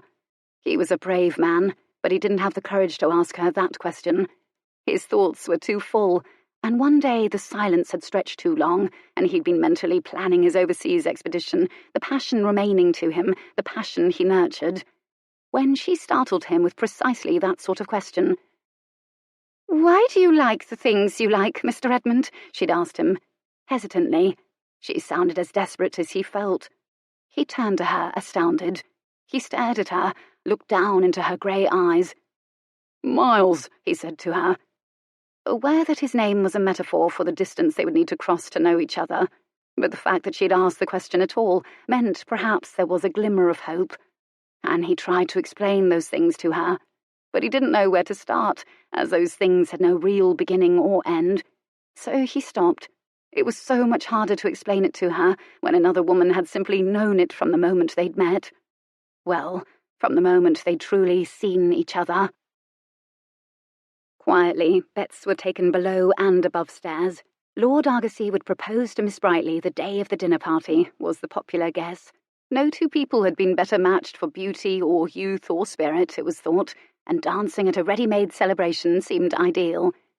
Mr. Miles Redmond was expected to make his proposal soon enough, though less certainty seemed to surround this, as he had appeared so different from himself of late. "Return of the fever," it was whispered sympathetically. Miles felt the tension as surely as a drawn-back bow. 2 more days remained. But Cynthia, who'd progressed to allowing Argosy to touch her hand and call her Cynthia warmly, began to feel more confident. She told Spider the cat as much when she went to bed at night, and as a token of her faith in Miles Redmond, she'd left her reticule untouched for 1 entire day. 2 nights before the dinner party, Jonathan and Argosy went off to the Pig and Thistle for an evening, because Jonathan was about to win the darts tournament. Jonathan returned home triumphant. He'd been given a small trophy, which he cherished inordinately. Argosy, on the other hand, returned distracted, morose, and utterly, terrifyingly silent, which they all only discovered the following day, when he refused to talk to Cynthia over breakfast. He in fact left the room when she entered it, and then left yet another room when she entered that. His mood was in fact so black and impenetrable, it deterred people from pressing the issue beyond, "Are you feeling quite well?" He confided in no one. He instead indulged in the most thorough, bitterly profound sulk anyone had ever before witnessed. Blasted pup, Miles thought. He felt a strange impulse to shake Argosy hard. He pulled Jonathan aside. "What in God's name is troubling the man? What happened at the Pig and Thistle? Who did you see there? Did he stop drinking? Perhaps he should begin again." "He won't tell me, Miles, and I was busy winning the tournament. Didn't see what Argosy got up to, but whatever happened to him started there, I'll tell you that much, and whatever it is, it's clearly all about Cynthia." The brothers exchanged a look. Somehow Cynthia's past had made its way to Pennyroyal Green by way of the Pig and Thistle. Miles intended to find out how. There was no way in hell he wouldn't keep his vow to Cynthia to make it right. Inside of a day, Argosy's mood had blanketed the atmosphere inside the Redmond house like a grim layer of London soot, even as the house itself became cleaner and cleaner and cleaner, until every stick of furniture and piece of silver and china gleamed blindingly, and the delicious smells of cooking for the nearly 30 people invited rose up from the kitchen to fill the upper floors. Just before 3 in the afternoon, carriages began to roll into the drive, spilling out neighbours expecting to be entertained, and they came pouring happily into the house, their gaiety jarring. And still no bloody letter from Mrs. Mundy Dixon in Northumberland. Cynthia entertained the possibility that Mrs. Mundy Dixon might have died of meanness, or been murdered at last by one of her companions. If so, the timing could not have been worse.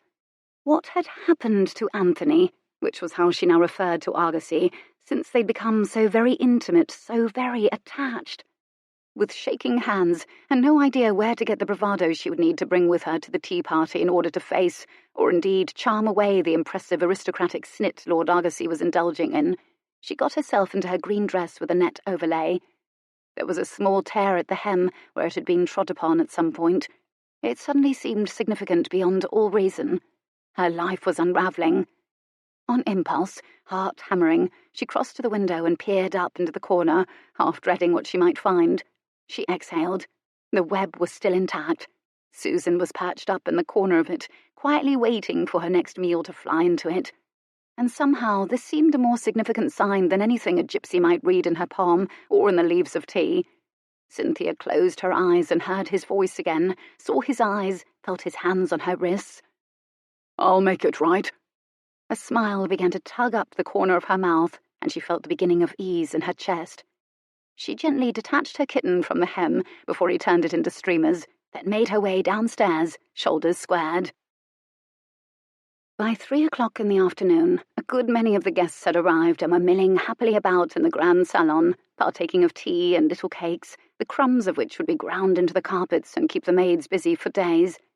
Miles greeted all of them. From Pennyroyal Green, the vicar had been invited, as well as Mrs. Notterley, a local widow who loved gossip as much as his mother, and seemed to know it before anyone else. He held entire attentive conversations with 6 or so people without remembering a word afterward. And then, when he'd done his duty, he could bear it no longer. He brought a glass of brandy to Argosy, who had slumped gloomily in a chair in the corner, oblivious to gazes both admiring and curious from all the guests. He stood there, holding it out, until Argosy's hand came up listlessly to take it. "Argosy, old man, is aught to miss? Of late it has been such a pleasure to witness your happiness, and I was so certain I would be able to congratulate you on the same milestone I soon hope to reach. And here you have a festive occasion and a crowd of friends with which to share it. Perhaps you can confide in me." The younger man's flawless features tightened with righteous anger, and he stood suddenly. "Very well, Redmond, I'll tell you. I saw Lord Cavil at the Pig and Thistle, Jonathan and I. He was on his way through to take his daughter to Miss Endicott's academy." Ah, another recalcitrant girl for the school, Miles thought. Miss Endicott did rather a brisk business in that. But the name, Cavil... "He's a dear friend of the Earl of Courtland." Oh, Christ. Miles felt the backs of his hands go cold. Involuntarily, he glanced towards Cynthia. Her face was too white above the dark green of her gown, her smile forced. She was talking with Violet, or rather Violet was talking, and Cynthia was merely actively wearing that horrible smile. Probably only he realised was false. "How is Lord Cavil?" he asked calmly. Argosy was puffed with wounded fury.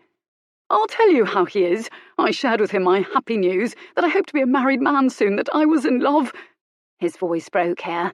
Argosy really had thought he was in love. "And I told him about—" It seemed Argosy couldn't get the name out now. "I told him about Cynthia." He made her name sound like the blackest evil, synonymous with betrayal. Miles instantly felt his temperature changing. A blaze of heat raced over his skin, making it difficult to breathe. He was aware of a peculiar metallic taste in his mouth, and tightness in his stomach like a coiled spring. He listened. Argosy went on, his voice low and bitter. "He pulled me aside and, quite in confidence, said he'd heard of Cynthia Brightly." He gave an incredulous laugh. "He told me story after story about her, all the things that went on during the season I was on the continent, all the betting book wagers, the races, the fights, the duels, her playing men off of one another, rumours of kisses in gardens, and a duel. By God, man, the girl's a doxy from the sound of things." Miles's vision peculiarly began to blur. Every muscle in his body seemed to bunch. "And you saw how she played all the poor fool's hair, Redmond. I was played for a fool. I would have married her. I count myself lucky to have seen Cavil, and if Cavil's correct, the girl must have kissed at least 6. Later, he remembered the impressions coming at him swiftly, and all out of order. First, the windstorm of gasps, the numb and stinging fist he'd instinctively wrapped in his other hand. Then he followed the general direction of all the heads in the parlour, the heads of 12 or so of his Sussex neighbours, people he'd known all his life. All eyes were on the floor, which is where Lord Argosy lay stretched out, heaving like a fish, eyes bulging up with disbelief. Which is when Miles fully realised he'd thrown his fist like a shot put at the man. Clearly, Argosy had gone down like ninepin. Fortunately, he landed on one of his father's thick Savonnerie carpets and not the marble floor, so his golden head lolled against an expensive cushion of antique wool. And then, in unison, all the heads of all the partygoers lifted up from Argosy and swung toward Miles. A hush thick as that Savonnerie carpet blanketed the room. Shock was palpable and unanimous. Miles Redmond, calm, elegant, reliable, renowned Miles Redmond, had just thrown his fist at a guest in his own home during a party, knocked him flat, in front of an audience. And of all the things he probably ought to have felt in that moment, the first thing that reached Miles through his ebbing tide of fury was immense and inappropriate satisfaction at meting out justice. He'd felt Argosy's words as viscerally as an attack upon someone he loved. He dodged that thought as though it were a fist aimed for his head. He jerked his gaze up from Argosy. Like a compass finding north, his eyes immediately found a particular pair of blue eyes in the group of aghast faces. Her face was white, apart from a blaze of pink spots on each cheekbone. Her eyes were brilliant. She wasn't looking down at the floor in concern. She was looking at him. And she was quite clearly furious, because no doubt she thought the two of them were going to shoot each other now. Well, then, he'd promised to make it right, and as usually was the case when it concerned her, he'd done the opposite of what he'd intended to do, and instead put it spectacularly wrong. And here she was, again at the centre of yet another controversy. Miles uncurled his fingers from their fist shape and fanned them out in front of him, over and over, bemused at how quickly one could make a hash of things. Reflexively, he reached his now benign but still stinging hand down to assist Argosy to his feet, as everyone else seemed far too stupefied to do anything but stare at the fallen man. When he did this, murmurs began to rustle like the wings of a released 100 moths. Argosy ignored the proffered hand, touched his fingers to his inflating lip, and continued to glare from the floor. His dark eyes were impressively, aristocratically flinty. Miles silently revised his plans for the following day to include the possibility of a duel. He nodded, as though accepting a verdict. "If you'd like to speak with me, Argosy, I'll be in my father's second-floor study." The room in which everything of consequence to Redmond history had taken place. Miles bowed, turned with something approximating his usual dignity, and left the congregation to their gaping. Chapter 20. I need my own home, Miles thought, resenting this room suddenly and irrationally. He'd been travelling so much, so often, he hadn't established a home other than his rooms in London. He wondered dismally if Argosy would manage to recruit seconds from among the guests. He hadn't the faintest idea of the protocol involved in challenging one's host to a duel, but doubtless there was precedent. If there was anything he'd learned from the books surrounding him now, it was this. Regardless of how appalling the behaviour, some human had already done it. The thought cheered him perversely. What he was about to do was the most difficult thing he'd ever done. Grimly, he thought, Goodkin would think this kind of sacrifice will purify my soul. And then there was Georgina. He hadn't thought once of Georgina, hadn't sought her eyes out in the crowd. Again, quite the hash he'd made. 2 vicious raps sounded at the library door. He was on his feet instantly, but Argosy didn't wait for admittance. He threw the door open as though it had been put there deliberately to thwart him, and flung it shut again with an impressive amount of wounded drama. He planted himself before Miles and looked up. "Redmond, name your Argosy," he said evenly. "I apologise. I was an ass." Argosy stuttered to a halt. "I beg your pardon, Redmond. I apologise. What I did was unforgivable, Argosy, but perhaps you'll at least understand if you know why I did it. I beg an opportunity to explain my atrocious behaviour." Words like atrocious were apparently balm to Argosy.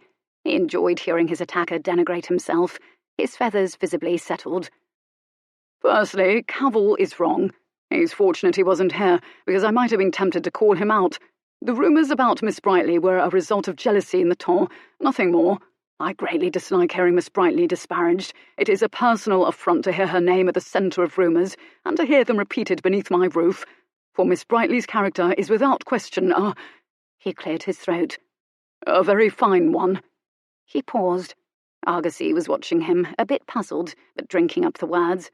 And it occurred to Miles again that Argosy genuinely cared for Cynthia, as much as he could care about someone. It was disorienting. It was painful. It was a very good thing. He forged on. "She is, like Violet, spirited, true, but she is very—" Such a homely word, such a right word. "Dear. She's dear." Argosy was confused now. Given that this was Argosy, he probably thought he meant expensive. Rather, I should say she is a dear friend to this family, and as such, though I am certain you are not aware, or else, as a gentleman, you never would have slurred her character." Argosy stirred a little resentfully. Perhaps there was potential in him. "We care very much for her welfare, and slurs to her reputation are felt personally. I am as protective of her as I am of Violet." Argosy smiled slightly when he said Violet. Her name generally elicited rueful smiles in males. "I should say that despite her obvious enjoyment of life, she possesses a level head and a soundness of character that would do credit to anyone who associates with her. Regardless, my action was unconscionable and uncharacteristic, and though I do not regret defending her honour, as I'm sure you would do for any of your 5 sisters—" He paused to allow Argosy to give a short, manly nod. "I deeply regret the manner in which I did it. I hope you will find it in your heart to forgive me, and to not think unwell of Miss Brightly for an action I am certain she would never have condoned." Argosy said nothing for a time. A rivulet of blood slanted from the corner of his mouth and had begun to congeal. "It is clear Miss Brightly inspires strong emotions in those that know her," he finally replied, his words beginning to thicken along with the size of his lip. "It is just that my emotions were so very strongly engaged, and I was terribly upset at the betrayal, what I thought was betrayal," he added hurriedly. Miles could only nod.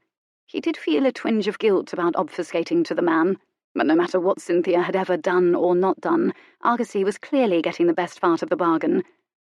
"You see, I'd intended to propose to her," Argosy confided hesitantly. "Yesterday. I wanted to so badly. You must know that we've formed an attachment. I fear we have been obvious of late. My passions do run quite deep." This was interesting news to Miles, and rather sounded like a line of poetry Argosy might have read. "And the fates seem to decree the match. I cannot imagine enjoying another female more than I enjoy her. I am quite in love. I suppose I was gravely disappointed to hear what Cavil said about her. Her family is a bit of a question mark, I do know that. It matters not to me, but I do know my father would prefer me to bring home a bride whose character has never been called into—" Miles straightened his spine to full commanding height, and lied. "Miss Brightly is a fine young woman," he said, his voice nearly stentorian, "and I can assure you that she enjoys the abiding friendship and respect of this family. I speak for my entire family when I say that anyone who questions the quality of her character questions the judgment of the Redmond family." He allowed this particularly subtle threat to penetrate. It would never, ever do to alienate the Redmonds. "And it is our belief that any family, no matter how ancient or noble, would be improved by her, and any man free to do so would be—" He stopped. His heart closed over his words like a fist, as though attempting to prevent him from saying what he was about to say. He was forced to turn away, toward the window, as if to turn his back on his own heart. "Would be blessed indeed to wed her, should Miss Brightly accept him. And that includes you, Argosy." By the time he reached the end of the sentence, his voice had turned to gravel. Argosy was impressed into sombre dignity. "My father would, of course, prefer an aristocratic bride, but as I am his only son, he finds it difficult to deny me the things that I want, and I do feel destiny has decreed that Miss Brightly and I forge a future together. After all, Mrs. Heron predicted it." "So she did. And given your defence of her, I congratulate myself that my initial judgment was correct. And I want her." He said this very simply, the words of a man who had never before been denied something he wanted. They weren't combative or defiant. They were breathtakingly straightforward. Miles found that he could not dislike Argosy, and yet the fact that he did not dislike him was not quite a strong enough reason to like him. The man was simply unfinished, and might never become more than that. Character, he knew, was shaped through resistance and trial.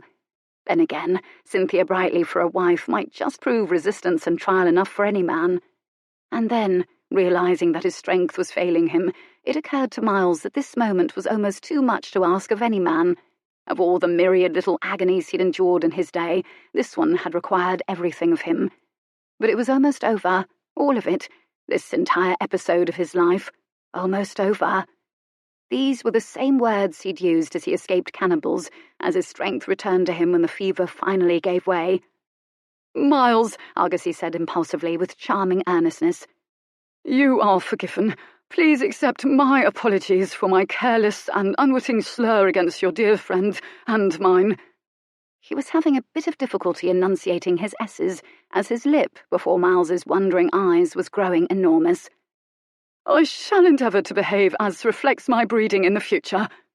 There was ruefulness in this, which Miles liked, and a hint of censure which he deserved, as it was hardly as though he himself had behaved in a manner that reflected his breeding. "I disliked feeling fooled, you see," Argosy went on, "and, as I said, I was quite disappointed. I should have known the Redmonds would not have welcomed Miss Brightly into their home as a guest if all of the things said about her were true." Well, not all of the things said about her were true. It didn't mean that some of the things said about her weren't true. "I'm glad we are friends again, Argosy," was all he said. "As am I." The man tried to smile. His lip, however, was inflating and would not curve. Miles still could not find it in himself to feel guilty about that lip. Perhaps later. He extended his hand, and Argosy took it and gave it a good pumping. They backed away from each other, and a silence ensued. And then Argosy looked toward the window and fidgeted a bit. He turned back toward Miles, his face alight. "Well, old man, I find I'm nervous as a cat now." He tried the smile again. It became a wince. Miles offered him a handkerchief. Argosy took it with something of distracted charm. "I knew I would wed one day, but I never dreamed 'twould be so soon. But I find I am eager for it.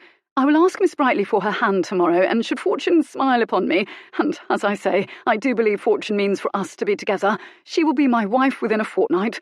I cannot imagine waiting longer than that to get her into—" The words had a momentum of relish, but he saw Miles's face and halted abruptly. "May I assume that I have your blessing as a member of the Redmond family and your approval when I ask for her hand?" he said humbly. Well, and now it was done. Miles could not help but acknowledge the irony of it all. He had done what he'd set out to do. He'd promised her he would make it right, and he had. And now he realised he'd known this particular feeling before, when he first heard of Cynthia Brightly's engagement to the heir to the Earl of Courtland. She'd had nothing at all to do with him or his life then, apart from an appalling moment of wounded pride in a ballroom. The peculiar, sharp knell of grief had puzzled him. He knew now that's precisely what it had been. Grief. Something in him had known even then what she meant to him. So the place in his chest where his heart used to beat was empty, and Argosy's words rang in there like the clapper of a bell. "You do have my blessing, Argosy. I wish you great joy in your marriage." And with a sense of something right and something terribly wrong, he saw the future light up the other man's face, as though Miles had transferred all of his own happiness to him. "You'll want to see the kitchen about your lip," Miles said. And that's where Argosy went, while Miles went to find Cynthia. The drawing-room had cleared as surely as though he'd fired a pistol into it. Hitting a guest in the jaw was a surefire way to dampen festivities, he supposed. "Has everyone departed?" he asked a footman. The blessedly bland face and the blessedly familiar blue and gold livery his mother had spent a decent amount of his father's fortune upon said, "Yes, sir." As though this was a reasonable question, and Miles Redmond hadn't just behaved in an entirely unreasonable way. "Have you seen Miss Cynthia Brightly?" "I believe she went out to the garden, sir. The other young people decided to do so, anyway." Cynthia sat alone in the garden, near the maimed statue of David and the drooping roses. She'd surreptitiously fled, while Miles and Argosy were behind closed doors, hashing out the rest of her life, wondering which one of them would wind up dead. And she'd been watching clouds, inhaling the heavy scent of the flowers, and holding herself very still, as though her past could not catch up and destroy her if she didn't make any false moves. Her heart was a stone in her chest. She heard his footsteps behind her, saw his shadow fall at her feet. She didn't turn just yet. She'd seen Miles shoot, and he did it as easily as he did everything else. It was Argosy who would most definitely die. Oh, God! He'd knocked Argosy to the ground with one blow. What had happened? She looked up at him then, and he must have seen something terrible in her face, because he immediately sat next to her and said without preamble, "I shan't be aiming a pistol at anyone at dawn, nor will anyone be aiming a pistol in my direction. I, in fact, made a very impressive speech, during which I buffed your reputation and character to a high lustre, and issued an apology for my behaviour, which quite dented my pride, and I believe I have assured you of a proposal." They were silent together for a bit, and then Cynthia slowly released the breath she'd been holding and closed her eyes. "Your pride is she mused after a moment. Miles looked at her questioningly. "Both dented," she clarified. He smiled faintly at this. "I think you'll find his looks untarnished once the swelling diminishes. He did rather go down like a matchstick, didn't he? And doesn't he already have something of a dent in his chin?" He fingered his own. "I believe it's called the dimple." "Ah." Miles nodded, appreciating the specificity. Another silence. "I'm sorry," he said. He sounded utterly bemused, as though he hadn't the faintest idea what had come over him. "Miles," she hesitated to ask the question. "I assumed the fact that you needed to buff my reputation to a high luster meant you were defending my honor when you hit him in the face." "Defending your honor rather reflexively, as it turns out," he confirmed ruefully. This made her smile a little. "What did he say?" "Among other things, he said something about you having kissed a half-dozen or so men in the tour." "A half-dozen?" She was appalled. "Who on earth would have said such a thing?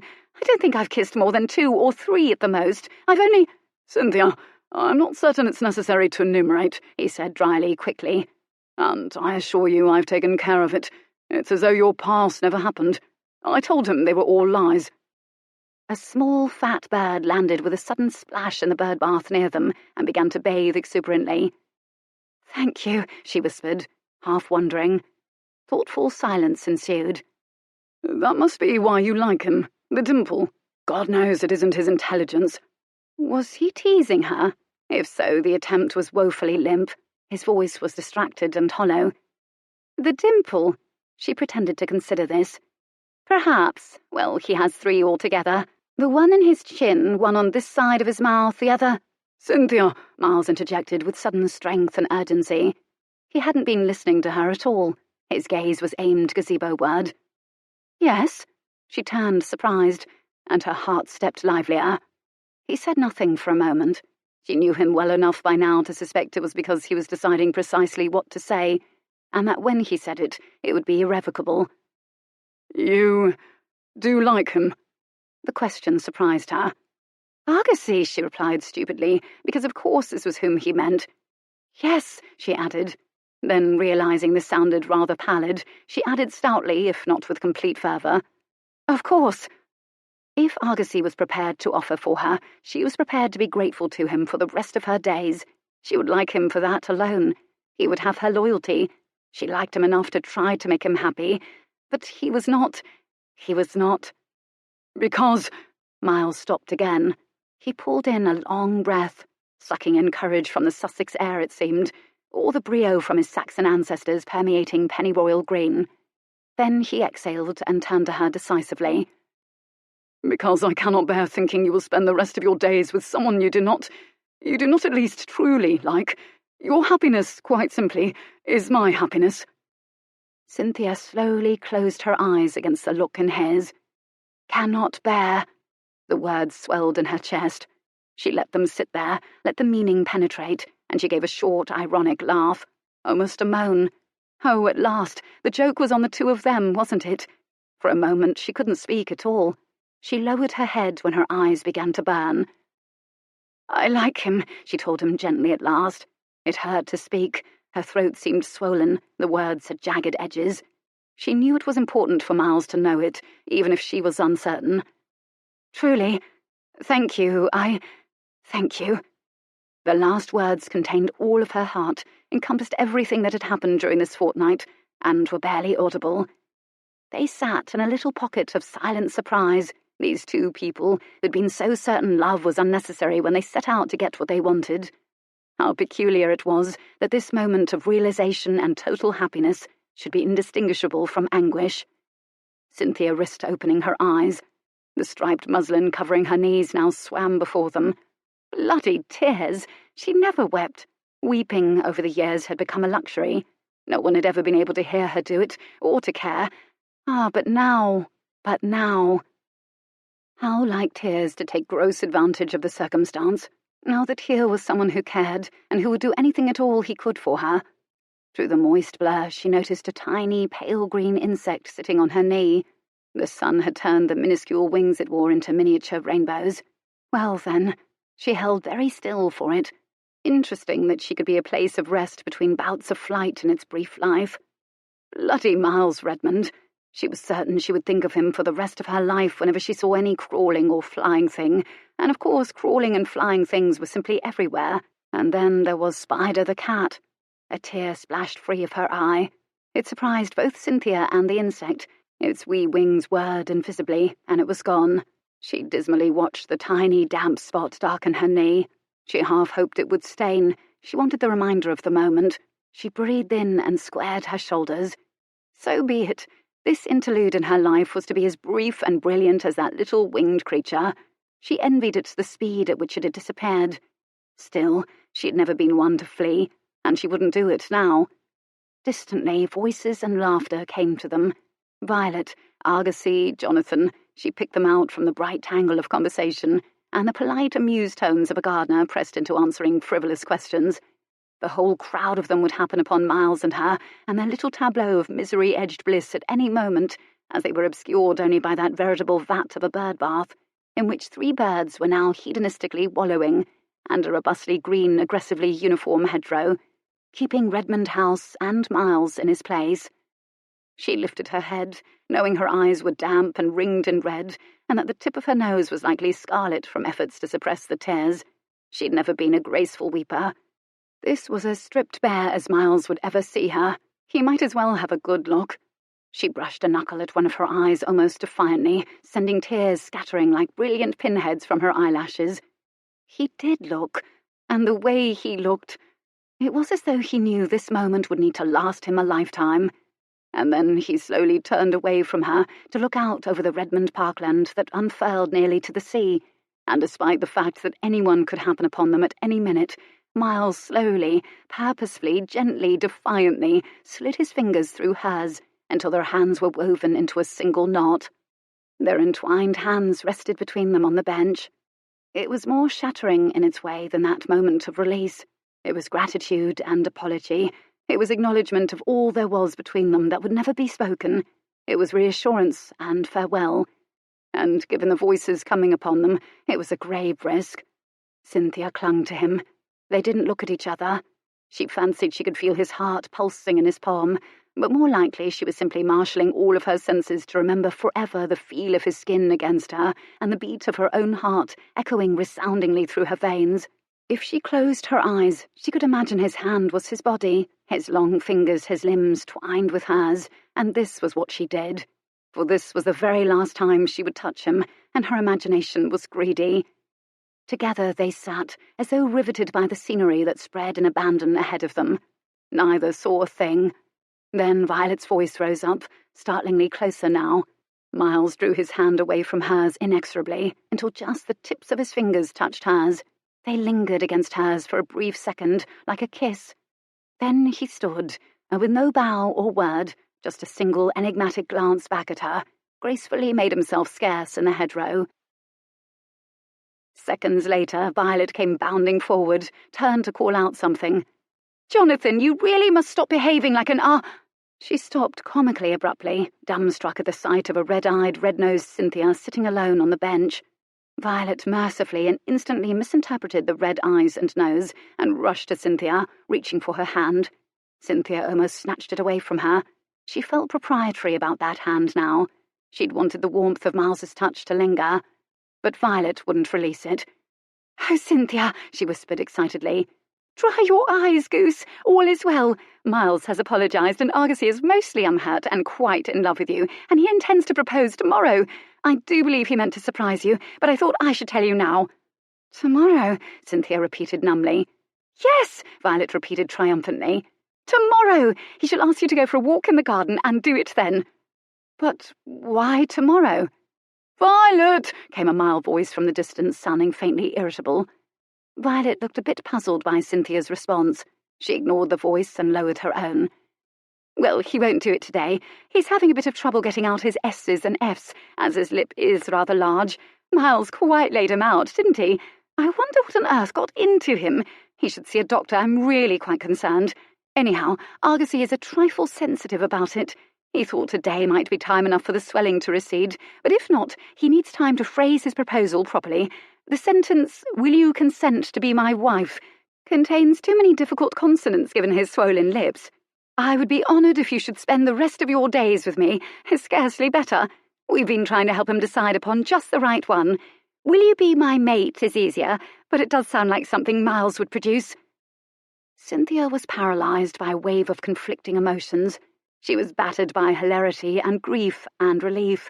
She couldn't find a single word that encompassed any of those things. A worried look settled over Violet's face when Cynthia seemed unable to speak. "I thought I should tell you straight away, regardless. It was just that when I came upon you just now, I thought you looked so very heartbroken." She sounded in awe of the word. Cynthia took a deep, resigned breath. It felt portentous, that first breath taken in a world without Miles in it. She would have to keep breathing, regardless of whom her future contained. She was fortunate indeed to have a future. She longed for a handkerchief. She began to make do with patting gently at her eyes with her cool fingers when Violet produced one. Its spotlessness was startling. Her initials VR were stitched in blue near the hem. Cynthia took it and blotted the corners of her eyes, then gave her nose a discreet little toot into it. "My goodness, Cynthia, it is a lovely day for a stroll, isn't it?" Violet suddenly all but bellowed. Cynthia jumped, whirled on her in amazement. Violet whispered, "It's just that I'm certain you wouldn't want Argosy to see you like this, and I know for a fact he wouldn't want you to see his lip just yet. He hopes very much for the swelling to ease, as I do believe he might want to kiss you after you accept his proposal. 'Tis customary, you know," she added sagely. As though she were an expert in such things. Cynthia had never asked Violet what sort of knowledge she might possess of such matters. How many proposals had she received? No doubt she deflected them with her sheer Violetness. Cynthia began to hand the handkerchief back to Violet, who waved at her to keep it. On the far horizon, foamy clouds were forming. They would make their sluggish, woolly way across the sky and pour their contents down over Sussex toward the end of the day, most likely. "You've a kind heart, Violet," Cynthia said finally. Violet, who had never been accused of such a thing before, looked at first taken aback and then pleased. Cynthia watched her friend silently add it to her mental inventory of virtues. Suddenly Violet glanced down. She froze. Her expression went peculiarly alert. She bent over and swiftly plucked up something, examined it, frowned, then stopped the frown from forming. Cynthia saw a glint of silver before whatever it was vanished into Violet's apron pocket. A coin. Violet hardly wanted for spending money.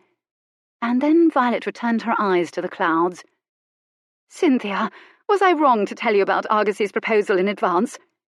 Lifting her lips was a Herculean effort, but Cynthia was reasonably certain what she produced could pass for a smile. She at last gently wormed her hand free from Violet's grip. "No, you did absolutely the right thing, Violet. The very best thing you could have done." Chapter 21. Over dinner, it became clear that the ranks of the soon-to-be unforgettable Redmond house party had thinned so considerably it scarcely qualified any more as a party. Neither Lord Argosy nor Miles Redmond were present at the table, the one taking a meal of cold soup in his chamber, and the other said to be visiting with a Dr. Price of the Royal Society, who lived a few miles away. He was expected to return later in the evening, weather permitting the horseback ride. To her astonishment, Violet seemed to have become by default the lady of the house, and therefore the official hostess of the event. The footman could not entirely disguise his trepidation. His voice had a bit of a quaver in it as he dutifully delivered his message, knowing Violet would reach this conclusion by the end of it. Fortunately for him, an air of sobriety was laid over the entire dinner when word was sent ahead from the inn in West Chiverley. Mr. and Mrs. Isaiah Redmond would be home the following morning. Cynthia disconsolately, distractedly devoted more energy to stirring her soup than drinking it, and then she pleaded a headache in order to escape the need to eat at all. "It must be all the excitement of the past few days," she told Violet apologetically, though compared with the life she'd lived in London, the last few days in Sussex hardly constituted excitement. Violet stared at her accusingly, then her face brightened. "You shall want to look your freshest in the morning," she said meaningfully. "Yes," Cynthia agreed, thinking, given what her plans were, it was hardly likely. When she returned to her room, she found a letter from Northumberland on her bureau. She stared at it, then with trembling hands rushed to slit it open and read. She lay it gently down again. She scooped up Spider the kitten and kissed him between the eyes, causing a rumble. She peered up into the corner of the window. The web was still there. Susan the spider must be asleep. She was nowhere to be seen. She slipped quickly out of her dinner dress and hung it lovingly in the wardrobe, slipped into her nightdress, then climbed beneath the counterpane and wrapped it around her shoulders, her feet tucked beneath her, Spider playing within her nightdress as though it were a tent, pouncing on her toes to encourage her to move them. She waited for warmth and watched the fire, hoping to find answers in it, the way the gypsy woman found the future in the leaves of tea left at the bottom of cups, looking for just the right shape.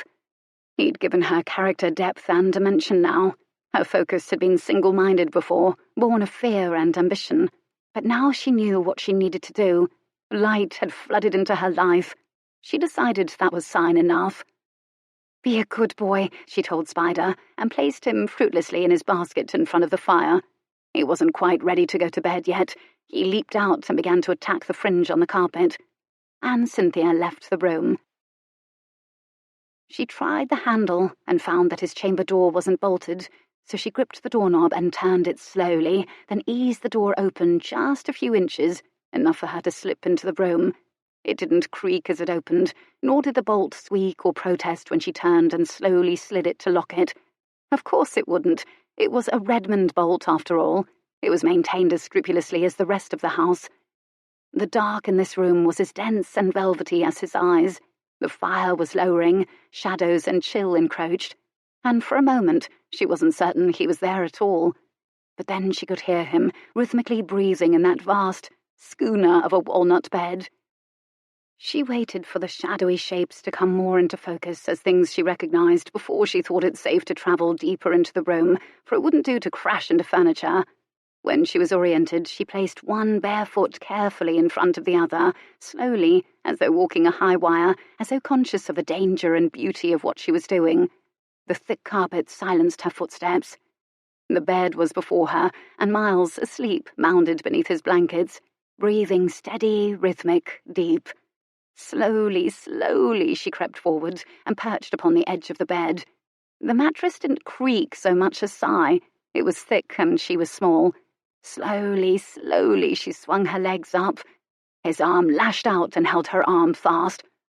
"Who the devil are you?" he snarled. Ah, so he'd simply been pretending to be asleep. Angry breathing filled the next few seconds. "Ouch," she said softly. She made it sound like an endearment. Miles's hand flew from her, and he rolled away. With a rustle, a clink, and an oath, he had the bedside lamp lit, and then he fumbled to place the globe atop the candle. A soft, small canopy of light swelled over the two of them. He was sitting bolt upright now. His hair was in disarray, standing up behind him, falling down over his eyes. Well, it was everywhere, really. He pushed a hand self-consciously through it, improving matters not at all. For a moment, it seemed he couldn't speak. He simply gazed dumbly at her. "Cynthia!" His voice was hoarse.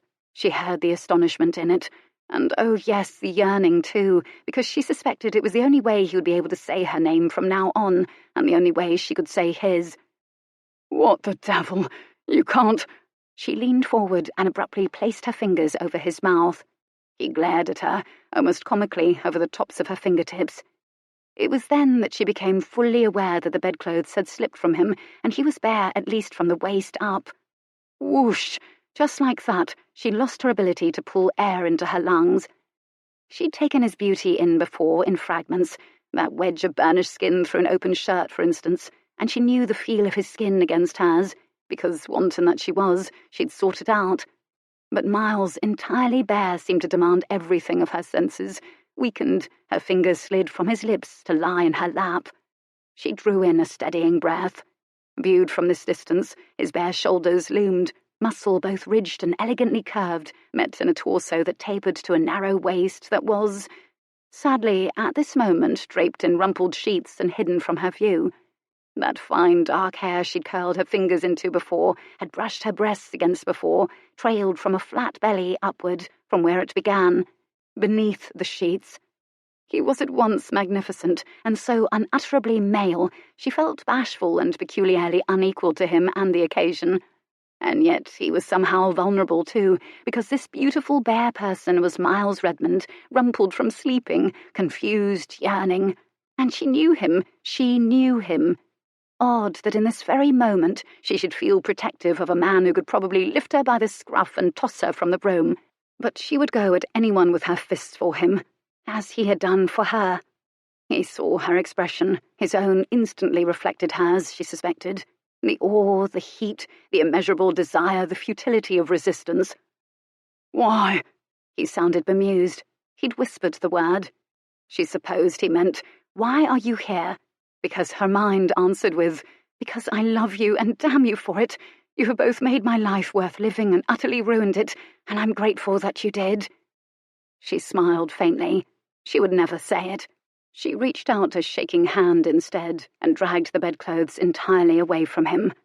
Why, yes, in answer to her question, he was completely nude. He coughed a surprised laugh. His erection was already curving quite impressively toward his belly. Reflexively, she drew a proprietary finger along it. How utterly brazen she'd become. He closed his hand around her wrist to stop her. And like that, he held her, for the time it took the two of them to breathe in and breathe out.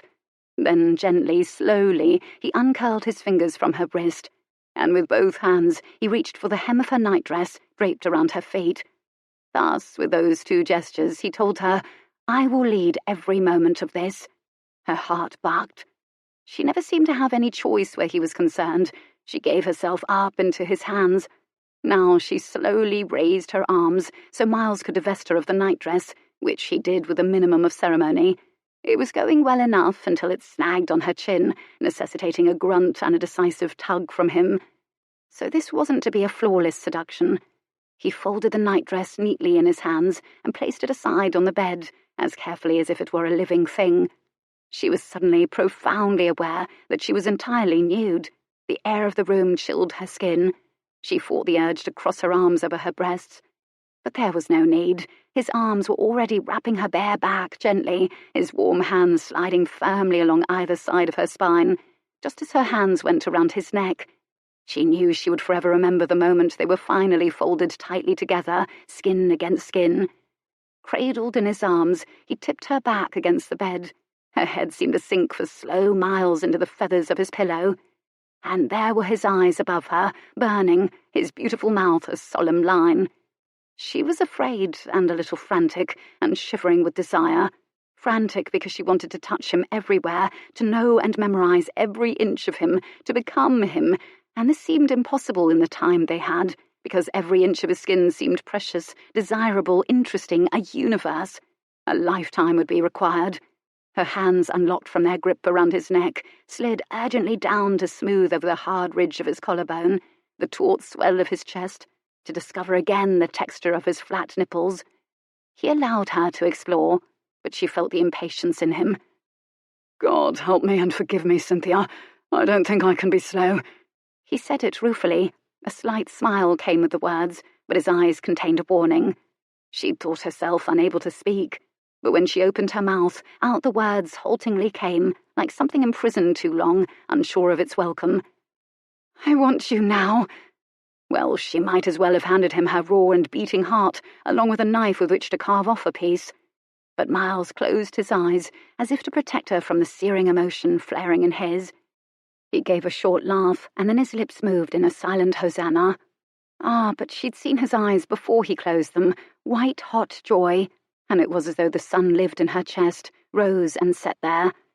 His hands pulled her hard against him now, and rearing against the soft place between her legs was the enormous, meaningful swell of his cock. The pleasure nearly blackened her vision. Her entire body instinctively opened toward him, her arms pulled him closer, her legs wrapped his thighs, found them warm and thick and hairy. Her mouth took his tongue when he bent his head for a kiss. His hands were swift as he smoothed over the nip of her waist, the rise of her hip, to the round white swell of her arse, setting her nerve endings aflame until she was arching and rippling for his touch. It was difficult to distinguish where his body ended and hers began. It didn't matter, as his pleasure was hers. and the motion seemed natural and inevitable when he pressed her flat, raising her arms above her head and covered her body with the heavy, hot length of his. She pulled her knees higher to cradle his groin with hers. He raised himself on trembling arms to fit himself to her. His desire quivered in the muscles of his body. His sweat slicked over her body. Her thighs gripped his waist, and he dipped and dragged just once, his cock against where she was wet and aching for him. Her body leaped up eagerly. She moaned softly. Miles didn't ask, "Are you certain?" He knew there would be no niceties, only this joining. It might very well be the first and last time he used his body for its truest purpose. For why else had the species been given this capacity to give and take pleasure, unless to express the vastness of what he felt? Her breath was hot and quick against his throat, her eyes hazy with want, with trepidation. "Hold on to me, Cynthia," he told her softly. Thrilled, afraid, she obeyed. Her fingers gripped his shoulders, and he thrust into her hard. She gasped, her chin tipped back, her teeth in her lips, her belly leaped up. Of a certain he'd hurt her a little. He comforted himself that her pain would ease, and he would make certain her pleasure was incendiary. He sank slowly, deeply into her, withdrew and thrust again slowly. Christ! The pleasure, so sweet! It all but blinded him. It rushed over his skin with a breath-robbing white heat. "Cynthia, I don't know if I can't wait." He wanted to drive himself into her until the two of them were senseless, to indulge an animal need. And then again, he wanted it to last forever, to be forever. He opened his eyes to find her gazing up at him through heavy lids. Her chest rose and fell hard in tandem with his. Together they'd created a storm of breathing. She pulled him closer with her thighs, locked her legs around his taut buttocks. She drew her fingertips down his shoulders, tracing the muscle there. "Please," she whispered. "Take me now." He didn't need to be asked twice, yet at first he attempted finesse, attempted to angle his thrust to give pleasure to her, and when she hissed in a breath and released it as a moan, he knew he'd succeeded. Her head thrashed back, her body arced to meet his. The rhythm of their joining remained nearly languid for a brief time, their hot skin meeting as he sank himself into her, but a wild-building bliss urged him on faster, harder. It cost him everything he had not to obey it. Sweat beaded, gathered on his chest. Cynthia's skin was sheened in the firelight. He would die if he couldn't just drive himself home. "Miles!" She writhed upward, taking him more deeply still as he drove into her yet again. He knew triumph, but he wanted her bucking with pleasure beneath him when her release came. He dipped to take her nipple in his mouth. He bit lightly. She gasped an oath of pleasure so raw he smiled. And he sank into her clinging heat again. Her nails dragged his skin, delicious pain, and the pleasure mauled him. He sank into her again, and she shifted her body to take him deeper still, rose up hard to meet him, arms and legs clinging to him, murmuring urging things in his ear, words he hadn't the faintest idea she knew, spurring him on. He was dimly aware of the sounds of their bodies meeting hard, of the slide of sweat between them, their hands slipping from each other, clinging, nails dragging. And then he was at the mercy of the drum of his own hips and the ecstasy driving him. And then Cynthia bowed hard upward, whipsawed by her own release. Her cries rang in his ear, and she pulsed around his cock as he drove mercilessly home, toward a completion he'd needed since he laid eyes on this woman. He heard his own voice, a raw, scraped sound forming her name, echoing in the dark of the room, as a violent pleasure tore him out of his body, racked him like low fever ever could. He surrendered to it, eased himself down over her on shaking arms, tucked his face in the crook of her throat, where her soft, dark hair cradled his cheek. He floated on peace. Cynthia couldn't yet open her eyes. Her lids were far, far too exhausted.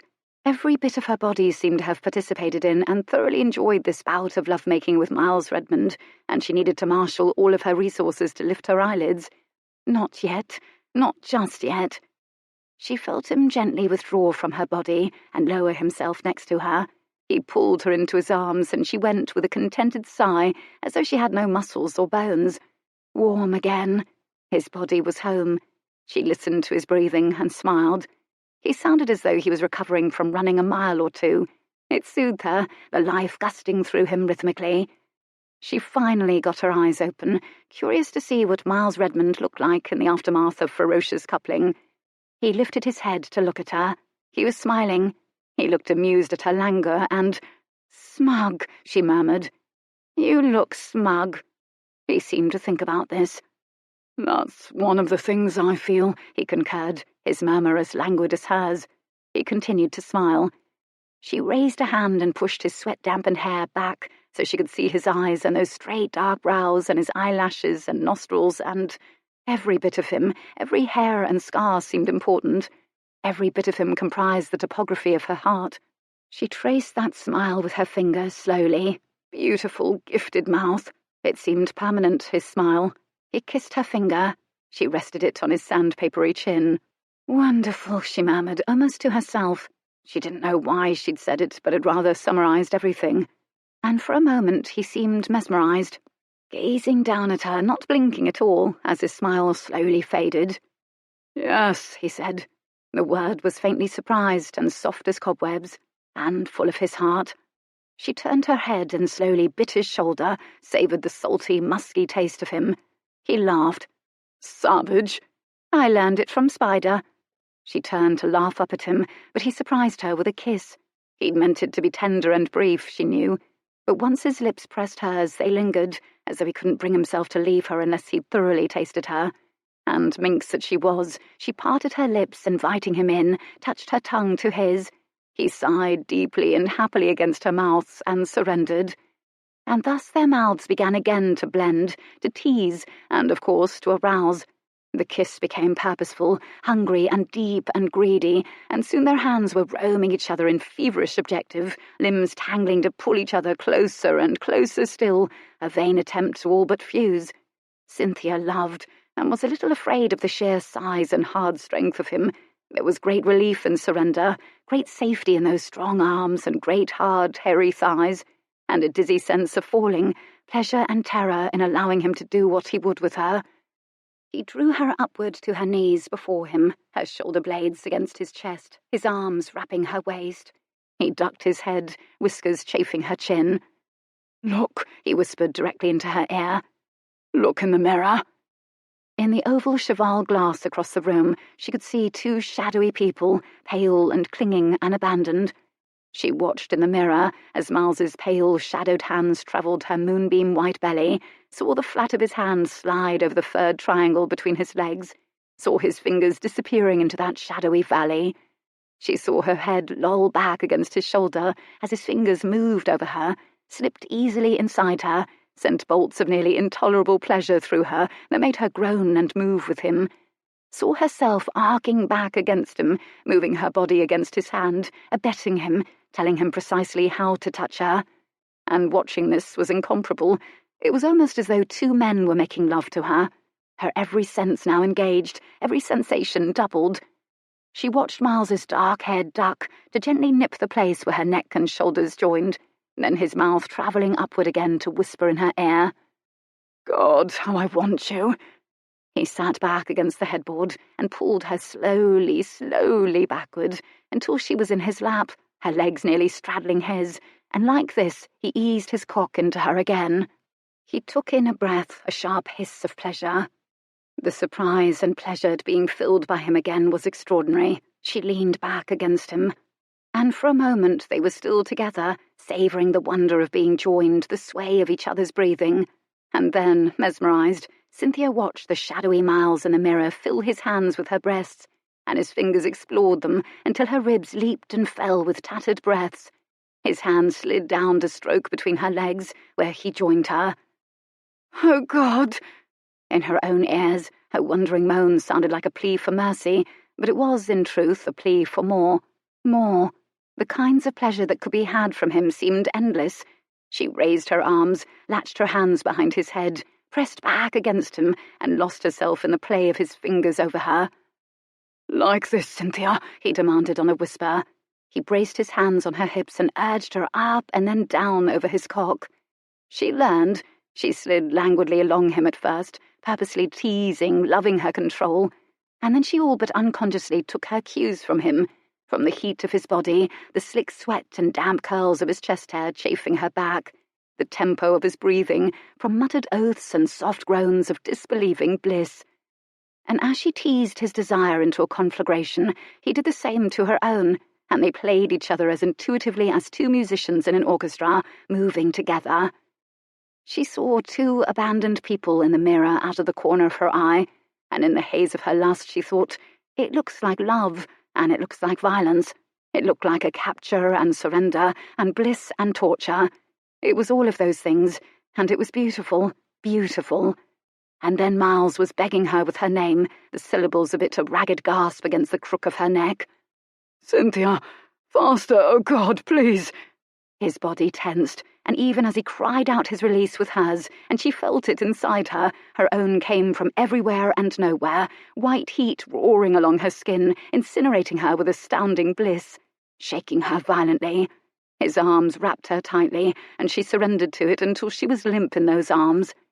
They lolled for a time without speaking, enclosed in a peace in which they were alone with their thoughts, until Miles brushed a finger against her arm and found it pricking up in gooseflesh, which was how they became aware of how long they'd been still, simply being together. The fire had officially ceased throwing off heat. He reached for the blankets, slid down with her in his arms, and cocooned the two of them in blankets. They burrowed into the pillow, and soon Cynthia was warm and drowsy, and growing drowsier, lulled by his soft snoring. For he was asleep almost instantly, and in this he mimicked the proverbial log. He moved not at all, nor did she think she could budge him. She experimented by moving just a little out of his grasp. His arms were slack, and they released her easily. She smiled. They'd worn each other out. She liked excitement. Well, she liked it rather less now than she had a few years ago, but nevertheless, she deplored melodrama, and she feared what she was about to do would be interpreted as such. But it was nearly dawn, and she intended to leave before it was officially daylight, to avoid explanations and uproar and hurt feelings and confusion. There was no telling whom she might encounter in the house in the early morning hours, and she was certain she could persuade one of the stable boys to drive her to the coaching inn, where she could pay for a stagecoach to Northumberland. She saw no other choice. She'd known as much from the moment she made her decision to come to him tonight. Her sense of honour, such as it was, meant she couldn't marry Argosy, both for Argosy's sake and because she'd made the choice to give herself to Miles. Perhaps one day she'd see this moment as a sacrifice, she thought, with all the martyred drama the word implied. But now, instead, she felt rather pleased with herself. It was not quite the happy ending she'd envisioned, but it was one nevertheless, both happy and an ending. She inched her way out of his arms and felt a peace and happiness and a lightness she hadn't known was possible. It was the peace of having done the right thing, the truest thing she'd ever done. She knew what it was like to love. He'd shown her, and she also knew love simply demanded to be given away. She'd given him all that she could of herself, but it didn't strike her as sacrificial.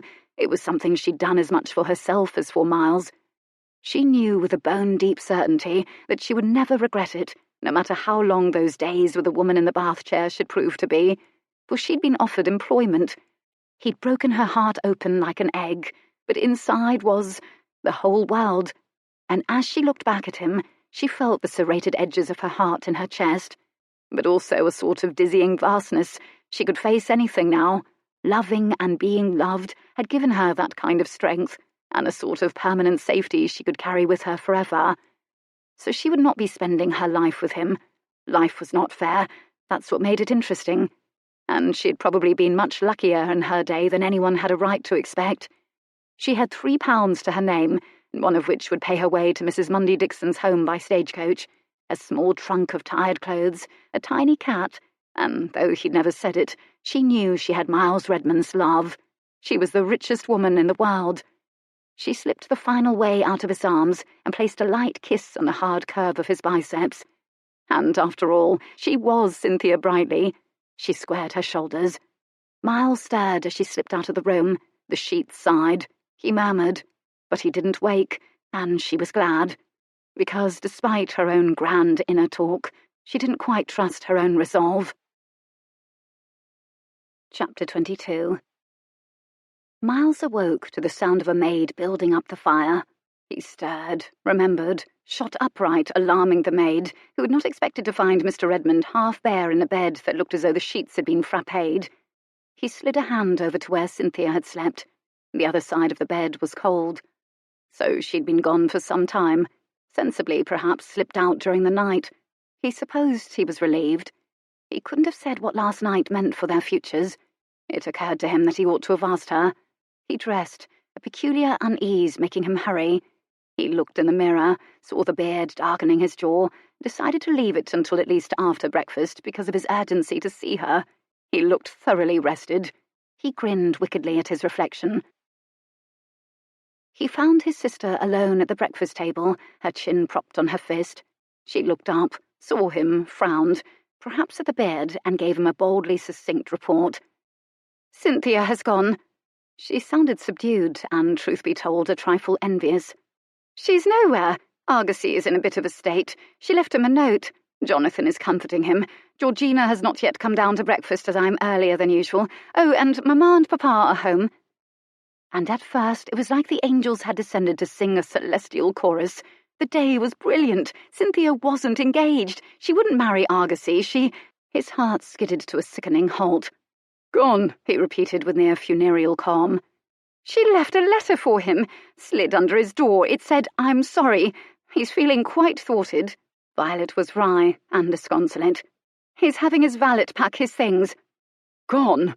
Miles had forgotten every other word he knew. No note or letter for him. Gone meant not knowing where she would be, or with whom she would be, or whether she was safe and well. Gone meant possibly never seeing her again. Gone might mean gone in the way Lion was gone. He knew a moment of complete paralysis. "Miles?" Violet was scrutinizing him in that way she had that wasn't entirely sympathetic. "Why are you in a state?" "I'm not in a state." The denial was a reflex. Repeating her words saved him from having to think of other words to say. Violet tipped her head. "I do believe you are," she persisted. He ignored her. "Where do you suppose she went?" He'd hoped the words sounded casual. Unfortunately, they emerged sounding like a military command. His sister was frowning darkly now. Her hand went up to smooth it out. The frown remained. "Why do you want to know?" she demanded. "For the love of God, Violet," he said very, very slowly, punishingly slowly, as though she were a backward child. "Do you know where she went?" His sister froze, eyes round as wagon wheels. Her mouth dropped, brows dipped, and for a beat she stared at him, just like that, and did nothing to prevent a frown from encroaching. "Miles!" Her gasp nearly blew back his hair. "Oh, good heavens! You! Cynthia Brightly!" "Violet!" He growled the word. He was pacing. It was as if he kept moving, he would somehow get closer to where Cynthia might have gone. "Please!" "You and Cynthia Brightly! Cynthia Brightly! You!"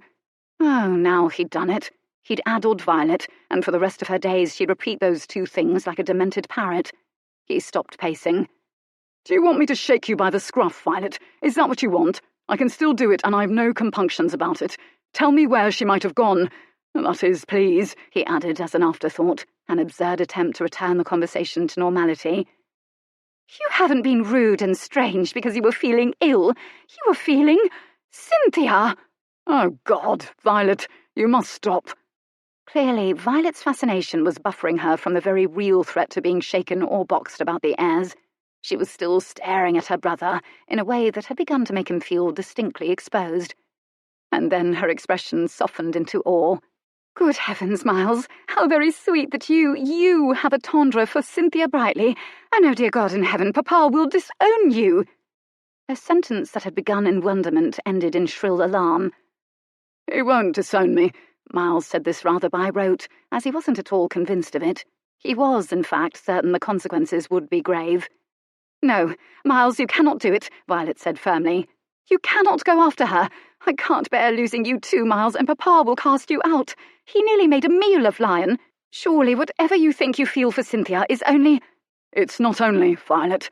He said it quietly, but with such Miles-like finality that it stopped her, as surely as though he'd clapped a hand over her mouth. He gave a short, humourless laugh at her stunned expression. "Nothing about Cynthia is only." He hated confessing this. Nothing had ever made him feel more foolish, more vulnerable, more human. Violet was quiet now. In her world, Miles behaved in certain ways always. He held their worlds together. And what could it mean if Miles, of all people, were just as human as the rest of them? He wasn't certain what to expect.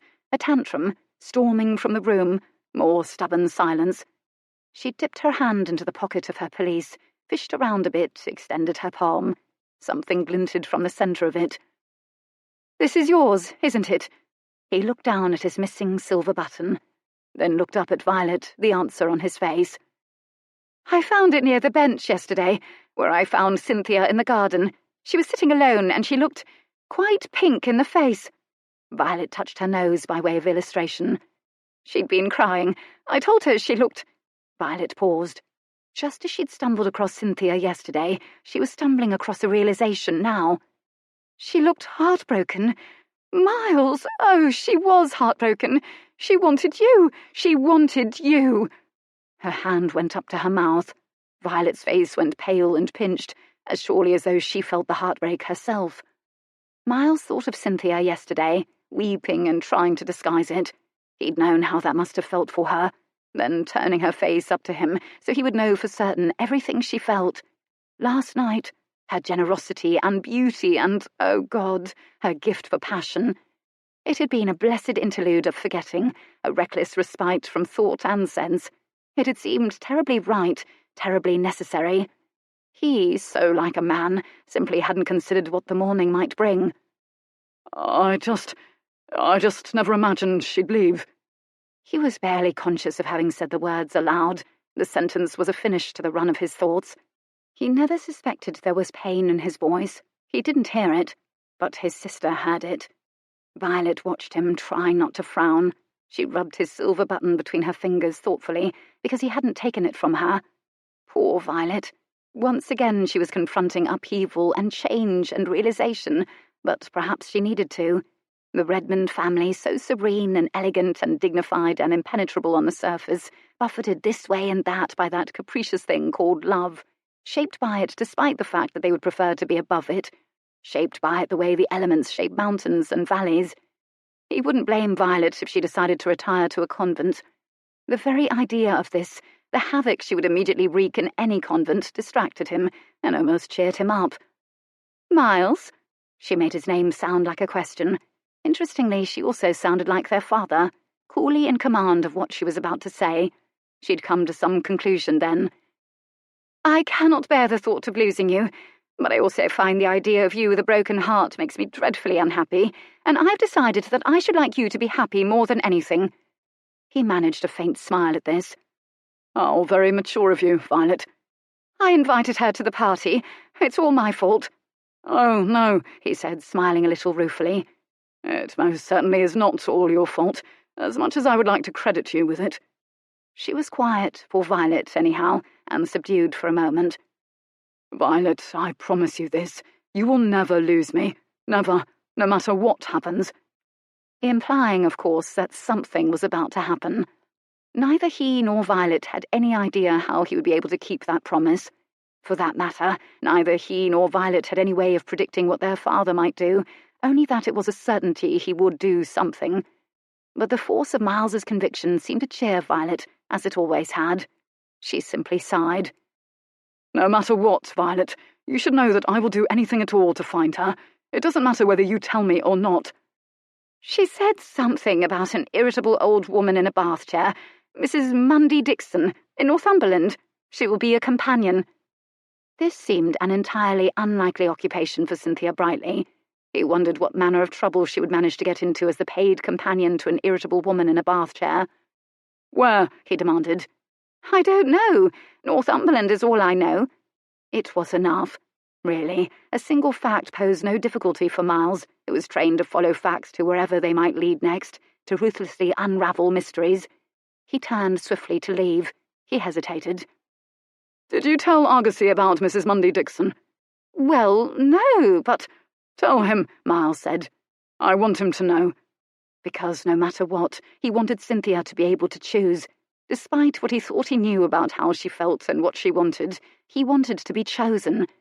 And if Argosy had sufficient wherewithal, if Argosy was driven by need and passion to track her down, then he ought to have the right to do it. Miles wanted everything to be cricket. He seized his sister and kissed her on both cheeks, surprising her perhaps permanently speechless. He would find Cynthia, but there was something he needed to do first, because Miles Redmond always strove to do the right thing. With the enthusiasm with which he'd landed on an island populated by cannibals, he went in search of his father. His father was having a perfectly pleasant, ordinary morning from the looks of things. He was replacing a book on a shelf in his great meeting room and turned when Miles entered. "Miles, how did the house party? Good morning, sir. I thought I should tell you that I intend to propose to Miss Cynthia Brightly." His father's entire body, his face, his hands, everything, went alarmingly still. Miles waited. He wondered whether this was what it looked like when one's internal organs congealed in shock. He was about to step forward to touch his father, to make sure he was still alive and not just about to tip over face first onto the carpet, when Isaiah suddenly moved, quite fluidly, as though the alarming frozen second had never occurred. He'd absorbed the shock and formulated a response. His breathing resumed. His father was extraordinary, really. "Well, this wasn't precisely what we'd planned, is it, Miles?" Cold, wry and detached, calculated to intimidate. The Redmond aplomb. They all had it in one form or another, but no one demonstrated it more profoundly than his father. He'd had decades to hone it. "What of Lady Georgina, the daughter of a very wealthy man and dear friend of this family, the man who will happily fund your expedition? I shall find my own funding for the expedition. I imagine Lady Georgina is taking breakfast at this very moment. She is a lovely girl." He'd done very badly by Georgina. Still, they never would have suited. He would find it in himself to feel ashamed later. Other things seemed urgent now. "She is that, and yet you couldn't manage." His father couldn't finish the sentence. Miles was resolved. "I should like you to know that I don't take any particular pleasure in shocking or disappointing you, sir." "Such a relief to hear." No alteration in tone accompanied those words. "I have no choice with regards to Miss Brightly." "You have no choice?" Isaiah's voice was contemptuous and incredulous now. "For God's sake, Miles, did you get the wench with child? Are you doing this out of honour? She scarcely warrants such extremity of reaction. A little money ought to—" "Not a wench." Quiet, implacable, sinister as a garrote, his words. Miles had never felt such black anger. Isaiah's head went back a little with the force of the shock. No one ever spoke to him that way. He studied his son, green eyes glass-hard. "I beg your pardon, Miles." The words were silky and dangerous. Miles got the words out through a jaw that threatened to lock from tension. "To clarify, Father, I must insist that you never again refer to Cynthia as a wench. I intend to make her my wife." "You are insisting—" His father's voice had gone deadly. The S's hissed with impressive snake-like sibilance. Interestingly, his father's disdain merely gave Miles strength. It banked his anger and resolve. "Yes, I'm insisting. I intend to make her a Redmond. As such, I cannot allow anyone to refer to her with anything other than respect in my presence, and I best not hear of anyone referring to her with anything other than respect outside of my presence. Are we understood?" His father's stare was arctic, and then he smiled, and the smile was miniature and nasty. He said nothing for a time. "Where is the—" The pause was deliberately insulting, implying that if he couldn't call her a wench, there was simply no other words available to describe her. "She, now?" "Gone," Miles said simply. His father clearly hadn't expected this answer. He watched Miles. "Why?" he asked after a moment. Miles thought about this. "Honour, I believe." Isaiah gave his head a shake. This clarified nothing. "Where did she go?" "I don't know." Miles felt pressure welling in his chest, urging him to be off, to go. The longer this conversation took, the longer she would be gone. "Then how are you going to—" He stopped when Miles made an impatient noise. He stared at his son, puzzled. "Didn't she have Lord Argosy on the line?" Well, then, imagine his father knowing such a thing. More likely he'd been informed by his mother, who had probably been informed by a servant. His mother loved almost nothing more than gossip, unless it was fashion and her children. Miles was silent. He wondered what Argosy's lip looked like today. She sank her line for a lord and came up with a Redmond instead." His father's voice was still quietly contemptuous. "Is that what you mean by honour? She decided to leave because she cuckolded Argosy?" He supposed he'd learned cold silence from his father, but he was only now learning how very effective it was, and it prevented him from doing the unthinkable and losing his temper with his father. Isaiah was finding Miles's silence difficult to penetrate. It was rather like doing battle with one's reflection. "And what will you do now? Go after her?" He made this sound like Miles intended to mount a broomstick and fly, or spin straw from gold, as though it were ridiculous and fanciful. His father was brilliantly testing him. Little did Isaiah know that Miles was enjoying his own fury and finding it downright nourishing. "Yes." A clipped word. Miles gave it no intonation. "I have accomplished every single thing I've ever set out to do. I can't imagine how this will pose any difficulty." Miles noticed then that his father was holding his own body very still. He had been dealt a blow, Miles reminded himself, and Isaiah Redmond was attempting to come to terms with it, but he was still coping with the consequences. His father wasn't young. "What happened, Miles?" It was Miles's turn to greet his father with incredulous, furious silence. "Oh, for God's sake! That isn't what I meant. I don't want details. I've seen the girl. It's not as though she hasn't the goods to cause any red-blooded—" "You'd best not finish that sentence, sir." His father wasn't the only one who could make a point with an insulting, insinuating pause. A fleeting black fury darkened his father's face, and his hand twitched, as though he would have enjoyed laying the flat of it against his son's cheek. But Miles had to admire the control. It was gone then, the emotion. Isaiah's face cleared again, and then he looked at his son. Really looked at his son, green eyes studying him. There was another silence. If he could have fallen in love with Lady Georgina, Miles thought, he would have willingly done it. If he'd never met Cynthia Brightly, his life would be different today. But he knew he could not undo anything. He'd spoken truly. He took no pleasure in disappointing his father. He took no pleasure in creating a fissure. He suffered, but he knew what was right. And now that he knew what love was, what it did to his world, he could never give it up. Miles quieted his voice. "I understand your anger, father. I don't question your right to it, and I don't take pleasure or pride in it. I can assure you this is something I never set out to do, but I have never in my life done anything rashly. I speak truly, I feel I have no choice. But I can also assure you that if you come to know her, you'll see that Miss Brightly will only be a credit to the family. She has spine and wit and intelligence and pride and integrity and—" When he was young, his father routinely used his brilliant green eyes as flints to strike fear from the hearts of his misbehaving children. Miles was used to the stare. He'd found it quite effective when he was younger, and had never been on the receiving end of it as an adult. But it wasn't the stare that gave him pause. It was the fact that at some point his father had stopped listening to his words, and was instead absorbing all that his words contained. And before Miles's eyes, something seemed to ease out of his father's posture, out of his face, out of his eyes, and he saw there something like peace. "All of that, is she?" His father's voice was inexplicably gentle. He sounded amused, and, if he wasn't mistaken, relieved. The expression on his father's face was, in fact, reminiscent of Violet's a few moments ago. Miles now felt officially disconcerted. Deprived of his anger, of his righteousness, he was suddenly at a loss. Isaiah Redmond strolled over to the table near the window. He used a finger to slowly trace the complex whorls of the polished wood. Perhaps he was using its polished surface to scry his future, the future of his son and heir, or tracing it like the road he would have preferred Miles to travel. Miles waited. He'd said all he meant to say. Isaiah turned around to face him again. "There are 3 things I'd like you to know, Miles. Are you listening?" "Yes, sir." "First, I simply cannot and do not condone a match between a Redmond, any Redmond, and Miss Cynthia Brightly.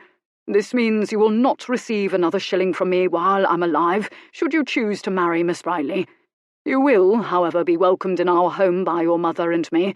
The rest of the family will be free to receive you as well. But you and your may not live in Redmond House. You are not welcome at the Mercury Club. You will not become a member. I will not fund any of your endeavours. I shall not revoke this. Are we understood?" The punishment was severe. Miles was certain Isaiah meant every word and would be inflexible in enforcing it. But it was not as severe as Isaiah was capable of meeting. It was, he supposed, just.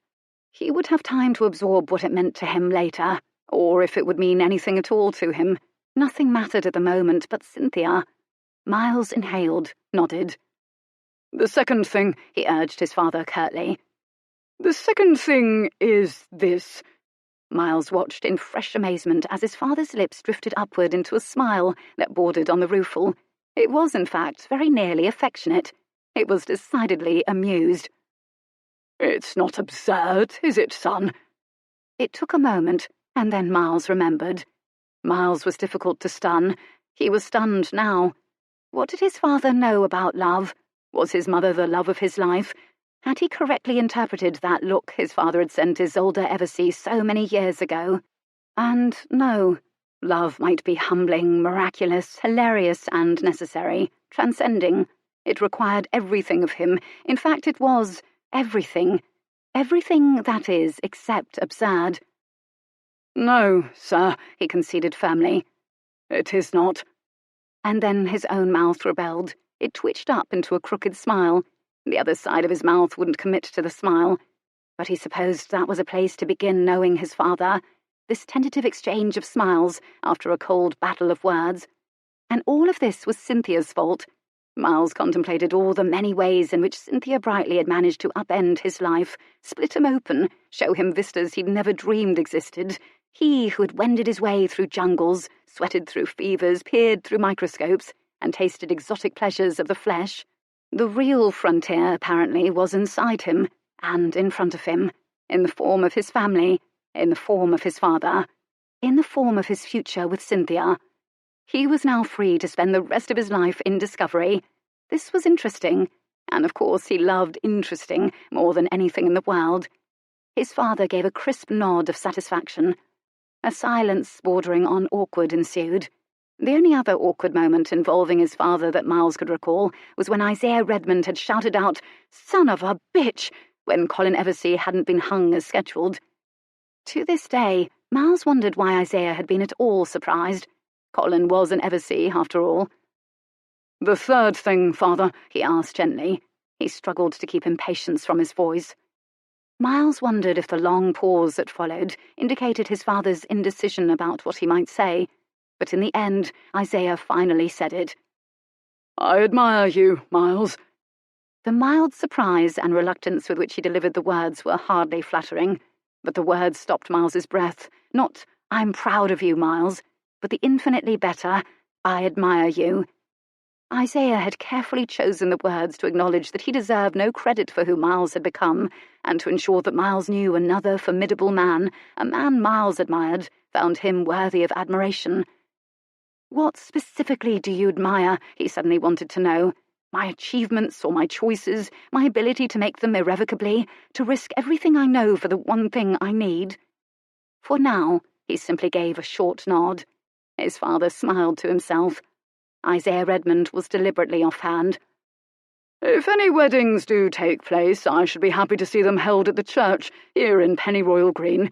I believe the Everseys are one nuptial ahead of us in terms of recent weddings, and we simply can't have that." Miles was in absolute concurrence with this. "Yes, sir." His father's brow made a steep upward arch by way of dismissal, and his body slowly rotated back toward the window. As if one day Lion would come home over the green. Miles bowed, wanting to make the gesture of respect, whether or not his father would see it. And he turned and strode from the room, shoulders straight, dignity intact.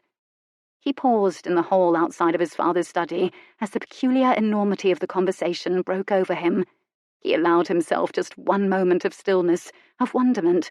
He placed one hand on the shining curve of the banister for balance, to reorient himself, to connect with all that was Redmond. Then he used the banister to launch himself down the stairs. He all but flew down those marble steps, hand burning from the speed with which it travelled the banister, boot heels slamming down hard on the marble, taking 3 steps at a time. These were stairs he had travelled countless times before in his life. They would never be part of his home again. He would have his own home. For now, the only thing that mattered was locating an ill-tempered old woman in a bath chair. In truth, this posed no challenge. In his experience, a single clue often was the portal to an entire universe. One only need know how to look. Chapter 23. Miss Brightly, the damned wicked cat is in my yarn again. It ought to be drowned for a rat. Mrs. Mundy Dixon's voice could have chiselled facets from cold stone, screeching, operatic, and impressively healthy of volume for one who claimed to be unhealthy. There was nothing wrong with Mrs. Mundy Dixon unless it was age, and age, to Cynthia's way of thinking, was not, in and of itself, an infirmity. Mrs. Mundy Dixon had simply decided years ago to be bored and unhappy, had enthroned herself in her bath chair, and had proceeded to make a reputation from her unhappiness. At least she kept legions of girls employed as they passed in and out of her service. In this way she provided a service, Cynthia told herself with dark amusement. It was a rather remote area of Northumberland. Escape would be challenging. Cynthia spent every conscious moment thinking of it, and she'd been there for 4 days only. "I'll fetch him, Mrs. Mundy Dixon." "I never said you could bring a damned cat," her employer sopranoed from the sitting room. "You never said I couldn't," Cynthia sang in return. She went in to fetch Spider, extricated him from the yarn in which he was genuinely complexly entwined, took some time removing him from proximity to Mrs. Mundy Dixon's knitting needles, and returned to the foyer because she thought she'd heard the door open. As it turned out, she had. Apparently Miles Redmond had let himself in. "Oh!" The breath left Cynthia in a gasp. She almost dropped the cat. She managed to slowly put Spider down at her feet. Miles watched her every movement carefully, following it with his head, as if everything she did was unutterably important. The kitten flung itself bodily at Miles's boot in a splayed attack. It then flew off in the opposite direction down the hall, tail a puff. They stood and faced each other in utter silence. She breathed. "But how did you—" "I knocked, but then I decided to let myself in, as no one else seemed inclined to." He sounded calm. They stared another moment. She felt herself begin to smile. "You left." He sounded irritable. She knew this meant he was feeling awkward, and as her departure was rather self-evident, and she was finding it difficult to precisely gauge his mood, she said nothing. She just gazed at him. She seemed to feel him everywhere, on her skin, in the swelling of her heart and her chest. It very much wanted to leap out to be with him. "Well, I thought it best to—" she began softly. "Before dawn." He accused her of this almost triumphantly, his voice gaining tension, as though she'd begun to argue the point. "Well, yes, I did," she humoured tenderly. He could rail at her all he wanted. He could shout epithets, shake his fist, fling his arms up in the air, pace, do whatever he wanted to relieve himself of the fear of losing her, of the fear for her safety, of the fear of his loving her. She would wait it out and stand there and love him, and open her arms when he was done. "Miss Brightly!" The yodel came from the next room. "I want my demmed tea, now!" They both ignored Mrs. Mundy Dixon. Miles pulled in a long breath.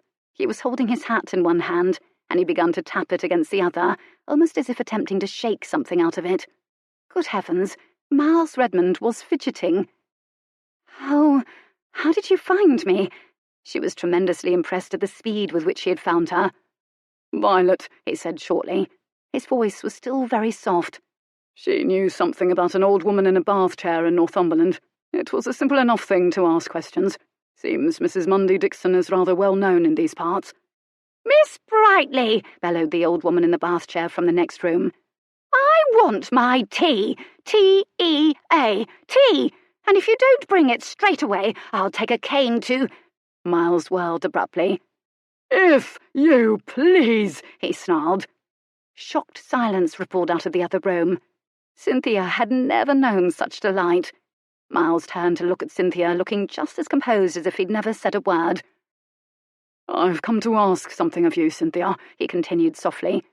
"And before you answer, I should tell you that I've spoken with my father, and he doesn't approve of what I'm about to ask of you.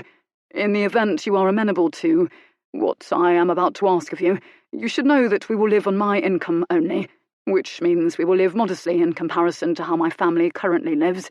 and Lord Argosy could at this very moment be in pursuit of you, as Violet told him where to find you as well. And, as you know, Argosy is a man of not inconsiderable means. But we will be allowed to see my family. You will have a family." Her heart stopped mid-leap. What of all of his dreams, the things that made him who he was? He was to give them up, for her, for this. Miles, I cannot allow. What of all your dreams, Lacau? I cannot allow. "You are my dream, Cynthia," he clarified simply.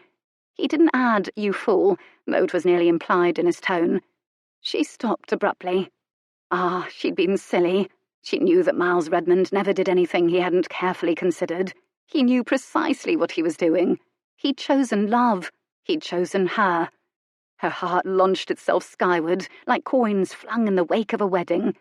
He read her face correctly, and one of those slow smiles, the ones that heated her inside and out and seemed to stop time, began to spread over his face. He took a step forward. She took a step forward. Still, a gulf of foyer remained between them. "Cynthia, here is the thing." He frowned darkly at his hat and placed it gingerly on the entry table, as if it was the hat's fault he'd been tempted to fidget with it. "I've loved you from the moment I laid eyes on you, from the very moment I saw your blue dress out of the corner of my eye. My heart knew and my soul knew, but my mind is an arrogant thing, and thought it had a say in the matter, and my pride is apparently, shall we say, formidable, as you well know, and it happened all out of order, the loving you. It made no sense to me. I tried to make sense of it in the only way I knew, and, well, no science is a match for love. Our bodies knew first." And he produced a smile that made her unbearably randy. "And then—" He stopped. "And then," she encouraged.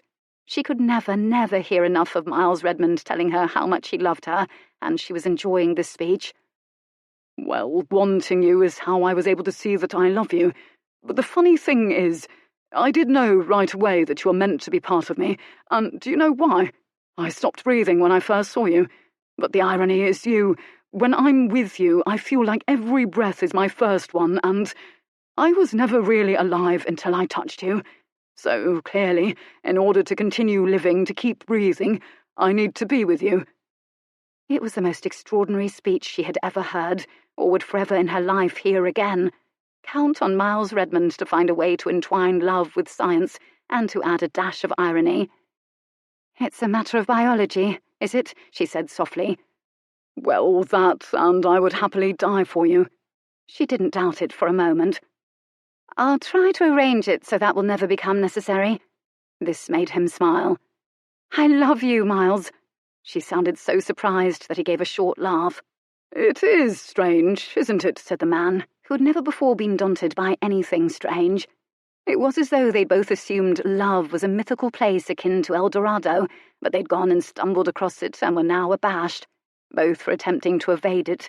For who were they to attempt to subjugate something so extraordinary to their petty human objectives, and by the very fact of its existence? Love was really more like Lacau, beautiful and terrifying and strange. They could be forever discovering all it could offer them. "Miles, I love you, I love you.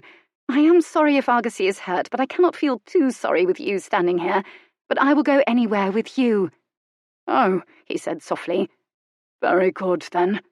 He took another step forward. She took another step forward.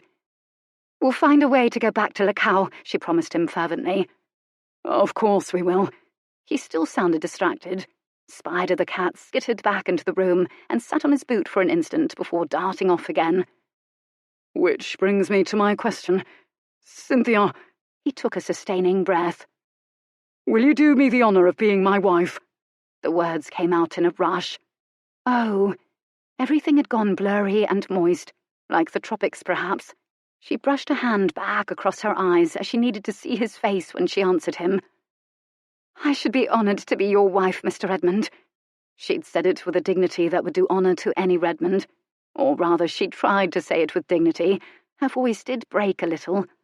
Miles cast a glance skyward, in gratitude perhaps, and then his eyes were on hers, and his face was brilliant. Cynthia wondered how anyone could withstand this sort of happiness. But no doubt no one had ever before been as happy as she was at this moment, so there couldn't possibly be any precedent. She would have to show them all how to do it by surviving it and marrying Miles Redmond and living to a ripe old age.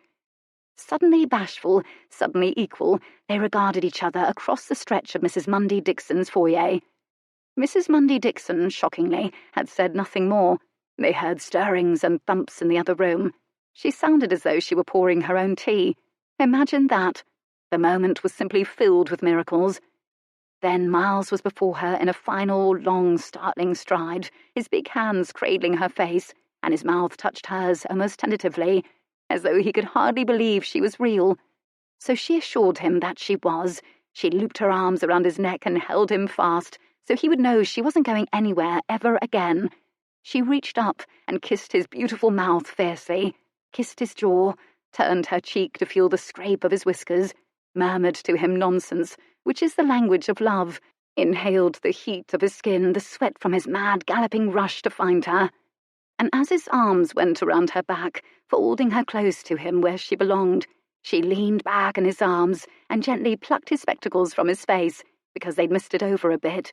She rubbed them against her bodice and replaced them on his face, because it was her job to take care of him from now on. He was amused. "The better to see you with, my dear," he murmured. And then his lips touched her, and he proceeded to make a thorough job of tasting her. This concludes Like No Other Lover by Julianne